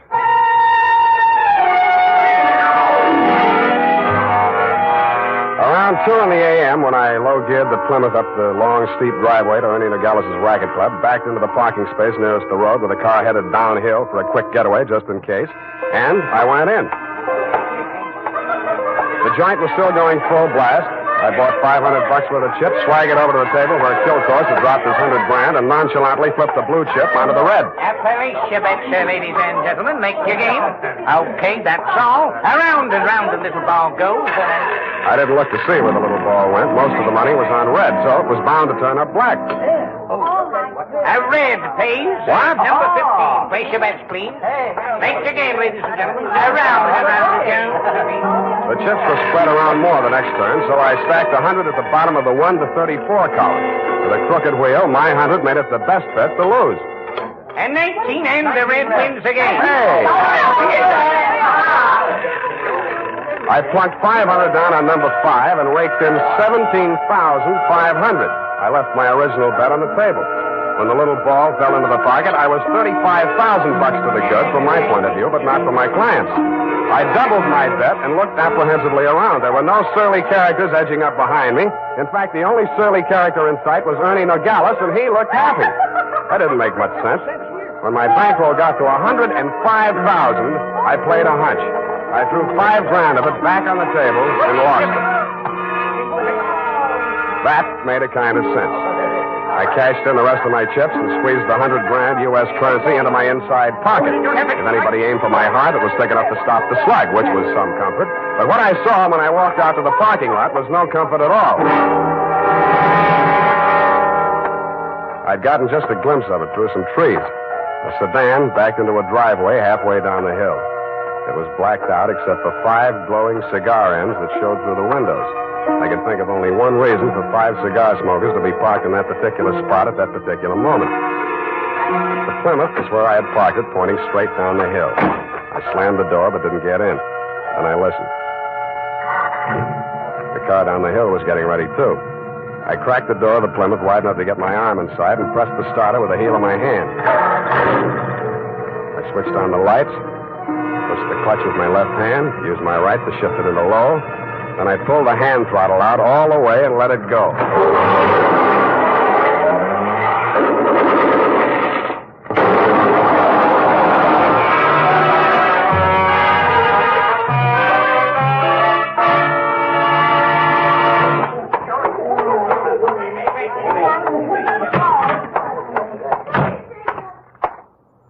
What's the big idea busting into my office? We're going to have a talk, Nogales.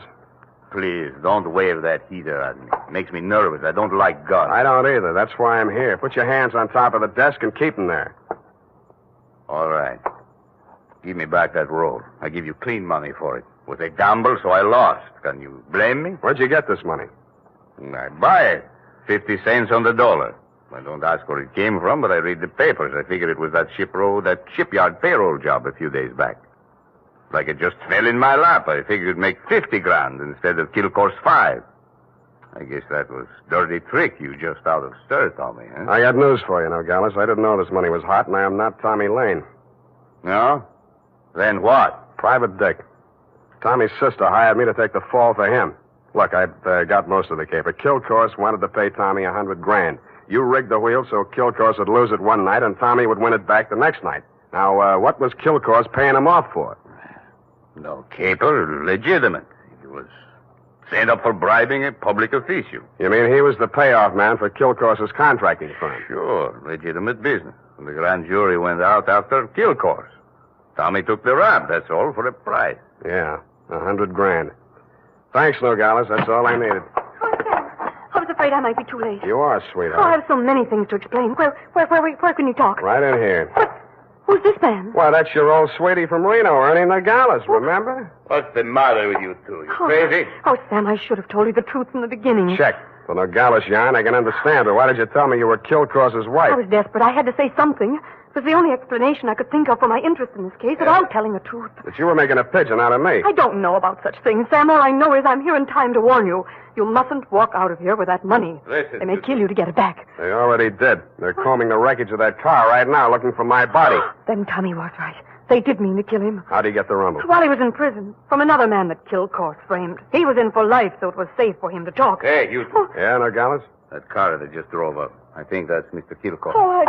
Hey, what's your hurry? Go, let me go! Come on, what's your hurry? Tommy's out there in that cab. I've got to warn him. Or tip off Kilcourse. Which is it? No, Sam, you've got to believe me. Sit down. Stop that. You two have fun. I'm getting out of here. Go ahead. Now, listen, sweet Lorraine, you may as well save your breath for those explanations. You're staying right here until the cape is all wrapped up. Here he comes. Have you got a gun, Sam? Yeah? Well, you'd better have it ready. But Sam... Where's Nogales? I want to see him. He was called out of town, sir. I'm in charge. You Mr. Kilcourse? That's right. I want to know why you people have been interfering with my business. It might interest you to know that this building site's on an old Spanish land grant. Title's very shaky. I'll run an 8-lane highway straight through the middle of it and turn the rest of it into a game preserve. That's what I do to people who double-cross me. I tried to tell Mr. Nogales that, sir. He wouldn't listen to me. He tipped Tommy off for a split of $100,000, but I knew sooner or later we'd have to answer to you, Mr. Kilcourse. Oh, well, what's that? Here's your $100,000, sir. Count it. Well. What's your name, son? Sam Spade, sir. I'm glad to meet an honest lad. Well, come along. You too, young lady. We'll all walk out together. Sam, what are you... What? Spade, huh? Yes, sir. I'm a private detective, but I'm ambitious. Politics? Yes, sir. Well, we'll run you for assembly. In the meantime, I believe there's an opening in one of the public services. Garbage disposal. Executive end, of course. Where the devil is that man with my car? Oh, there he is. You drop around to my office in the morning. Thank you, and good night, Mr. Kilcourse. Drive on, Horace. Back to the city. Oh, Sam. How could you? All those lies and just handing over the money like that. It wasn't yours. It wasn't Tommy's either, sweetheart. Get in. Well, Tommy, are you all right? Yeah. Drive us across the bridge, Tommy, will you? Yeah. Tommy, Yeah. Tommy, I'm afraid we'll have to do without the money. Yeah. Sam gave it to Mr. Kilcourse. Yeah. Now, don't get excited, Tommy. I'm sure Sam had a reason. Didn't you, Sam? Yeah. I mean, that was marked money from a payroll job. Oh, then it won't do him any good. It'll send him up for a good long stretch if the eyewitness story that goes along with it is good enough. And you're just the girl to tell it, sweetheart. Am I right, Tommy? Yeah.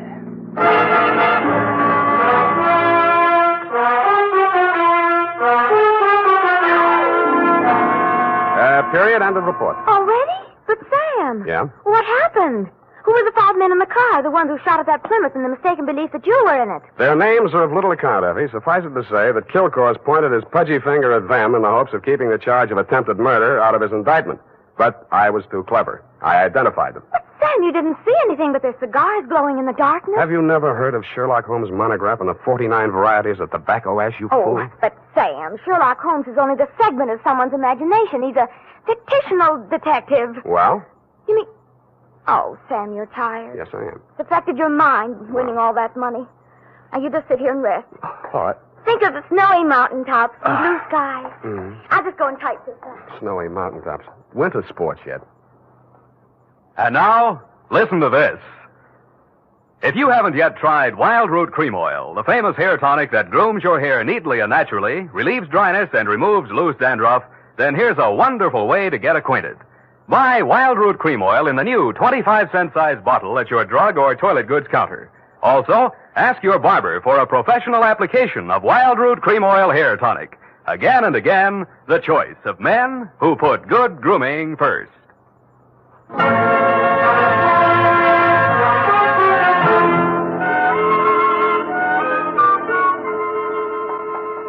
here it is, Sam. And not that it made any difference, but how did you guess that she wasn't Mrs. Kilcoyne? Simple. Kilcoyne didn't recognize it. But, Sam, that was after you denounced her. I did no such thing. From the report, Sam, in black and white. Quote, why did you tell me you were Kilcoyne's wife? Unquote. At that point, you assumed that she was not Mrs. Leonard Kilcoyne. I did not. I merely wondered why she had told me. Well, with all the lies she told, you might have assumed anything she said was totally devoid of truth. And I did, sweetheart. I did. Oh, well, that's a relief. I was afraid for a while she'd taken you in. What's that got to do with the truth? Good night, Sam. Good night, sweetheart.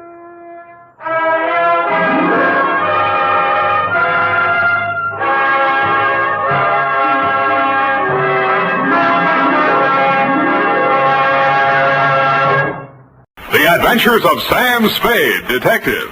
Brought to you by Wild Root Cream Oil Hair Tonic, the non-alcoholic hair tonic that contains lanolin.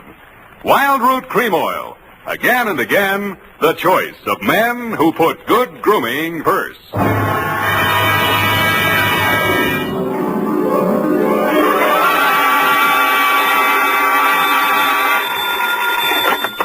Spade Detective Agency? Hey, it's me, Sammy the Spade. Sam, it's not true, is it? Every word of it. What? That you've been consorting with unsavory characters? Well, she was a savory enough girl, Effie, although a crook. Well, according to the paper, she's practically a murderess. Not to mention that she's dancing the Roomba with you. That's a lie. There's a picture of you. Virginia Vale, gangland glamour girl, caught at the Club Iberia in barefoot Roomba with private eye. It was not a Roomba, it was a bambuco. Oh, Sam, not over the phone. Boom, I can't stop it. Boom, boom, boom, boom. Stay where you are. Boom, boom, boom, boom. I'll be right down to dictate my report on the Lawless capers. Boom, boom.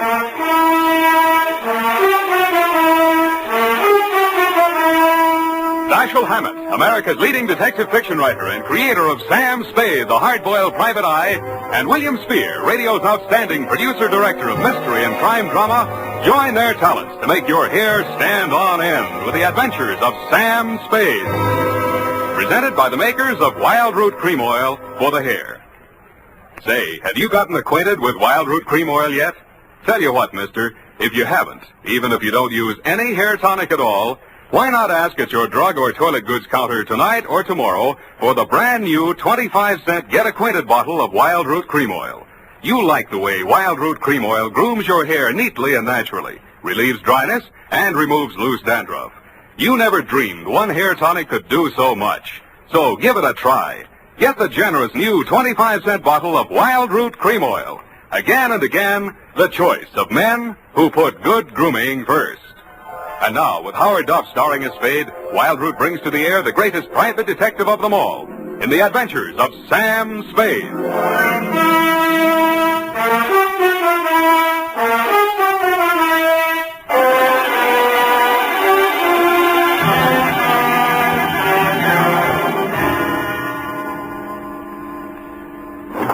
I think I'm getting it now. You even lost your shoes. Ready, sweetheart? Yes, Sam. No questions? No, Sam. That picture in the paper doesn't mean a thing, Effie. There was nothing between Virginia and me. Just wasn't room. Well, that bambuco, you know, that's the way we dance it. Authentic. Sam, I troubled to call my girlfriend, Edna Mae Schwartz, who is an instructor at Arthur Murray's. Mm-hmm. I quote, the partners exchange graceful nods in the center of the dance floor and then separate. Well, as the senorita provocatively leads the pursuing caballero through a series of gay whirls, turns, and figures. There you see, provocative. But he never catches her, Sam. Well, I had my shoes off. That gave me the advantage. You know best, Sam. Well, that clears that up. Date? August 29th. I will give the date. Fill it in. That still doesn't explain your operating on the wrong side of the law. Down, Effie. This goes to John M. Lawless. A known gangster. What else? From Samuel Spade, license number 137596. Dun, dun, dun, dun, dun. Boom. Well, thank you, Effie. Subject, Joe Morales. Dear Johnny. You hired me yesterday morning, but the real start of it was back in 45. Flashback. San Francisco was just recovering from VJ Day, and crime was practically at a standstill because your number one competitor in the West Coast mobs had just been rubbed out, and you were on trial for same. Nothing about the trial made any sense. The tea-time chatter in the better pool rooms was that you were taking the rap for your worst enemy, Joe Morellis. What made even less sense, the lawyer defending you was Joe's brother. So I wasn't a bit surprised to receive your check for $25, together with an invitation to be in the third row of the courtroom when the jury returned the verdict. I was. The defendant will please rise. Step forward, please. Have you anything to say why judgment of this court should not be passed upon you? Yeah.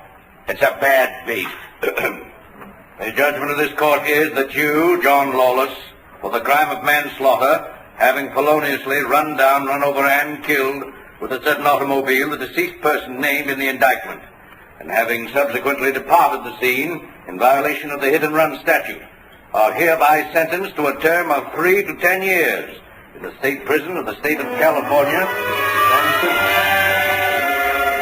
You didn't even look at the judge while he was dishing it out.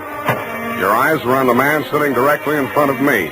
The man you were supposed to be taking the rap for. The man you deliberately planted me behind, Joe Morellis. I wondered what that meant. When the judge brought down his gavel, I found out. You came up the aisle with a deputy on one arm and your lawyer on the other. He seemed upset about something. I'm sorry, Johnny. I did the best I could. But give me the judge I asked You for. passed on that jury, you cheap shyster. Okay, just wait till you get my bill. Shut up. Now, wait a minute, Sheriff. I want to speak to a friend. Hey, Johnny, hurry up. We got a train to catch. Hey, you, Joe. Yeah, Johnny? I got just this to say to you. I'm going up, but I'm not staying, see? If I'm not paroled out in 3, I'll break out. Either way, I'll get you, even if it means a murder rap. Oh, now listen, Johnny. You heard me, Spade? Yeah, Johnny, I wish I hadn't. Come on, Johnny, we gotta go. Okay. Don't forget what I said, Joe. So long, Sam. Good luck, Johnny. Hey, Sally. Yeah, Joe? You hear what he said? I know. He's gonna knock me. This guy's a witness. Name is Spade. Spade, my brother Sally. Salvador Morellis. You may have heard of me. Yeah, if I'm ever up in a hit and run, remind me not to hire you. Come along, Spade, where we can talk quietly. Just over here. My conference room. Look, we got nothing to talk about. Oh, yes, we have. Watch it. I just got this suit pressed. Yeah, right in here. Sally, is it all over? How did it come out? Where were you? In here. I couldn't force myself to stay out there. What did he get? 3 to 10. 3 to 10, is that... Oh, I mean, how terrible. How terrible. Best I could do. This is Sam Spade, my dear. It's Virginia Vale, Johnny Lawless's fiancée. The San Quentin widow. Well, how's tricks, Virginia? Why did they bring you here? Maybe they know. He's a witness. Witness? To a threat Johnny made against my brother's life. My own client. What's funny? Ask your brother. That threat would even get you a writ against him to keep the peace. What do you mean, Sam? Sweetheart, threats don't mean anything in law unless they're backed up by some action. Even if he told you the when, the where, and the how, it wouldn't be worth anything until you're dead. But it would be worth something then? Sure, it shows premeditation. Then if he knew he was overheard and you'd be forced to testify if anything happened to Joe... Hey, beautiful, what are you trying to do to me? Well, I mean, he'd think twice before he tried anything. You'd be safe, Joe. Well, honey, I didn't know you cared. About you, I don't. I just wouldn't want Johnny to do anything foolish.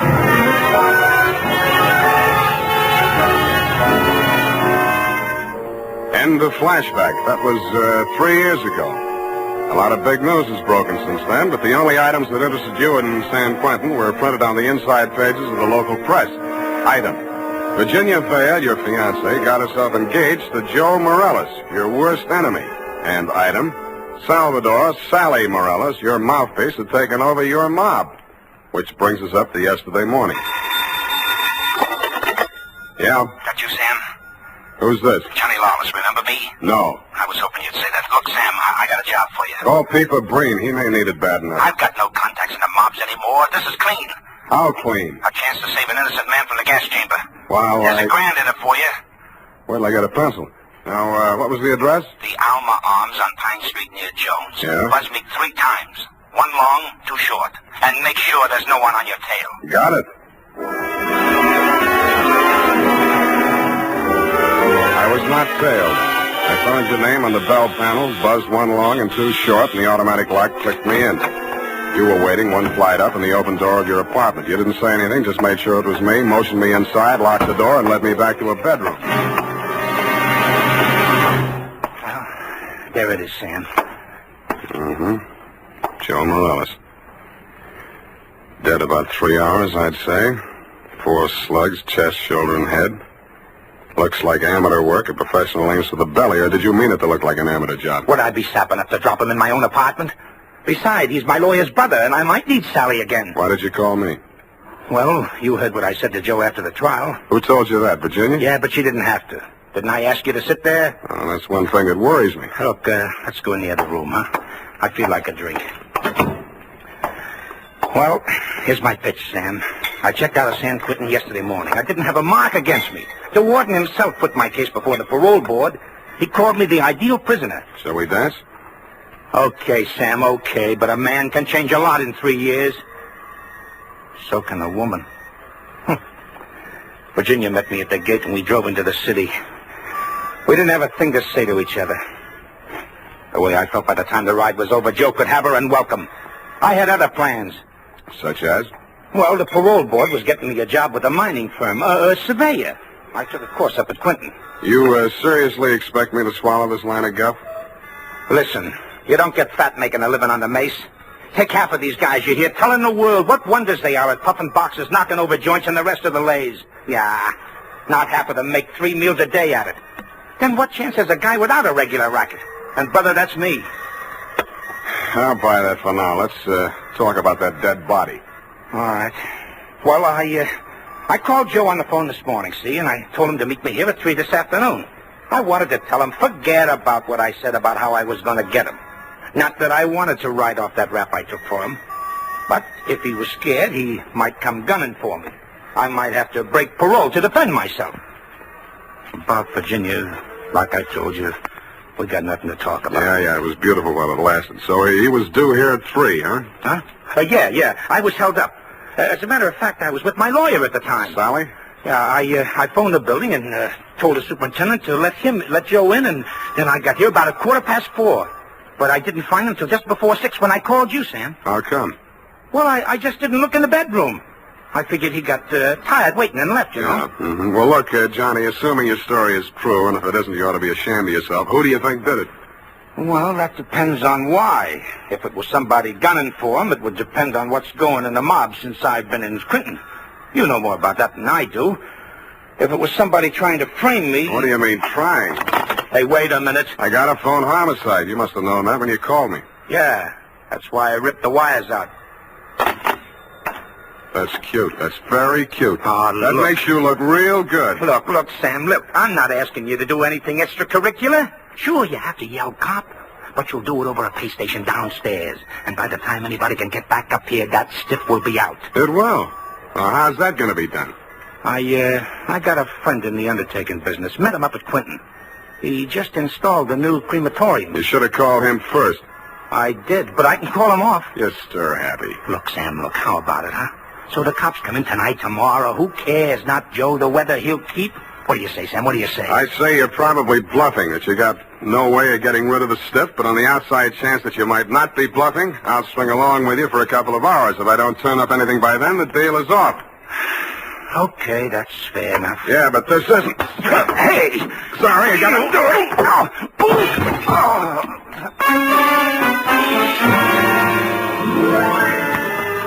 I hated to do it, Johnny. You were out of condition and you weren't expecting it.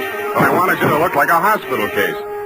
After you went down and out, I transferred my fee from your wallet to mine, examined your wounds, and decided you were good for 2 hours at St. Agnes Hospital, where I know the head nurse. Incidentally, never mind. So without further delay, I toted you downstairs, threw you into a taxi, and delivered you to the ambulance entrance. That's when I remembered that I had forgotten one thing. I hadn't given you a chance to call off your alleged undertaker friend. I was sure that part of your story was bluff, but just to make sure, I rushed back to your apartment in less time than it takes the average undertaker to back his hearse out of the garage, I thought. When I got there, I wasn't so sure. The apartment had been tidied up, ashtrays emptied, glasses put away. They'd even vacuumed the rug. The blood-stained bedspread had been removed, and with it, the corpus delicti. I found myself humming an old tune. I ain't got no body.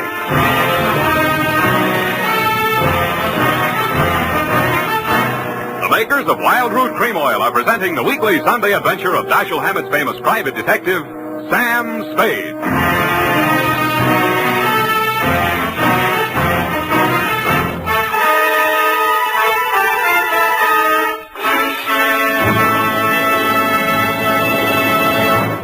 Now, here's important news on good grooming. If you want the well-groomed look that helps you get ahead, socially and on the job, listen. Recently, thousands of people from coast to coast who bought Wild Root Cream Oil for the first time were asked, how does Wild Root Cream Oil compare with the hair tonic you previously used? The results were amazing. Better than 4 out of 5 who replied said they preferred Wild Root Cream Oil. Remember, non-alcoholic Wild Root Cream Oil contains lanolin.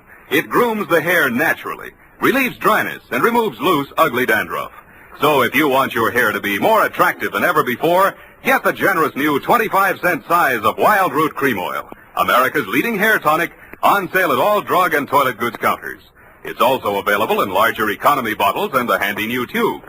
Get Wild Root Cream Oil. Again and again, the choice of men who put good grooming first. By the way, smart girls use Wild Root Cream Oil, too, and mothers say it's grand for training children's hair.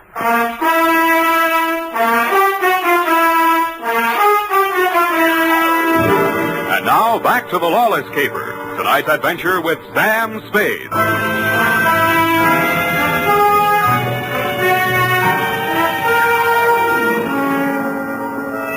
In most murder cases, there are too many suspects, too many motives, and too many clues from the very beginning. I've been on this one 3 hours, and I succeeded in turning up no suspects, no clues, and the most shameful thing of all, I had lost the body of the victim. I consoled myself with the thought that he was in no condition to tell me anything anyway. But then neither were you, Johnny. You'd checked out of the hospital, no forwarding address. But in a gin mill down in the Mission, I found a character with the unlikely name of Porky Grout.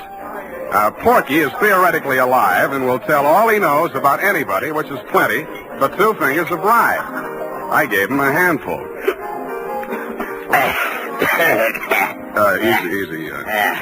Easy. The Joe Morales mob. Yeah. They dusted this town. They moved to Las Vegas 5-6 months ago. How come Joe stayed in San Francisco? Oh, him and his brother had a beef with each other. That's Sally Morales, the lawyer? Yeah, the mouthpiece. Not too close. What was it all about? Oh, that dame, Virginia Vale. After she and Joe framed Johnny Lawless on that hit-and-run job, they disagreed on methods of administration. Not so close. No. So she and Sally team up. And Sally uses his business connections to pull off this big combine, you see? Yeah, I heard of it, Las Vegas. How do I get to Sally? My throat's dry. I can't hardly talk. Hey, Riley, put out the bottle. And bring an air wick. Yeah. That's right. Oop, sloppy. Easy, I'll help you. Great, huh? Great stuff. Not too close. Now, when do you want to get to him? Tonight? Right now. Let me see now. The dame don't dance to nothing but rumba music, and she don't drink nothing but imported French champagne. Yeah. Furthermore, she don't go nowhere where she don't get her picture taken. And he don't dare take a drink in a place that pays him protection. Well, this being after hours, there's only approximately one place they could be at. That's the Iberia out on Van Ness. Thank you and good night, Porky Grout. If your friends won't tell you, I will. What? Please don't bother to answer.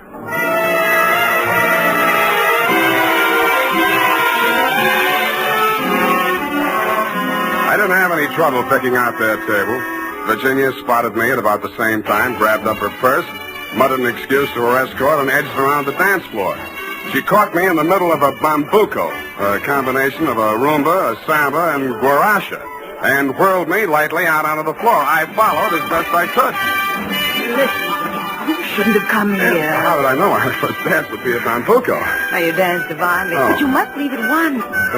Sally Sally is insanely jealous, and he's in an especially bad mood tonight. Yeah, so am I. I know why you came. You went up on me.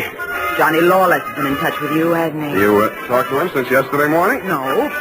He's bound to get in touch with you. I don't know what story he's told you, but don't believe a word of it. He only wants to get you out of the way so he can get back at Joe.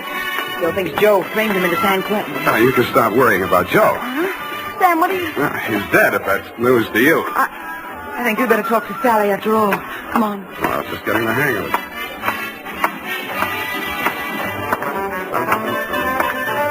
Well, my dear, so you've met another old friend. Hello, Sally. Hello. Sit down, Spade. Thanks. Sally. Huh?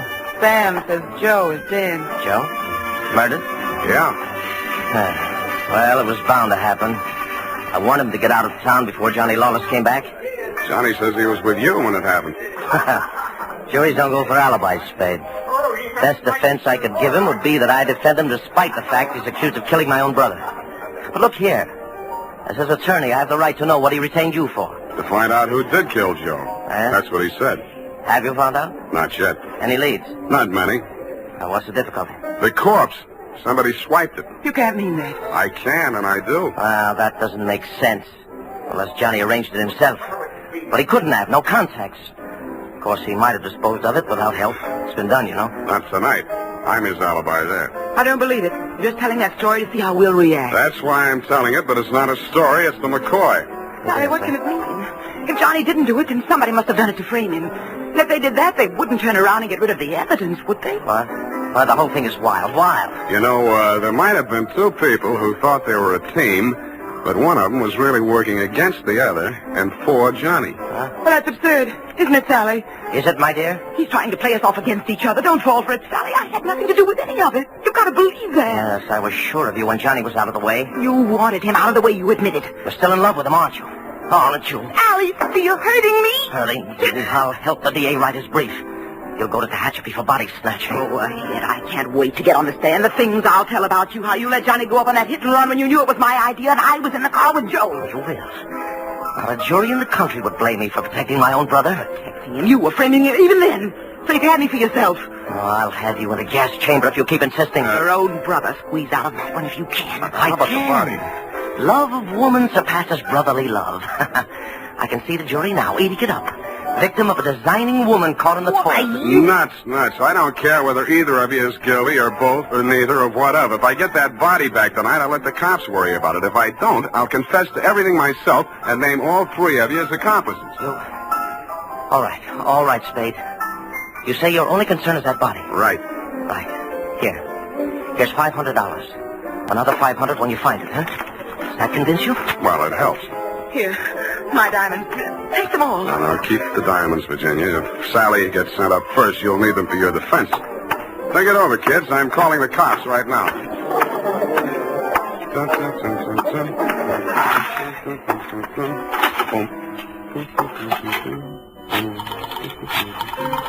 think it's 1 foot back.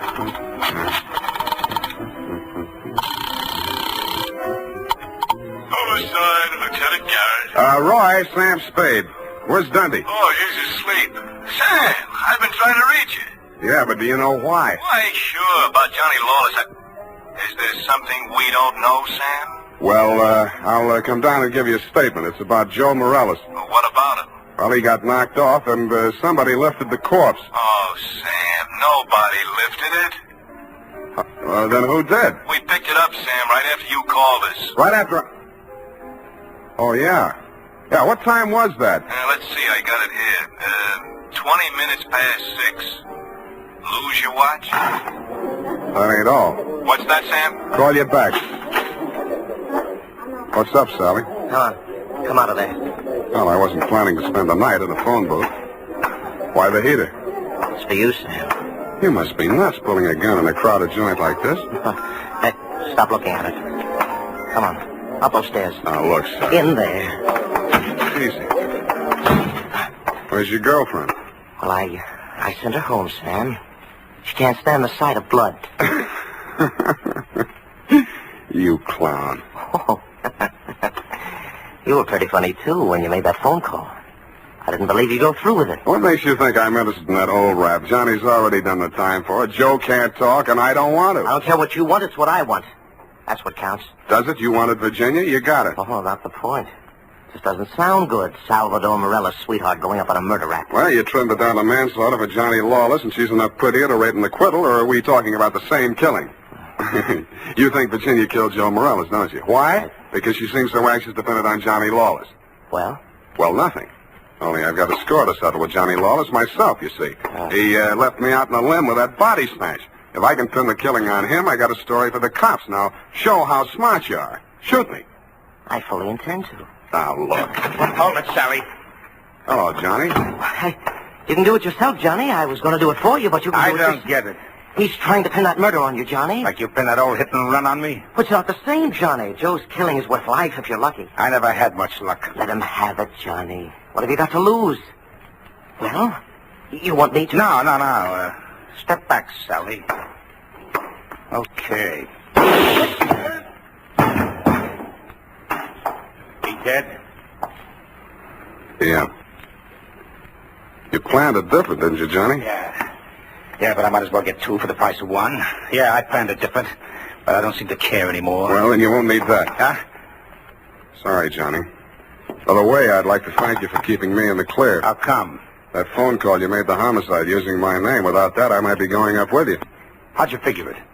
Nobody but you had anything to gain by making that body seem to disappear. You knew I wouldn't check with the police till I'd made a try at locating it on my own. You knew I'd use the disappearance as a handle to shake what I could out of Sally and Virginia. You knew they'd suspect each other because I had you alibied at the time of the body snatch, and that would start them screaming accusations at each other. Did they say enough to send them up? Yeah, I don't know how much will stick, but enough. They both admit Joe did that hit-and-run job I was sent up for? He and Virginia together. So she was with him. 3 years ago, I wouldn't have wanted to know that. Now it sounds good.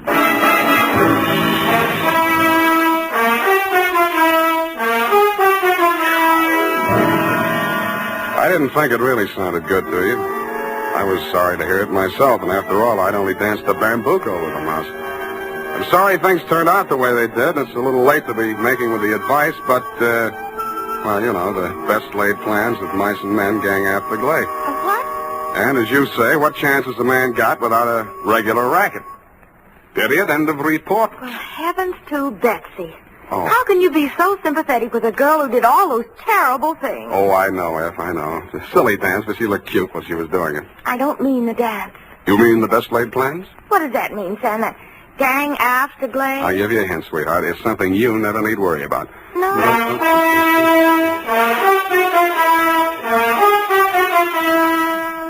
Here's why, men. Here's why Wild Root Cream Oil is again and again the choice of men who put good grooming first. Wild Root Cream Oil grooms the hair neatly and naturally without giving it that plastered-down look. Wild Root Cream Oil relieves annoying dryness and removes that loose, ugly dandruff. So if you're not using it now, or if you're not using any hair tonic, get Wild Root Cream Oil at your drug or toilet goods counter in the new 25-cent get-acquainted size bottle. Also, ask your barber for a professional application of Wild Root Cream Oil Hair Tonic. Again and again, the choice of men who put good grooming first. Well,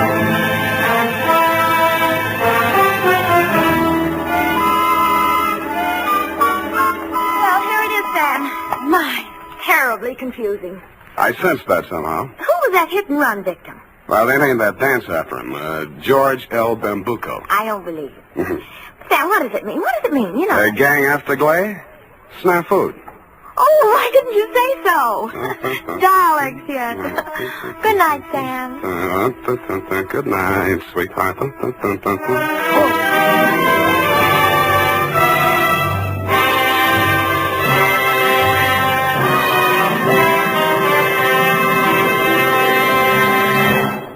The Adventures of Sam Spade, Detective. Brought to you by Wild Root Cream Oil Hair Tonic, the non-alcoholic hair tonic that contains lanolin.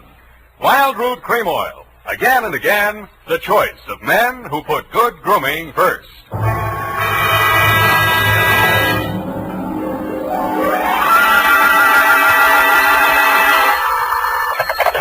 Spade Detective Agency. This is Mad Scientific Detective number 137-596. Sam, no matter what anyone says, I'll stand by you. You're nothing of the sort. Not scientific? Of course not. You're two-fisted. Well, thanks, Effie, and that ain't all, Effie. I was actually mistaken for a convolutional melancholiac. Oh, Sam, are you all right now? Wrong diagnosis, Angel. It turned out to be melancholia catatonica. Oh, you poor darling. What is that? Well, it's a thing where you lie motionless and silent with fixed eyes and indifference to surroundings. Unquote. Sam, what happened to you? What hospital are you in? Can I bring you anything? No, Effie, I am now at large. Pull down the blinds, check the corridors for men in little white coats, and set a bottle in the window if the coast is clear. Oh. I'll be right down to dictate my report on the mad scientist caper.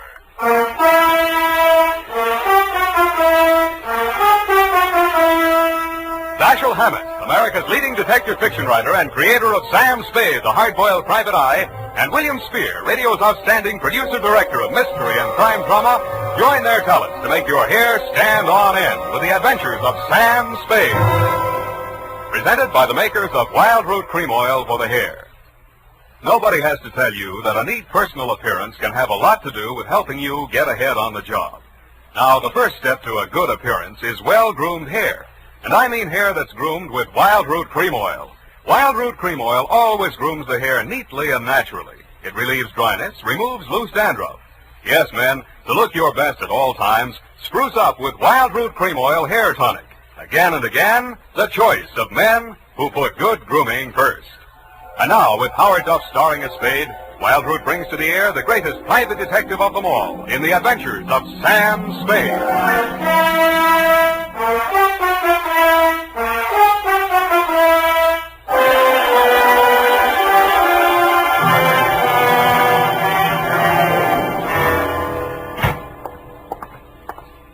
Effie! Come in, Sam. The coast is clear. Where are you? Why is it so dark in here? Well, I had to put the lights out. The blind stuck. I couldn't get it down. The heat's off, Effie. Let there be light. Oh, I'm so glad. Let me look at you. Don't look at me like that and stop whispering. Oh, Sam. Did you get me all upset like that just for a joke? It's no joke, sweetheart. You really sick? Yeah, just sick of some of the types I made in this business. Oh, Sam. Date July 25, 1948, to Detective Lieutenant Dundee, Homicide Detail, San Francisco Police, from Samuel Spade, license number 137596. Subject, the mad scientist caper. I worry so. Dear Dundee, he looked like a mad scientist, and that's exactly what he was. His eyes had a wild gleam in them, his hair was a wild tangle, and he was wearing a wild assortment of clothing that looked as if they'd been slept in shifts. He leaned across the desk at me and said, They have stolen my secret formula. They had? Gee, that's too bad. Oh, you think I'm crazy? I don't know yet. I just met you. My name is Raymond Fox. Does that mean anything to you? Raymond Fox. Yeah, I think it does, but I don't quite remember what. I invented the helioscope. Helioscope? No, that wasn't it. I also synthesized hydroxylamophotochronaton. That was it. Yes, but unfortunately, production costs were prohibitive. But you didn't let that discourage you. Oh, no, indeed. You see, after a brief illness, I was back in my laboratory, perfecting my greatest contribution to science, what may prove to be the greatest contribution of science to humanity. I call it penetron. Penetron? That is what they have stolen, the secret formula for penetron. Penetron, huh?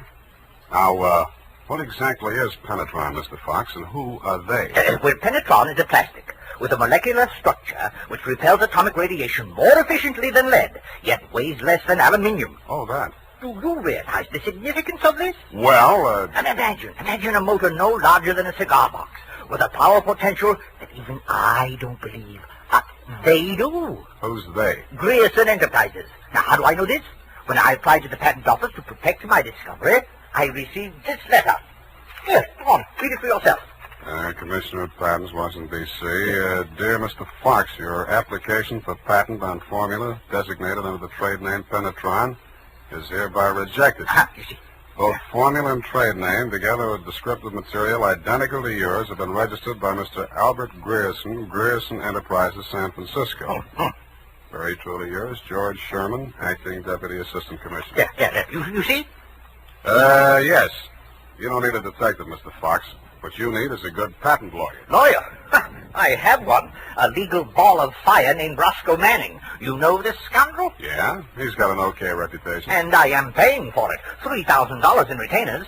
And now he tells me he can do nothing. Insufficient evidence, he says. What is this outfit, Grierson Enterprises? Yeah, a snare in a delusion, with rented furniture, unscientific ventilation, and dirty work at the switchboard. Mm-hmm. How did they get hold of your formula? Well, it must have been while I was ill. They came and took it away. Out of your laboratory? Oh, well, what did it matter where? I've got to start someplace. Start with the man. I promise you he's a crook. If he steals from me, he's stolen from others. If we can prove that, then I have a case. Well, I can't promise you anything, Mr. Fox, but I'll see what I can do. Will $100 be enough for your retainer? Too much. 25 now, and the balance if I can do anything for you.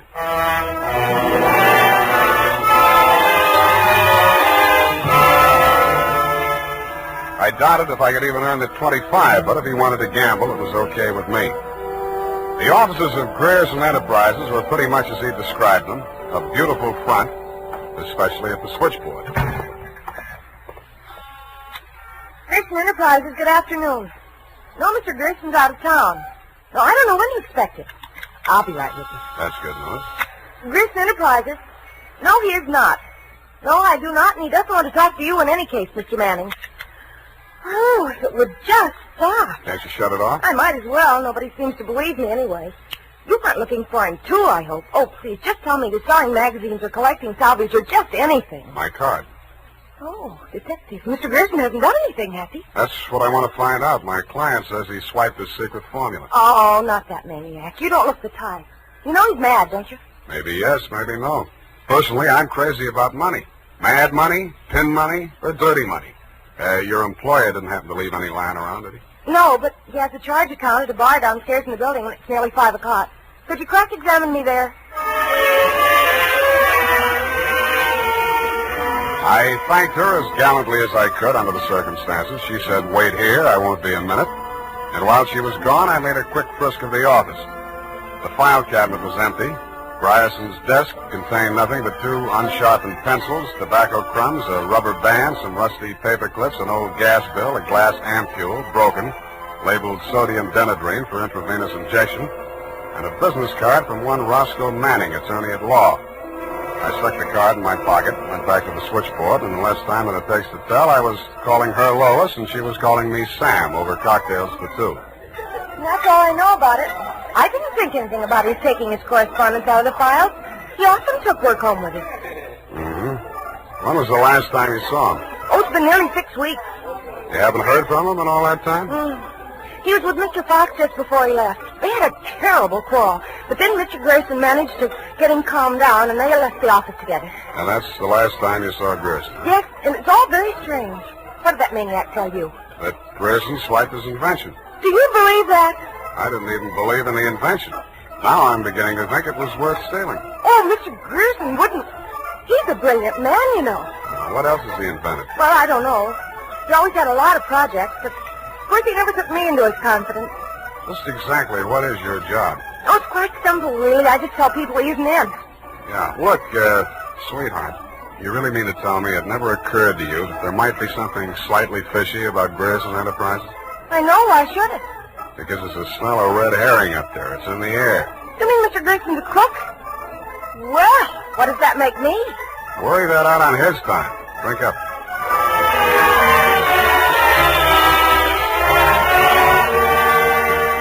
She looked as if she were telling the truth. Though with women, especially blue-eyed women, that doesn't always mean anything. If she had anything more to tell, she obviously wasn't ready yet to tell it. I asked her to come up and listen to my Herb Jeffries records. She said my apartment needed a woman's touch. I handed her a broom. She hit me on the head with it and left. And so to bed. Up the Times and phoned my client. He wasn't in. Then I phoned a guy I know who sometimes knows about things and asked him what sodium denadrine was.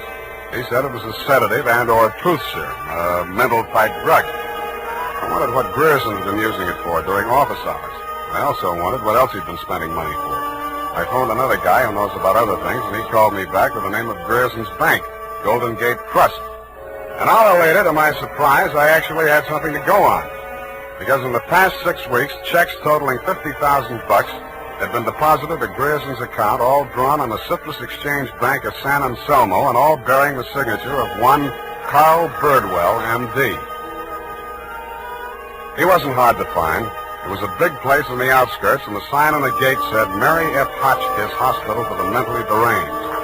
Dr. Birdwell's cottage was one of 5 without bars on the window. He was spraying his roses. So that cystectomy of Dr. Kober's, how does convulsion? Coordination all right? Can't complain. Got the use of your fingers back? Good. Pick up those shears. I want all those ragged edges. Cut off the hedges. Well, why don't you hire a gardener? Or did those checks to Grierson use up all your ready cash? Eh? Oh, I thought you were the cystectomy. Good Lord, you're that convolutional melancholiac. You're not allowed out on the grounds. Guard! Guard! Now, wait a minute, Doctor. This one acting up. Take him back. I sent for the cystectomy. This is the wrong man. You're crazy. Come on. Let go of me. I'm not a patient here. I'm a detective. Yeah, and I'm Sherlock Holmes. Come on, now, back to the violent war. Come on, lay off. I got an office in San Francisco. I can prove it. 137596. Okay, Dr. Watson, but come on, come on.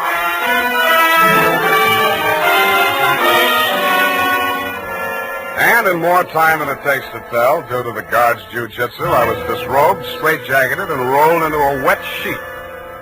A full-fledged inmate of the Mary F. Hotchkiss Hospital for the Mentally Deranged, which is exactly where I belong for having taken Mr. Fox's $25.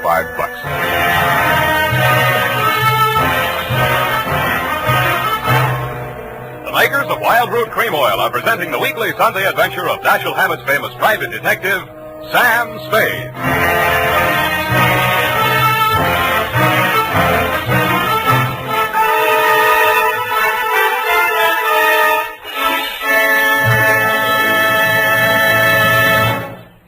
If you want the well-groomed look that helps you get ahead socially and on the job, listen.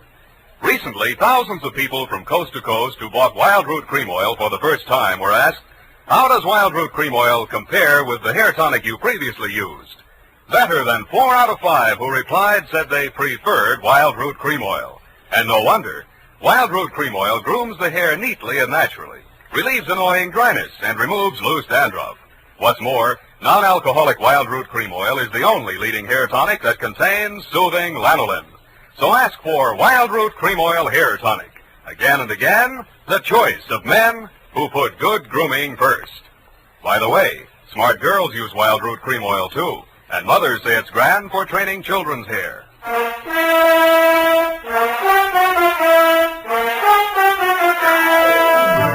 And now, back to the Mad Scientist Caper. Tonight's adventure with Sam Spade.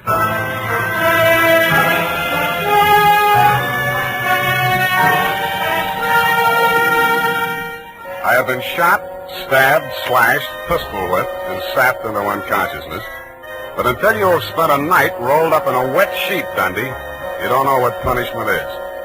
You feel hot and cold at the same time, too miserable to sleep, too exhausted to stay awake. And after 4 hours of it, you just give up and join the crazies pushing up the daisies. There's only one thing I can say in favor of the Mary F. Hotchkiss Hospital for the Mentally Deranged. They get the patients up early. By 6:30 in the a.m., I had been rolled out of the sheet. By 6:45, I had thawed out enough to be taken out of the straitjacket by an orderly. I was glad to be out of it because it was very heavy, and that gave me an idea. I picked it up and swung it. In less time than it takes to tell, I was in the orderly's uniform, out of the violent wing, and shuffling up the walk through Dr. Birdwell's rose garden and through his cottage door. Good morning, Dr. Birdwell. Good Lord, who let you in here? What do you want? I was trying to tell you yesterday when I was so rudely interrupted. Hey? Oh, yes, the detective. Did you say Grierson sent you? I didn't say that. I'm afraid you'll have to be absolutely specific or I can't help you. All right. My client is an inventor who claims that Mr. Grierson stole a formula from him, got a patent on it, and stands to profit to the tune of about $1 million. The last 2 items check. I don't know whether Grierson's a crook or not. He's into you for $50,000, so you might know. This inventor. Pale eyes, contracted pupils, big mop of hair. That's a fair description. Fox. Raymond Fox. He's a patient, escaped from this hospital. That man, Mr. Spade, is a homicidal maniac. If you'll jog your memory, you may recall the case. Sacramento, 1935. Sacramento. Wait a minute. Chemistry professor, lab explosion? That's the case. Two of his colleagues, whom he irrationally suspected of stealing the formula for the explosive he used to blow them up. You sure they didn't? The man was adjudged hopelessly insane. He must be returned to us. He may murder Grierson, he may murder you, but he will commit a murder if he remains at large. Perhaps more than one murder. You must help us, Spade. Like you, Doctor, I can't help unless you're absolutely specific about a couple of things. Your connection with Grierson, for instance. I invested in Grierson's firm. Uh-huh. How did Fox meet Grierson? He was allowed a certain degree of freedom here during his rational periods. I guessed that he went through my papers or overheard one of my conversations with Mr. Grierson. Mm-hmm. Do you know he retained a lawyer? Huh? Manning, smart patent lawyer. You must think Fox has a case. Oh, surely not. Grierson thinks so, too. You've talked to Grierson? No, but I've examined his bank statements. The bank allowed that? I told him I was Grierson's attorney. The point is, Grierson is broke. Why? Because he's paid out every penny you gave him to the order of Roscoe Manning, attorney at law. And you know what I think, Doctor? Yes? I think Raymond Fox is crazy like a fox. And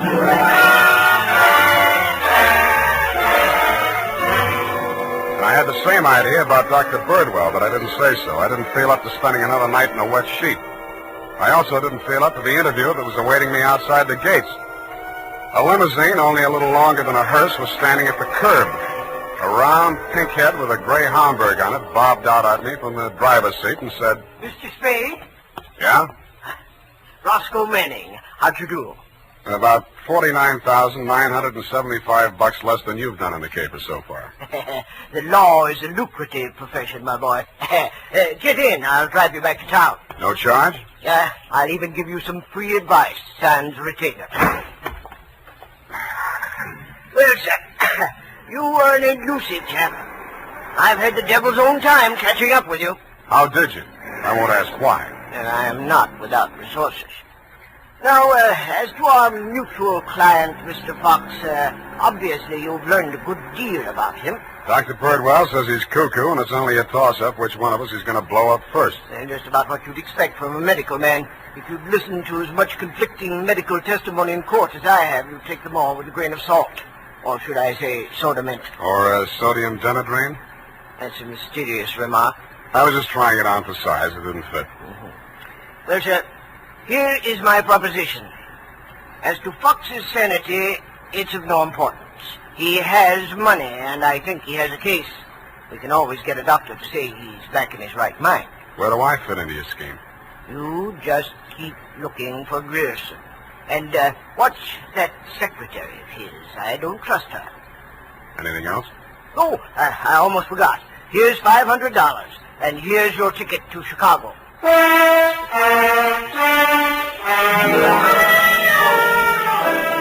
I don't know why, but somehow I got the impression that Mr. Manning was trying to get rid of me. He should have used that ticket to Chicago himself.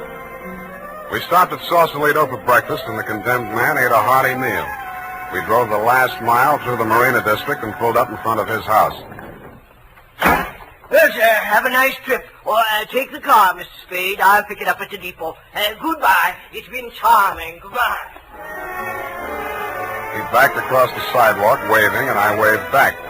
Then he went up 3 steps, put a key in his door, and opened it.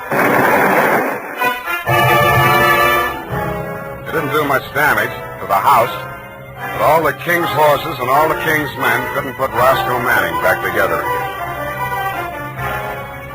I got out of the car and just made it up the steps when it happened again.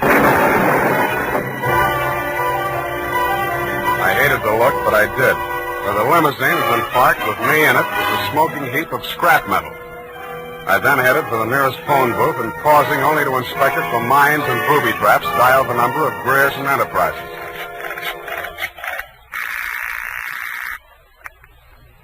Grierson Enterprises. Lois, Sam Spade. Sam, darling, thank you for the present. What present? I haven't had a chance to open it yet, but I think I can guess what it is. A traveling clock. You mean a package arrived and it ticks? Oh, darling, don't be such a tease. Now, Lois, listen. Oh, all right, I'll open it now. Throw it out the window. No, don't do that. Pedestrians, innocent bystanders. Have you got a metal wastebasket there? I think so, yes. Well, fill it up with water and throw the package into it. And ruin my lovely clock. It is not a lovely clock. It's a lovely booby trap. Oh, go on. I'm serious. Manning just got one of them, and what's left of him is on the way to the morgue. Oh, I think I'm going to faint. Lois! Lois! Wake up! Pour some water on yourself. Hello!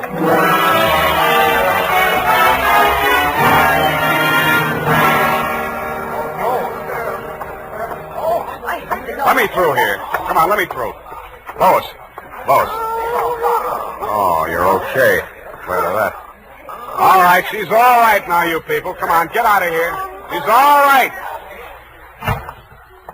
Come on, get up. You're not hurt. What happened? It exploded in the water. At least you had sense enough to do what I told you to. Oh, this is a new dress. Now look at It looks fine. Here, put this coat around you. I don't think that was a very funny joke, Sam. Neither do I. Now, try and forget your clothes for a minute. And try and answer a few questions for me. There isn't much time. Sam, what is it? I want you to be very sure of this, Lois. Try and remember accurately. How many people has Grierson seen since he opened this office? Well, not very many. It was hardly ever in. It's strange. Now that I think of it, I can only remember two. Mr. Manning and that mad scientist man, Mr. Fox. Yeah, did you hear any of the conversation between Grierson and Fox? He just screamed at Mr. Grierson about how his invention had been stolen from him. Then it sounded as if they scuffled, and all of a sudden Mr. Fox calmed down. Mm-hmm. When he came out, his eyes looked funny, as if he'd been hypnotized. Yeah. What does Grierson look like? Oh, he must have been quite handsome at one time. He's sort of like Gregory Peck with a mustache, only fatter and balder and older. Mm-hmm. I wouldn't have put it exactly like that, but I can see what you mean. But you've never seen him. Don't make book on it, but I think I have.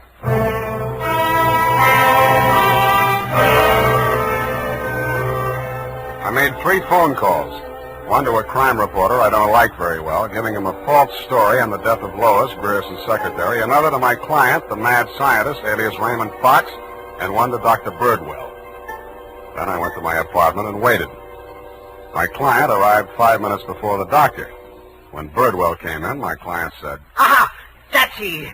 He stole my secret formula. Oh, now, Raymond, you're getting confused again. Oh. I'm the doctor, don't you remember? That's not true. Your name is Grierson. Oh, he's much worse. He's identification. Now, you must try to remember, Raymond. Nobody's going to hurt you. But you'll be much sicker if you don't remember. But I do remember. I remember everything. Do you remember setting the bombs at Manning's house and the one you sent to Mr. Grierson's office? No. Grierson isn't dead. You're Grierson. No, Grierson isn't dead. Only that poor girl. No. She didn't steal my formula. It was you. Oh, you're trying to mix me up. I'm trying to help you. Now, roll up your sleeve. I'll give you something to quiet your nerves, and we'll go back to the hospital. Put it away, Doctor. You've helped him enough. Huh? Now, look here. This man is my patient. He needs medical attention. I won't argue with you, but I think you'd better get it from some other doctor. Right now, he's making more sense than you are. Just keep on the way you're going, Spade, and I'll have you back in that wet sheet. I did it once, and I can do it again. Sit down. You got delusions of grandeur. Stop shaking, Raymond. I said you're making more sense than he is, and I can prove it. You think you're very astute, don't you? No, I'm stupid, but I'm lucky.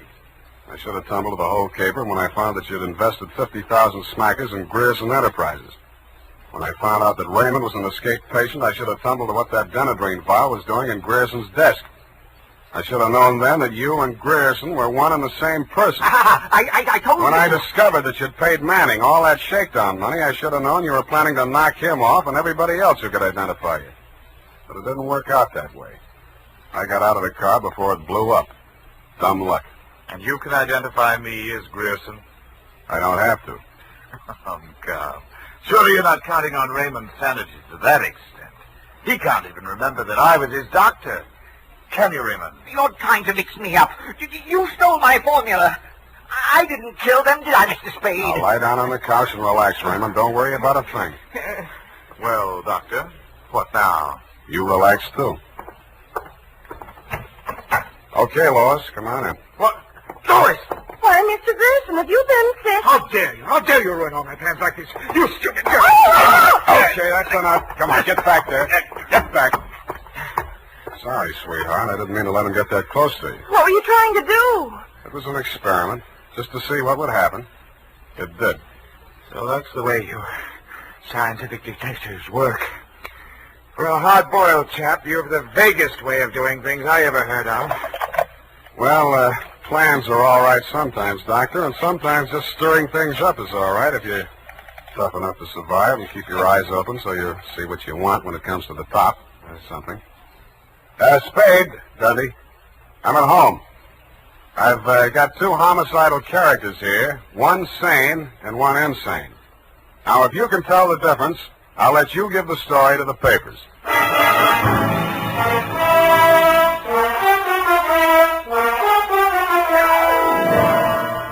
And that, Lieutenant D, is the crop. You picked the wrong one. Figures. It's as simple as this. Raymond Fox was the loony, but Birdwell, alias Grierson, conceived and executed the whole scheme, including the explosions. Don't worry about Fox. He's now back at the hospital working on a new secret formula. I don't know what it is, but it might be an anti-truth serum, because that's how Birdwell got the Penetron formula, by using truth serum on the mad scientist to make him talk. Anyway you figure it, he's crazy like a fox. His enemies are all dead or on their way, and he's as snug as a rug in a bug house. Period. End of Looney Tunes. Well, of all... Well, just imagine.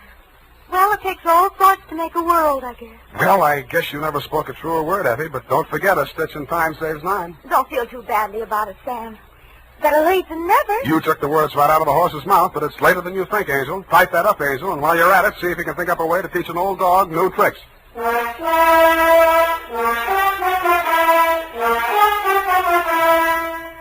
Say, mister, if you haven't tried Wild Root Cream Oil Hair Tonic, why not get it tonight or first thing tomorrow? You'll be glad you did, for Wild Root Cream Oil grooms your hair neatly and naturally without giving it that plastered-down look. Wild Root Cream Oil also relieves annoying dryness and removes loose, ugly dandruff. Simply step up to your drug or toilet goods counter and ask for Wild Root Cream Oil in the big economy bottle and the handy new tube that's easy to pack when you travel. Also, ask your barber for a professional application of Wild Root Cream Oil Hair Tonic. Again and again, the choice of men who put good grooming first. Well, here it is, Sam. And I've been thinking over what you said. Which? About teaching an old dog new tricks. You're only as old as you feel, Sam. Then send in the application for my old age pension. Oh, Sam, I won't let you talk that way now. You're just tired and nervous and run down. Yeah, backaches, stay up nights, sour racket. You're just feeling sorry for that Mr. Fox. I wouldn't worry about him. As you pointed out, he's safer where he is for all concerned. And after all, necessity is the mother of invention. What's that got to do with anything? Well, he's an inventor, isn't he? Hold that. You see? All's well that ends well. Good night, Sam. Good night, Pollyanna. Pollyanna. Oh, she's a glad girl. Oh, no, Sam, that's Shakespeare, that old... You know best. All ashore that's going ashore. Good night, sweetheart.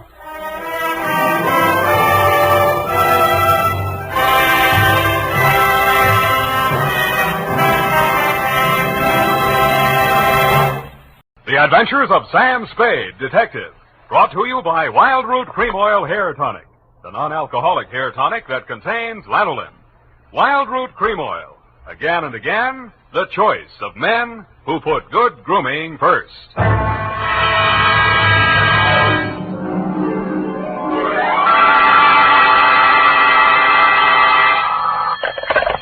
Spade Detective Agency. Bernadine, anything wrong? You sound almost human. It's not Bernadine, Sam. It's me, Effie. F. But I'll tell Bernadine about your compliment. How are things?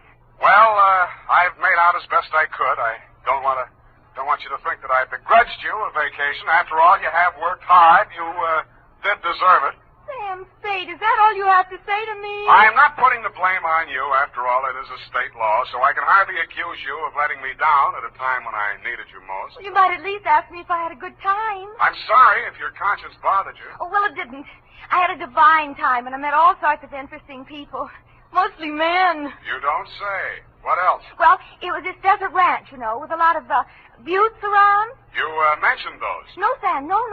They're the result of erosion. Those outdoor types, they go to pieces. Sam, are you pulling my leg? Not over the phone, Abby, but stay where you are. I'll be right down to look at your snapshots. And when you have the time, I'll dictate my report on the missing Newshawk caper.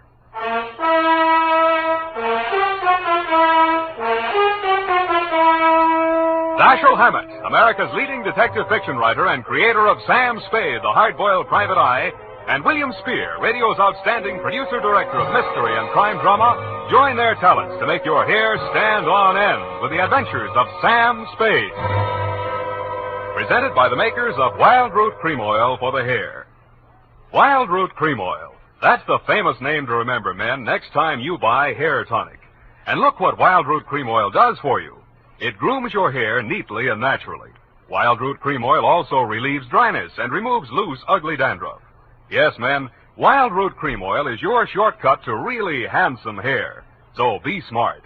First chance you get Wild Root Cream Oil Hair Tonic. Again and again, the choice of men who put good grooming first. And now, with Howard Duff starring as Spade, Wild Root brings to the air the greatest private detective of them all in the Adventures of Sam Spade.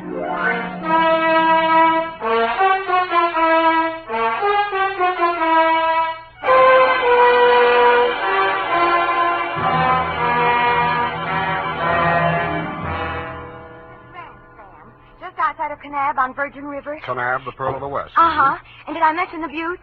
Oh, well, they're very interesting. The result of erosion. Yes. And it's authentic, too. Fay Hamlin's ranch. You, mean a working ranch? Yes. You see, that way you get into the spirit. Mm-hmm. My job was to feed the chickens. And that's how I met him. One of the buttes?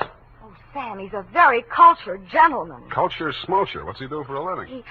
He cures stammering. You don't say.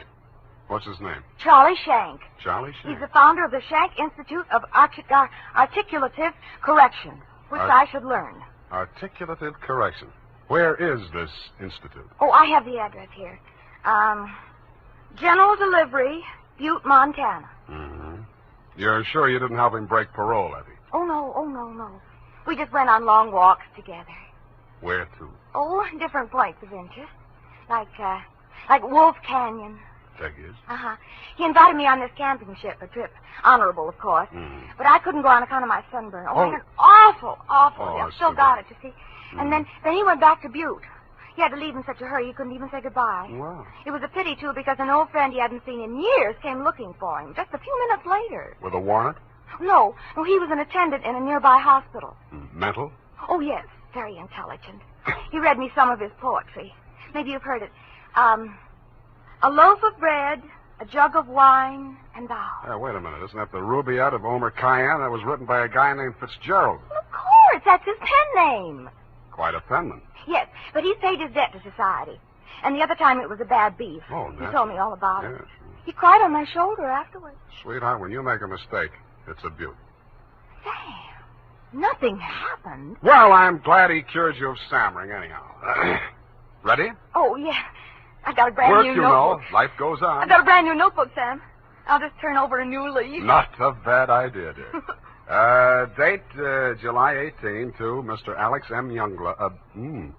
Try that again. Mr. Alex M. Youngblood, P.O., Box 317, San Francisco. From Samuel Spade, license number 127596. Dear Mr. Youngblood, I need a vacation myself. You need Charlie Shank. Sounds hard, Sam.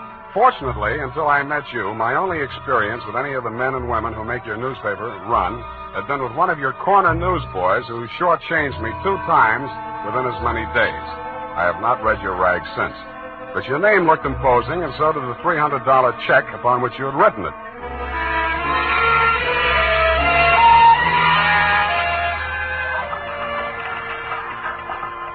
Per your instructions, promptly at 4 p.m. on the 15th inst., I munched through the litter of your city room toward a door marked A.M. Youngblood, publisher, managing editor, and city editor. I wondered if you were ambitious, frugal, or 3 men. I did not know that you had good taste until I saw the trim, 20-ish, and toothsome secretary in your outer office. Hello.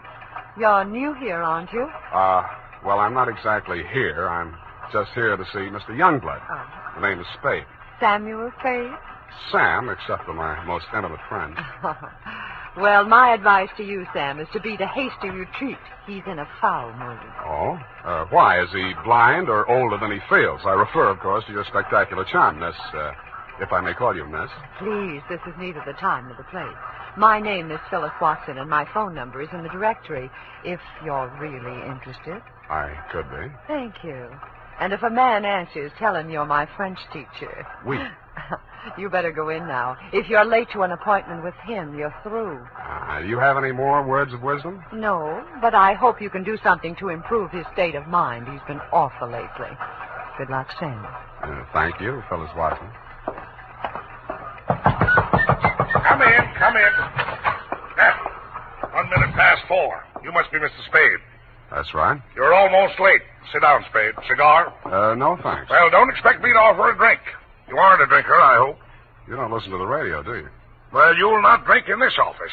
Nothing here but a cooler filled with water from a clean, gurgling, laughing mountain stream.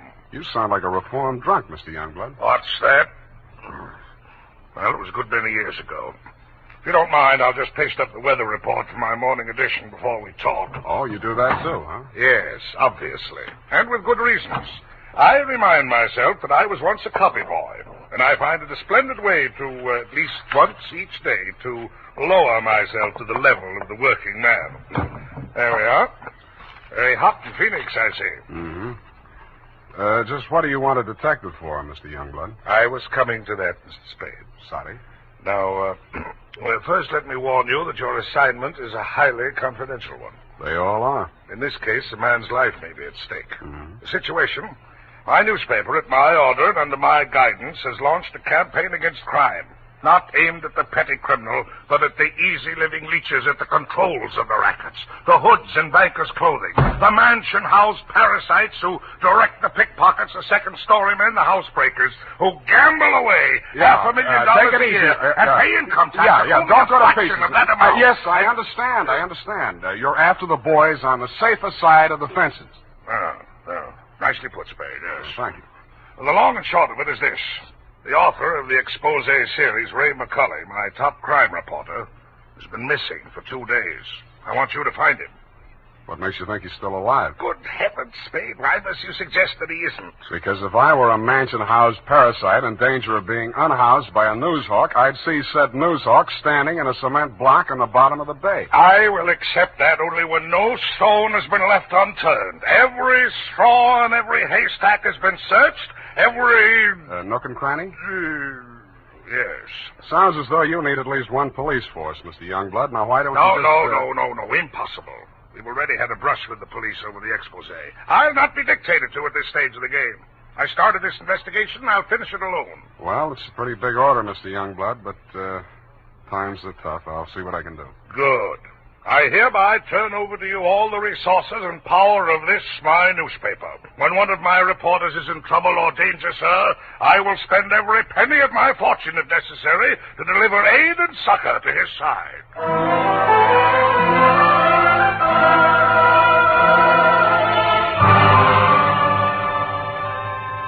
You then gave me Ray McCully's expose stories to date. I saw why you, his family and friends, and his creditors could have been worried about him. They were hot. One followed a stolen car from the time of the heist through the alteration of the body color, tire brands, license number, motor serial number to the time it was shoved onto a used car lot. They named names all the way through. And another did the same to the firm of Otter, Badger, and Mole, furriers, and alleged manufacturers of coats from clouted pelts. Ray McCully had dropped out of sight right after that story had been published. So I left your office hoping that I'd reach the address of Otter, Badger, and Mole before closing time. I did. The plushy showroom was occupied by a dozen attractive fur-bearing models, female, but wax. The live models, male, were wearing padded shoulders, pointed shoes, and coats tailored for underarm artillery. They would have looked more natural at Madame Tussaud's waxworks, Bertram the burglar section. Hey, what'll it be? Something for the little woman? Where do I find Mr. Otter? You the law? Leo sent me. He's in his office. Come on. Oh, wait a minute. Don't crowd me. You say you want to see the boss? On business. Stop nudging me with a rod. In there, hey, move. Okay. Hey, boss. Yes, Woody? Here's Joe here to see you. Leo sent him. Well, nudge him in, Woody. No nudging, Woody. Well. So Leo's sending a man to see me. I wonder why. If you'll comb this character here out of my hair, I'll try and tell you. Sit down, Woody. Thanks. You're new in town. Yeah, that's why Leo sent me. A local muckraker named Ray McCully interviewed you. He also interviewed Leo, but it didn't get printed yet. Leo wants to find him. So do I. How can I help? Well, he walked out of here, went to his hotel, wrote the story, and mailed it in. That's the last anybody's seen of him. Leo was just sort of hoping that you'd already taken care of him. Not yet. That's all I wanted to know. Thanks. Just a moment. Yeah? Leo sending you out alone? Why not? That's a tough boy, that McCully. He's got plenty of protection. That's what you need. What kind of protection? Go along with him, Woody. Who, me? You're Woody, aren't you? Now, look, Mr. Otter, I don't want to look a gift horse in the mouth, but the way I see it, this is a lone wolf type caper. Hey, what's the matter, hey? You think I'm too good for you? Well, Woody, I wouldn't say that. Good. It's settled then. Take care of him, Woody, and don't mix it up with any of Leo's boys. If he's out to get that rat McCully, he's our friend.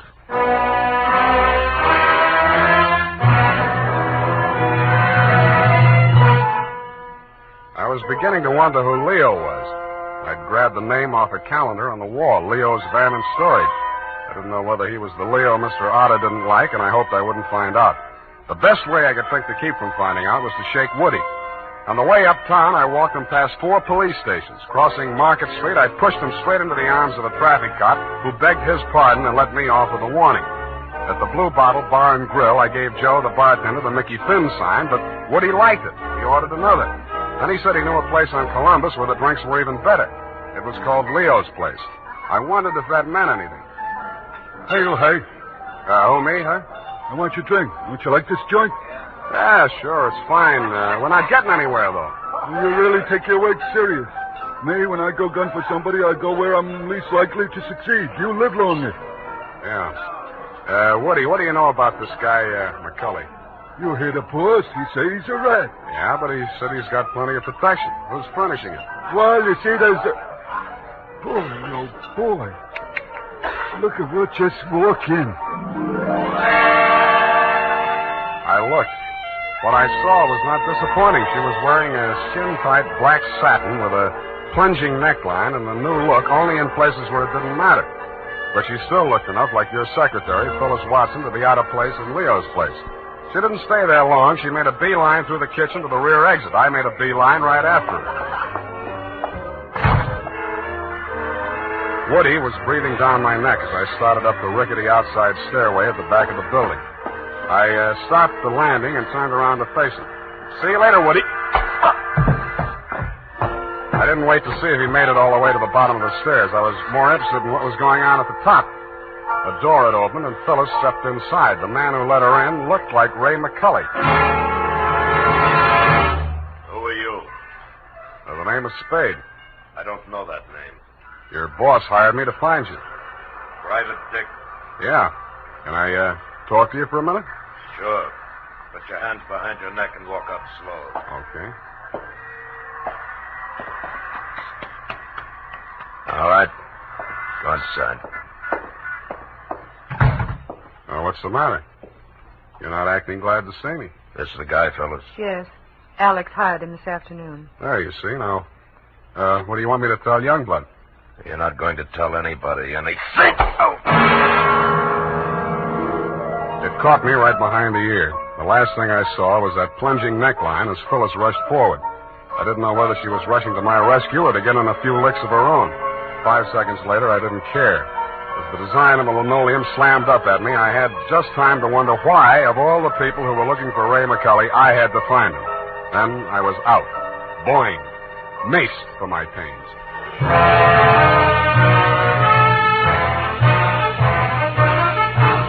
The makers of Wild Root Cream Oil are presenting the weekly Sunday adventure of Dashiell Hammett's famous private detective, Sam Spade.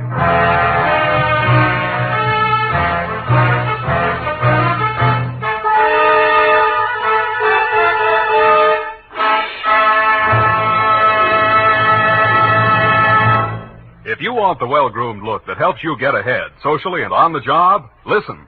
Recently, thousands of people from coast to coast who bought Wild Root Cream Oil for the first time were asked dryness and removes loose dandruff. What's more, non-alcoholic Wild Root Cream Oil is the only leading hair tonic that contains soothing lanolin. So ask for Wild Root Cream Oil Hair Tonic. Again and again, the choice of men who put good grooming first. By the way, smart girls use Wild Root Cream Oil, too. And mothers say it's grand for training children's hair.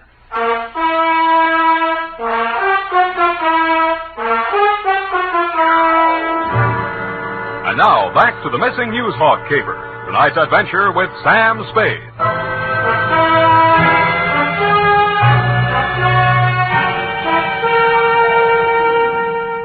I was lying on the floor in a room with nothing in it but a sink, an army cot, a square of dirty linoleum, and a body. I staggered to my feet, ran some cold water over my head, and took a closer look. It was Ray McCully. He was a very dead crusading reporter. He'd been stabbed clean through with a long-bladed kitchen knife. It said on the handle, property of Leo's place. I went through his pockets. In his wallet, a press card, a police card, union card, and 10 genuine, crisp, new $1,000 bills. That gave me a line on the killer. He was crazy. So was I. I left it on him, too. Folded up in his vest pocket, I found 2 newspaper clippings, one from the Chronicle and one from your paper. Both weather reports for the same date. It was very hot in Phoenix, according to both papers. But according to your weather report, the temperature in Needles, California was 135 degrees. That needled me. So did the slip of paper I found on his shoe. The number 9 and a date had been stamped on it with a rubber stamp. The date was the same as that of the weather reports. I turned it over. It said Ruthie's Booth, Manson Bowling Alley.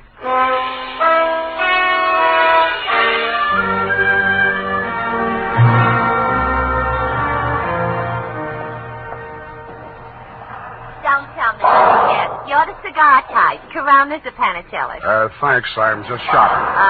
I got a nice line of notions. So have I.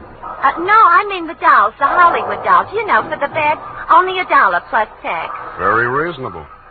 Say, what's on your mind? Leo sent me. Oh. Are you going to collect the slips hereafter? Well, not tonight. You see, I'm sort of a troubleshooter. Leo's checking up on some of the numbers that didn't come out right. Listen, I'll tell him to his face, I don't want any part of those wrong numbers. They're scary. Nuts. Who bought this one? Let me see. Oh, last Thursday. Oh, number 9. How can I forget? He put $500. And honest, if he's been around once, he's been around 100 times to see if it paid off. Did it? What's his name? Mr. Spinelli. He buys a slip every day. And if you ask me, he's learned a system. Because he's been winning, you know. Dimes and then $1 and then $5. And then when he come in with 500 on number 9 until he dropped dead, did it win? Where does he live? It did. Wait, I'll look on the sheet. Hey, somebody else was in just this afternoon. Give me that address. Hurry up, will you? It's right around the corner on Manson, 810. Say, maybe that's his system, 8 and 1. Don't that add up to 9? Hey, what's the matter? Where are you going in such a rush?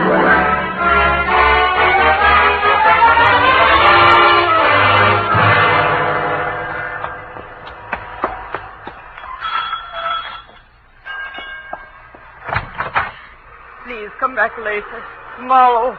Next week. Are you Mrs. Spinelli? Yes, please. I had so much trouble. Is your husband home? Oh, my poor man. They take him away. He's dead. Oh, I'm sorry. How did it happen? Who are you? I'm a detective. Maybe I can help you. May I come in? All right. Come on.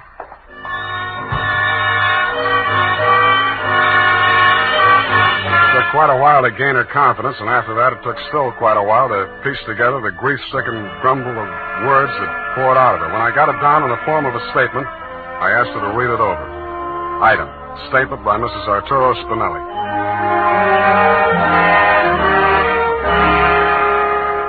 All the time he played those numbers. I told him they're just a bunch of gangsters. They don't let you win. Then he met this man McCully, a writer for the newspaper. My husband says this man shows him how to win. He wins and wins. Then he goes to bank and takes out all our savings. I begged for him not to do it. But no, he was greedy. And this McCully poisoned his mind. Sure, he won. He brought the money home in his hand. $10,000. I don't want it. I'm scared. I took it while he was sleeping with wine and gave it to the men. I tell him all I want is the 500. He tried to tell me we do good. We help catch the big gangsters. I say we don't want to do so good we get murdered in our bed. So he says, okay. But if I change mine, here is address. I don't change my mind. Because already my husband, he is dead. At home. understand. No, I don't change my mind.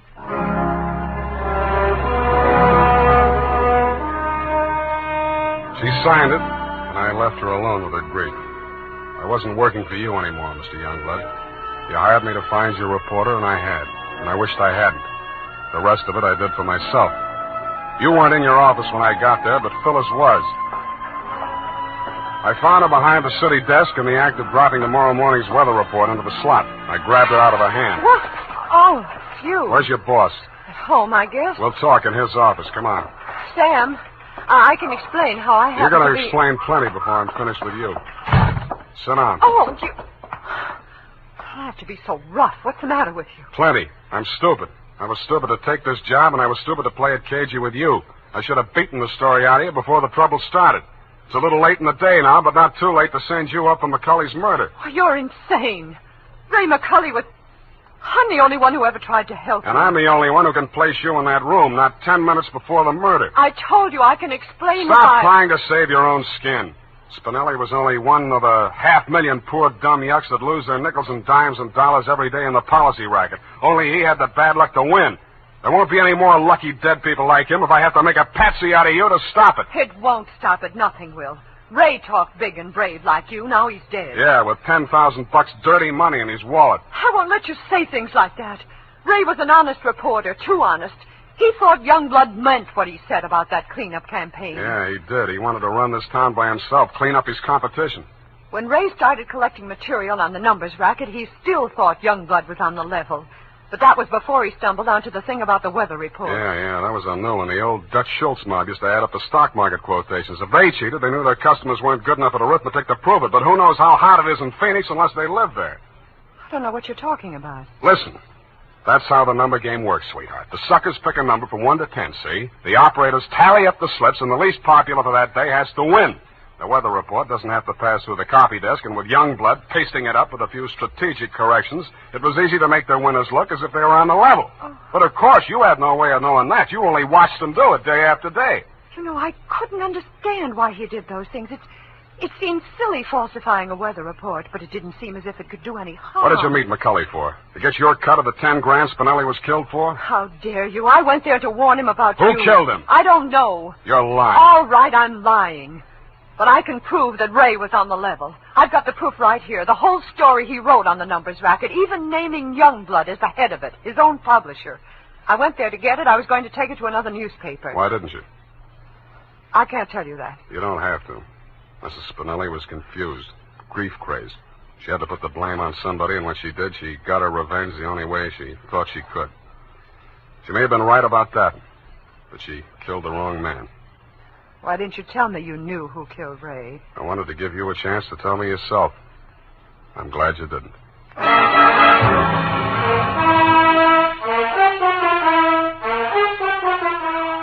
And that, Mr. Youngblood, is the crop. I'm sure you appreciate the fact that I gave the double scoop to your paper. Like Mrs. Spinelli, I have my own ideas of vengeance. Besides, it may up your circulation a little, and you can certainly use a little extra money for your defense. By the way, who's Leo? Period, end of report. But, Sam. Yes, Evie. I thought Mrs. Spinelli killed Ray McCulley. The vacation helped. You were absolutely correct. Mrs. Spinelli killed Mr. McCulley, if you'll pardon the expression. Well, why did she kill her husband? I was wrong. The vacation didn't help. You mean she didn't? She killed McCulley to avenge the murder of her husband. You mean Mr. McCulley killed Mr. Spinelli? Effie, stop. I'll go mad. Oh, you need a vacation, Sam. Look, type that up. The clatter of the keys may stimulate you to further cerebral activity. I beg your pardon, Sam? Brain work. Now, shoot. Oh, brain work. Oh, well, you know best. Tonight, men, or first thing tomorrow, get Wild Root Cream Oil and see what wonders it does for your hair. Notice how easy it is to apply. Notice what a neat, natural job it does of grooming your hair. Notice, too, how effectively Wild Root Cream Oil relieves annoying dryness and removes loose, ugly dandruff. No getting around it. Once you try it, you'll never be without it. So tonight, or first thing tomorrow, call at your drug or toilet goods counter for Wild Root Cream Oil. Get the big economy bottle and the handy new tube that's easy to pack when you travel. Also, ask your barber for a professional application of Wild Root Cream Oil Hair Tonic. Again and again, the choice of men who put good grooming first. Well, here it is, Sam. And you were absolutely right. The typing cleared my mind. It's all clear now except for one thing. Well, let's clear that up right away. Why did Mrs. Spinelli kill her husband? She did not kill her husband. Oh, I'm sorry. I mean, why did Mr. McCulley kill Mr. Spinelli? Kelly did not kill Spinelli. Who's Kelly? McCulley. McCulley's real name was Kelly? Now, let's start all over again. Disregard everything we said up until now. Make your mind a complete blank. All right, Sam. In the first place, McCulley did not kill Spinelli. That's what I said. It was his wife, wasn't it? Now, wasn't it, Sam? Oh, stop teasing me. Hey, why do you look at me like that? Effie, Mr. Spinelli was killed by one of the policy racket hoods to get back the $10,000 he won on the numbers game. Then how did the money get into Kelly's pocket? McCulley's. Why do you insist on using his alias, Sam? Effie, that was a tip of the tongue. I mean, look, Mrs. Spinelli took it to him because she was afraid her husband might be killed for it. Then why didn't they take the money when they killed him? Because Mrs. Spinelli had already taken it. Then she did kill him. Go home, Effie! All right, Sam. I'm sorry I'm so irritable to you, but I thought it... Well, it's been so long since I've been here, you know, Sam. Angel, you're just tired. Vacations have a habit of doing that to you. After a week or two in the office, you'll be all rested up again. I'll take it easy. You act as though you thought my mind were affected. Come here. Sam, now don't, my sunburn. Yeah. Oh, it hurts. It's nice to have you back. You look good, too. All tanned and healthy. It's great. I think my nose is peeling. Well, don't pick at it. Good night, Sam. Good night, sweetheart.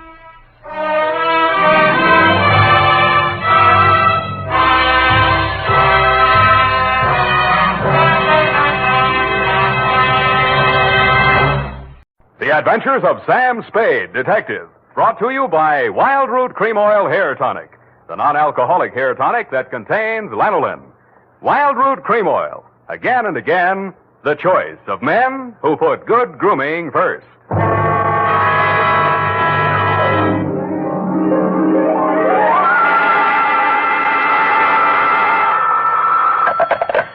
Sam Spade Detective Agency. Are you still there?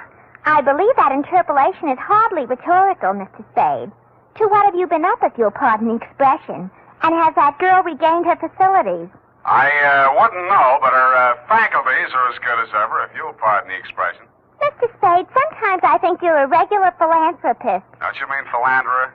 How much money did you make out of that case? Well, I broke even anyway. That's what I mean. You're a philanthropist. Well, you know best, Bernadine. By the way, was that man really murdered with the buzzsaw, or was that just publicity? He really was, Bernadine.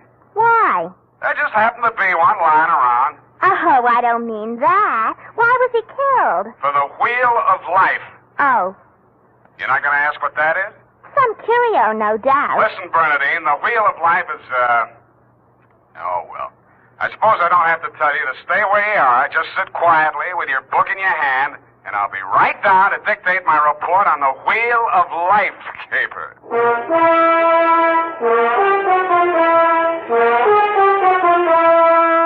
Dashiell Hammett, America's leading detective fiction writer and creator of Sam Spade, the hard-boiled private eye, and William Spear, radio's outstanding producer-director of mystery and crime drama, join their talents to make your hair stand on end with the Adventures of Sam Spade. Presented by the makers of Wild Root Cream Oil for the hair. Come on, mister. Give the gals a break. Treat them to a look-see at a really handsome head of hair. Neat, well-groomed hair, the way yours is going to look when you spruce up with Wild Root Cream Oil Hair Tonic. Famous Wild Root Cream Oil grooms your hair neatly and naturally, relieves annoying dryness, removes loose, ugly dandruff. So, how about it, men? Why hold off any longer when now's the time to get Wild Root Cream Oil Hair Tonic? Again and again, the choice of men who put good grooming first. And now, with Howard Duff starring as Spade, Wild Root brings to the air the greatest private detective of them all in the Adventures of Sam Spade.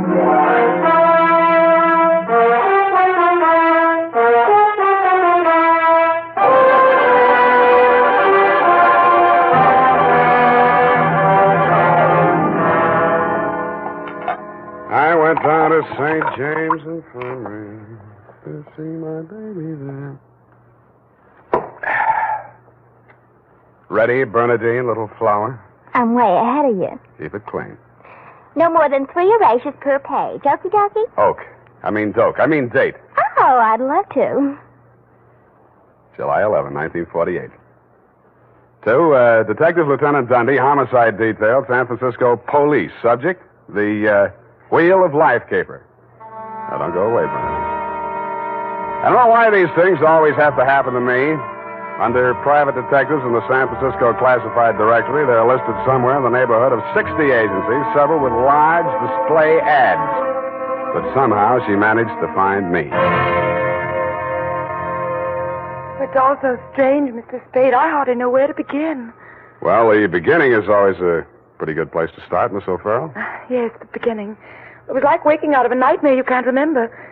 Everything seemed out of proportion. Even the buildings along the street seemed to be leaning at a crazy angle. And then I realized I was traveling down a hill.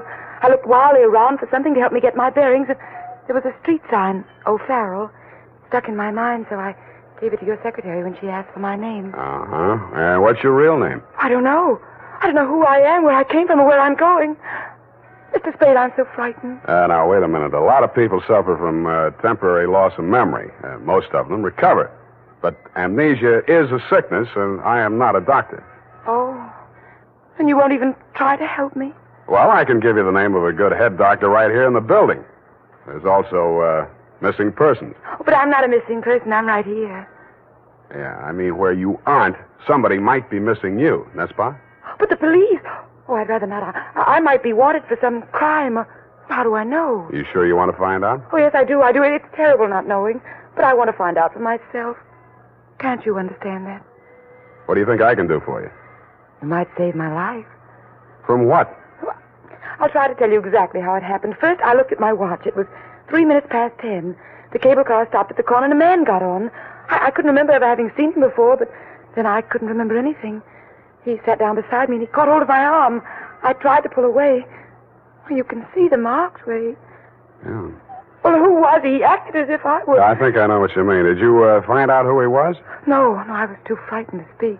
What did he say? He sort of growled it out of the side of his mouth, but it sounded as if he said, Lathrop wants to see you. Mm-hmm. You remember anybody named Lathrop? I can't remember anything before 3 minutes past 10 this morning. Well, let's go on with since then. The guy grabbed you, said somebody named Lathrop wanted to see you, and then what? I went into a panic. I managed to jerk away from him, and I jumped off the moving car, and then I looked in the classified section, and I found you. Why me? I don't know. The name, I guess. A spade to dig up my past. Please, Miss O'Farrell. Do you think I'm very silly? No, I think you're very beautiful. I wish you could remember whether you're married or not. Oh, no. Well, at least I have no wedding ring. What have you got? I mean, besides what's visible. Well, I couldn't find much of anything. I went over my clothing. There don't seem to be any marks of any kind. Oh. Well, you got any money? A little over $300. Let's have it. The purse, too. All right. Lipstick, aspirin, bobby pins, Kleenex. Nothing here. They couldn't have been bought in any drugstore. Powder. Hey, what kind of powder is this? Then there was this in my coat pocket. Match folder. Sailor's Rest Bar, Hotel Calcutta, 1100 Embarcadero. Little number written inside. 120. What's that, a room number? I don't know. My purse, you have to destroy it. Here's $10 of your own money. Buy a new one. Wow. Did you find something? Coin, Chinese bit. Good luck piece, probably sewn in by whoever made it, maybe in China. That ring any bells? No. No, I'm afraid not. Shoe. What? Your right shoe. Let's see it. Take it off. You aren't going to tear it up the way you did the purse, are you? Dust. Plaster dust. Is that a clue? I don't know, is it? I'm not a detective. Well, you are in this case, baby. If it doesn't mean anything to you, it doesn't mean anything. Well, it doesn't. That's everything. What am I going to do? Well, let me see. First, we better give you a name. O'Farrell's all right. You look like, Lana would do, but, well, that's in use. How about Poppy for forgetfulness? Poppy O'Farrell. That's a funny name. No, you think so? I think I like it. You do? I think I like you, too.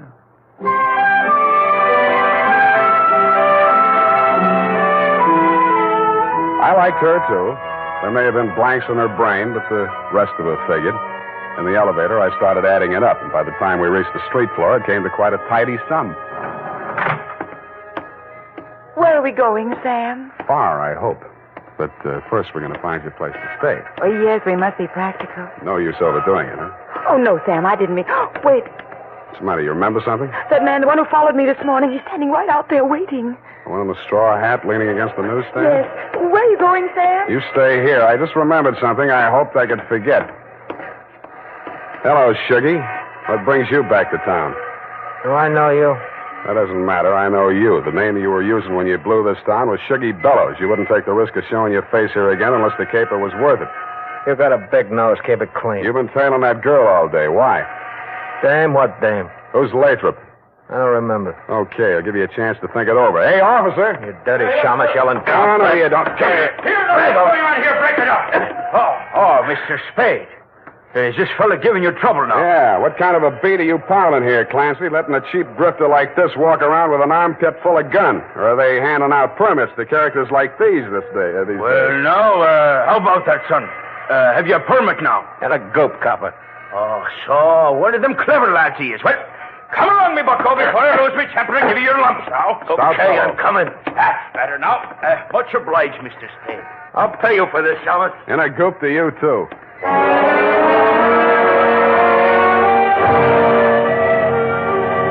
I was sure he would, but I was also sure that I wouldn't have to worry about him for the rest of the night. I checked Poppy O'Farrell in at the Belvedere, locked her in her room, and told Tiny Stover, the house dick, to keep an eye on her. When I left him, he was, and he seemed to be enjoying his work. Then I headed for the Embarcadero.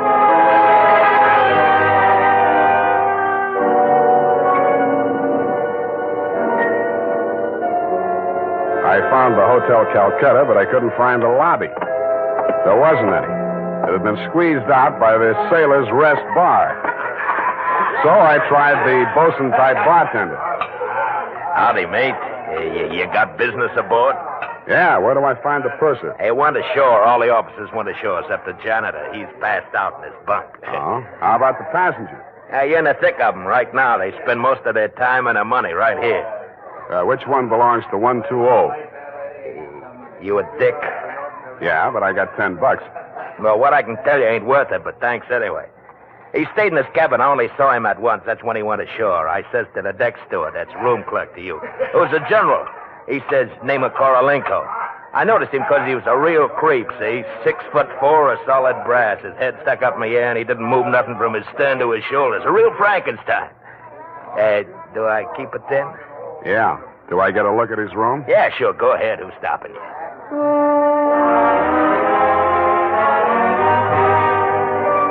So I went. Nobody stopped me until I opened the door to 120.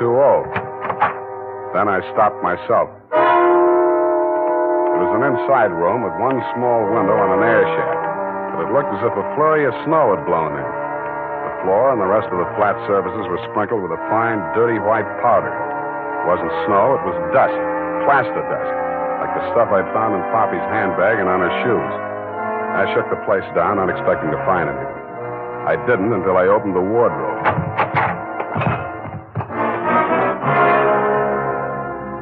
It was the body of a well-dressed ship surgeon, but his uniform was rumpled, torn, and bloodstained.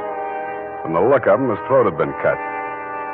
I wondered if Poppy would be able to jog her memory that far back. When I found the murder weapon, I hoped she couldn't. I really did. It was not a knife. It was not even a razor. It was an electric buzzsaw. That tore it.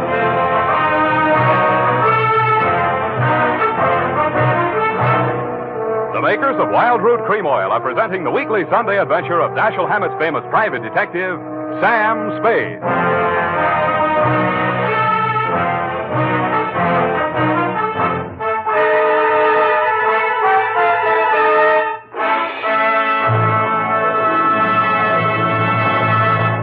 If you want the well-groomed look that helps you get ahead socially and on the job, listen. Recently, thousands of people from coast to coast who bought Wild Root Cream Oil for the first time were asked, how does Wild Root Cream Oil compare with the hair tonic you previously used? Better than 4 out of 5 who replied said they preferred Wild Root Cream Oil. And no wonder. Wild Root Cream Oil grooms the hair neatly and naturally, relieves annoying dryness, and removes loose dandruff. What's more, Non-alcoholic Wild Root Cream Oil is the only leading hair tonic that contains soothing lanolin. So ask for Wild Root Cream Oil Hair Tonic. Again and again, the choice of men who put good grooming first. By the way, smart girls use Wild Root Cream Oil, too. And mothers say it's grand for training children's hair.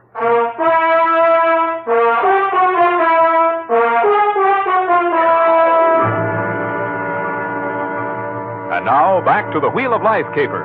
Tonight's adventure with Sam Spade.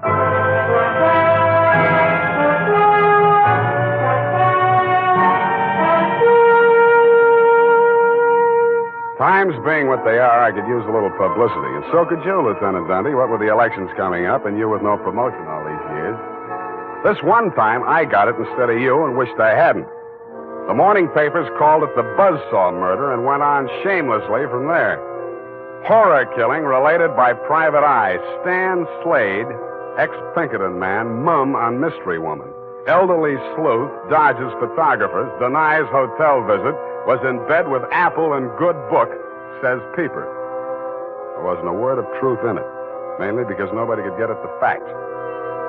I wasted most of the day down at headquarters trying to find out what name Shuggy Bellows had been booked under. Then I dropped in at the Belvedere. Poppy had checked out. I decided to get back to my office and drink poison. I hardly got the desk drawer open when a sobering influence walked in. It was a Mr. 6'4" of solid brass. The Frankenstein who had been described to me by the bartender as the occupant of room 120. Excuse me. I am Korlienko. Please, I shall sit down. I am so heavy. Make yourself at home. Mr. Slade. Slade. Excuse me. I am so heavy. I am Korlienko. So you told me. I am really Spade myself. So, why are she hiding from me? Who? That girl, Miss Paget. Her I am paying 1 month in advance, $300 American. Me, she have dessert. I am not rich, only moderately wealthy. But you understand, it's not question for money alone. That ship's doctor, he was most kind to me. He cared to me even after I arrived. Now he are dead for his pains, his dirty tricks. Yeah, I know how you feel. Now, if you'll take it a little easy, I think we'll get farther. You say this girl's name is Paget, and she traveled with you. From McCloud, where she is the Florence Nightingale for Portuguese hospitals, forcing me to employ her, all others being Chinese nuns. That figures. You sick? No, only I am so heavy. They are breaking my back in traffic accident, a rickshaw collusion. You're wearing a plastic cast? Yes, like a turtle. I am closed with my neck sticking out. Look, see? Now it is better as before. The ship's doctor trimmed the rough edges with buzzsaw. Buzz, buzz, buzz. I can walk. But it's like suit from armor, for which I alive. Look.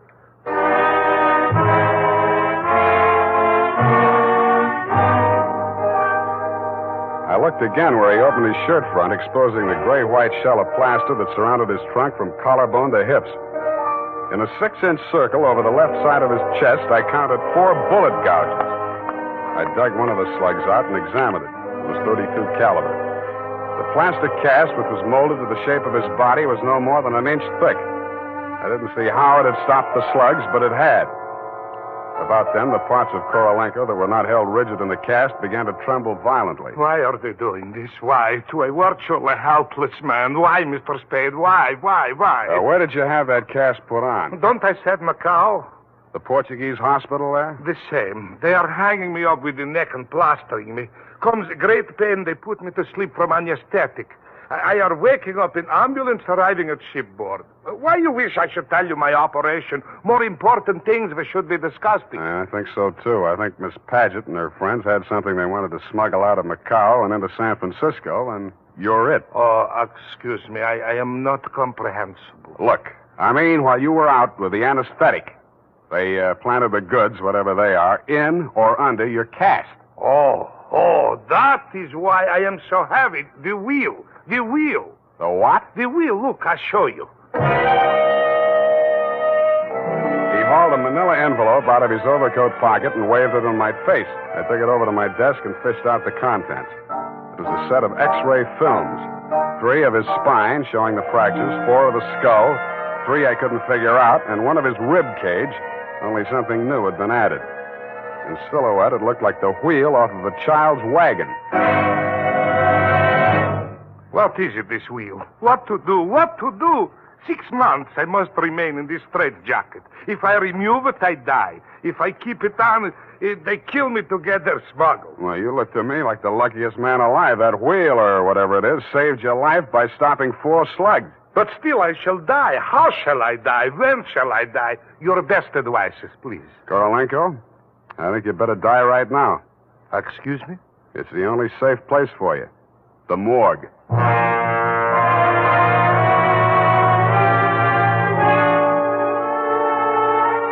I called my friend Maxie the morgue man, gave him pitch number 137596. He agreed to play along. An hour later, I stood on the curb, head bowed, hat in hand, as the morgue wagon drove away into the gathering mist. Straight facing the way, What do you want, Shuggy? I want to blast this gun straight through you, and I will if you give me any excuse at all. You sound like you mean that, Shuggy. You're getting smart, Shamus. Now get going. Where to? Mr. Lathrop wants to see you.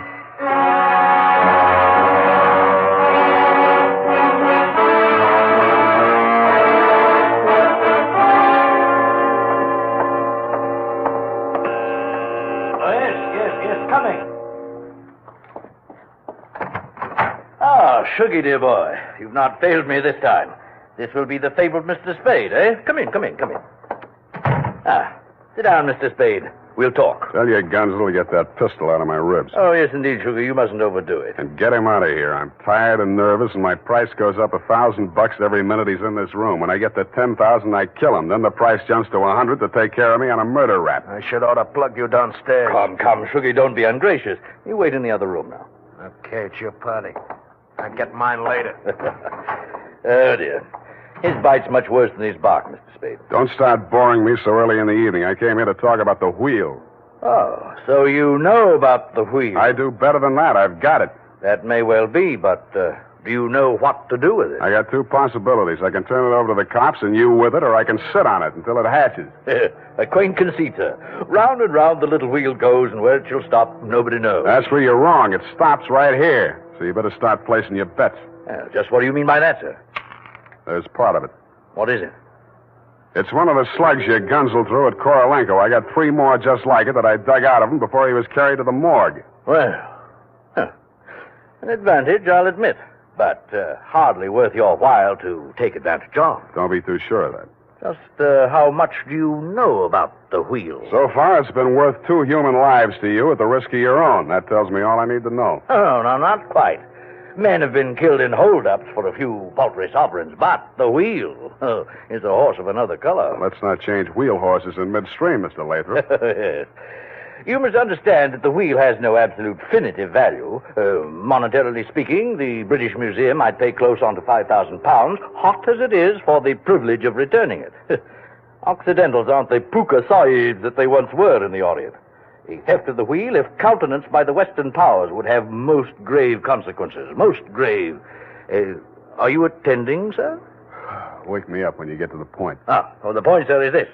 That little wheel of gold, is the wheel of life, which the Buddha himself is said to have received into his hands from paradise. Now, given such a relic, a few old Buddhist monks can set up a shrine which, even in the most miserable surroundings, can attract enough pilgrims to outgross Radio City, Madison Square Garden, and Miami Beach in season. To say nothing of Hialeah. Yes, quite. In short, we propose to act as booking agents for the wheel on a royalty basis with a percentage of the house. Mm-hmm. Why did you bring it to San Francisco? But, good gad, sir. Were we to bargain in the Orient, we should be hacked to pieces in our beds. I'll settle for a lump sum and let you do the bargaining. And your price, sir? We can talk money later. First, I got to give the cops somebody for the doctor's murder and for Korolenko. Well, that ought not to be too difficult. When may I expect delivery? I'll check on it. I went out to St. James Infirmary. City morgue. Maxie, Sam Spade. Yeah, Sammy. Deal's okay. Send it up. The address is... Sam, wait. Yeah? Sam, he ain't here no more. What happened? Somebody claimed him. A girl. Said she's his daughter. What did he do? Went on playing dead like you told him to.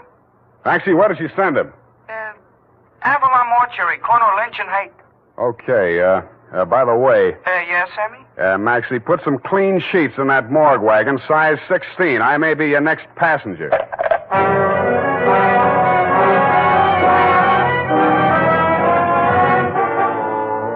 At the Avalon Mortuary, the night watchman let me in. He said Mr. Korolenko's daughter had brought an overnight bag and was keeping a vigil by his bier in slumber room number 7. I approached on tiptoe. Just as I reached the door, I heard the most terrible sound I've ever heard. It was a buzzsaw biting into plaster. How deep, I didn't like to think. I did the first thing that popped into my head. I grabbed up a lamp from a console, smashed the bulb, and plunged it into a vase of flowers.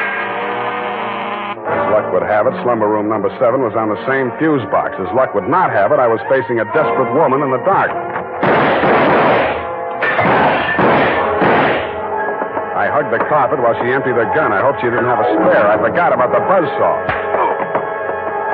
The room lighted up momentarily from the lights inside my head, and I staggered back against the wall. I waited for her to get her bearings again. There was no hope of me getting mine. Then I heard a big, hollow thud. The whole room shook, and the lights went on. Poppy O'Farrell and/or Paget lay on the floor under the stony weight of Korolenko plus 60 pounds of plaster. Get up! Get up! You're pushing me! I can't. I'm so heavy. You comfortable there, Korolenko? Comfortable in such situation? Do you ask the turtle, are he comfortable? Is Faker on bed of nails? He's equally here as elsewhere. Yeah, okay. Just hold her there until I get a statement. And he did. Item, statement by the aforesaid. It was like waking out of a nightmare you can't remember. Everything seemed out of proportion. That was her story, and I had to admire the way she stuck to it. But if you keep trying, I'm sure she'll get back enough of her memory to confess that she planted the wheel of life in Korolenko's turtle shell when she decided to double-cross Shuggy and Lathrop. They never tunneled to her hiding place. They were gunning for Korolenko because they thought Poppy was working with him, which was true in a way, but not the way that they thought. That's why they tortured the doctor in an effort to learn Kay's whereabouts. I understand your boys have picked up the rest of the trio, and they can tell you everything except why I conceived the brilliant idea of having Korolenko play dead. Between you and me, amnesia's a handy little gadget to have around, Dundee. I'm trying to draw a few strategic blanks myself. Period. End of report. Pardon me, Mr. Spade. Yes. There are just a few little coincidentals that I do not find entirely reprehensible. Such as? Well, I don't want to appear lucid or anything of that type. Believe me, you doesn't. I mean, don't it? Oh, you say the sweetest thing. But it's about the wheel. Oh, yes, the wheel. Well, I'll tell you what you do. You type that up. I've got to call in about that now.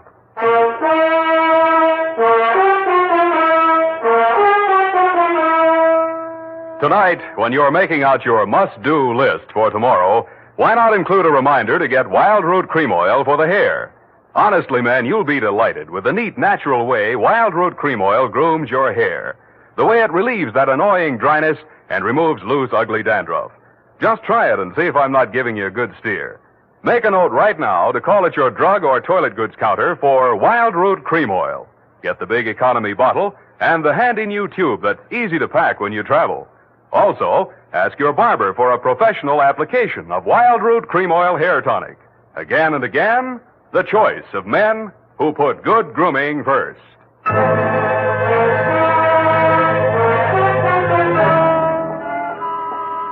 Did you assert in the lowdown on the wheel of life? I certainly didn't. No, we won't know about that for 6 months. Because definitively, I mean definitely, that plaster cast has to stay on him.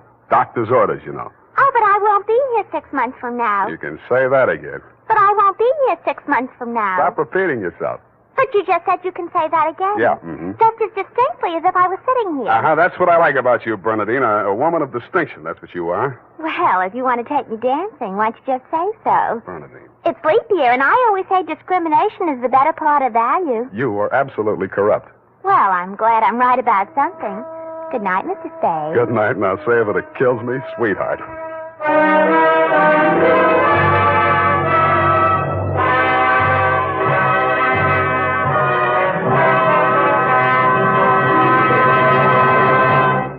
The Adventures of Sam Spade, Detective.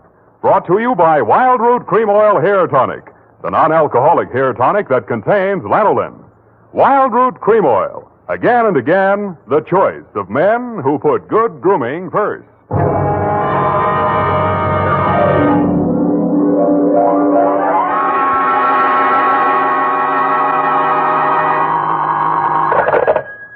Sam Spade, Detective Agency. Good evening. That sounds funny in dialect. Good evening to you, and happy 4th of July, Bernadine Hemp. Oh, Mr. Spade. What was the capper? Don't you mean caper? No, the capper.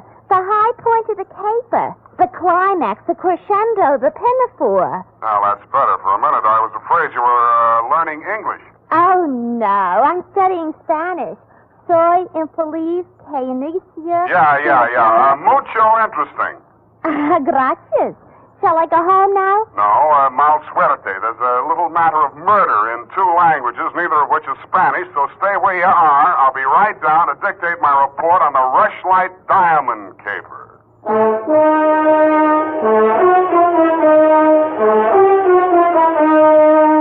Dashiell Hammett, America's leading detective fiction writer and creator of Sam Spade, the hard-boiled private eye, and William Spear, radio's outstanding producer-director of mystery and crime drama, join their talents to make your hair stand on end with the adventures of Sam Spade.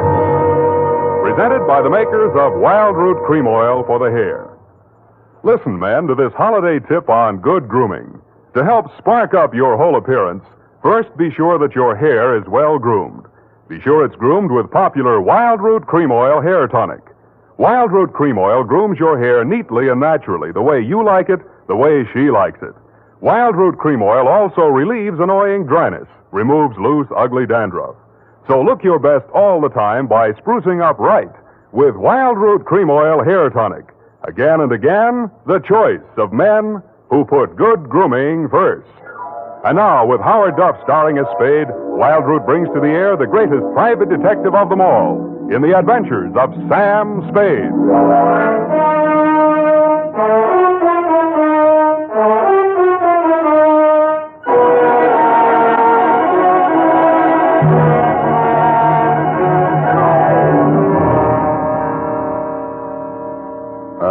Date, July 4, 1948, to Mrs. May Rushlight, 21A, Granite Court. From Samuel Spade, license number 137596. Subject, the Rushlight Diamond. Dear Mrs. Rushlight, it was the kind of nice, relaxing assignment that comes my way just often enough to remind me that gumshoeing can be respectable. There was an air of quiet elegance about 21A, Granite Court, and about the butler who answered the door. He took in my rented gray topper and doeskin gloves, nodded approvingly at my wing collar, watered silk ascot, pearl gray waistcoat, morning coat, pinstripe trousers, and my spats with the mother of pearl buttons, and asked me if I were a florist. I set him to rights, and he led me up a flight of stairs to the early A.M. annex of your morning room. Mr. Samuel Spade. You're just on time, Mr. Spade. Mrs. Rushlight will be pleased. I'm Nancy Ward, Mrs. Rushlight's social secretary, and if you don't think that's tough to say, try it. Mrs. Rushlight's social... what's tough about that? You'll do. Definitely you'll do. Shall we dance? I will dance at her wedding. But don't get me wrong, I'm not secretly in love with Ralph Rushlight, and the bride is lovely. Just hate to see all that money going down the drain. Is there anything else you think I should know? You know what your job is. You're supposed to guard the wedding presents. That's simple because it's nothing but a lot of cheap silver. And stay away from the champagne. It's non-vintage. The food will be foul. The guests are the most dismal aggregation ever assembled. Sounds like a lovely party. I arranged the whole thing. I told you she's a lovely bride. What'd she ever do to you? I'd rather not say. I don't want to sound bitter. This way, Mr. Spade. The old hat. Mrs. Rushlight will see you now. Thank you, Florence Nightingale. Nancy? Oh. This is it, darling. Mr. Spade, come over here, young man, so I can get a better look at you. How's this? It's good. Turn around. Yes, you'll do. That'll be all, Nancy. Couldn't I be finishing up these place cards while you talk? Take them with you. Do them outside. Very well. Nosy girl. But nice. Nice nose. Oh, you too, eh? Well, I agree. That's why I'm marrying off my nephew to that wretched girl, Lotta Van Eyck. Have you ever seen Bugs Bunny, Mr. Spade? You don't mean They protrude. the ears? No, the teeth. As my late husband used to say of her mother, she could eat a tomato through a tennis racket. There's only one thing that'll prevent this wedding from being an utter disaster. She doesn't understand much English. Well, what's the matter with your nephew? A great deal, but it doesn't show. Suffice it to say, he has criminal tendencies and the mentality of a snail. Mrs. Rushlight, I don't like to seem forward, but why are you telling me all this? Oh, you're supposed to mingle with the guests. You'll need some conversation. Now, as to your assignment. The bride, being what she is, the wedding presents are hardly worth guarding except for one. Ironically enough, it's from me. What is it, a machine gun? Oh, that's good. Oh, excuse me, I must write that down. Then tear it up immediately. Oh, dear. No, Mr. Spade. But it's bad luck, the Rushlight diamond. You've heard of it? Something about it in the American Weekly a while back, wasn't there? Yes. It's not as large as the Hope diamond, but there's not a flaw in it. My late husband, Roy Rushlight, bought it for his first wife. She sank with the SS General Slocum in Hellgate, the East River, 1904, over 1,000 lives lost. Luckily, she was wearing a paste copy at the time. I was only a young girl when I married Mr. Rushlight, and fool that I was, I signed anything his lawyers asked me to sign. After his death, I discovered that the diamond was to be mine only until the marriage of my husband's male heir, at which time it must go to his bride. Well, that's too bad. You say, though, that the Rushlight diamond is bad luck. Oh, there's that, of course. I wonder if it's too much to hope.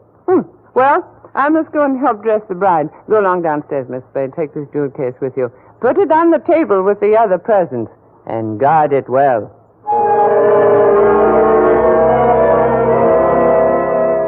So I took the old velvet-covered case you held out to me and checked the contents. It was an old-fashioned lavalier with a clear stone pendant only slightly smaller than an 8-ball. Didn't look like a diamond, but smooth-cut diamonds hardly ever do. It didn't look like bad luck either, but a mirror broke in the hall as I passed it, then I fell all the way down the stairs, and as I entered the ballroom, I knocked over a punch bowl.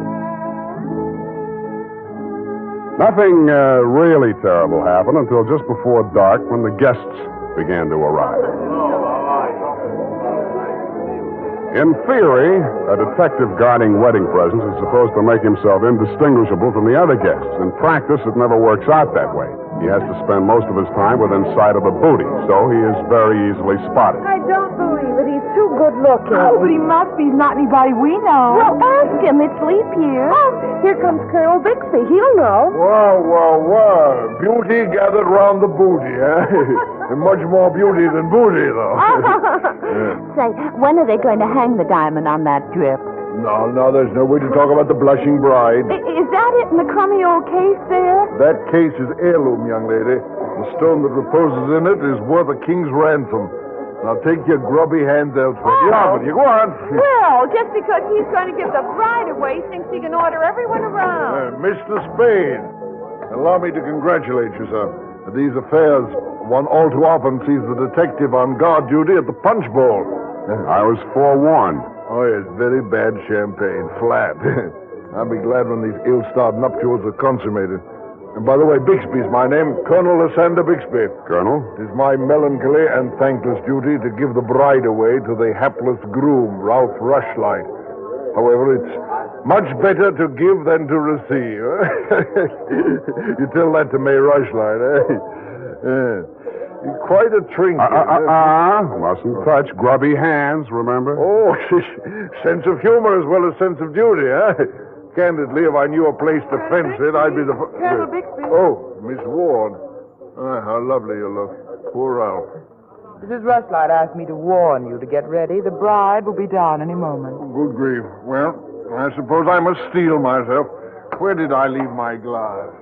Keep your eye on that old goat, Mr. Spade. I don't trust him.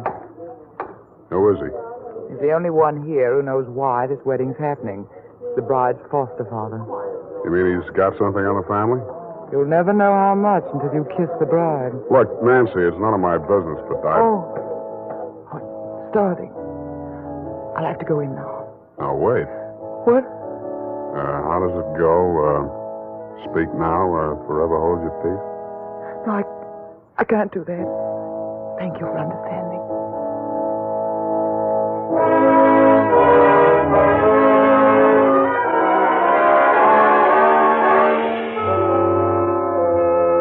I didn't witness the ceremony, but judging from the mood of those who had, it was just as well I didn't. They shuffled back into the ballroom looking as if they'd witnessed an execution, and nobody seemed to be in a hurry to join the receiving line. After a few half-hearted handshakes, the groom left the bride standing alone, looking kind of bewildered, and came over to take inventory of the presents. Look at that junk. I'm Ralph Rushlight. Who are you? Spade. I was hired to guard this junk, as you call it. Sorry I'm wasting my time. A Rushlight dime. It's bad luck. Look at what it did to me. Look at her. Did you ever see anything? Keep it to yourself. Why should I? Because I'm liable to slap you clear across this room. Haven't I been punished enough? Go on, scram. Keep your hooks off that necklace. That's mine. I heard it's your wife's. Come along, you heard Come wrong. along over here. Oh, Mr. Spade, you haven't met the bride yet, have you? No. Thank you. I wish you a lot of luck, Mrs. Rushlight. You're going to need it. Thank you. Well, I suppose now as well as any time, Colonel. Oh, very well, my dear. Quiet, please. Quiet, everyone. Mrs. Rushlight, the elder Mrs. Rushlight, that is, has something to say to you. Mr. Spade. Yes? The necklace, will you please hand it to me? With pleasure. I'm tired of looking at it. Oh, you're not done yet. Stay close by my side. Dear friends, at this solemn moment, I want, first of all, to welcome this dear little girl into the Rushlight family. Thank you. Yes. And now, dear Lotta, I will place around your neck the gem which was my heritage when I became a Rushlight and which is now yours. Thank you. Oh, what's wrong? Lotta, come back here. Lotta! I'll go out to the carport and hit her off. You leave her alone. I'll take care of her. Whose wife is she, anyhow? Lotta, come back here. Lotta, bring it back!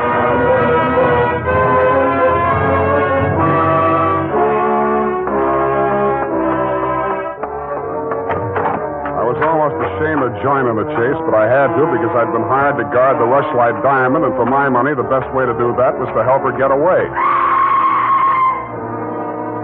Somebody got to her before I did. A strip of wedding gown satin marked the spot.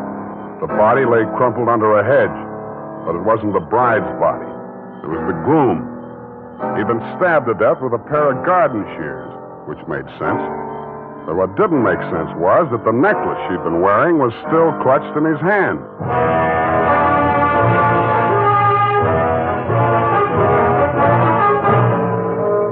The makers of Wild Root Cream Oil are presenting the weekly Sunday adventure of Dashiell Hammett's famous private detective, Sam Spade.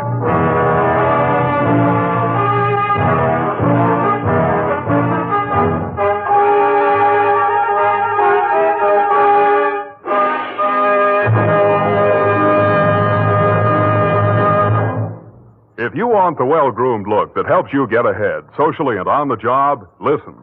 Recently, thousands of people from coast to coast who bought Wild Root Cream Oil for the first time were asked, how does Wild Root Cream Oil compare with the hair tonic you previously used? Better than 4 out of 5 who replied said they preferred Wild Root Cream Oil. And no wonder. Wild Root Cream Oil grooms the hair neatly and naturally, relieves annoying dryness, and removes loose dandruff. What's more, non-alcoholic Wild Root Cream Oil is the only leading hair tonic that contains soothing lanolin. So ask for Wild Root Cream Oil Hair Tonic. Again and again, the choice of men who put good grooming first. By the way, smart girls use Wild Root Cream Oil too, and mothers say it's grand for training children's hair.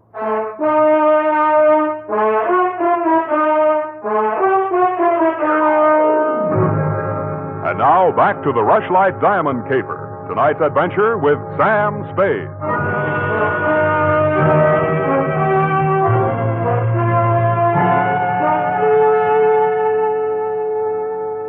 Number 21A Granite Court was teeming with motives and suspects. But the police were primarily interested in locating Lotta, the missing bride and widow of Ralph Rushlight. So was I. She looked like less work than the rest of you because if she had killed him, it was self-defense, if she knew enough English. By 10 in the a.m., when I checked in at my office, she was still successfully eluding the police dragnet. That was because nobody, including me, had thought of looking in my office. Wow. Good morning. Thank you. Is that all the English you know? Thank you. No. I want my necklace. The police have it. You go with me and tell them who I am. Okay, but first I have to know who you are. Where you came from, what your connection with Colonel Bixby is. I am in Macassar being born. In Macassar? Dutch colony. Uh-huh. My father there 7 years ago dying is. When I 13 years old have arrived. I see. Colonel Bixby in San Francisco, the financial representative from my father was. I am adopted to him, not for a father, but so he takes care of my monies, which coming of age am I a rich Dutch woman. Uh-huh. But legally, he's your foster father. Yeah. Also legally, am I the wife of Rushlight. I want my necklace. You married him for the necklace? Yeah. Why did he marry you? For one half of necklace and resale. But all everything to take he wishes. You and Ralph were going to divvy the take from the Rushlight diamond, you thought. Yeah. And what was the colonel going to get? Money from Mrs. Rushlight. Oh, no, wait, that doesn't make sense. Mrs. Rushlight stood to lose a small fortune by that marriage. Why should she pay the colonel to promote it? You the detective are? You said that. Where my necklace are. That I say. Yeah, well, look, I'm not as sure as I was. Wait just a minute, I'll check on it. Homicide, Lieutenant Dundee. Spade, Dundee. Yes, Sam. What's new on the Rushlight caper? Oh, you know I can't talk about the case, Sam. Oh? I got a line on that girl. Oh? Where is she? You know I can't talk about that, Dundee. Oh, you can't you? Well, let's see if this doesn't change your mind. The necklace we found on Rushlight's body was a phony, a fake copy. Uh-huh. Does that make her guiltier than she was before? Well, now she's got a motive. Throws all our previous theories into a cocked hat. Now, where's the girl? She's in my office, Lieutenant dear. Come and get her. Thank you.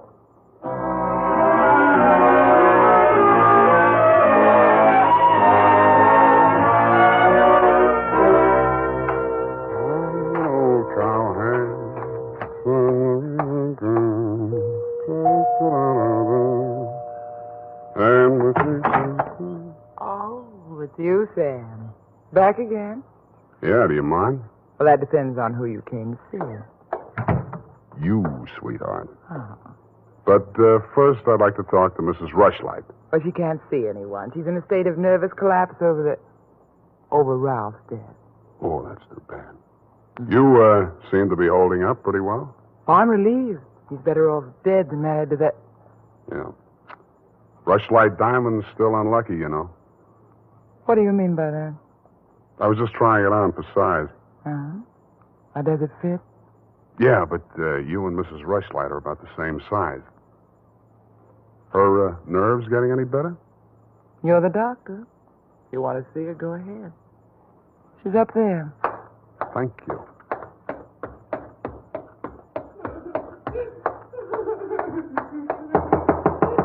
Mrs. Rushlight. Go away, I'm ill. I'm sorry to break in on you like this, but I haven't got much time. How dare you? Nancy! Try it, that girl. Mr. Spade, please leave me alone with my grief. Funny thing, yesterday Nancy was carrying a torch for Ralph, and you were holding the torch to him. Today it's different. Oh, good heavens, you don't think I'm grief-stricken over Ralph. Good, that's one less mystery. Mr. Spade, what do you want? Your nephew's killer. Oh, does it matter? It does to me. Somebody getting knocked off right under my nose is bad for private detectives everywhere. Oh. For a moment, I thought that... Say, wouldn't you rather make some more money? I refuse to marry Lotta. Oh, no, nothing like that. It's the necklace, Mr. Spade, the genuine. What is? I don't know. All I know is the other one isn't. Who told you that? Well, Well, the police know. It's in the papers, isn't it? Not yet. Well, how else would I learn? The murderer's the only one who could have told you, unless you're the murderer. I see. Very well, Mr. Spade. I'll tell you what I know. I'm not as wealthy as you might think. In fact, I have for 4 years lived from pillar to post, from hand to mouth, ragtag and bobtail, struggling to make ends meet. Yeah, what you mean is you're eking out a meager existence, keeping your head above water, one jump ahead of the sheriff, stalked by the grim specter of poverty. Is that right? Oh, how well you put it. In fact, Mr. Spade, I'm something of a crook. I've borrowed large sums of money from Colonel Bixby, putting up as collateral something that was not mine to forfeit. Don't tell me. Let me guess. It was the Rushlight diamond? Well, you seem to know everything. All but one thing. Why did you think he could palm off a paste copy on an operator like Bixby?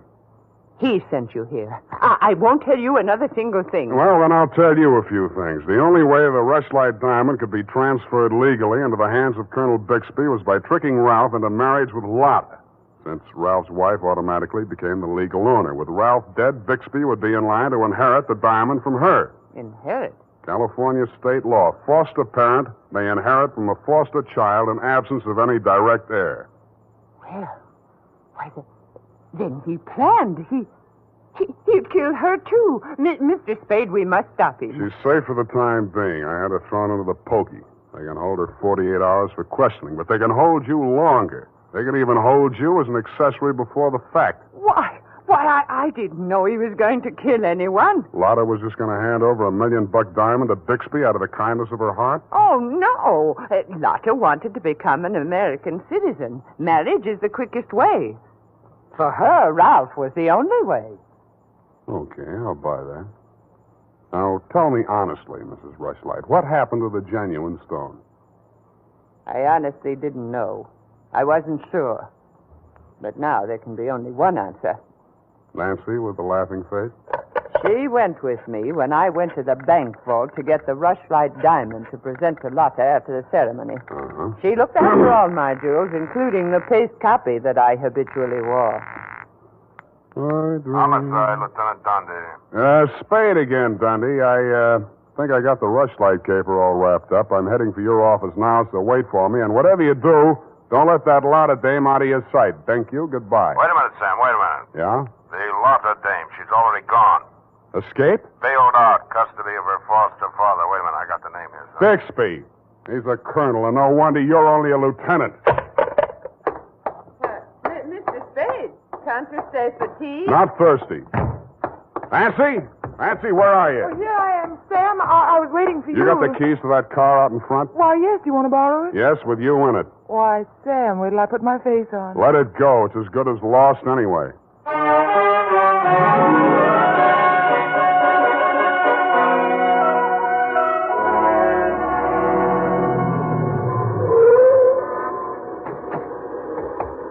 Come on. What is this place?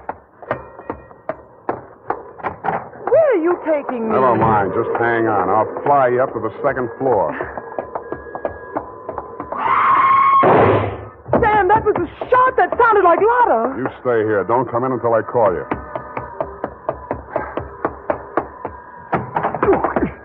Spade, what are you doing? Get back in there. Oh, drop it. No. Drop it or I'll crack your elbow.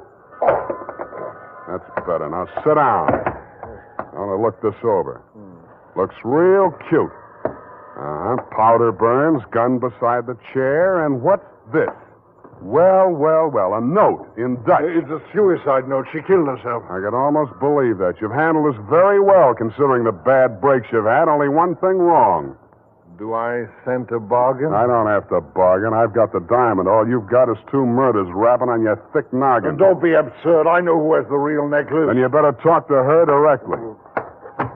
You can come in now. Sam, was that... Oh, that poor, homely little dame. What did she ever Stop, do? you're breaking my heart. She committed suicide. You know better than that. She committed suicide. If the colonel's price is right. Oh, I see. I'll put it to you directly. It's not easy to fence. It'll have to be cut. That'll decrease the value considerably. Say, $10,000, no questions asked. Pardon me, that suicide shot, it's ringing in my ears. I can't hear you. 20,000. 50. All right, 100,000. Sam, don't be a fool. Take it. I'll give you a real break, Colonel. That's the cops coming after you. Anything, Spade. What do you want me to do? I want you to try and get out of here. What are you going to do?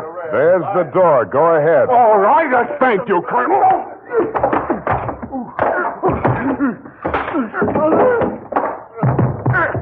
All right, men, remember, he's desperate. Bixby, we're giving you a chance. Come down or we're coming up after you. Come on. Come on, get up, Colonel. Here he comes. Careful, it may be a trick. Watch it, Dundee. Here he comes.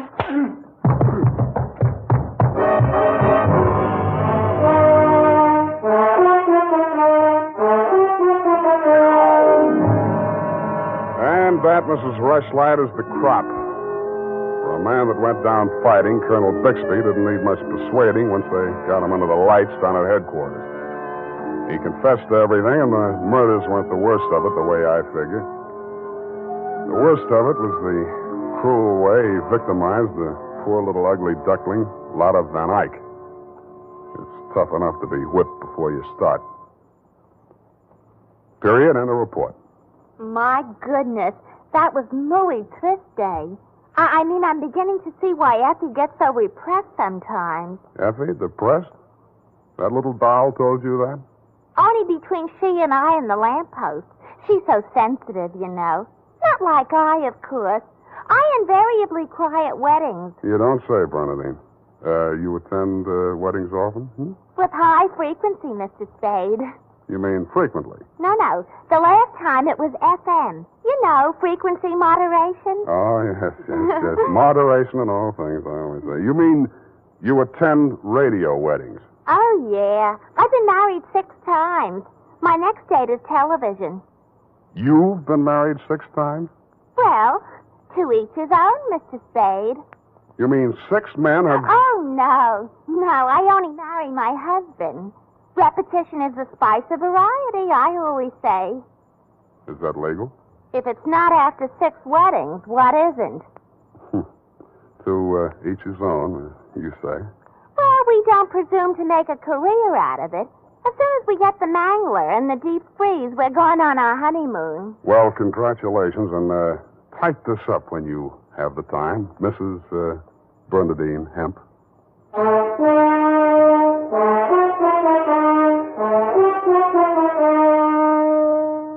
Every day, more and more men are turning to Wild Root Cream Oil for truly handsome hair. And that's not surprising, for what other leading hair tonic gives you these big advantages?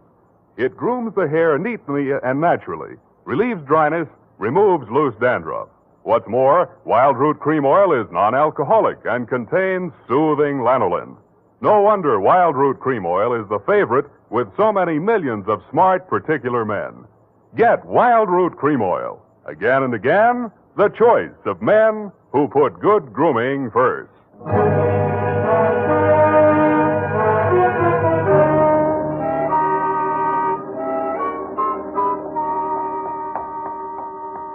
here it is, Mr. Spade. I'm sorry it took so long, but I kept relapsing into Spanish. That's on a hard. And Effie's typewriter doesn't have any upside-down question marks.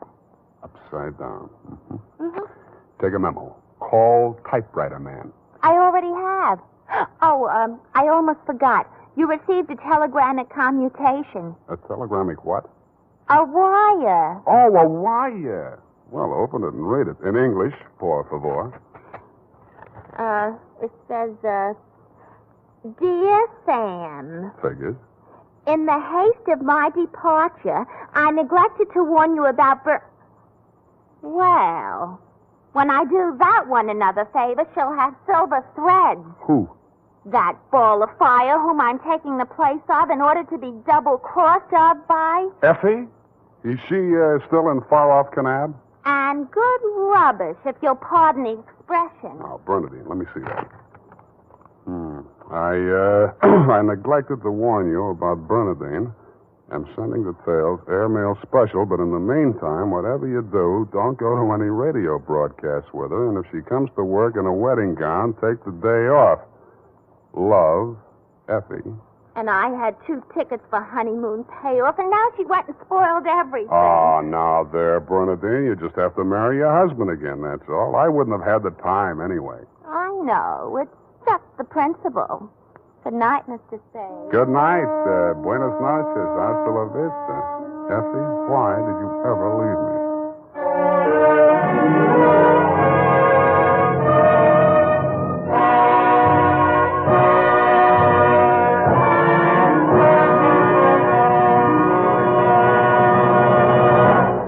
The Adventures of Sam Spade, Detective. Brought to you by Wild Root Cream Oil Hair Tonic, the non-alcoholic hair tonic that contains lanolin. Wild Root Cream Oil. Again and again, the choice of men who put good grooming first.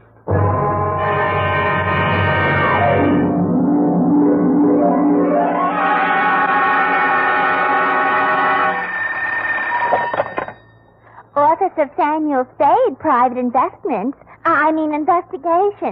Good morning. Evening. Effie? Miss Perrine is on a vacation. Perhaps I may be of assistance, no doubt. I don't know. To whom am I speaking to? I am sorry. I cannot divulge that information to an entire stranger. May I take a message? Look, Miss Whoever you are, I don't want to discommode you, but I am sorry, but I will have to ask you in no certain terms to resist from this line you are handing me. I am not the type secretary. Forget it. I'll just call Miss Perrine long distance and dictate my report over the phone. Oh, my servant God, how utterly gouch of me, Mr. Spade. Oh, I'm Bernadine, Effie's relief. I mean yours. I could use some. Oh, shall I send out for some medicine? Yeah. The phone number's on the wall behind the water cooler. Tell them 100 proof, bonded, and hang the expense. I'll be right down to dictate my report on the bail bond caper.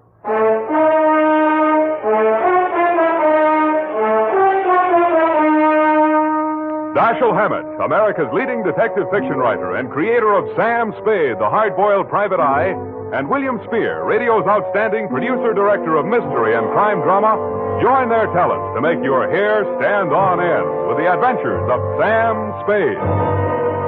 Presented by the makers of Wild Root Cream Oil for the hair.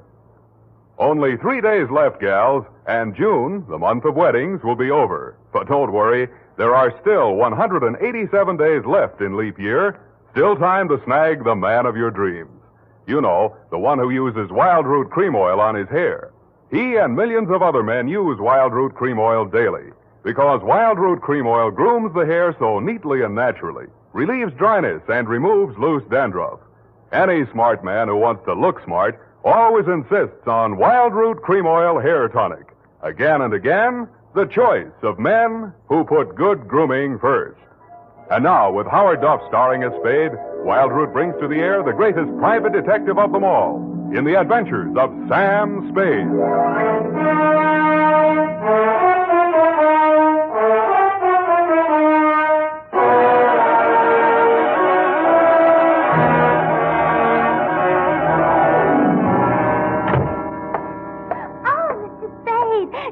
Mr. Spade, you just gotta be. Yes, but why? It was fate.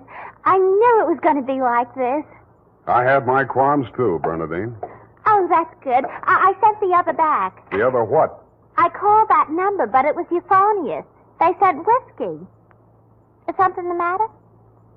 No, nothing at all. I'm perfectly calm.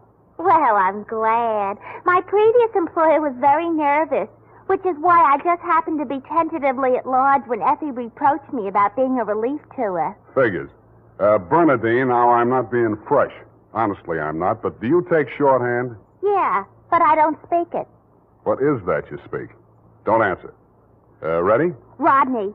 I mean Roger. Date. I'll have to ask my mother. Down, Bernadine. Date, June 27, 1948, to Miss Effie Perrine, care of Perry's Lodge, Kanab, the Pearl of the West, Utah. What? Oh, wrong letter. I'll get to that later. Date, June 27, 1948. To Leo M. Scarlett, care of Leaf Branch, Root, Knox and Wood, attorneys at law, 333 Pine Street, San Francisco, from Samuel Spade, license number 137596. Subject, the bail bond caper.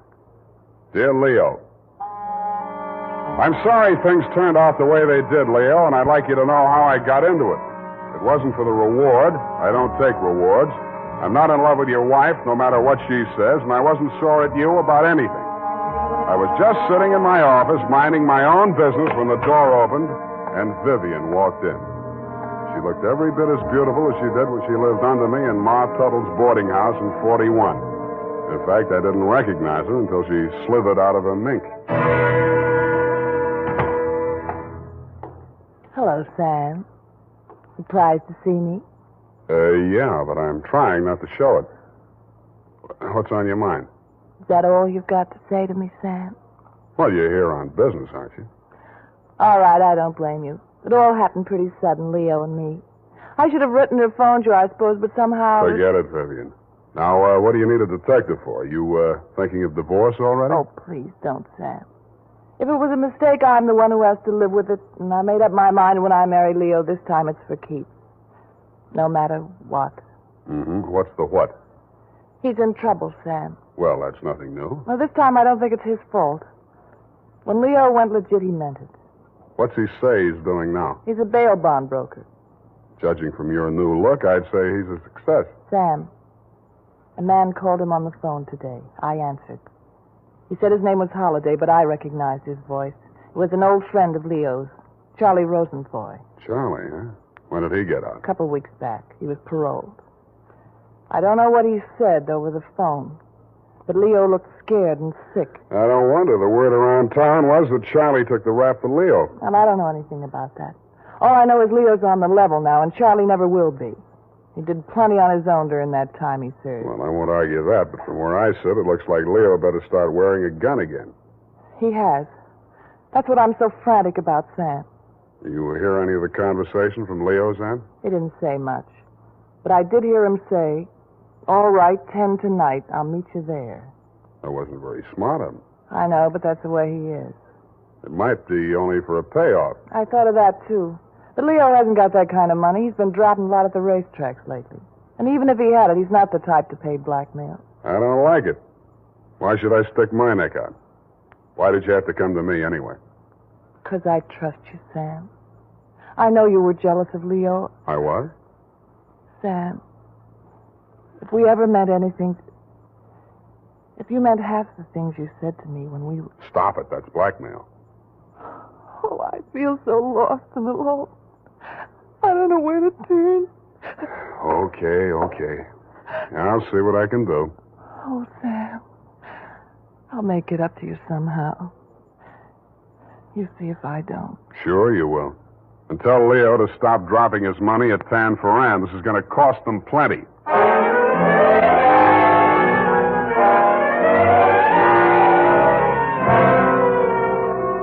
Vivian had said that your rendezvous with Charlie was scheduled for 10 in the p.m. and that you were too upset to go to work that day, so you'd be at home, 1246 Dunbar.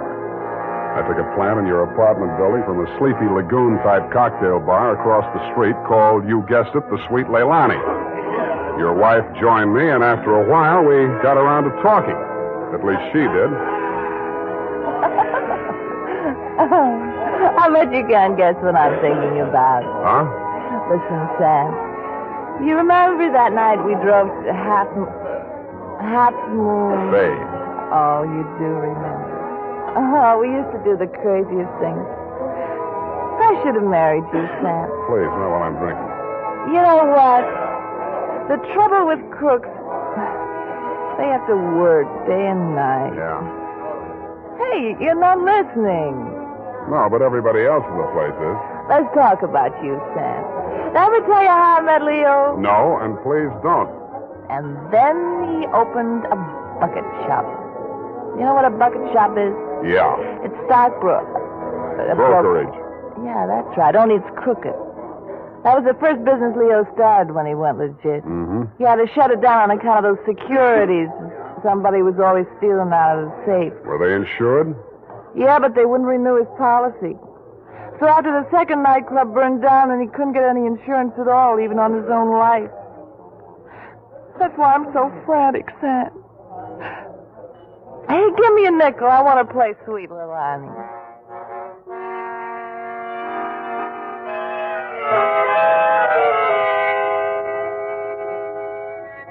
$50 nickels, and 2 hours later, Sweet Leilani broke under the strain, so we had Princess Papuli to leave a nut gave out, and we were starting on the Hawaiian war chant when she disappeared through a door marked Wahine, Hawaiian for powder room, and never came back. Around 9:45, I mumbled something to the bartender about the lady will pay, put on my smoke glasses, and strolled out and across the street. You came out of the building a couple of minutes later. You led me a zigzag course up Merchant Street to Salon, across Salon to Commercial, down Commercial to Drum, and made a lateral pass over Drum back to Dunbar. Your destination, I'd never have guessed it, was the Sweet Leilani. Happily, they were not playing Sweet Leilani. It was very, very quiet. The regular customers had taken a powder, and I didn't blame them. In the new crop at the bar, I counted 10 broken noses, at least 5 broken paroles, assorted knife scars, and 4 pairs of cauliflower ears, and 1 maverick. You slid into a booth at the end of the bar, took the gun out of your shoulder holster, and laid it down on the table in front of you. I walked over, turned it around so it was pointing at the jukebox instead of me, and sat down. Some other time, Spade. Some other time I drink with you. I'm waiting for a friend. Why the gun? You selling it to him? Maybe I give it to him. Go on, you drink at the bar. It's kind of crowded. Looks like Charlie Rosenfoy's old mob. Who are they gunning for? You or Charlie? Why don't you ask them? What are you drinking, Leo? I was with that bottle all day. Got a bad taste. Do me a favor, Spade. There's a bar 2 doors down the street. Go drink there. There's my friend coming in the door. Any friend of yours is a friend of mine, Leo. Look, Spade. Hello, Leo. What's the matter? You bring a bodyguard to meet your old friend Charlie? This shamus threw his weight in here. I didn't ask him. I don't need him. Huh. That sounds like the old Leo Scarlatti I used to... The name is Scarlet. Oh, pardon me. I've been on the rock for so long, it's hard to catch up on all the changes. There's been a war, Charlie. Anyone tipped you to it yet? You got a smart bodyguard, Leo. Let's talk. Let's go somewhere else and talk. I like it here. Okay, we start. How come you tipped the mob we were coming here? You promised you wouldn't. Like the shamus, they got to drink somewhere. All right. Say what's in your mind, and I'll go. Yeah, and if you don't mind, I think I'll do my drinking at the bar.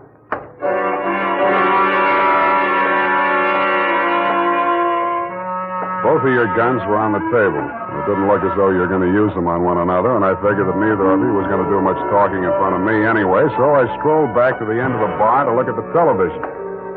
The 10 o'clock news roundup was on, and the ticker tape that was moving across the screen said ... in Atlantic City today, period. I ordered a highball, and then the ticker tape started again. This time it said San Francisco, $1 million bail bond robbery.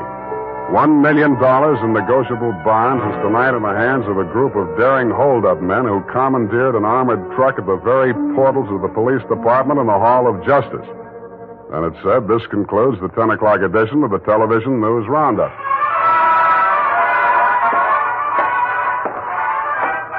I had a slight hunch that if the television boys had had their cameras on the big bail bond robbery, that at least some of the characters would have been played by at least some of the bad actors that were foregathered in the Sweet Leilani. In fact, what you and Charlie were saying and doing when I walked back to your booth was almost too much to the point. You let me see the bulky portfolio Charlie shoved across the table at you.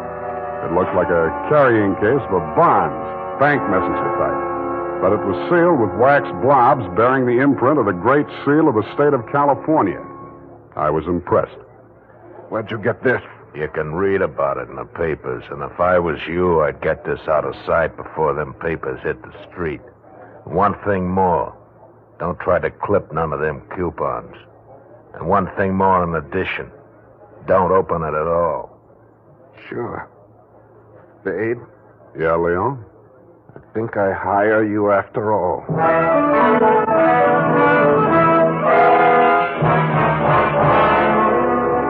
I took the job, and you handed me the portfolio. Outside, we flagged the taxi, and you gave the driver an address on Portsmouth Square. Your office, I hate to remind you, was behind one of a bunch of neon-lighted storefronts across from the Hall of Justice. The sign on the door said, "Press the button and let freedom ring any hour, day or night." The only bell in sight was a stop-press-type burglar alarm. You unlocked the door, and we went in. You paused in front of a big green safe with a combination lock and started twirling the knob. The tumblers clicked into place. I picked up an inkwell and waited for the safe to open. All right, Spade, give me it. I did, with both hands. With my left, I handed you the portfolio, and with my right, I pitched the inkwell at a well-wired slab of plate glass window.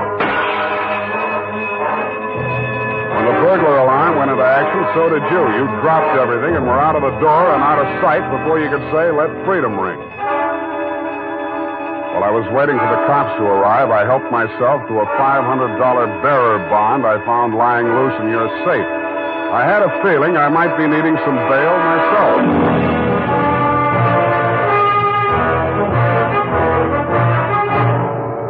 The makers of Wild Root Cream Oil are presenting the weekly Sunday adventure of Dashiell Hammett's famous private detective, Sam Spade.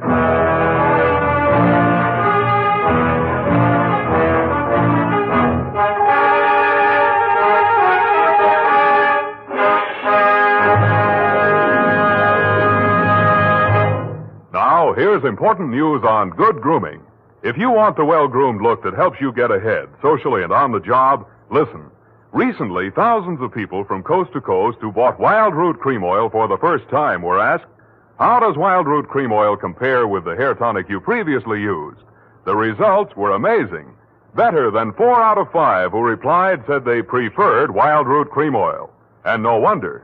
It gives you the advantages that men consider most important. Wild Root Cream Oil grooms your hair neatly and naturally, relieves annoying dryness, and removes loose dandruff. What's more, non-alcoholic Wild Root Cream Oil is the only leading hair tonic that contains soothing lanolin. That's like the oil of your skin. So ask for Wild Root Cream Oil Hair Tonic. Again and again, the choice of men who put good grooming first. By the way, smart girls use Wild Root Cream Oil too, and mothers say it's grand for training children's hair.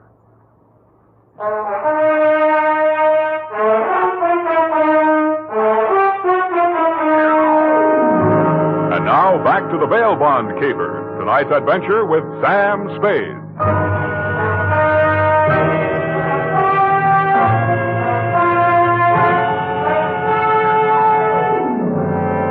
I had hoped, Leo, when I made my spectacular move in your bail bond office and set the bells to ringing, that I'd get the caper off my neck and onto the capable shoulders of the police, where it now belonged.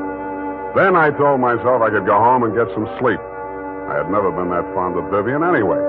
I was holding the $1 million portfolio, complete with its big official seal still unbroken, ready to hand it over with a flourish to the first boy in blue that rushed in. But then I saw something that dashed my hopes. There was a strip of Scotch tape across the bottom of it. It wasn't up to me to tamper with important evidence, but I didn't have to. It was only a question of what magazine had been cut up to replace the $1 million in bearer bonds. That question was answered at headquarters 20 minutes later. It turned out to be the last 52 issues of Radio Life, which even Captain Walsh of the robbery detail admitted was no help. Neither was Captain Walsh. Now, Spade, in your statement here, you state, so-and-so and so-and-so and so-and-so, Sweet Leilani, and that Rosenfoy did hand portfolio exhibit in question to Leo M. Scarlett, alias Scarlatti, at approximately 10:20 p.m. this date. That's it, Captain. Now, you sure you want to stick with this? You don't want to change any part of the statement? No, I just want to go home and go to bed. I'm afraid you're going to stay with us for a while. Who, me? Statement of Jordan Joyce, M.D. Statements of Hilda Sackrider, R.N. and Mildred DeVille, R.N. Day and night nurses, respectfully. Who's sick? Rosenfoy. He's been quarantined in his home in Daly City since his release from Alcatraz 4 days ago. Chicken pox. Sorry, Sam, I'll have to book you. You sure you don't want to add anything to that statement? Only this. Kelsey Walsh, if you continue to do such brilliant police work, you will be waving a stop sign at a school crossing in time for the fall semester. You are a hangnail on the finger of justice.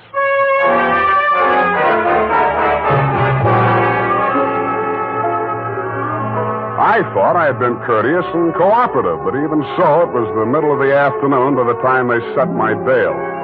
$1,500. That made it light. But I hadn't had time to hang the curtains in my cell when I got even worse news.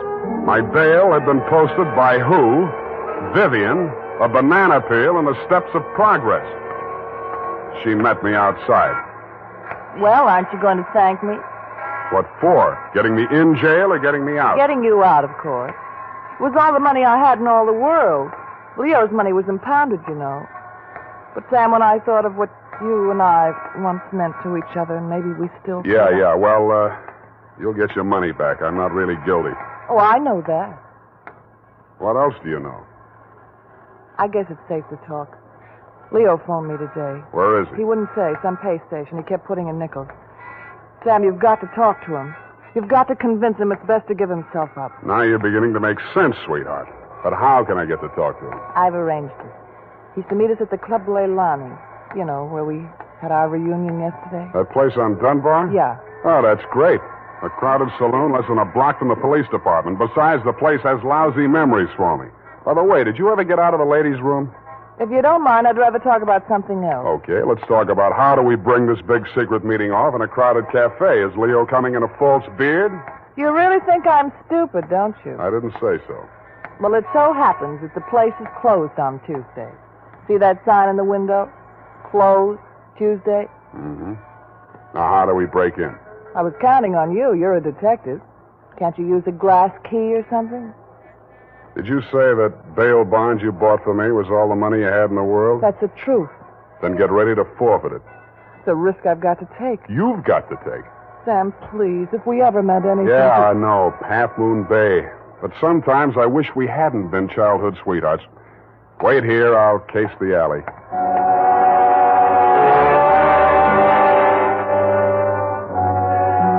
The alley wasn't much better. There were 2 windows, washroom type, all glass brick except the 2 small ventilators big enough to put your hand through. The only hope was the kitchen skylight. I didn't have any trouble getting up to it, but once I was there, things didn't look so good. The view from the roof was a garage door with 2 green lights flanking it. Then it struck me where I was and why I was there. The Club Leilani backed directly on the Hall of Justice where the big bail bond robbery had taken place at 5 p.m. the night before. Without further ado, I put my foot through a pane of the skylight, reached in, unlatched it, and dropped. Hurry up. Let me in, Sam. Up at the front of the building, I could hear Vivian clamoring for admittance. I decided to let her clamor for another minute or two. It isn't a thing I often do, but I walked resolutely into the ladies' powder room. It was very well equipped. It had furniture, a telephone, and more clues than I needed. The magazines were there, the razor blades were there, the Scotch tape was there. There was even a scraping of red sealing wax on the steel frame of the window slot. But best of all is what I found in the paper towel dispenser. I lifted it out and moved it next door to the men's washroom. Then I let her in. What kept you so long? You'll spoil everything. I was afraid you'd... Here comes your husband. Oh. Come on, let me in. What happened, Leo? You're early. Any objections? I just got itchy, that's all. How are you, baby? Don't, Leo. I'm so nervous. Straining. What are we going to do, baby? What's Spade going to do for us? Tell him, Sam. I'll leave you 2 alone to talk it out. I'll freshen up a little. Haven't had my face on all day. Poor kid.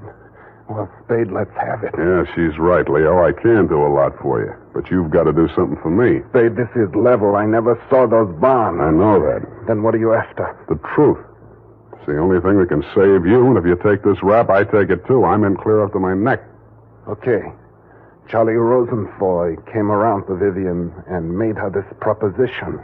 He was going to pull this bail bond job and plant the goods on me to get even for the rap he thought he'd taken for me. Vivian pretended to play along with him, only she got hold of the package long enough to take the bonds out and put the old magazines in instead. The idea was the mob would think Charlie had double-crossed them, taken the goods for himself, and delivered a phony packet to their banker, which was supposed to be me. Only you had to get smart and set off that burglar alarm. Now I'm getting the squeeze on all sides. The mob, the law, Charlie are all gunning for me at once. Don't worry about the mob and the law, and don't worry too much about Charlie. What are you driving at? That'll be him now. Who tipped him I was here? Get back in the corner. It's dark in here. He'll never see you. I'll take care of him. All right. Hello, Charlie. Oh. Come on in. Oh! Good boy, Spade. Get his gun. You're my friend. Sure, I'm your friend. Come here. Yeah, sure, Spade. Pleasant dreams, fellas. Now I act. Hey, Charlie! No, Leo!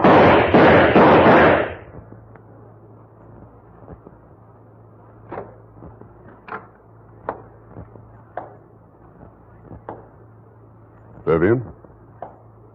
Sam? That you? Yeah. The last of your boyfriends. You mean Leo? Charlie? Yeah. They just knocked each other off. Oh, Sam. I can't see. Dark. Where are you? Right here in front of the jukebox. You sure? Hope to die.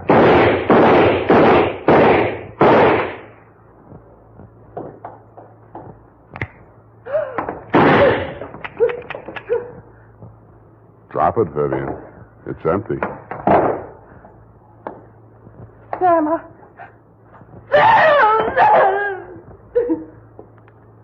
Vivian, how could you? After Half Moon Bay.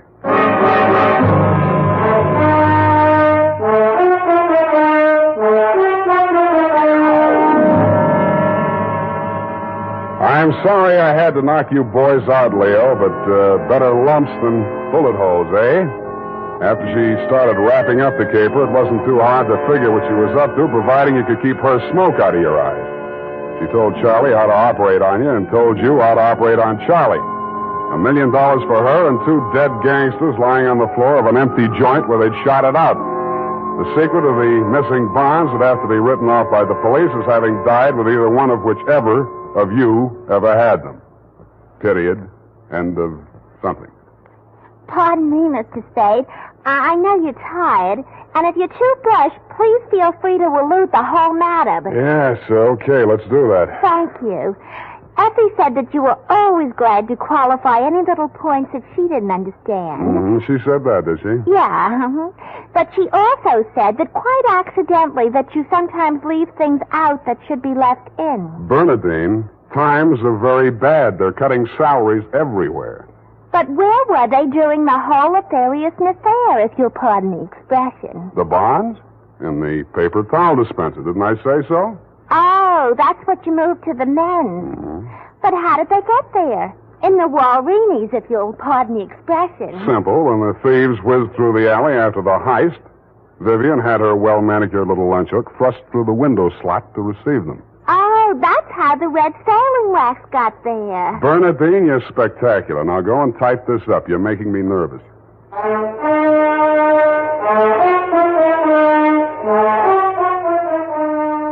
You know what they say about people who like mysteries? Once a mystery fan, always a mystery fan. And that goes for hair tonics, too. Once a Wild Root Cream Oil fan, always a Wild Root Cream Oil fan. Just try it and you'll see what I mean. Wild Root Cream Oil grooms the hair neatly and naturally, relieves annoying dryness, and removes loose, ugly dandruff. So tonight, or first thing tomorrow, step up to your drug or toilet goods counter and ask for Wild Root Cream Oil. Get the big economy bottle and the handy new tube that's easy to pack when you travel. Also, ask your barber for a professional application of Wild Root Cream Oil Hair Tonic. Again and again, the choice of men who put good grooming first. Well, here it is, Mr. Spade. I hope it's not too erroneous. Oh, I'm sure it's quite offensive. Don't you mean inoffensive, Mr. Spade? Have it your way. I don't want to sound imprudent, Mr. Spade, but I must say that your conduct through the whole thing was very brave and outrageous. Don't you mean courageous? Now I've got you doing it. You're going to be just like Mr. Cummo. Your previous employer, no doubt. Yeah, poor man. You know, he finally became completely erasable. They had to take him away. Mm-hmm. What were his symptoms? Well, when he ordered the puppy biscuits, I thought he was just being concentric. But after a while, he wouldn't answer to anything but Rover. I had to sprinkle his flea powder in the morning, you know? And then he had his little tricks. He always wanted to show off, you know, sitting up and rolling over. He could shake hands, too. What's so great about that? Any dog can shake hands. Yeah, but can you scratch your ear with your foot? If I set my mind to it. Now go home, Bernadine, or I'll report you to the SPCA. You can't frighten me. Effie told me that your bark is worse than your bite. Good night, Mr. Spade. Effie, in far-off Kanab, come home, sweetheart.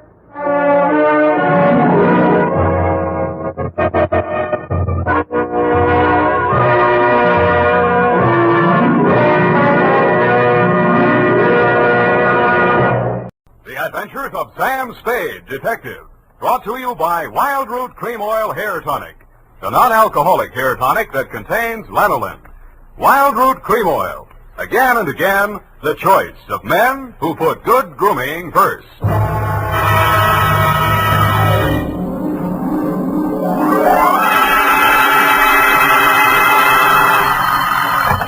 Sam Spade Detective Agency. It's me, sweetheart. Risen from not one, but 2 deathbeds. Oh, Sam, I bet not. You wouldn't take that lying down. Oh, Effie, you made a joke. Well, you did first, Sam. I did not. Oh, you mean you actually Now, don't pin me down. Anyway, I was present at 2 dying declarations. Would you believe, Effie, that a man could say something that wasn't true at a time like that? Oh, no. You mean a man will be lying on his deathbed? Oh, Effie, you made a joke. Oh, Sam, now stop it. I don't know It's all right, Effie. I forgive you. You can atone by telling me how wonderful you think I am. I think you're... That you may do when I arrive at a trice to dictate my report on the deathbed caper.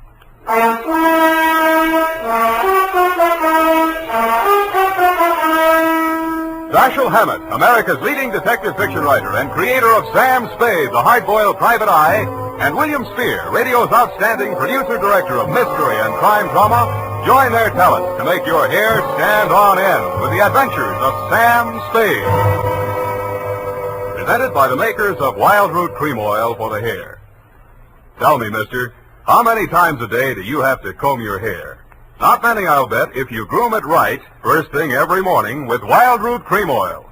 For this famous hair tonic grooms your hair neatly and naturally, and helps it to stay that way throughout the day. Wild Root Cream Oil also relieves dryness and removes loose dandruff.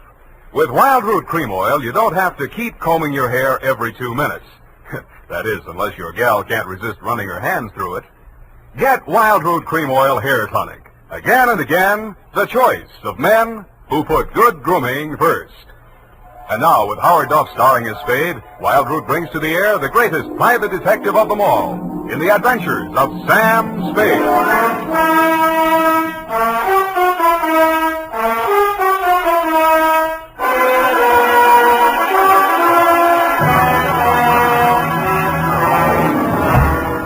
Many brave hearts are asleep in the deep. Sam, you're a sailor. Captain Sam, there's the brig for you. You got your logbook handy, gal? Oh, yes, Captain. So beware. That's awful deep.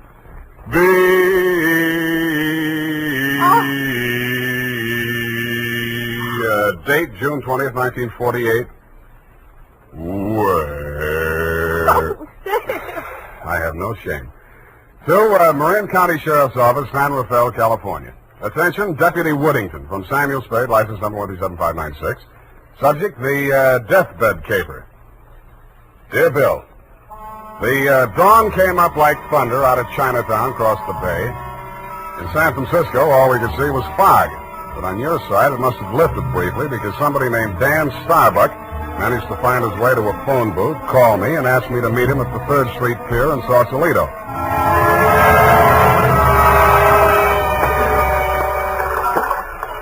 I didn't see him when I first got there. I didn't even see the pier. It was too foggy. But in the glow of the neon lights in front of the Viking saloon, I saw a man who seemed to be waiting for someone. He was a big guy with a good face, but plenty of worry on it. Mr. Spade? Yeah, Mr. Starbuck? Dan Starbuck. Come on down to the end of the pier. I'll explain as we go along. We gotta hurry. You act hot. You wanted for something? What? Not yet. What's the caper? Well, my brother's out there on his yacht, the Marguerite. He's dying. When he's dead, they may call it murder. I want to be there with a witness. That's you. In case he has anything to say about who did it. Who did? They think I did. Did you? Well, honestly, I don't know. It happened the night before last. I went out there to see him. We've hated each other for years. We've both been drinking, and we drank some more. Then there was a fight. I drew a blank somewhere. Next thing I knew, it was around midnight. I pulled myself together, went into his cabin. Gordon was lying there with his head all kicked. I realized I was covered with blood, and I was holding something in my hand, big glass paperweight. I dropped it. I got out of there fast and swam ashore. I planned to tell you a different story, but that's it. You want the job or not? You think you'll make a deathbed statement that'll clear you, and you want me for a witness? Yeah, that's it. You got a lot of guts. I'm hired. Good. Halverson? You down there? Halverson! Who's Halverson? He's the boatman. He'll row us out. Halverson! Hey, Nils! Johnny? Yeah. That you, Casino? Sure. Can I do you some favor? I want to go out to the Marguerite. I can't find Halverson anywhere. Oh, I guess I can take you. Are you sure that I'm sure. Sam Spade, Del Casino. He's the bosun of the Marguerite. Glad to meet you. Sam. Any fun at Danny's? Hey, listen, Danny, you sure you want to go out there? Any reason why you shouldn't? Well, it's up to him. In his place, I would be on a freighter for China, way out there where the fog is more thicker. No, it's all right, Casino. I know what I'm doing. Well, your friend, you excuse me, your name? Spade. You pardon me, I better ask. The police don't want you for nothing? Not yet, but don't make book on it. Push us clear, Danny. All right.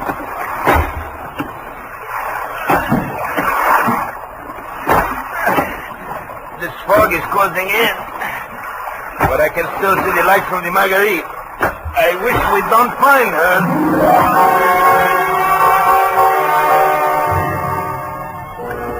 But we did. She was wearing clam diggers, an off-the-shoulder T-shirt, and was leaning against the rail as the dinghy pulled past the police launch and nestled in under the ladder of the yacht. Del? Del, is that you? Yes, Miss Starbuck. Who is that with you? Keep quiet. Del, what are they saying ashore about... Oh, I thought you... You're Mrs. Starbuck? Yes? I'm Sam Spade. I'm from San Francisco. I'm a detective. Your brother-in-law's in the boat. You captured him? He wants to come aboard. He wants to... die. He's hoping your husband will say something to clear him before he dies. Is there any reason why he shouldn't come aboard? Oh, there's every reason in the world why he shouldn't. The police are in there with my husband right now. Yeah? The doctor says there's a possibility that he may regain consciousness long enough to make a dying declaration. Mm-hmm. If he's face-to-face with Dan, there's no telling what he'll say. I wish Dan wouldn't... My husband is dying. Dan? Yeah. What'd she say? I don't know, but I think you'd better come aboard.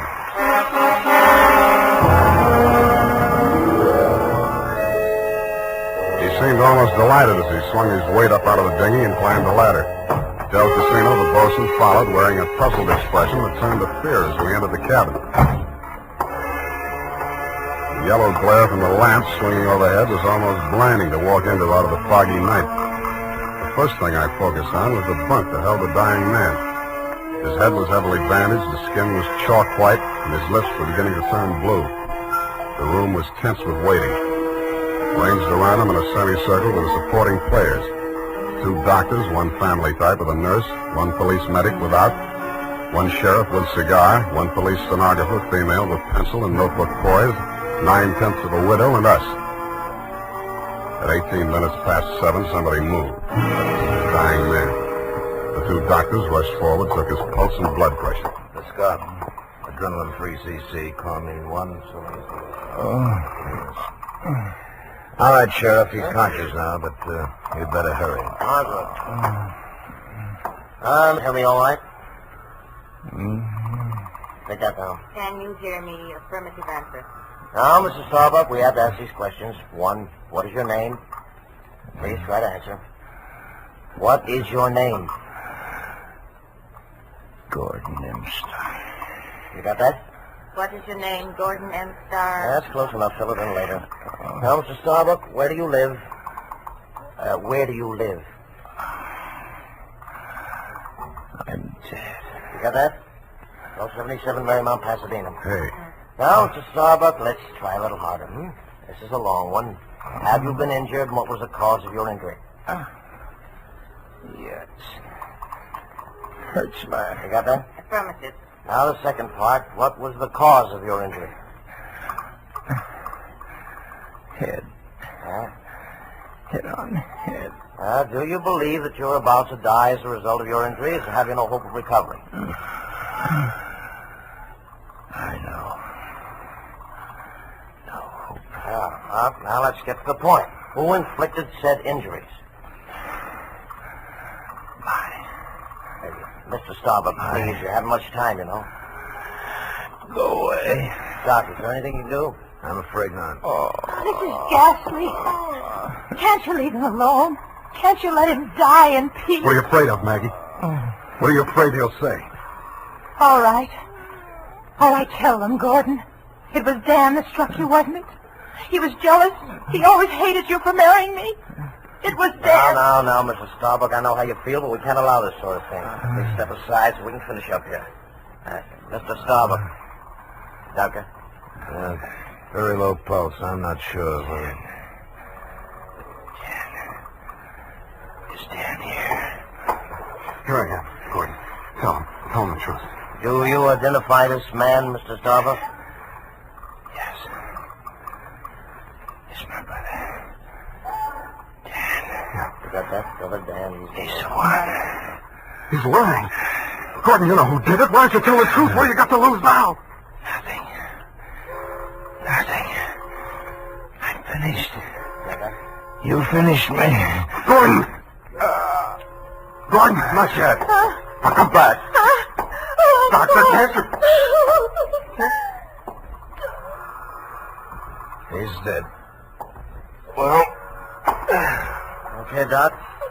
Ennis Starbuck, it is my duty as sheriff of this county to take you into custody on suspicion of murder. I must tell you that anything you say may be held against you. You better come along too, Spade. Routine questioning, you know. Okay, Sheriff. I don't think we'll need the handcuffs, will we, son? No, I'll go with you.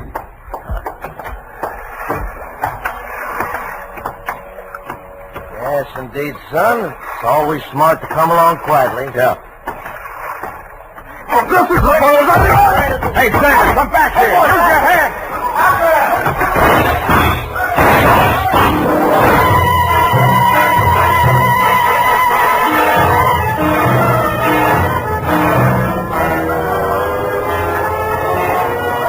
He only had one friend. He was the best friend in the world for a man on the land, the fog. The searchlights on the police launch spun frantically as the craft heeled around in a half circle to head him off. Instead of cutting the fog, the beams from the powerful lights bounced back from it and blinded the men behind them. After 10 minutes of that, they gave up. The sheriff had a theory. Don't worry. Between the fog and the currents, I doubt if we'll make it. We'll probably recover the body in the morning. And they did. But it wasn't Dan Starbuck's body. It was the bosun, Del Casino. And he was found in Richardson Bay, adrift in the dinghy from the Marguerite.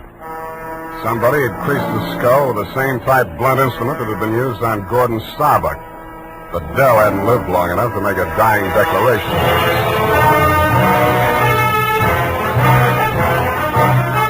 The makers of Wild Root Cream Oil are presenting the weekly Sunday adventure of Dashiell Hammett's famous private detective, Sam Spade.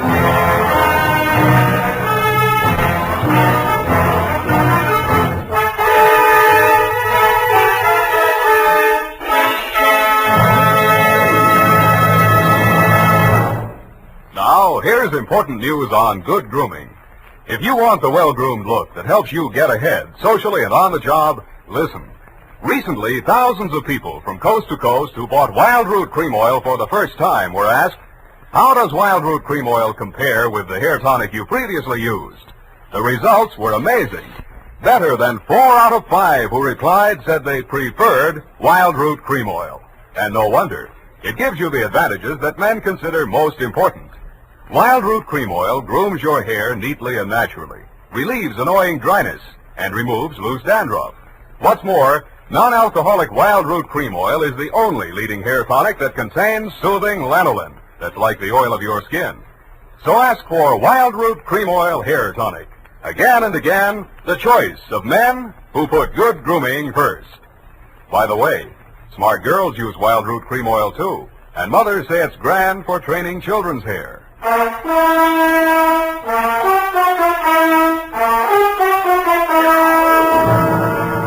And now back to Caper with 2 Deathbeds. Tonight's adventure with Sam Spade.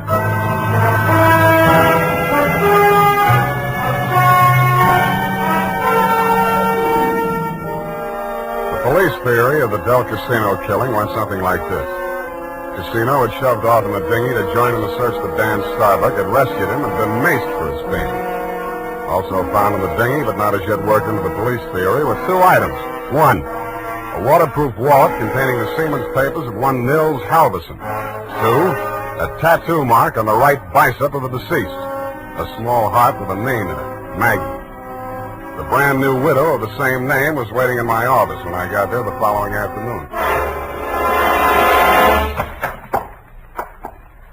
Hello. Hello to you, Mrs. Starbuck. What can I do for you? Mr. Spade, I know very little about the ethics of your profession, and... Well, are you still working for Danny? If you mean do I know where he is, the answer's no. Oh. I hoped you'd say that. Why? Because I want you to work for me. Need a new bosun?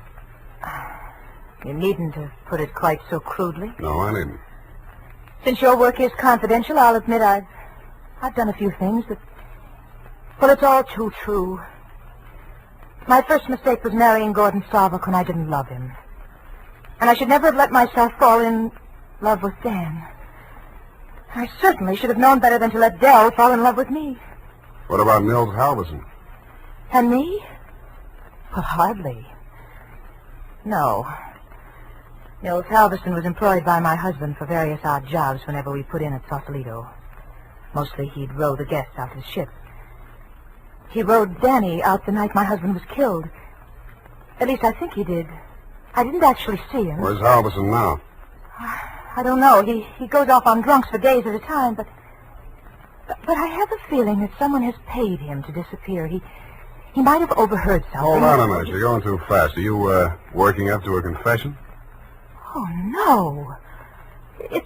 It's just that I'm afraid a great injustice may have been done to Danny.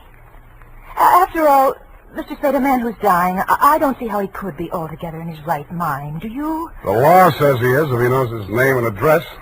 A deathbed accusation is as strong as evidence a lawyer can shove at a jury. You can't cross-examine a dead man, and most people have the quaint idea that a man on his deathbed is a lot more truthful than he was when he was hale and hearty. Then you think Gordon may have been lying? Could be, or wool gathering, or picking up some of the lines you were feeding him. Oh, I was just afraid he might die before he... You see, I thought I might shock him into saying yes or no. He could have said no, couldn't he? Well, make up your mind. Oh, all I know is it's on my conscience now. If we could find old Halverson and force him to tell what he knows. He's a very strange man. He's devoted to me. If the police find him before I do, he might refuse to talk out of a mistaken loyalty. To you? Well, I meant if he thought I had anything to do with the... Well, he's very strange. I told you that. What makes you so sure he's alive? Why wouldn't he be?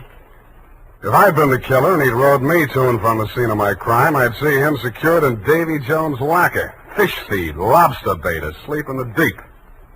Will you work for me? I'll let you know.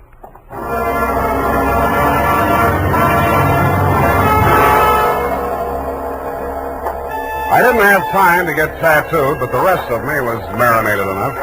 On my head, I was wearing a dirtied-up yachting cap. And the rest of me, I was wearing a pea jacket, dungarees, and sea boots. I was also wearing clamshell number 5 as I rolled up to the Viking saloon. Well, what did it be, mate? Akavit and Vodka. Have you seen my cousin? Your cousin? Who's your cousin, Prince Valiant? No, my cousin Niels Halverson. Niels Halverson.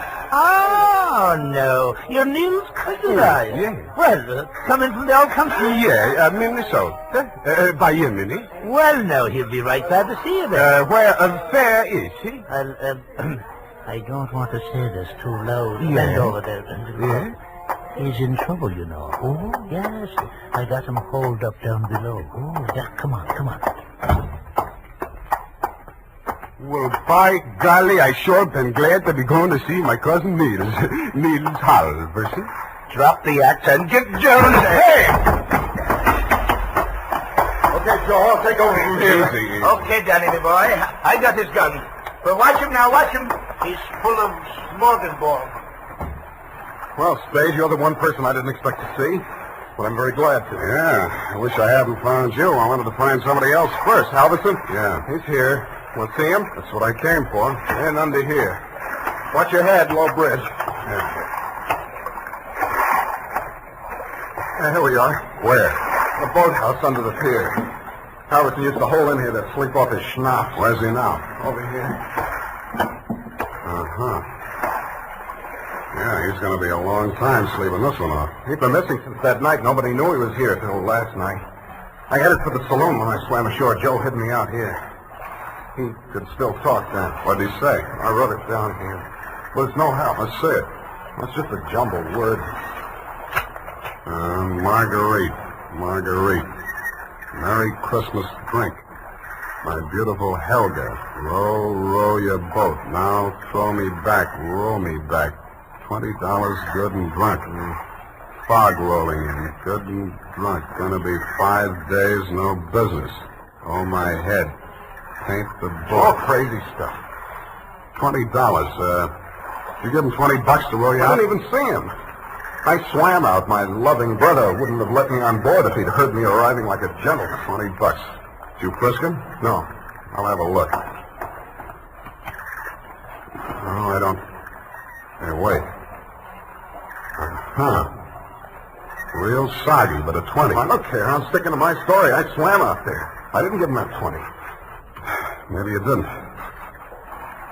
Maybe you didn't. You gotta believe me. I didn't even have $20. That's why I got... Shut up. What's the matter with you? What are you gonna do? Come over here, Dan. What? I don't believe a word of your story, and even if I did, it wouldn't make any difference. Well, what are you... Shut up. You're going to stop talking and listen for a while. I stuffed a gag into his mouth and muscled him over to a piling and handcuffed him to it. He didn't even look surprised. He just stood there staring at me as if he'd lost his last friend in the world. But I wasn't looking at him as much as I was listening to those footsteps on the boards overhead. I waited for them to come back. They did. I walked across the soggy planks to where Nils Halverson lay in the shadows.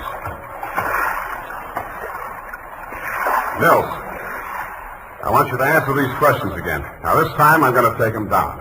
You get lots of $20 and lots of drink. Now then, I know you don't feel so good. You don't have to talk if you don't feel like it. Just nod your head for yes and shake it for no. Okay, Nils? That counts in a court of law as long as there's a witness. Okay. Now, your name is Nils Halverson. Your address is 213 Bayview, Sausalito. That's correct, is it? Nod your head. Good. Good. That proves you're in your right mind. You know you were injured. Yeah. You know the cause of your injury. Hit on the head and thrown over the side of your boat. What? Huh? Not from... Oh, dinghy. Well, it's the same thing. All right. Now, you know you're dying. You have no hope of recovery. That's obvious, but nod your head. That's the boy. Now, Nils, on the night of the 18th, around 10 o'clock, after your usual working hours, you rowed somebody out to the yacht Marguerite in return for which this person gave you a $20 bill. This person is also the person who killed, who inflicted your fatal injuries. It is.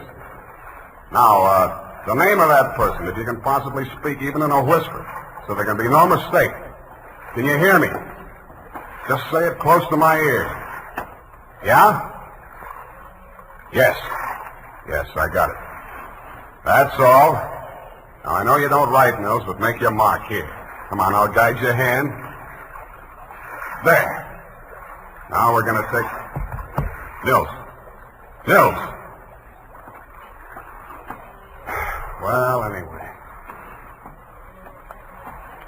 All right, Maggie. Come on in and join the party. Don't try anything. The light's on you. I'm a better shot than you, and if there's a ruckus, the whole saloon will be down on us. They're all friends of Danny's, too. Stop there. Toss the gun. Okay. What's the matter, Angel?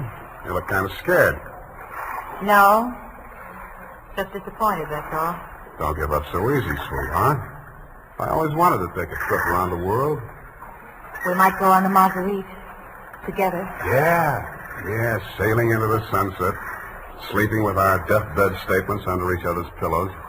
Yeah, I see what you mean.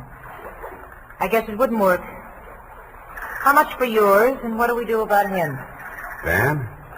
I'll take care of that. Throw it in with a deal. Okay.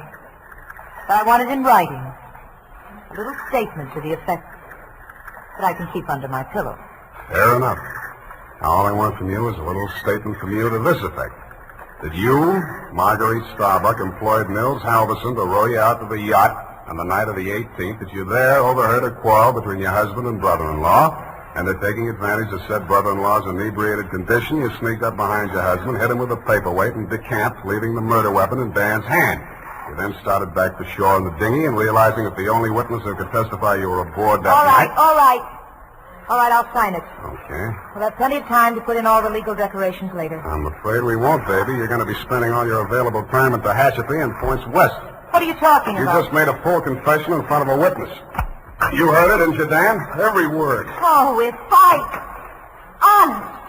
An honest man. Well, I did tell a fib. Now, this is really going to hurt, I'm afraid, Maggie. You see, we didn't actually have any deathbed statement to match yours. No? No.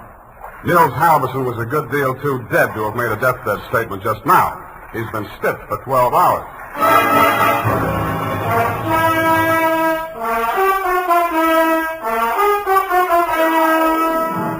Period. End of report. Well, Sam, I'll type this right up because then I'm leaving. Wait a minute, Effie. I had to do it that way. Don't you understand? Of course, Sam. I quite understand. But you object, huh? A cruel, ruthless, murdering, though beautiful woman, foiled by a clever ruse, a great acting performance by the greatest private detective of them all. Is that all? You're still leaving? Yes, Sam. My bags are packed. Well, pardon me for having feet.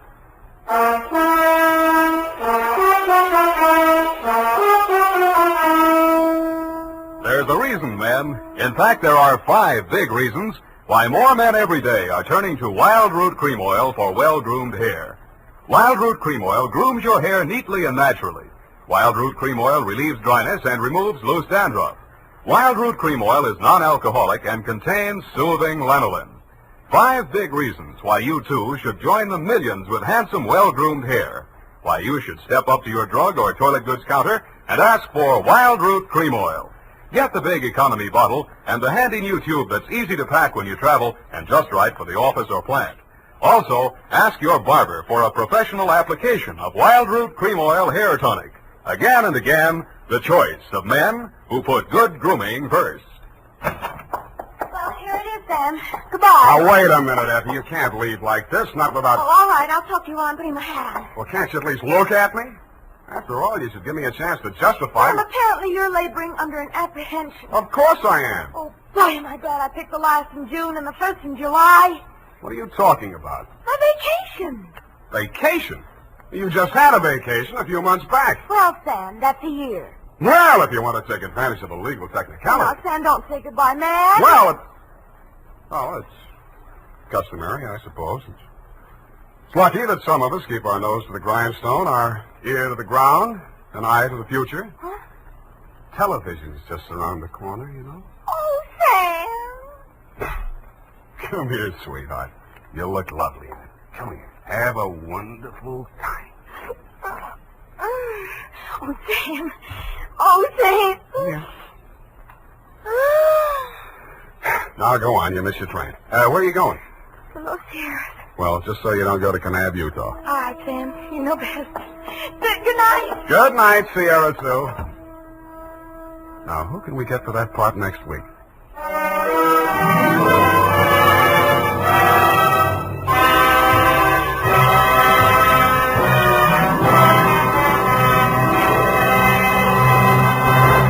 The Adventures of Sam Spade, Detective.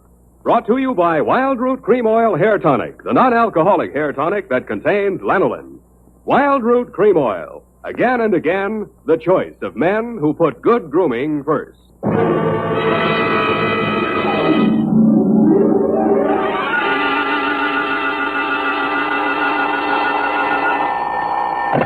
Sam Spade Detective Agency. Hello, sweetheart. It's only me. Oh, Sam. Why so modest? Women, Effie. Age cannot weather nor custom stale their infinite variety. Huh? Against their incalculable wiles, mere man is a leaf in the wind. Oh, Sam, do you really... Oh. Who was she and how windy was it? Cyclonic, Effie. We had to close every window in the house. But If you will just contain your natural feminine curiosity for a few moments, I'll be right down to dictate my report on the bow window caper.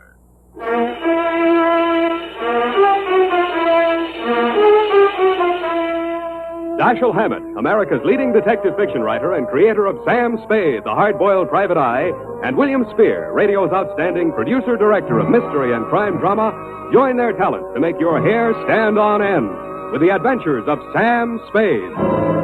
Presented by the makers of Wild Root Cream Oil for the hair. To every man who says, I don't use a hair tonic or I don't believe in a hair tonic, I say this. Decide for yourself, but don't decide until you've tried Wild Root Cream Oil, the entirely different hair tonic. There's not a drop of alcohol in Wild Root Cream Oil, and it contains soothing lanolin.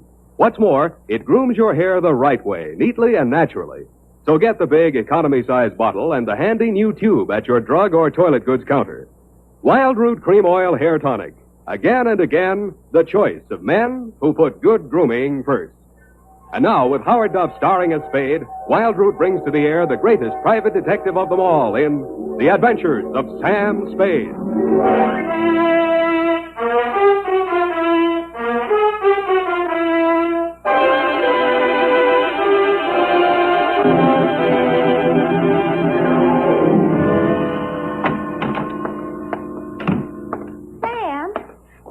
Bow window.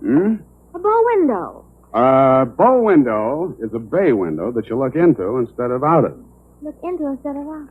Oh. Oh, Sam. Get your book, Panther Girl, and slink on in. What was he trying to see through the bow window? I mean, whose house was it?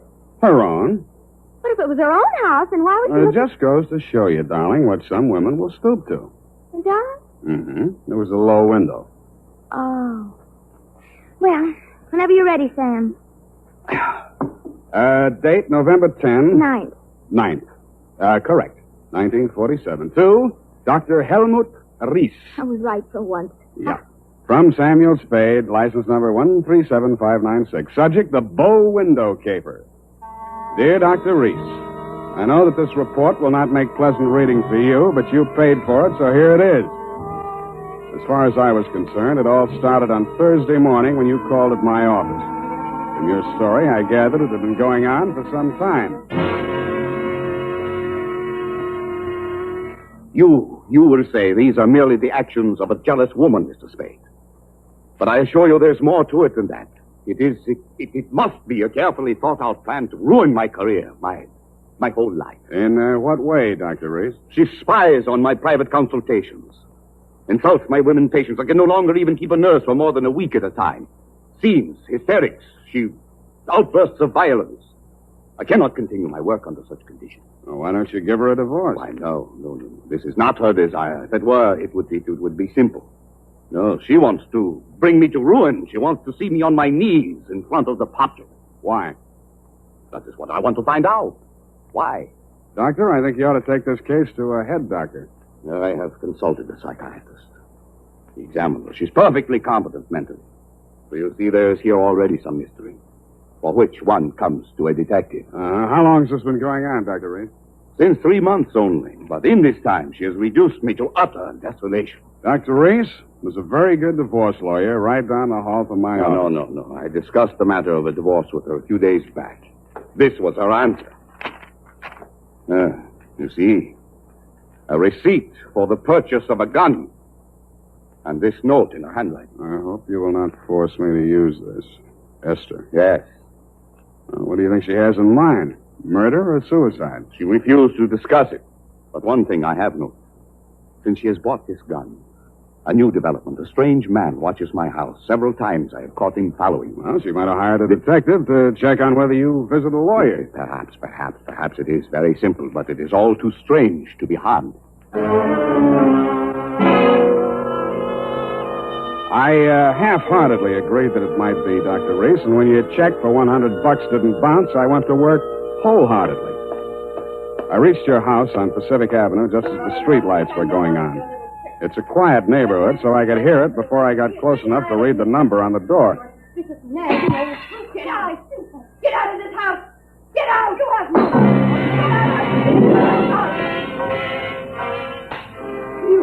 They seemed to be slugging their way toward the back of the house, so I decided to risk an entrance. I found the doorbell, and I was about to punch it when I caught sight of your mystery man.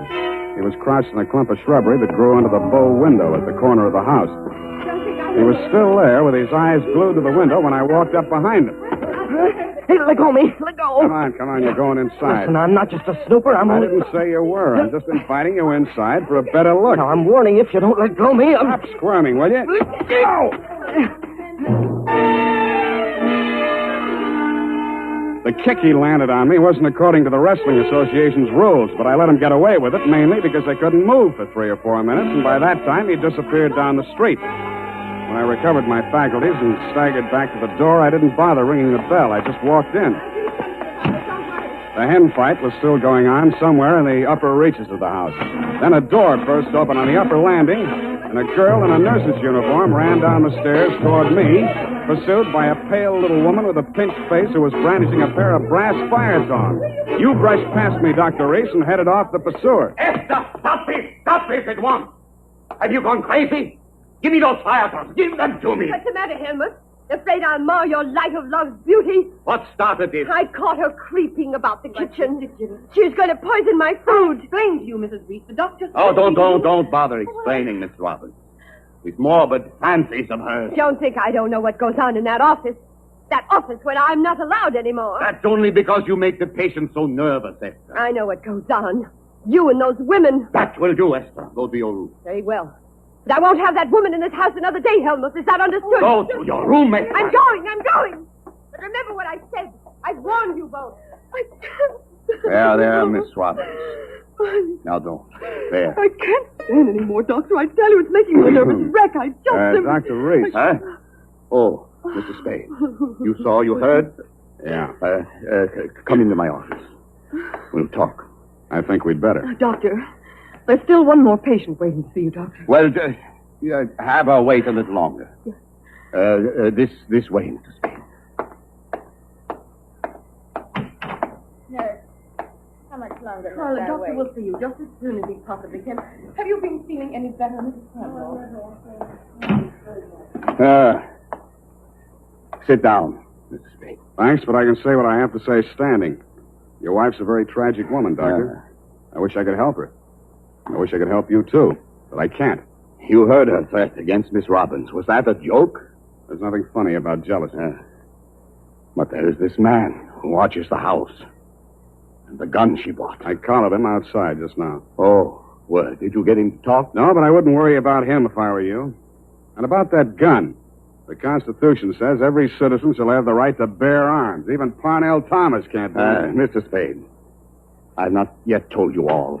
If I... Oh, Doctor, I'm sorry Yes. to interrupt, but this patient, she's been waiting for more than an hour. Well, who is she? Mrs. Kavanaugh. Kavanaugh? Who? Well, has she been here before? Of course, last week. Here's her card. Oh, yes. I'd better get it over. Send her in. Yes, Doctor, and Doctor, I'm resigning. I'll finish today, of course, and then I'm through. I'm sorry. Yes, well. Very well, Miss Robbins. I can't say that I blame you. Good luck. Goodbye, Doctor. Well, I'll be going along myself now, Doctor. No. You must hear me out, Mrs. Spade. I've not yet told all. If you'll just wait until I have seen this patient, please, Mr. Spade, please. Okay, I'll wait outside. Oh, I beg your pardon. I beg your... Come on in. So, you're leaving the doctor's employ, nurse? I am. Well, Mr. Spade, how does it look from the grandstand? Messy? Mm-hmm. You don't mind if I finish cleaning out his desk? Go right ahead. Thank you. What's the matter with Esther, anyway?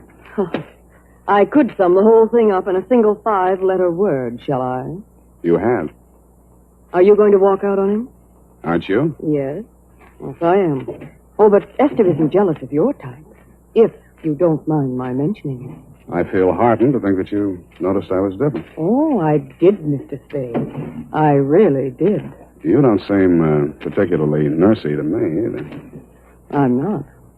My, you have a fast pulse, Mr. Spade. Yes, I've been feeling very weak the last few minutes. I need care. Oh, you know, you don't eat enough apples, Mr. Spade. Well, I guess I finished. Oh, there's that old contact. I wonder... Mr. Spade, will you tell the doctor I've left and thank him for me again? Aren't you going to see him before you go? No, I'm not. He'd only begged me to stay, and it's simply out of the question. Oh, the poor guy. I just don't know what I'd do if I were in his place. You, Mr. Spade.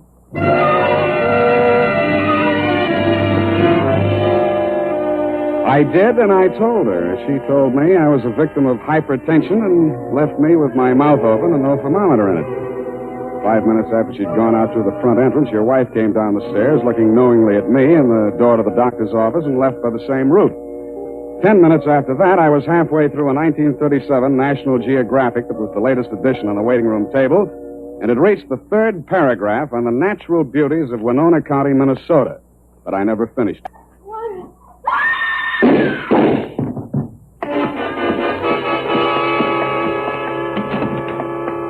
The first thing I saw when I entered the room was Mrs. Cavanaugh, your patient. Why did he do it? You, Doctor, were standing over her, nervously twitching off the rubber glove from your right hand. You tested her throat for pulse, then listened to a stethoscope. It was purely a formality. One of the .38 caliber slugs had entered the right temple. The other had torn through the base of the skull. How did it happen? I don't know. I had completed the examination and walked over there to put my instruments away. When I turned back, she had a gun in her hand. Before I could stop her, she pulled the trigger. Suicide, of course. Why? Well, I just told her the truth, that there was nothing I or any other doctor could do for her. That she had perhaps a month, perhaps less. She had suffered great pain, of course, for some time. Uh-huh. You saw her shoot herself, you say? Yes. The gun, she took it out of my desk drawer. I'd removed it from my wife's room earlier today. I see. Well, Doctor, this is the neatest suicide I ever saw. No powder burns, and from the way she's lying, she must have shot herself in the direction of that window, at least 10 feet away. She screamed before the shots were fired and had time to fire a second bullet into her head and throw the gun across the room before she fell. Well, Helmut, at last it's happened, hasn't it? Esther, leave this room. I told Helmut one of the husbands would catch up with him. Pretty, wasn't she? I don't remember this one.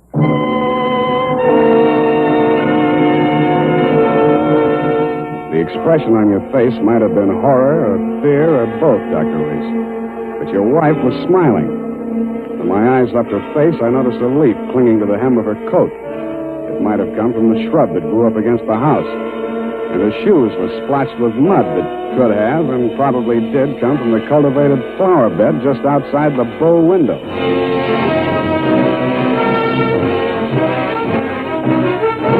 The makers of Wild Root Cream Oil are presenting the weekly Sunday adventure of Dashiell Hammett's famous private detective, Sam Spade.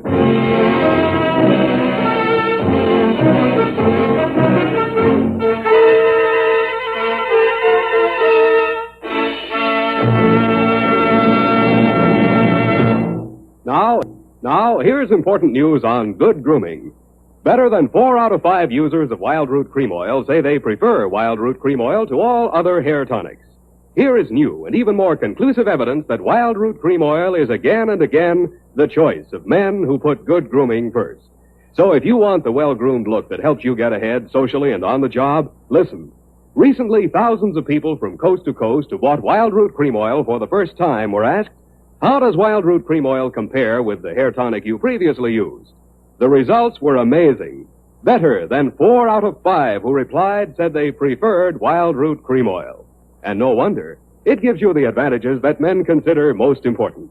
Wild Root Cream Oil grooms your hair neatly and naturally, relieves annoying dryness, and removes loose dandruff.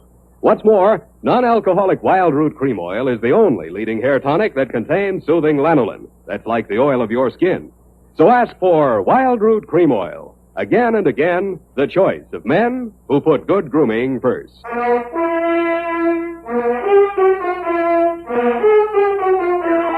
And now, back to the bow window caper. Tonight's adventure with Sam Spade.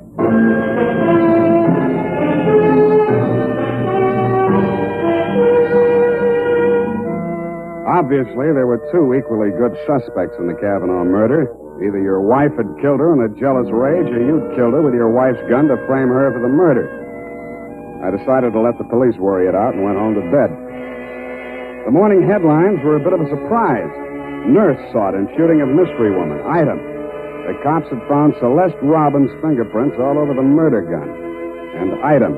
Mrs. Kavanaugh, the murdered woman, had given a vacant lot as her address, and her body was lying unclaimed at the morgue. I decided to pay her a visit.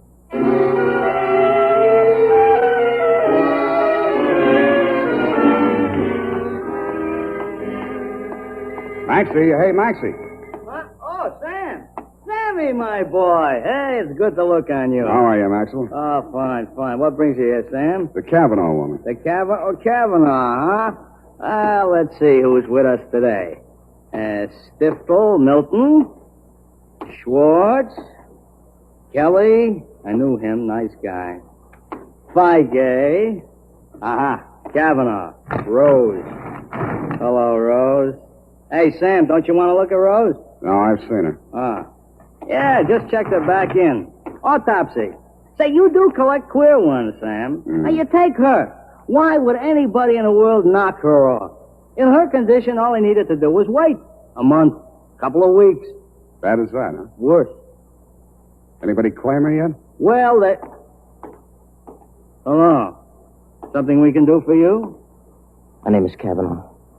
I come for my wife. He was standing with his back to me, and I didn't get a good look at his face until he walked over to the desk with Masker. The voice tipped me even before I saw the face. It was the man I'd caught outside your office window less than half an hour before the murder. If he recognized me, he didn't let it show. I waited while he went in with Maxie. When he came out, there were tears streaming down his face. I'd been waiting for 2 reasons. I had some questions to ask him, and I had wanted to pay back that jolt he'd given me the night before. I left without doing either.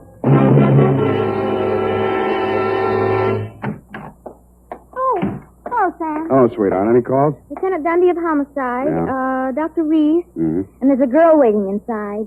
Wouldn't give any names. So you let her wait in my private office. And I don't think you'll mind when you've seen her. She's by way of being a knockout. Well, thank you, Effie. That was very thoughtful of you, dear. You're welcome, Sam. Sam, please don't be angry with me for coming here. I had to talk to somebody. What you need is a good criminal lawyer, Nurse Robin. Oh, no. Do you think I killed that woman? How did your prints get on that gun? Now, don't tell me she threatened you with it and you grabbed it out of her hand. No, I didn't. I did nothing at all. Take it easy, Nurse. Take it easy. Would you like a drink or something? No. Thank you anyway. I'll be all right.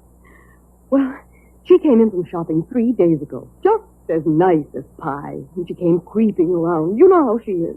And she said, I bought something today. It's lovely. And with that, she hauled this gun out of her handbag. And so, to humor her, I took it and I looked at it. That was foolish. It certainly was foolish. Well, nickel-plated, ideal surface for fingerprints. And I remember she was wearing gloves. Struck me as peculiar at the time, but I'm so stupid. I didn't think of it until just now. Everything's a little peculiar about this caper. A woman who was dying anyway gets shot. Nobody even seems to know who she was. Doesn't make sense. No, it doesn't make much sense. What should I do, Sam? Give myself up? I think you should. Yes, I thought you'd say that. All right, phone the police. You got a lot of courage. Sure you don't want to drink? No. No, thank you. I'll be all right. I'll be all right. Homicide. Dundee. Dundee, Sam Spade. I got the Robbins girl here in my office. She wants to check in. Oh? Well, tell her to forget it, Sam. Reese's wife just made a full confession.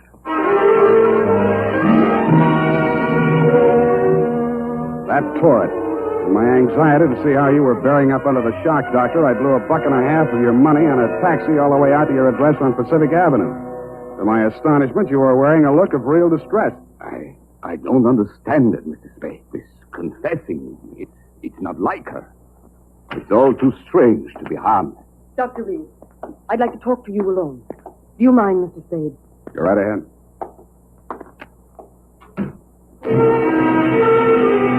I strained my ears outside your consulting room, but all I could hear was a few vague murmurs. Then, for no good reason, I decided to have a look at your wife's bedroom upstairs. The cops had been there before me, so I didn't expect to find much, and I didn't. I was tapping the woodwork for secret panels or something when I heard a heavy tread on the stairway. I wheeled around, my hands inside my coat. A jolly-looking character in coveralls was standing in the doorway. Home electronics. I beg your pardon? Hagen, home electronics. I come to take the equipment. What equipment? And a dictograph. She don't need it no more. Ask me, she hurt too much. Mrs. Reese had a dictograph installed? Yeah, a Riddle type installation. Yeah, this here's a speaker. Yeah, my own design. Looks like a portable radio, don't it? Yeah, where's the other end? Where's the microphone? It's in the doc's private office. You interested, eh? Yeah, turn it on, will you? Oh, sure. Yeah, we'll get it tuned in a minute here. And... Oh, feedback. Wait a minute, I'll fix it. Let her talk. What can she tell? I don't know. But it's uncanny the way she knew Nice, huh? things. Every word we spoke together. That's because of the dictograph. Neat rig, huh? Shut up. We cannot allow this terrible tragedy to come between us. We love each other. Nothing can change that. Oh, boy. That's as nice, ain't it? Quiet. I just know, please don't. Now stop it, Helmut. I don't want you. Please don't. What is it, Celeste? What has happened to Jane? What has happened? You asked that. When I'm being attacked by a mad woman and accused of murder all in the space of 12 hours. Well, it's all over now. Just so, Helmut. Yes, all over. Well, can't you turn it up a little more? Oh, sure. Turn it up. Hold it. Over, it's over. And I'm very, very ashamed. I suppose it was my usual thing. I always get sorry for a poor, weak man and get involved. But this time, I'm sorry for her. Celeste, please. When I was a kid, I liked it. It used to make me feel powerful and, well, to watch them squirm. But it's no fun anymore watching another woman in the agonies of jealousy. And you, I thought you were just weak. You're a brutal, unscrupulous murderer. What are you saying, Celeste? You killed Mrs. Cavanaugh. What, that's impossible. You stood deliberately in that window and you fired 2 shots right at it. What gives you? Why weren't my fingerprints on that gun? Because you were wearing your rubber gloves, Doctor. Celeste, don't say any more. No.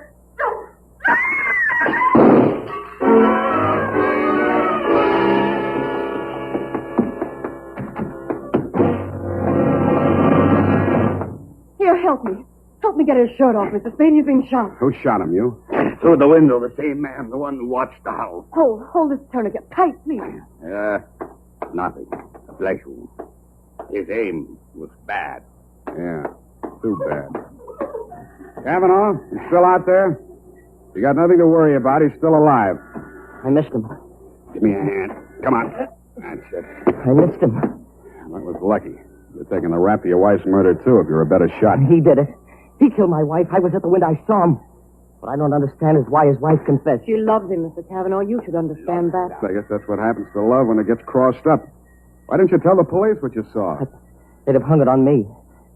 She was a stranger to everyone else. I'd been quarreling with her, suspicious, acting like a maniac. She never told me. She must have been going to one doctor after another, trying to find one that would give her one ray of hope. In pain all the time, still, and never letting on. Never. Even after that first visit she made to Reese's office, I didn't tumble. I thought she was meeting him on the sly. And I followed her both times. That last time I carried a gun. I might have killed her if what I suspected had been true. I'm very sorry, Mr. Cavanaugh. I didn't realize. You're pretty late with your regrets, Doctor. I don't quite figure either. Maybe the prison psychiatrist can. Dundee homicide. Dundee, tear up Mrs. Reese's confession. Come on over and get the doctor. Dr. Reese? Yeah. Oh, by the way, he accidentally shot himself in the arm. Isn't that right, Doctor? What? So, yes. Accident. Why didn't she tell me? Why didn't she tell me? I don't know, Cavanaugh. Women. Sometimes they make too much sense, or we don't make enough, or maybe we're all crazy.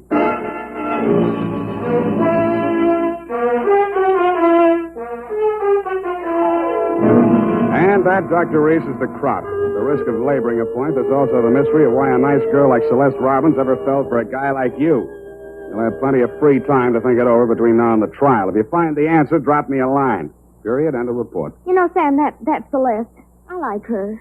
I wish we could do something for her. Well, I've already thought of that, Effie. Oh? What are you going to do, Sam? Write that up, sweetheart, and I'll write you a happy ending. Here's how you can find out whether the hair tonic you're using today is giving you what you ought to get in good grooming.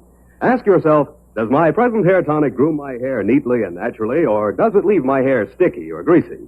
And does it relieve dryness and remove loose dandruff too, or does it do just a halfway job? Unless you can honestly say that your present hair tonic does all that for your hair, you owe it to yourself to try Wild Root Cream Oil right away. Try Wild Root Cream Oil and see for yourself how it improves your appearance, grooms your hair neatly and naturally, relieves dryness, and removes loose dandruff. It's non-alcoholic and contains soothing lanolin. Get the big economy-size bottle and the handy new tube that's easy to pack when you travel and grand for the bathroom cabinet. Don't delay. Get it today. Wild Root Cream Oil Hair Tonic. Again and again, the choice of men who put good grooming first. Oh, here's the report, Sam. You want to read it over? I do not. File it under F, for forget. About that poor Celeste, Sam. Oh, yeah. Well, I made a date with Celeste to take her dancing tomorrow night. She needs cheering up, you know. Oh, what for? Well, you said she needed help. Well, that isn't exactly the kind of help I had in mind. Oh. I don't see why it's necessary Effie, to take you. we must each of us give a particular kind of help each of us is particularly equipped to give. Very well. She used to make over men just to get the other women jealous. That she did. Aren't other women silly to allow themselves to get jealous when they know just what she's up to? Idiotic. Just idiotic. Sure thing. And go home, Effie. I'm a lousy dancer. Oh, very well. Have fun, Sam. Good night, Sam. Good night, sweetheart.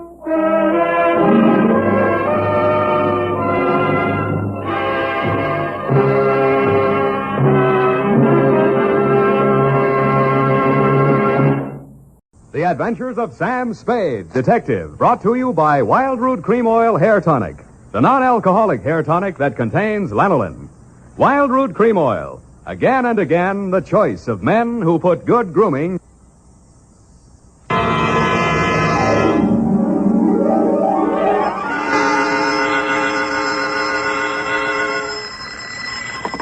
Sam Spade Detective Agency. Me, sweetheart. Oh, Sam, I got it.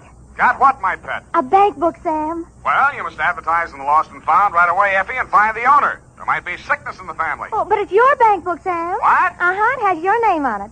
Samuel Spade, account number 4. It's a forgery. Somebody's trying to pin something on me. Lock it up and don't touch it until I get there. Oh, all right. Did you make a lot of money on this one, too? Got the check right in my pocket, $500. Oh, Sam, we're making more money than a movie star. Well, almost. And all honestly, too. 600 last week and 500 this week. Yeah, how about that? And life gives a 3-page spread to I Spy Molten. But we mustn't let it turn our heads, Effie. No. We gotta stay in there pitching. I'll be right down to pitch my report on the Adam Figg caper.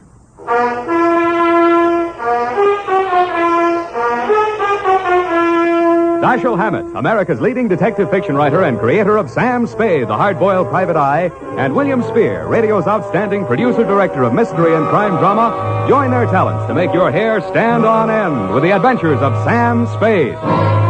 Presented by the makers of Wild Root Cream Oil for the hair. You've heard the saying, you never know until you try. Well, you'll never know how handsome your hair can look until you try Wild Root Cream Oil. See for yourself how neatly and naturally Wild Root Cream Oil grooms your hair. Note how effectively it relieves annoying dryness and removes loose, ugly dandruff. You can get Wild Root Cream Oil Hair Tonic in either the big economy-sized bottle or the handy tube. Or you can ask your barber to use it on your hair. But by all means, try it. Don't delay. Get it today. Wild Root Cream Oil. Again and again, the choice of men who put good grooming first. And now, with Howard Duff starring as Spade, Wild Root brings to the air the greatest private detective of them all in The Adventures of Sam Spade.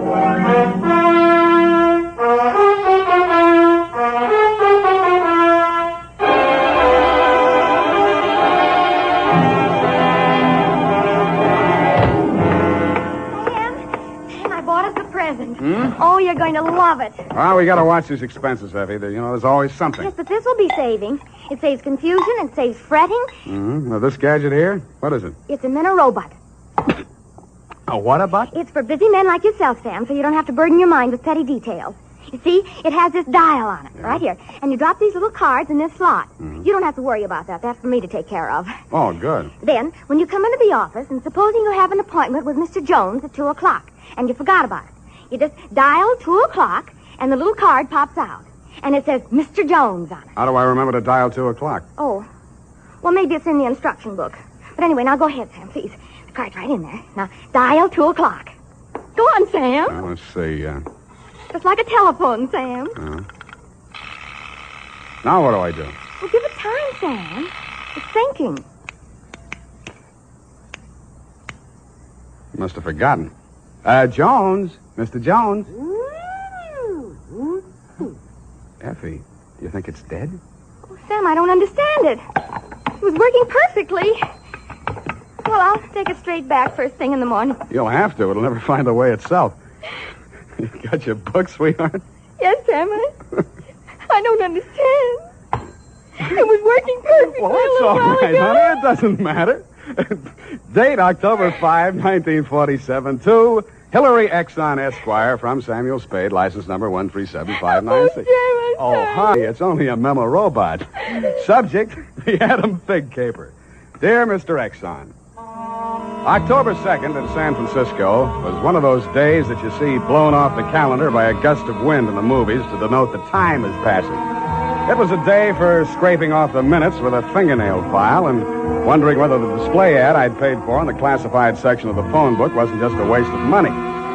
It certainly wasn't the day I'd expect a leprechaun to walk into my office. He said his name was Adam Figg. He said he was the butler at Exxon Manor in Los Nidos. The limousine, Mr. Spade, is waiting to take you away. We mustn't keep them waiting, must we? Of course we mustn't.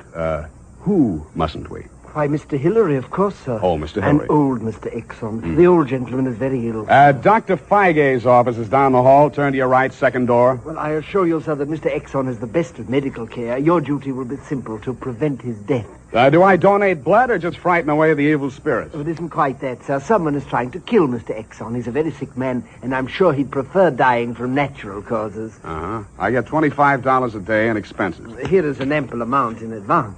But you should know, sir, that the old man is a nasty, cantankerous, villainous, crooked, intimidating... $500? Please, Figg, you're talking about the man I love. Los Nidos was at least an overnight caper, so on my way out, my lovely and charming secretary, Miss Perrine, handed me a brown paper bag which contained A, one pair of socks, darned, B, one shirt, ironed, and C, the apple which she always polishes for me the night before. We arrived at your large Southern-style mansion 2 hours later. Figg! Oh, Figg, where the devil have you been? To the city, sir. I can't find the keys to the liquor closet. Where are all the maids? What happened to that cook we hired yesterday? Who is this man, and why is he wearing that necktie? This is Mr. Spade, sir, the detective. I'm Hillary Exxon. Come in, please. Go on upstairs, Figg. See what that girl is doing to my father. I don't believe she's in this at all. Very good, sir. In here, Mr. Spade. Pardon the condition of the house. The old man has been firing the servants again. Your father, you mean? Yes. Every time he gets shot at, he fires all the servants. He gets shot at pretty often? About once a year. In the fall. Uh-huh. You always hire a detective? No. Oh, dear. I'm not keeping you up, am I? No, excuse me, please. It's much worse this time. I can't get any sleep. Guns going off in the middle of the night. The whole household disturbed. When and where was he last shot at? Yesterday morning at about 1:30. I dug the bullet out of the woodwork myself, a .38 caliber, embedded in the door frame that leads to Miss Kaywood's room. That's his nurse. Was she with him at the time? No. No, Dad sleeps like a baby, full of sedatives. She sees to that. Shot come from outside? Yes, but we found nobody on the grounds. No traces of anybody. I don't know whether Dad knows who shot at him or not. He's such a closed-mouthed old devil. You don't care very much for your father, do you? To be frank, Mr. Spade, if hating weren't such an effort, I would despise him. He is without a doubt... Well, listen. Get out of here! There, that's just a sample. Well, come on, let's see what's eating him now. Get out! Talk to me like that. I tell you I won't stand for it. Well, you don't have to stand for it. Take that silly painted face out of my sight. Don't you dare! Get out! I'm quitting, Mr. Exxon. I can't stand it another minute. Yelling, screaming, throwing things at You must have done something to set him off. But I didn't, I tell you, I didn't. This is Mr. Spade, Miss Kaywood. Oh, a detective? Will it make you happier to know that I'm a private detective, Miss Kaywood? Well, Mr. Spade, I only hope you can prevent a murder. If there's any way at all that I can help, Thanks. I'll see you downstairs after I've talked to the old man. You'd better go in alone. Of the great Lord Buddha himself. That remained in the temple of... Do you have a throat spray downstairs? I seem to be congested. Oh, go away. Go away! Go away! Oh, well, wasting ammunition. Who are you? If you're a total stranger, come on in. Well, don't be afraid, son. Come on over where I can look at you. It's hard to keep my eyes open. Oh, I mustn't do that. Oh, so you're the detective, eh? That's right, Pop. If you want to take a little nap or something, I'll come back later. What did I say just now? Come back later? No. There's no reason for you to come back later. I'll say everything I have to say right now. The shot woke me. I didn't see anything. I don't know anything. I've got a million enemies. I can't remember the names of any of them. Why don't you try to remember? I could have them checked. You're wasting your time, Sonny. In my day, I've wiped out 100 men, and I'll outlive anybody who's gunning for me now. You must be proud of your past, huh? Proud? Sonny, a past like mine is the finest thing an old man can have. I've swindled my partners and betrayed my friends. I've turned state's evidence just to see my associate get sent up for 20 years. And they say my wife died under peculiar circumstances, and I got rich off her insurance. Now I'm done talking. Do me a favor, son, please. I've got to get a half hour, 20 minutes sleep alone. You'll keep them out, everybody. Please, will you? Sure, Pop. Go ahead. Go on, sleep. Oh, thank you.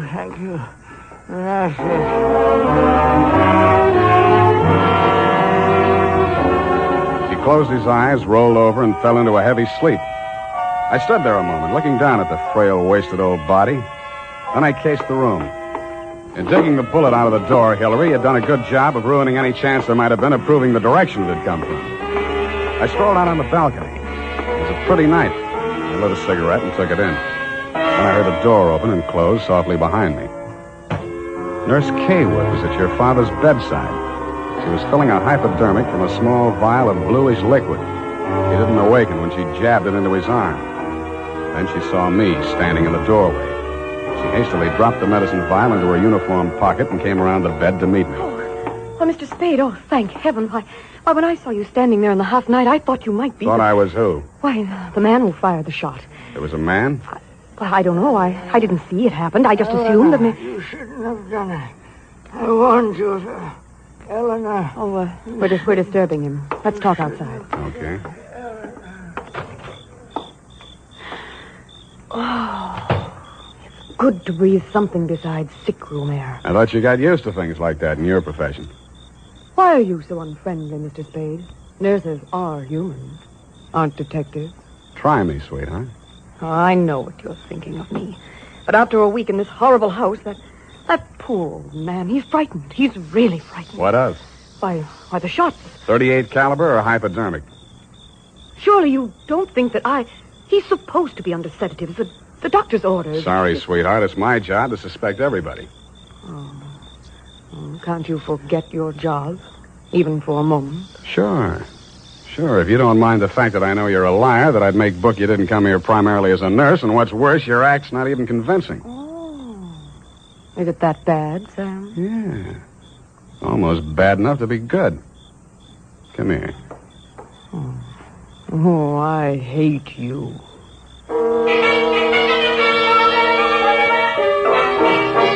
It was a very satisfactory love scene for both of us. For reasons of her own, Barbara wanted to keep me out of that sick room for a while, and she did.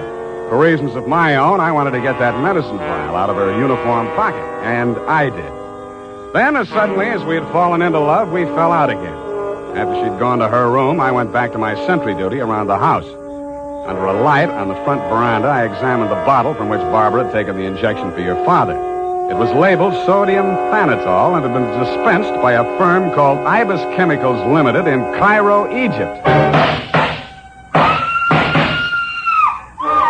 A scream filled the house, high and frenzied. I started running toward Barbara Kaywood's room. I slammed the terrace door open and found the light switch. Barbara was sitting upright in the center of a bed. Her face jerked up so abruptly that it seemed a neck had snapped. She clutched both hands to her chest and fell face down among the bedclothes, staining them with her blood.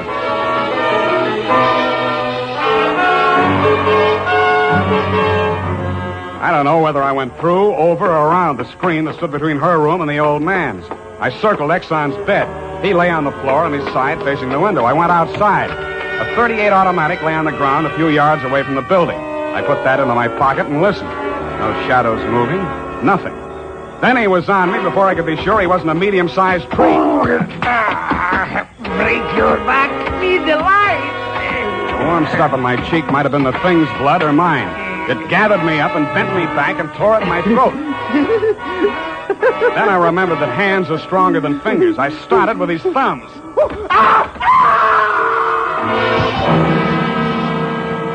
He lay there for a moment, then his huge body began to twitch. He was holding his fingers and sobbing like a baby. I pulled him up to his feet, poked him in the back with the flat of my hand. I followed him through an opening in the hedges and down a long, pitch-dark lane toward the lights of a squat brick house set on the top of a slight rise. As we approached it, a door opened and light streamed out onto the porch. The tall man framed in the doorway was the last person in the world I expected to see. Ah, Marcus, you brought it. Oh, master, very delightful service, but have much pain in fingers. Always complaining, Marcus. Welcome, Mr. Spade. Come in, my dear fellow. Come in. I've been expecting you. The lost family fortune by blackmailing me. And if you don't remit, Exxon could have you booked for forgery, blackmail, definition of character. Oh, my dear fellow, please. This is most painful. But if I had but the original letter, I could destroy it and go back to the Felt. Ah, the Felt. What happened to it? That Figg, that stinker stole it. He burgled my home. Are you taking pot shots at old Exxon? Well, don't be a fool, man. I want Exxon to stay alive. I must find out some part of his life which will have an exchange value that will cancel out what he has on me. By the way, old thing, you met Miss Kaywood. Mm-hmm. At the present moment, she's milking me for $150 a day. Oh? She's supposed to goad the old man by whatever means necessary into talking about his past. And that information she is to bring to me. Well, that ought to be easy. Exxon brags about his past. Now, so far, I've learned that Hillary Exxon stole 2 heifers at the livestock show in Abilene in 1906. I feel for you, Captain. That wouldn't get much on the current market, would it? My dear fellow, I've a proposition to make to you. Should you ferret out anything that would be of value to me, I'll reward you handsomely. Well, maybe something can be arranged, Captain. Good, excellent. May I have your word on that? Well, there isn't much time, Captain. I'd better trot on back. I'll show you to the door, sir.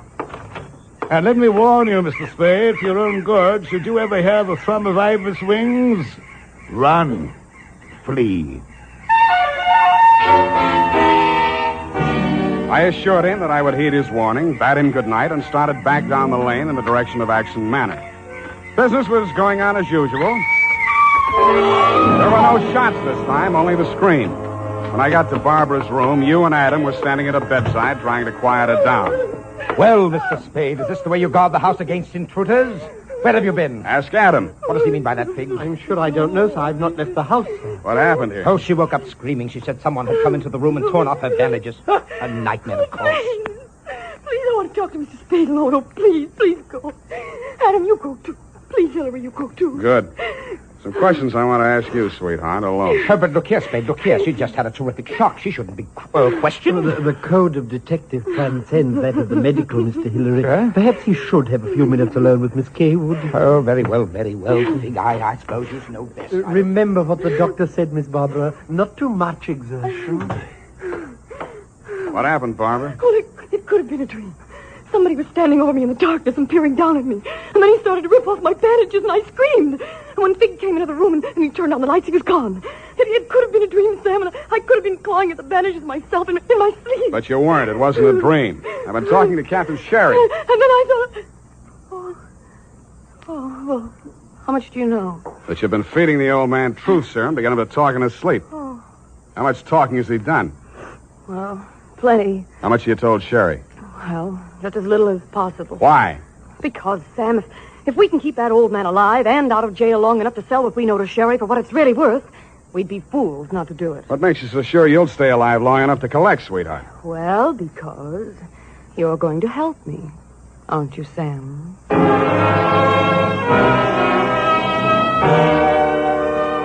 So I helped her, but not for the reason she thought. I made a lot of noise leaving her room and going to mine. Going back, I didn't wear any shoes. I slipped into a clothes press in her room so quietly that even she didn't hear me. I left the door slightly ajar and waited.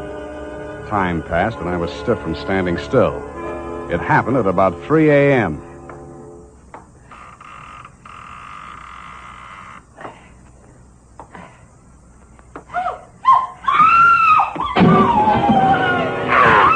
The crazy, feverish glare of his eyes told me that the threat of the gun in my hands meant nothing to him.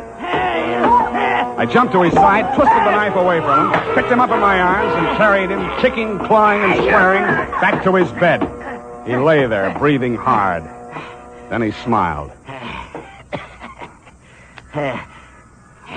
You're a smart one, Sonny. You had me figured out the first time you came in here, didn't you? Not quite, Mr. Exxon. The gun under your window was the clincher. That gun? Sure. I had it under my pillow all the time. I got tired of shooting into door frames. Look, you're dying, Mr. Exxon. There's no use trying to make up stories now. You're right, Sonny. I knew that nurse would sit up in bed after I fired tonight. And then I let her have it right through the screen. Why? You know why, will or not. She was doping me up and sneaking in here at night, listening to what I was babbling about. Maybe you weren't saying anything important, Mr. Exxon. I might have, Sonny. I might have. 14 years ago, I killed my wife. I wanted to carry the secret to my grave.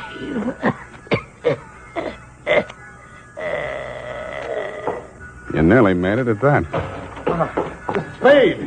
What's happened? Is he dead? He's dead. Did he say anything, sir? Did he confess anything? You must tell me if he said anything. I didn't hear him say a word. Well.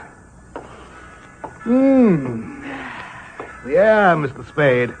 Charged with a certain texture, a significant quality. There's a certain smell, yes. And omen. You can inhale it, sir. Journey thou to Nairobi on the veldt. Tarry 7 days, and you will collect the fabulous golden skull of Wizami, king of the Bojamas. Aha! Marcus! Yes, master. Unhook the hooker. Pack the marmalade. We are off to the veldt.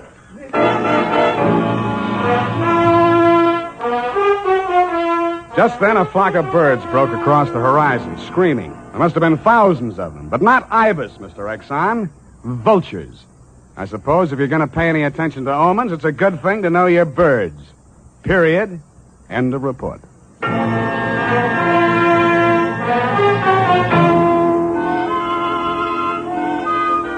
Right now, I have something to say to every man who doesn't use a hair tonic, to every man who says I don't believe in it or I don't need it. That all depends on what you mean when you say hair tonic. If you mean the old-fashioned greasy kind that leaves your hair smelling like a perfume factory, you're absolutely right. But remember, Wild Root Cream Oil Hair Tonic is nothing like that. Wild Root Cream Oil is an entirely new kind of hair grooming preparation. There's not a drop of alcohol in Wild Root Cream Oil, and it contains soothing lanolin that's like the oil of your skin. Most important, Wild Root Cream Oil grooms your hair the right way, neatly and naturally. Never leaves your hair sticky or greasy. Get the big economy-size bottle. And the handy new tube that's economical, easy to pack when you travel, and grand for the bathroom cabinet. Don't delay. Get it today. Wild Root Cream Oil Hair Tonic. Again and again, the choice of men who put good grooming first.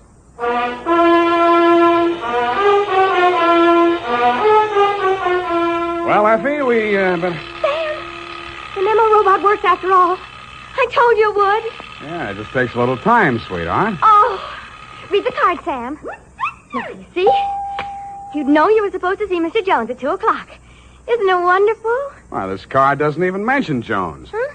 What does it say, Sam? Well, it says, journey thou to Friskin's drugstore, wager $5 on Ira W. in the third at Belmont Park. Oh, Sam, it's psychic. Tarry but a moment. Yes? Thou wilt lose $5. Oh, good night, Sam. Good night, sweetheart.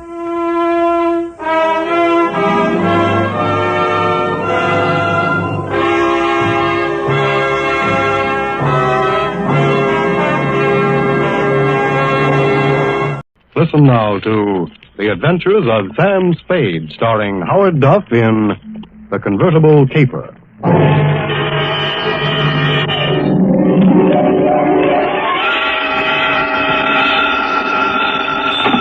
Sam Spade Detective Agency. Me, sweetheart. Sam, I knew you'd have the courage to come back and face it. Well, I'm back, Effie. What shall I face first? You didn't do something else, did you, Sam? Besides what? Besides running away with that woman in a stolen car. You're a little mixed up, Effie. The car was stolen from her. You mean it was her own car? Well, not exactly, Effie. You see, she stole it from somebody else, and then somebody stole it from her, and then I got it back for her. Well, it must have been quite a car to be worth all that trouble. It wasn't so much the car, Effie, as... Party? Sam, I don't understand. Think it over, sweetheart. I'll be right down to dictate my report.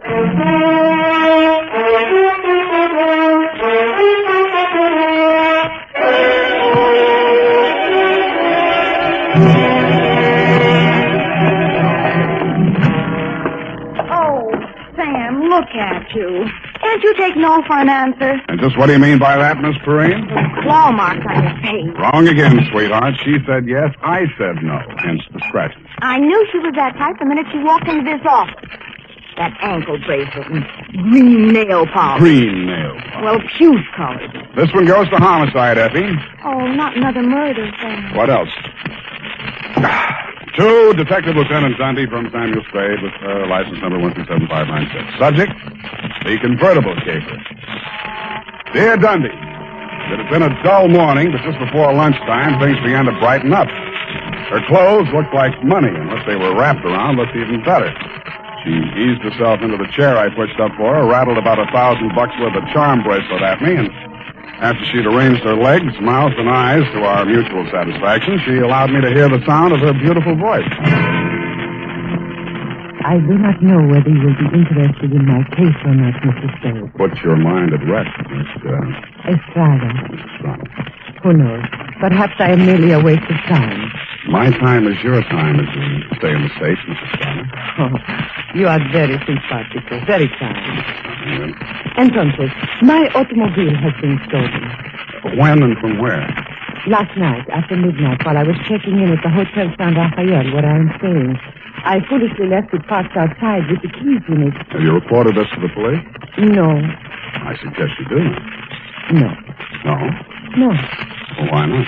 Because I stole it from another. Oh, I see. No, but you do not yet know all. If the police find the car and notify the one from whom I stole it, then that one will know that I am in San Francisco. And that's bad. He won't say that. If he finds out I am in San Francisco, then he will come here and kill me. That is why I must recover the car rapidly and without the police. You will be glad to help me. Be very pleasant, Mrs. Strata, but hot cars are not exactly in my line. You wish that I don't think anybody would murder you just for stealing his car. Oh, not for the car, no. Already he tried to kill me once, twice, 3 times. So I take the car and drive away rapidly. Away from where? Mexico State of Chihuahua, where this pig resides who wishes to murder me. Why? Oh, he drinks. He becomes a beast. He accuses me of... Look here on my shoulder, the scar. Where already he cuts me with a knife. Uh-huh. Now you have seen something that changes your mind about me, huh? You see that I am sincere. Why, Mrs. Strata, I never had any doubts. Oh, please. I am without friends. You will call me Nietzsche, okay? Yes, indeed, Nietzsche. Bueno, now we are friends. In the car is sitting the pig. Hey, what's this pig's name? Pig is the only name I will honor him with. Pig. Pig. Yeah, what make the car, Joe? Leonza. You know this kind of car? Yeah, it's a foreign car. I've seen a few around. This must have set the pig back several $1,000. Huh, he steals everything. Listen, my darling, please notice.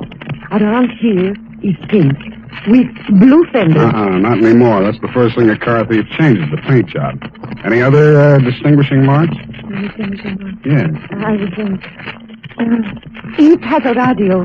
You don't say. And it has 2 windshield wipers. Well, I'll buzz around, Meetcha. If I find anything, I'll let you know. My fee is... Yes. Yes, that is something else. I have no money. Oh, that's great. That's just great. But I am sincere. You said so. Look, my darling, take this. It is worth very much. See? This little charm alone. Platinum set with diamonds. Worth very much. You will keep it until I pay you, eh? Adios, guapo. Hasta la vista.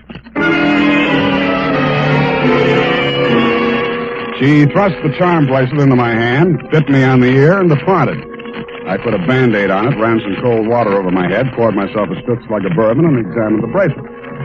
The dangle she pointed out was a white metal disc with a monogram in diamonds, 2 vertical bars with a horizontal one on top. It was the Greek letter pi or the initials TT, depending on who had stolen it from whom. I knew it was at least worth my fee. I dropped it into my pocket and went out. My first stop was over on Mission. The sign on the building says, Masterpiece Auto Painting, Joe Rembrandt, proprietor. Sam, long time no see. Hello, Joe. Got something you want painted? No, but I think you may have painted something I want. Sam, you know me. They drive them in the front. We spray the paint on them and push them out the back. No questions asked. That's quite a turnover, Joe. Yeah, we're going big time. Got the exclusive now for the syndicate work in the hill. Is that right? Yeah. What are you looking for, Sam? A murder car? Could be. It's a custom job, foreign car, Deonza. Hey, here's what it looks like. Yeah, convertible. Sure, come in this morning. 2-color job. Which 2 colors? Canary yellow body, baby blue fenders. Yeah, quite a car, Sam. Quite a snazzy heap. Heap, huh? Yeah. Is that what you want to know? It was. Happy Herman Heap was one of the biggest used car thieves in the city. As I got off the streetcar in front of Happy Herman's lot, a flash of canary yellow paint caught my eye. I strolled down between the rows of cars and found it. Yes, sir, Heap's the name. Happy Herman Heap. Every car on this lot is in perfect mechanical condition. Take your choice. Kind of hard to choose, Herman. There's so many here. Yes, sir. It takes a heap of heaps to make a heap of heap. Yeah. That yellow job with the blue fenders there? Oh, yes, sir, but the motor in that car, it does need some work. Now, over here... Does it run? Oh, yes, it'll run, but over here... This is more what I want. Let me try it. Sounds all right to me. Oh, idling, yes, but needs some work in the transmission of the differential. Mind if I drive it around the block? Well, the mechanics are just about to work on it. Besides, I'm afraid this car is more than you care to invest. Well, let me try it out anyway. Here, I'll leave a deposit. I reached in my pocket for Meech's charm bracelet. He took one look at it, and his expression changed. Well, why didn't you say so? No deposit is necessary. The car's yours. Drive it as far as you like. Thank you, Herman Heap.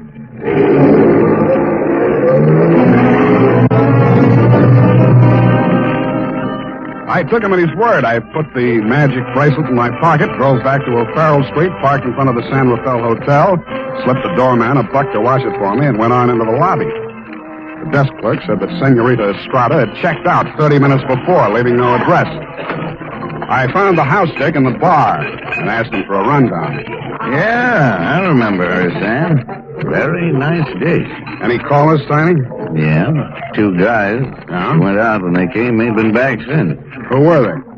You won't believe it, Sam. One of them was Tom Carey. What's he doing in San Francisco? He's wanted for murder. And I don't know, but there must be plenty in it if he brought him back across the border. He's staying here? Yeah. Room 613. Do me a favor, will you, Tony? Anything at all, Sam. There's a car parked outside in the loading zone here. Stow it in the hotel garage for me, will you? Upstairs, as far out of sight as you can get it. I went upstairs and rang the buzzer at room 613. The door was opened by a little dark-complected man with hard eyes and Indian features. There was a mean-looking knife in his hand, but he put it away at a nod from Tom Carey. How'd you find out I was in town? Not from Meacher. I don't know how much she told you, Sam, but if she told you this much, she was 11. It's $1 million caper. And you know some of the things I've done for less. What's in it for me? What'd she pay you? Nothing. She left this charm bracelet in Hock. Now, boss, I caught him now. Shut up, Parker. Give me that bracelet. Mine. Watch it, Tom. Don't crowd me. I got something bigger than this or you wouldn't be here. All right, Sam, what do you want? I want to hear you talk. I guess you know I've been down Mexico way. I'm listening. I got a little business down here, garage business. Running hot cars across the border from the States? We cool them off. Little body work and his serial number, like plastic surgery. Sounds like a good business. You shouldn't be neglecting it. You met the dame. She says you want to kill her. I was off my trout. I scared her. I didn't mean anything. I thought I could scare her into sticking around. I'll let Park go and nick her shoulder a little bit. Oh, just a little bit. Yeah. I figured her wrong. I know that now. If I could see her for 5 minutes just to talk to her, I know it'd be okay. I can't help you, Tom. I want to talk to her myself. Listen, she hasn't got a penny, only that car. She figures I'm peddling that. Not anymore. She already stole it? Some car thieves took it. She hired me to trace it. Listen, Sam. Maybe broke from a strange country. I'd look good to her again. Look. Here's $1,000, Sam. Oh, this is so sudden, Tom. Nothing. When you see her again, give her that bracelet back, yeah? It was a present from me. And whatever you do, don't find that car. Okay, Tom, it's a promise. Thanks, man. Only one thing I don't understand. You said it was $1 million caper. I meant that. She's worth $1 million to me, Sam. The girl, Tom? Or the car? Oh, I wish you hadn't asked that question, Sam. I really do.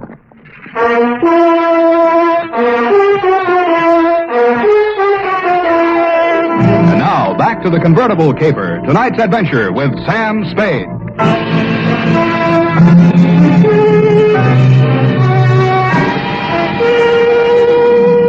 When Tom Carey said $1 million caper, he meant just that. He never risked a rap for less than $100 grand, and no dame that ever lived was worth more to him than a hot mink coat. If Meacher wasn't the $1 million package, the car was. I didn't know what was in it. With Tom, it might be diamonds, dope, smuggled Chinese, or just plain money. So I went back to the hotel garage. Number 1279. I climbed the long, curving ramp to the second floor and found the canary yellow Deanza convertible crowded in behind 4 ranks of cars at the rear of the building. I started to work on it. Nothing in the luggage trunk, nothing under the seats, under the upholstery, and the door panels, nothing anywhere.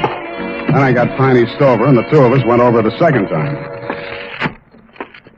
It's a cold lead, Sam. It's not, I know it's not. Now think, Tiny, what's different about this car? Well, solider built and most good body of work. I don't know. Hey, here's something. What? There's a hole punched out of this fender over here. About the size of a quarter. Let me see that.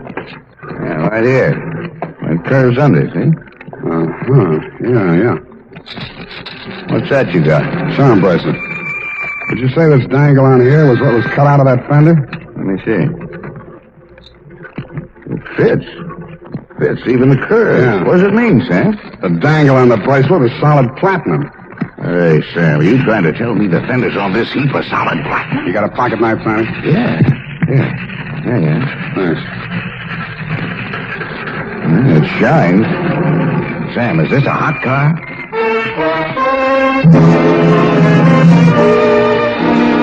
I didn't answer him. I didn't have to. He looked from the gray-white gleam of the bracelet charm to the square of paint I'd scraped off the fender and answered the question himself.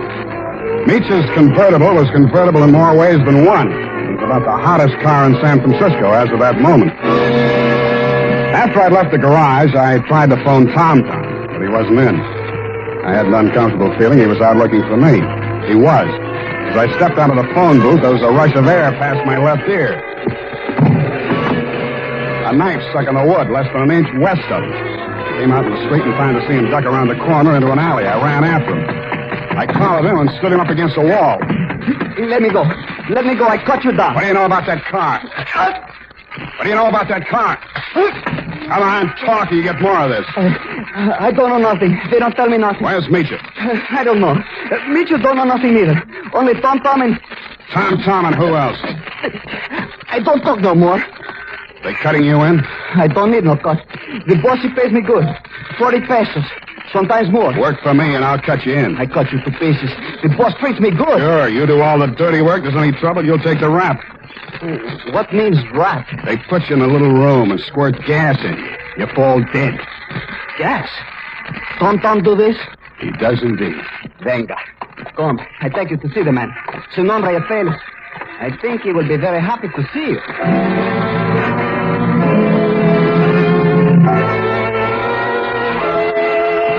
The place Paco took me to was about as high on Russian Hill as you can get. The house was old, faced in brownstone, and had a high iron fence around it. On the gate was a nameplate, H.H. Lovelace. When I opened it to go in, I noticed that Paco was no longer with me.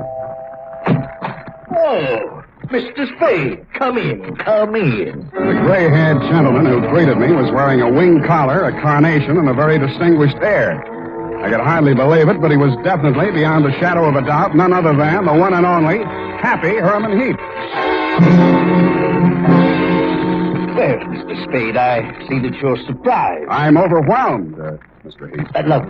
Lovelace, that is the correct name. For my avocation, I selected my first and second names, the HH, you know. My full name is Herman Heap Lovelace. About that car, Mr. Spade. Yeah, about that. I must own that you outwitted me. I was rather proud of my little device, the disc on the charm bracelet, you know. When you showed it to me at my business establishment, I naturally thought you were authorized to take the car. Yeah, naturally. However, I'm not averse to enterprise in a young man, and I'm prepared to pay for my blunder. You said $1 million I still couldn't accept, Mr. Lovelace. Oh, why not? I was hired to recover that car for my client. It's not mine to sell. Well, it's certainly not hers. I don't care whose it is. All I know is that my client's life is in danger, and it has something to do with that car. Miss Estrada? Yeah. Excuse me one moment. Spade has arrived. Hello, Papa. That's all she said. And she stood there looking at me in that way that made you not care who she was double-crossing or why. Then she turned to Lovelace, alias Herman Heap. How much does he know? Alas, everything, I fear. He has agreed to our terms? Yes. Good. I must have my bracelet back now, Sam. Sure, it's right here in my... I reached in my coat pocket for the charm bracelet she'd given me to keep for her. It wasn't there. It wasn't in any of my pockets. I guessed that it was in one of Paco's pockets. Meacher watched me fumbling, her eyes blazing with anger. Fool, you have lost it. We are helpless without that. I thought it was the car you wanted. Please, one thing at a time. I suggest that we first gain possession of the car. Yes, Lovelace, you are right. First, the car.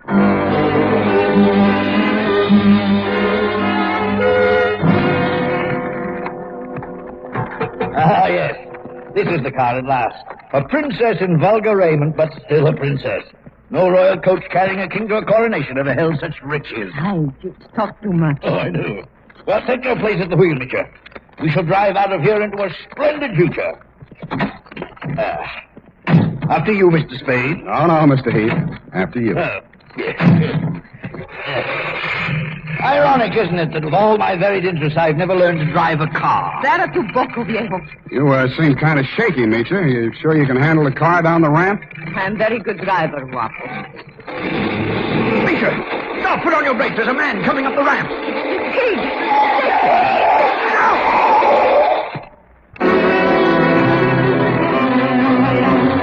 He was dead before I got to him. As I leaned over him, I saw the bracelet lying beside his hand. I picked it up and walked back to the car. Meacher and Herman Heap Lovelace were sitting in stony silence, glaring at each other. Is he dead? Yeah. Was the bracelet on him? I didn't look. Lovelace, go and frisk him. Must I? It's very distasteful to me. Come, Mr. Spade. You fool. We trust this detective. Go on. Very well. Get in, Sam. Get in. We leave him here. What's the matter? Is something wrong? Oh, nothing at all. Come back here! This is an outbreak, I mean, quick! Come back here, I say!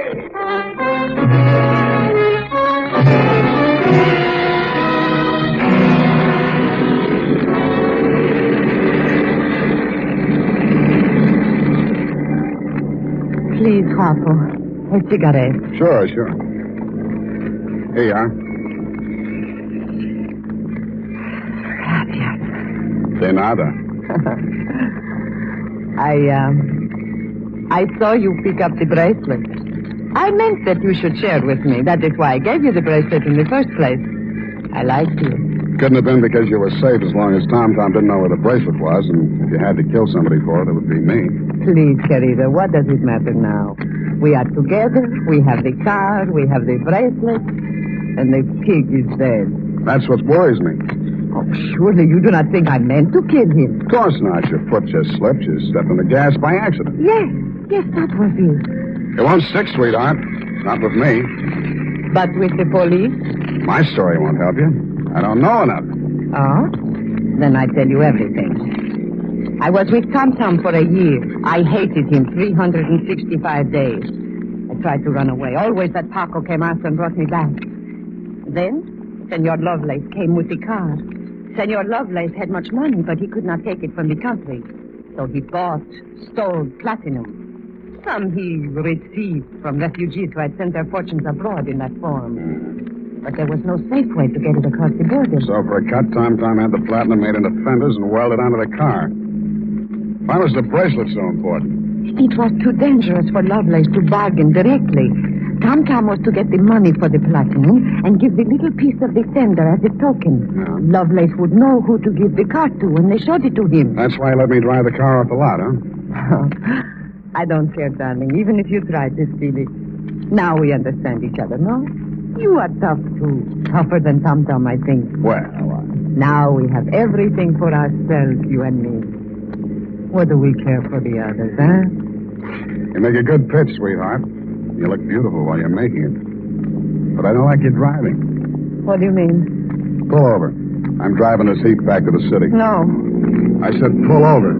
I won't let you do it. I don't care what happens. Take it easy. You want to kill us both? Sure, I will kill us both. We die together or we live together. Yes or no? You're nuts. Answer me. The answer is no. Bueno, you will see I mean what I say. The fog thinned out just as we rounded a bend in the road. There was a point ahead with a sheer 300-foot drop to the sea. She jerked the car away from the pavement and steered straight at it. I grabbed the wheel and twisted it. The car skidded on gravel and slid sideways toward the cliff. I got the door open and tried to yank her out with me. She held on and kicked me until I rolled free.